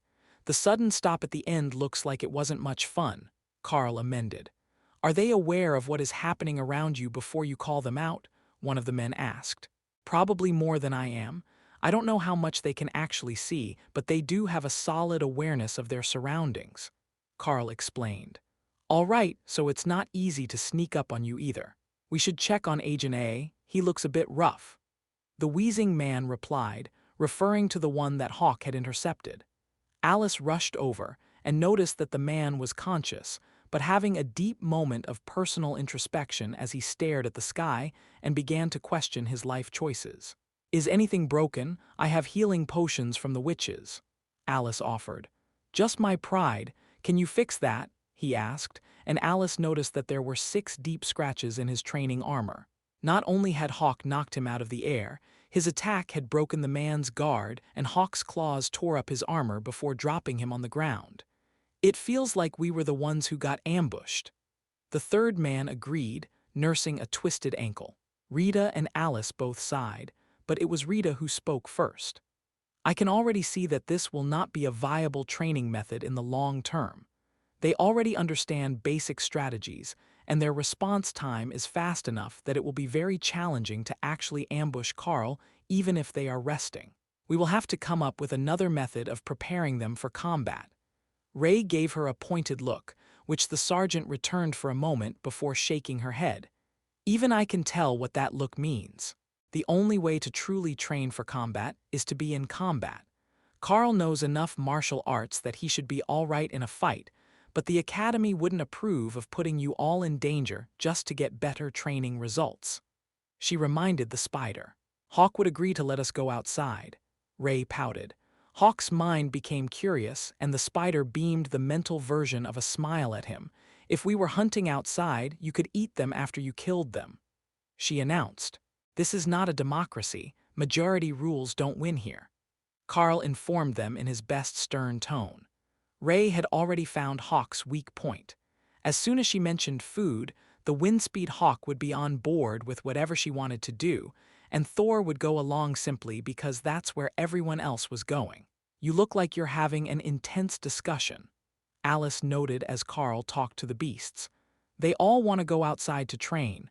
I don't necessarily disagree with them, as our training options are limited here, but it is safe here, and safety in numbers is a good thing," Carl replied. Thor bobbed his head happily as he heard those reassuring words from the boss, and the instructors did their best not to laugh. They had been brutally bested by the lightning Sparrow twice in as many hours. But still, it didn't feel like the creature was a threat. He was just too friendly. "Let us discuss that for a few minutes. There are groups of students looking to go outside on missions, and we might allow you to lead one of them, as long as there is a second awakened rank or higher member, as you are still a first-year student and untested in the field," Alice explained, earning herself a glare from Rita. Daniel wisely sat at the back of the field, as he had been doing all day, and avoided drawing attention to himself as the two argued over the appropriate course of action.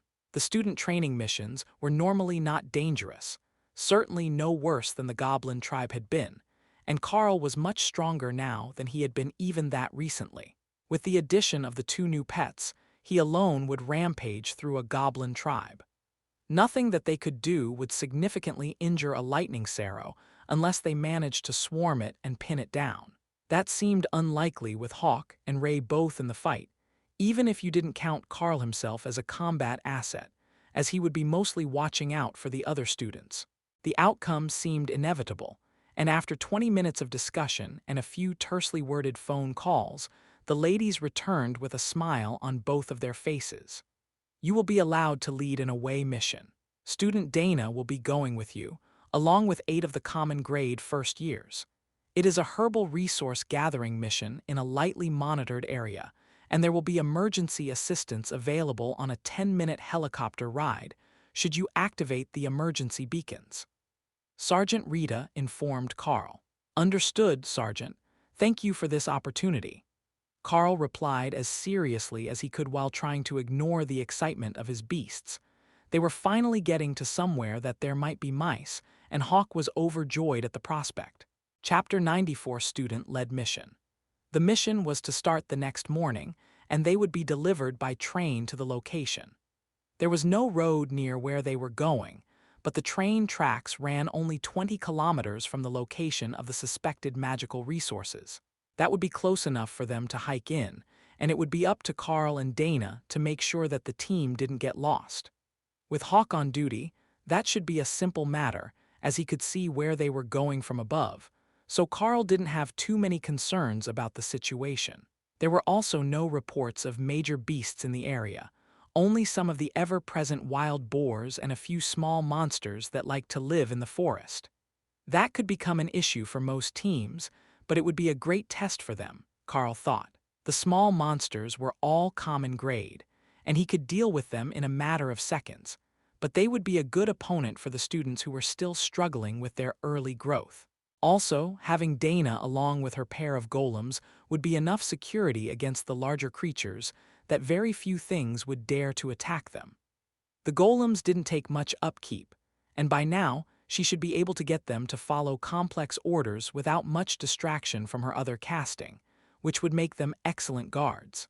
They all called it an early day, as the supply train arrived at 3 in the morning, so that supplies would be sorted and ready for pickup by the time that everyone started to wake up. But that also meant that if you wanted to catch the train out, you had to be at the tracks by 3:30 in the morning, or 4 at the very latest if they were slow unloading. The train didn't wait for groups to come to them unless it was an urgent mission, so being on time was a major part of your responsibility. That was how Carl found himself waking Dana up at 2 in the morning, much to the protests of both herself and Ray, who was sleeping above her in the rafters of the gazebo. It's time to go. I'm going to water the plants quickly, and then we need to grab breakfast and get on the train, Carl reminded her. Ray disappeared back into the web in her space while Dana got up and ready. They both met their team at the cafeteria, with the lone night shift worker on staff for occasions such as this. But there weren't enough of them. They were still missing 2 people, and it was getting close to 3 in the morning. Does anyone know what rooms the other 2 are in? We should go wake them up, Carl insisted. I do. They're just a few doors down from me. One of the others agreed with a vicious smile that said she would enjoy waking them up much more than most. 3 students came back down 10 minutes later, and the girl who went to fetch them settled back down with her breakfast, while the 2 boys looked rather lost and half asleep. Cook, can we get some food for them and some lunches to go? We've got ration packs in the gear that the school provided, but I think a nice fresh sandwich would be better, Carl asked as he finished eating and got the last 2 stragglers settled. I will get them something to go. The train is already here, so you should be going if you want to make it before they're unloaded. She reminded him with a smile, then handed over a tray full of brown bags, 2 of which were much larger.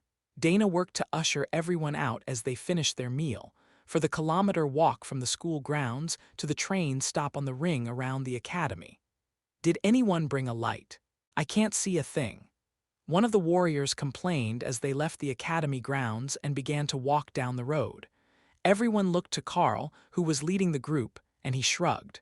Sorry, I forgot for a moment that I'm the only one who can see in the dark. I've got a flashlight in my pack, and there should be one in everyone else's as well. The packs were issued to them by the supply room, dropped off in their dorm after they were approved for the mission. So, they should have everything that the academy thought the student needed for the trip, as they weren't expected to plan out their whole gear set during their first year. One by one, the students brought out their flashlights and spun the cranks to charge the batteries. The academy knew that they would forget to bring spare batteries, so even the camping lantern that was in Carl's pack as team leader was powered by a hand-crank charger. The lantern also had enough battery storage to charge the emergency phone, which served as their lifeline to civilization. 10 of you then? The train's usher asked with a gesture toward the passenger car. Yes, sir. I've got the mission order right here, Carl replied.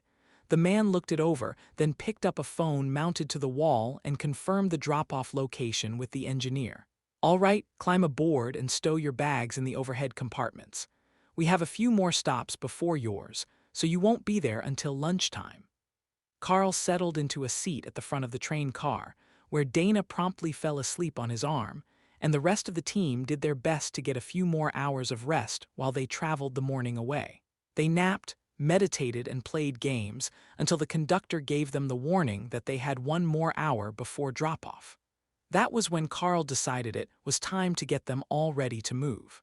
All right, everyone, have your lunch early, use the washroom, double-check your gear and make sure that you have your weapons ready. Not in your bag, but on your hip and available for use at a moment's notice. While it isn't likely that there will be monsters next to the stop, we will get off in the wilderness, and there won't be anyone there to clear the area, he warned them. Got it. The team agreed, while the conductor nodded in satisfaction to see that the team leader of this first-year mission was taking things seriously. Not all of them did, especially an easy mission like this one was supposed to be, but it always made his life easier if there were no injured students when the train stopped to pick them up again. Chapter 95 Off the Train. The train pulled to a stop in the middle of nowhere, and the students rose to their feet. Good luck, young elites. Just flag down any train you see passing by in the other direction, and it will take you back to the academy or close enough for you to walk in. The conductor explained. Got it, we will see you soon. Carl agreed and led the others out the door. Dana brought up the rear of the group, making sure they were all off the train, and when Carl called out Hawk to scout for them, she called her pair of golems to guard the back of the pack. It was quiet out here, other than the sound of the train beginning to move again, but that didn't necessarily mean safe, just that they hadn't noticed any threats yet. The students were all incredibly nervous, flinching at every sound of their teammates moving in the long grass, but as Carl led them into the trees toward where they should find the magical plants they needed, they became almost petrified with fear. That couldn't be natural, they had been so excited a moment ago, but when Carl searched the area, he couldn't find a reason for it. The feeling seemed to fade quickly as they walked, until finally, one of them pointed out a small weed growing near the tree trunks. Terror weed. The pollen causes a mild reaction that causes a fear response. It's the plant's natural defense mechanism. Someone must have stepped on one in the grass, he explained. The students all felt a little foolish when that was mentioned. The first thing that the warriors learned was to watch where they put their feet. They needed a solid footing for their sword skills, so the ground under them was as important as the enemy. But someone had still stepped on a common toxic plant. Everyone, put your masks on. Who knows if there are other dangers like that in the area, and we don't need anyone poisoned on the first day of the trip. Do we have a healing class with us? He asked, while mentally going through the students' descriptions he was given. I can do a minor heal and a poison cleanse, the lone druid in the group mentioned, and I have healing potions, but we're here to get materials for more. One of the two witches added. Perfect. We will save the potions for as long as possible, as the warriors will mostly heal pretty quickly. As I discussed on the train, if we are attacked, fall back to form a ring with the casters in the middle. No, that's not because they're weaker, but because they're squishy. The warriors are the shield, while the casters are the primary damage. The golems will back you up, and my beasts and I will range outside the defensive circle. Carl reminded them. He would have liked to actually practice the maneuver, but according to Hawk, the first plants that they were searching for should be only a few hundred meters away. There was another spot marked on the map, many kilometers away, but Hawk was certain that he had found them just up ahead. Once they got the first target, the mission could be considered a partial success, and everything that came afterwards would just bring them closer to completion. Definitely found it. Bright blue flowers shaped like shoes. Hawk informed Carl with a mental impression of where they were. Keep an eye out for threats. I don't want you getting ambushed as you fly over. Hawk laughed a little at Carl's concern, as he was hundreds of meters above the trees, but he appreciated that his human cared enough to make sure he was safe. Carl adjusted their course, pretending to follow the map, and within minutes they were standing next to a field full of beautiful blue flowers. "These are the ones, right?" he asked. "Yes, but everyone, please stay out of the clearing. Only 1 in 10 blossoms has the magical properties of the plant, the rest are all decoys. If someone breaks the wrong one, we will have come here for nothing." The witch pleaded. "You heard her, stay here while the witches gather their ingredients. Hawk will be watching from above, and I will be right here at the edge of the clearing in case something is hiding in the flowers." The two witches moved delicately through the field, avoiding stepping on any of the flowers as they picked the ones they wanted. The plants weren't going without a fight, though. Multiple times, the witches stopped right as they were about to pluck and grabbed a different one, then continued on their way. Once they had a few dozen in total, they returned to the others with careful steps. "That's enough. You can't pick too many, or you will kill the patch, and we hope to come back here again soon. The plants are smart, and when they sense that they're going to be damaged, they will pull their essence back to their roots, which renders the flowers worthless for potions. That's why we had to be so careful." The more outgoing of the two witches explained. "All right, on to the next one," Carl agreed. "It's not far, 100 meters south." Hawk informed him. The next should also have been much further, but if Hawk had found some that weren't on the map, that was even better, as their collection wouldn't remove a listed herb from the directory for the other students who wanted to do a mission near here. "Hawk thinks that he has found another of our goals already. Move as silently as possible so that we don't disturb the wildlife." Carl reminded the others in a stage whisper. The students began to move, but a whistle from Hawk drew Carl's attention. He had seen something dangerous, and it was close. "Everyone hold position, Hawk sees something," Carl whispered as he raised his hand in a gesture to stop. "White cloth, 2 figures running your direction, possibly human but maybe not." Hawk warned him. Humanoid monsters were rare, but poachers, aggressive hill folk, and foreign soldiers might not be. They didn't have enough information about the area's human population in the data to be certain. Chapter 96, White Robes. Carl's keen vision caught sight of the white cloth moving toward them at a run through the forest, a full second before he managed to associate the clothing with its most likely owner. "Those are clergy robes. No more than 150 centimeters tall. I think that they're students from one of the seminary academies." Carl informed the others, then moved to intercept the 2 running figures. If he was wrong, he had all the advantages, and if they didn't want to stop, he could just have Ray tie them up until they calmed down. The 2 came barreling through the trees, then paused when they saw the academy uniforms and began to gesture wildly.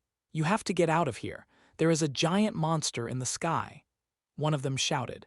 3-meter wingspan, kind of brown with a creamy belly and red streaks on its legs. "That one is trained, he's with us," Carl informed them, and the 2 clerics simply stared at him as if he had grown another head. "A what now? That sounds terrifying. But no, there is a giant beetle flying this way. It killed our lesson proctor, and he was an ascended high priest." The young boy exclaimed. "How far have you been running? We are all elites, and we are hunting for magical plants in the area. There are 10 of us, with 2 strong awakened rank leaders." Carl tried to calm the pair. Clerics weren't known for their combat power. They would empower the weapons of warriors, and their healing magic was remarkable, but as far as actual fighting abilities, they were just humans with swords if they were even carrying them. These 2 weren't. "That might be enough. Can you fight an ascended rank beast?" the boy asked hopefully, while the girl beside him did her best to hide her face. "I can confidently say, yes, we can fight a lone ascended rank monster. If there were a bunch of them, we would lead you away with us, but one is something that we can defeat," Carl replied with a gentle smile. Hawk was getting excited as well.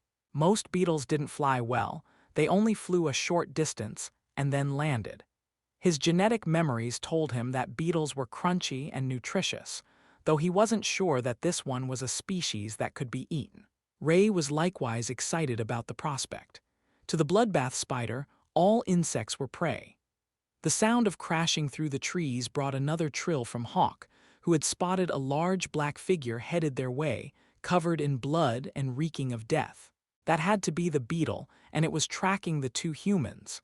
"Everyone in position, get the clerics to the middle of the circle," Carl ordered, doing his best imitation of Sergeant Rita. He did it so well that even Dana responded, ushering everyone into position, while her golems remained outside, ready to face whatever threat Carl had noticed. The crashing through the trees was hard to miss as the beetle chased after the escaped prey, so Carl called out the other pets in time for the students to get used to their presence. "These two are Thor and Ray. Do not attack them," he warned the others. The students stared in confusion at the sudden appearance of the lightning Sparrow, who was already the size of a small bear or a huge dog, but it took them a few seconds to find Ray, who had appeared in a tree and instantly hidden herself. The beetle came in sight, and lightning flashed around Thor's body.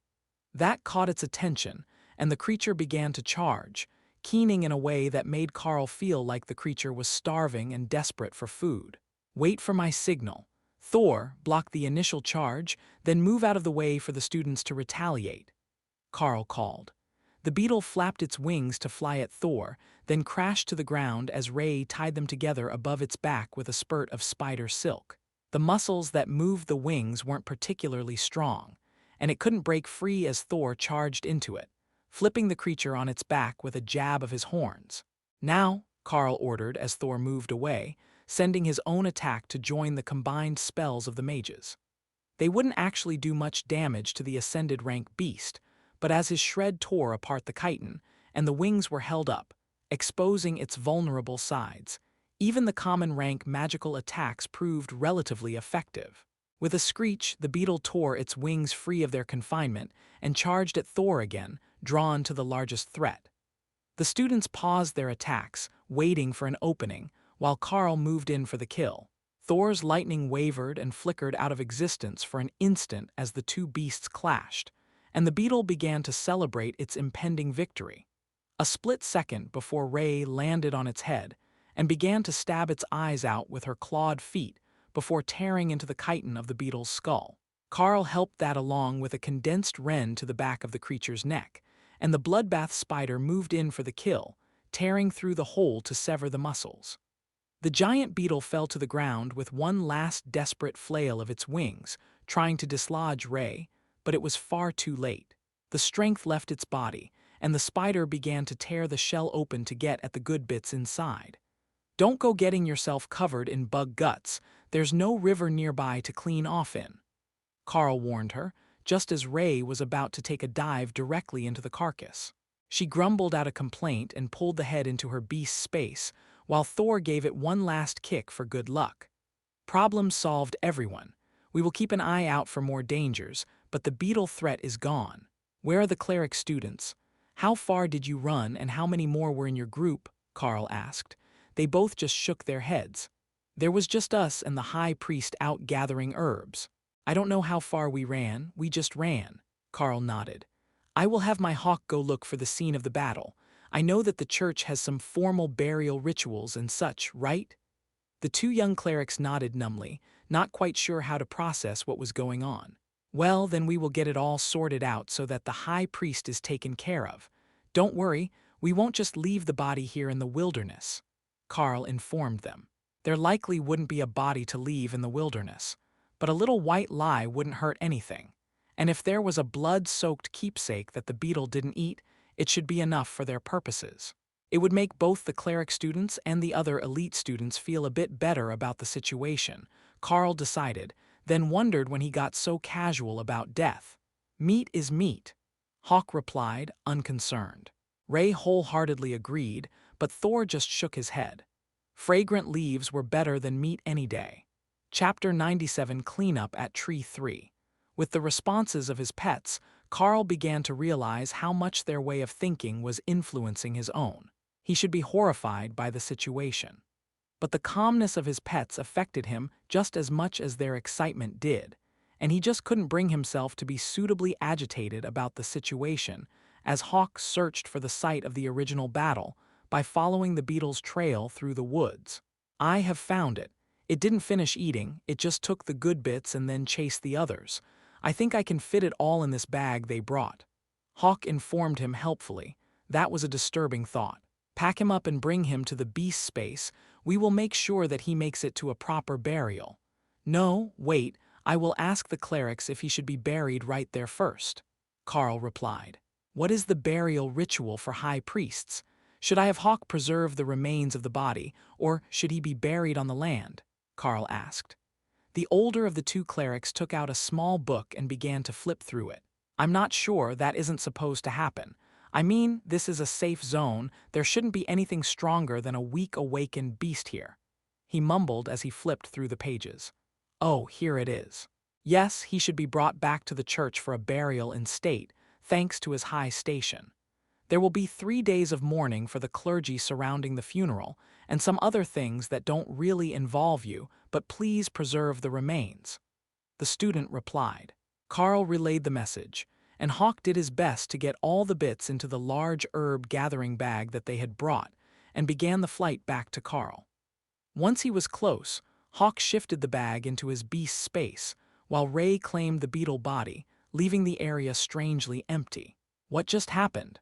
one of the elite class students asked. "My beasts have a separate space where they can store food for later. Ray put the beetle away, and we will strip the good parts of chitin for trade to the academy. They pay for monster parts since they can be used in armor and weapons as well as some magical items," Carl explained. "Oh, that's right. Will you ask Ray if I can have one of the horns? Beetle horn is on my list of ingredients, but I never thought about keeping it from the giant beetle." Ray broke the horn off with some effort and ejected it from her space. It was just a solid lump of chitin and completely inedible. Therefore, it was worthless to her. The student stared at the horn in reverence. "You know, it died so fast that it never really sunk in. That was an ascended rank beast, wasn't it? I can feel the power in the chitin, but it died so easily," Carl smiled. "That's partially thanks to Ray's specialty. She's excellent at finding ways through chitin.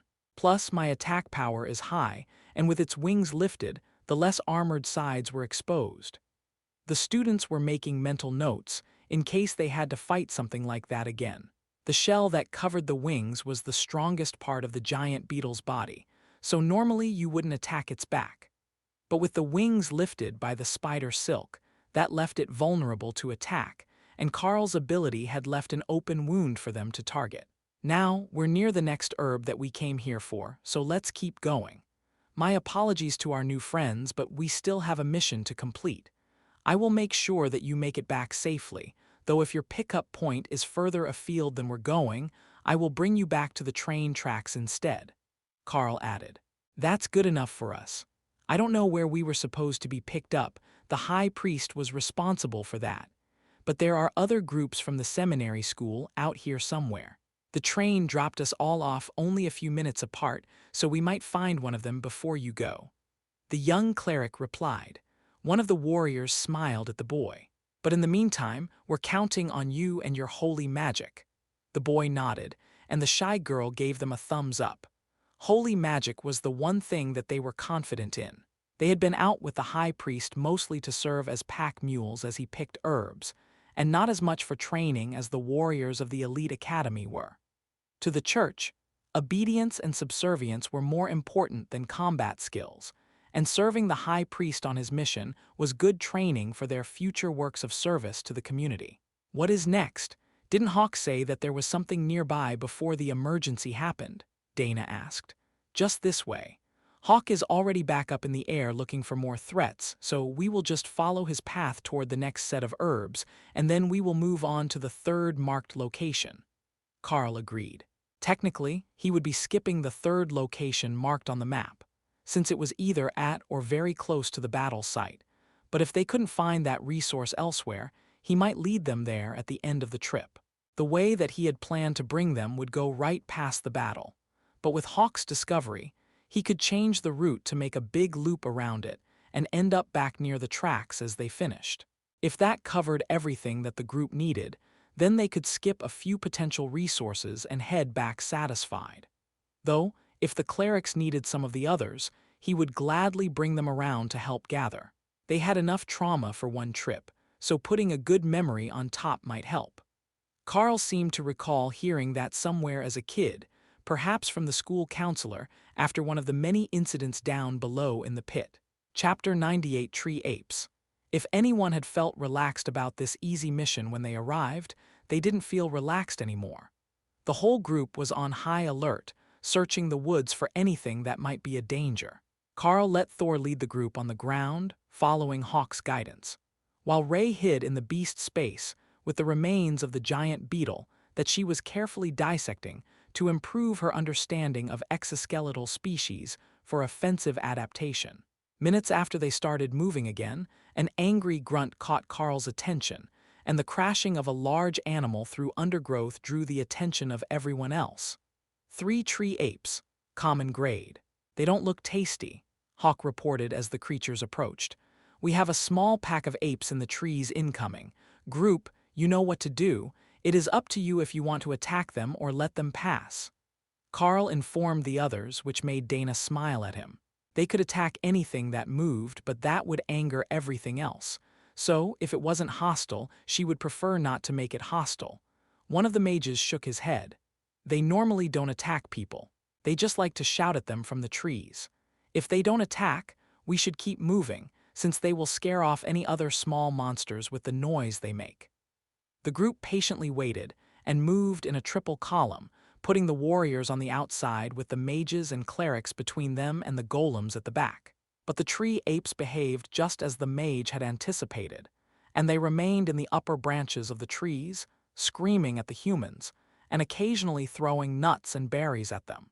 The monkeys thought that the whole thing was hilarious, and they laughed as the warriors swatted aside the projectiles, but they didn't come any closer, and they didn't do anything that would provoke an all-out attack. The spot is just ahead. Should I scare the monkeys away? Hawk asked with a hopeful tone in Carl's mind. Sure, go ahead and get your snack, Carl replied, likening the monkeys to junk food. I told you they don't look tasty. Hawk replied indignantly as he folded his wings and dove out of the sky. He hit the monkey at well over 100 kilometers an hour, nearly shredding its body as he pulled it away from the branch in his claws and returned to the sky. That was what a normal bird of prey would do, as they had all the advantages when they were flying. Some of the students didn't realize that was Hawk at first, and they began to panic at the presence of another powerful attacker, but that only helped the tree apes make their decision. The humans were afraid of that thing too, so it would likely attack them next if the ape tribe left. Hawk peeled the ape apart and took one tentative bite before discarding the body, which bounced down through the branches as the rest of the tribe scattered. Good work, they're still running. Carl congratulated Hawk just as the bird speared down to get another of the tree apes and bring it into the sky to use as a projectile. But this time, it wasn't on the apes. Instead, he found a lone black mane bear and circled up to an altitude of 500 meters before diving hard and releasing the corpse. A flap of his wings sent him on a glide path over the forest, and the bear roared in anger as the body smashed down right where it had been standing a second earlier. Why are you angering the bears? Carl asked as he heard the noise. Why would I not anger the bears? You should have seen it, it was hilarious. Hawk replied, I hate that I can't argue with that, it probably was hilarious. But the others are already freaked out enough without an angry bear coming their way. Do you know how a windspeed hawk usually learns to fly? I mean, not me in the space, but other ones. Hawk asked. Don't they just flap their wings in the nest until they can take off? Carl asked. Nope, they'd remain in the nest forever that way. Once they're grown enough to fly, their mother pushes them out of the nest. They either learn or they hit the ground. Hawk replied. Carl's smile caught the attention of the warriors at the front, and they were suddenly very worried about the safety of their low-risk training mission. Did they get two awakened leaders not because Carl and Dana were both in their first year as well, but because they were going to need more than one? What was out here that was making the monster man so happy? He was already so much more powerful than anything that should be in the area. Perhaps he forgot that the rest of them were not looking forward to actually meeting monsters on this trip to get resources.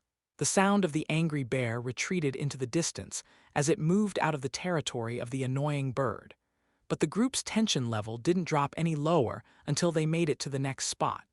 A section of fallen trees where an awakened rank moss grew abundantly all over the deadfall. This is what we are here for, the best of the resources in the region. One of the warriors quietly cheered. Carl's confused look let them all know that he hadn't had time to study the properties of the resources here, only their locations. So one of the warriors helpfully filled him in. The moss is dried and then lightly roasted to create a tea that supplements the strength stones for classes that have physical enhancements. I don't know if it will work for your class, but a kilo each of that moss will keep us for the entire school year.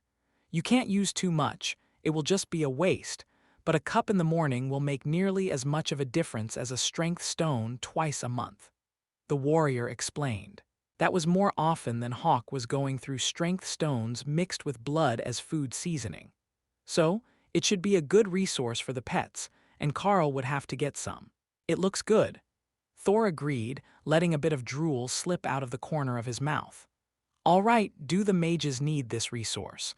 Or should we split it between the people who can use it, stopping at a kilo each so it doesn't go bad before everyone can use it? Carl asked. Mages can't use it. It won't do anything beneficial for us unless we're weakened. But the witches can use it in recovery potions, so they will need at least as much as the warriors. One of the warriors explained. The pair of witches looked grateful that he had stood up for them, and the resource-intensive needs of their potion making. Is there anything else I should know before I harvest this? Parasites, dangerous creatures that like to live under it? Carl asked. The group all reluctantly shook their heads, and Carl drew his short sword from the scabbard at his hip. The rest all thought it was a bit odd that he didn't take the sword out to fight, but he carried it anyhow, though they didn't say anything. The team leader was responsible for loot distribution, according to Academy regulations. Chapter 99 Moss Tea. Carl looked at how the moss grew, down the top of the logs and the one side, but not the bottom or the other side. If he wanted it to keep growing, he had to leave enough in the right spots that it didn't ruin the moss bed too badly. So he cut diagonal stripes across the log, removing thin strips amounting to half of the moss on each log, while leaving the rest securely attached. That should grow back over, he assumed, and then it could be harvested again. Where did you learn that? Dana asked as Carl cut the careful strips from the moss. I'm actually just guessing here by the way that it grows, but I'm only taking half and leaving the other half in the way that looks like it will grow back the fastest.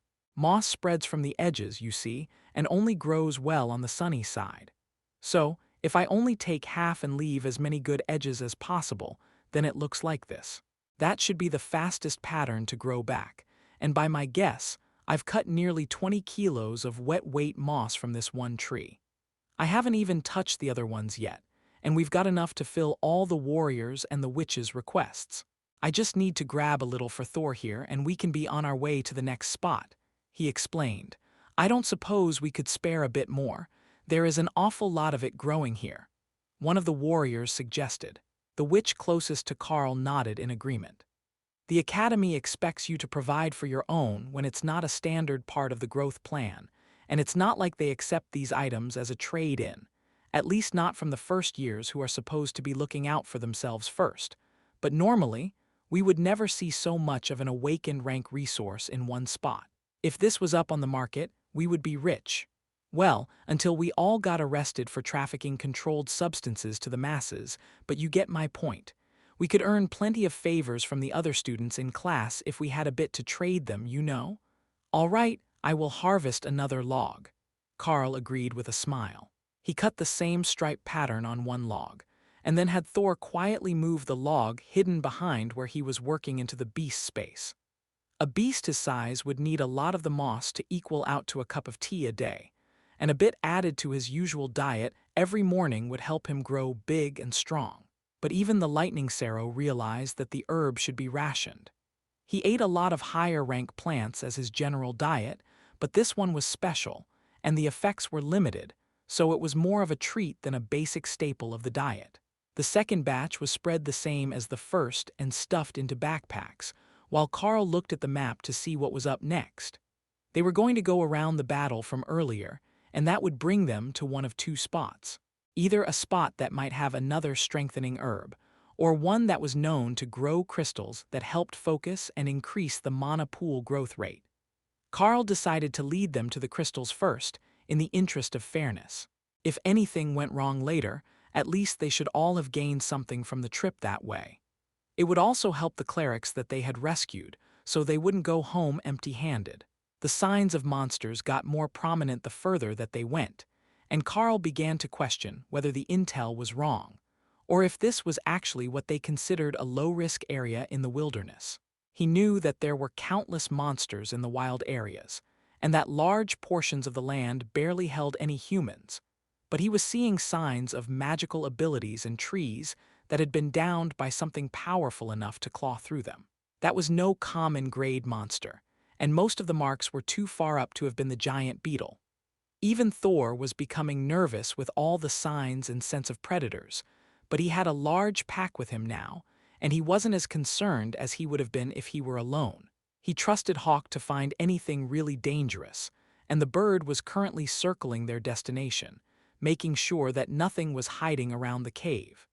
He hadn't checked the inside, but the surroundings were clear of any large animals, and a few more of the small ones as well, as Hawk was feeling a bit hungry after all that flying. The crystal cave is just ahead. Remember, we haven't checked the interior yet, so I can't say if the crystals are there, as the report said there would be, but I can say that Hawk found the cave right where they said it was. Carl reported. The mages shared an excited smile, while the warriors prepared their minds for the charge into an unexplored cavern system. If they found the crystals near the entrance, they wouldn't have to go far in, but if not, they would need to explore, and that brought a whole new realm of danger with it. "Hold up," Dana warned them as they approached the clearing outside the cave entrance. "I saw some unique plants in the clearing.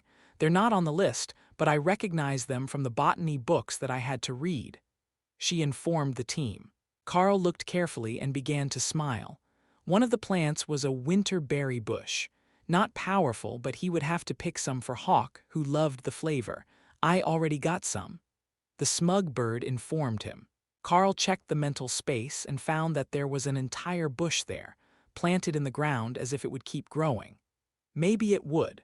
Carl didn't really understand how the spaces worked, but he was feeding them magical energy, so it wasn't impossible that a magical plant might survive in there, although the majority of the ground was just a mental image. Dana addressed the group. "There are plants with narrow, spiny leaves. Collect the leaves without letting them touch you or your clothing. We will want as many as possible. I need 4 warrior volunteers." 4 hands went up, and Dana sent them out, then she pointed to another plant. "These are tiger leaf weeds. They're exceptional for fire magic training. All the mages should gather at least a few of them. They are eaten one at a time just before you try to learn fire magic, so dry them and save them." The mages began to move out, so Carl gathered the rest of the warriors. "We are on guard duty, but as you move, keep your eyes open for these purple and white berries. They're delicious. Not much of a magical effect other than slightly refreshing, but they're a great seasoning for oatmeal." That made the warriors smile. Oatmeal was not only a staple of the breakfast menu at home, but it was also in the breakfast pack of all their travel rations. Being able to flavor it with some fresh berries would make their first morning in the wilderness much more enjoyable. Chapter 100 Crystal Chamber.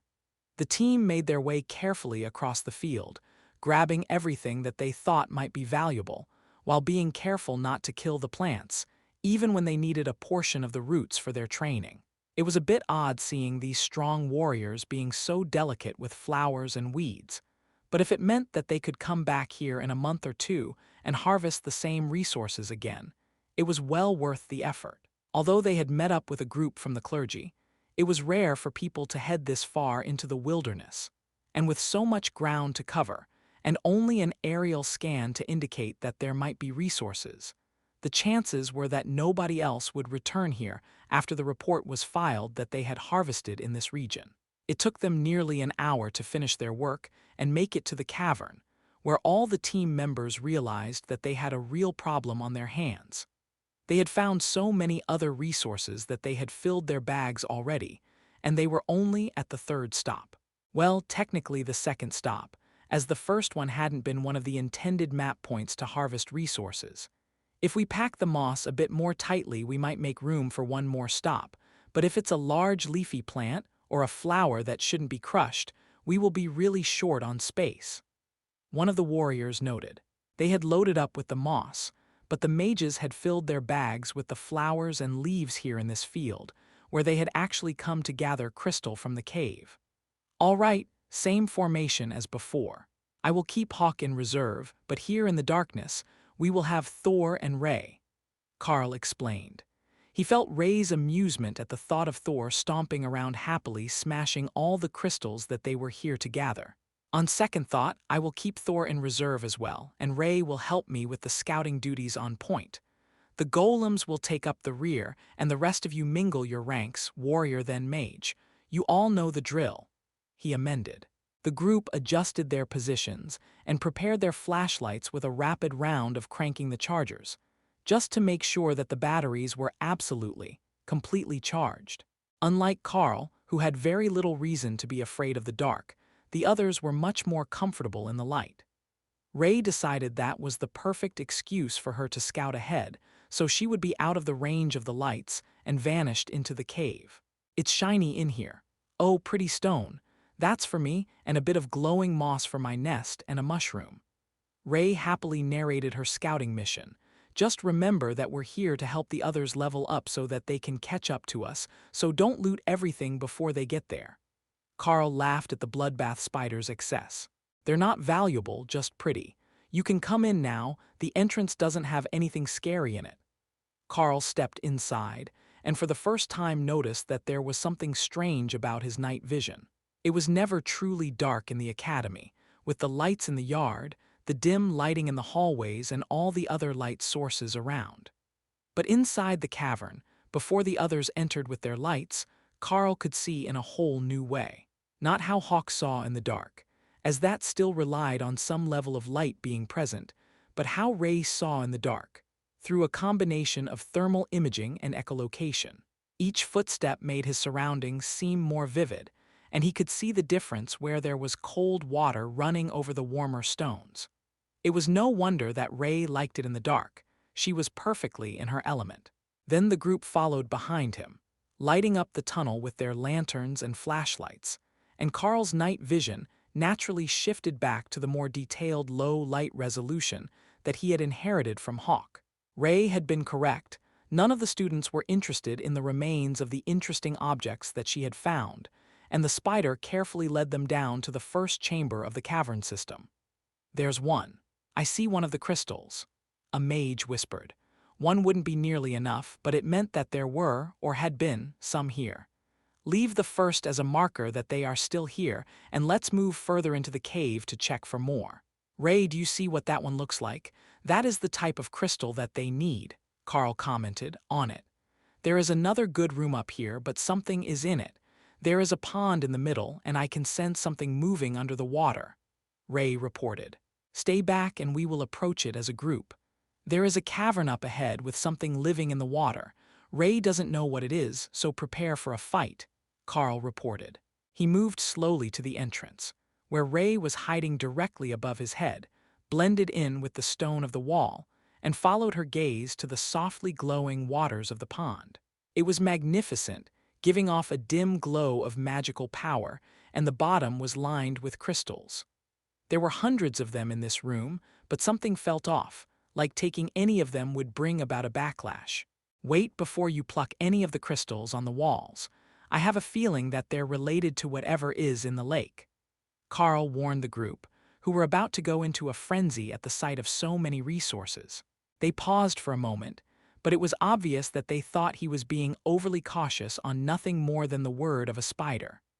One of the warriors used a stick that he had brought in with him and splashed the surface of the water, waiting for a response, but there was nothing, just ripples in the placid surface. The mages hesitated for a few more seconds, then one of them used a knife to pop a crystal from the wall. Still no response from anything, and the others smiled in victory. The mage took off his glove to examine his prize, and a flash of light filled the room, engulfing and blinding everyone, as well as forcing Ray back into the beast's space. I told them there was something here, she muttered as she waited for her eyes to adjust. The first to adapt was Thor, who had been sitting with his eyes closed as he chewed, and he relayed the situation to Carl. There are things here. Dangerous things. I will go out and chase them away. The lightning Sparrow took action as he spoke, and his bugling call to arms echoed through a much larger space than Carl had expected. They couldn't be in that same cavern, unless it had collapsed. It sounded more like they were outdoors, next to a mountain valley. The noise was enough to hold whatever was there at bay for the few seconds that it took Carl's eyes to adjust, but what he saw was nothing he could have anticipated. Audiobook by the Nut Lord.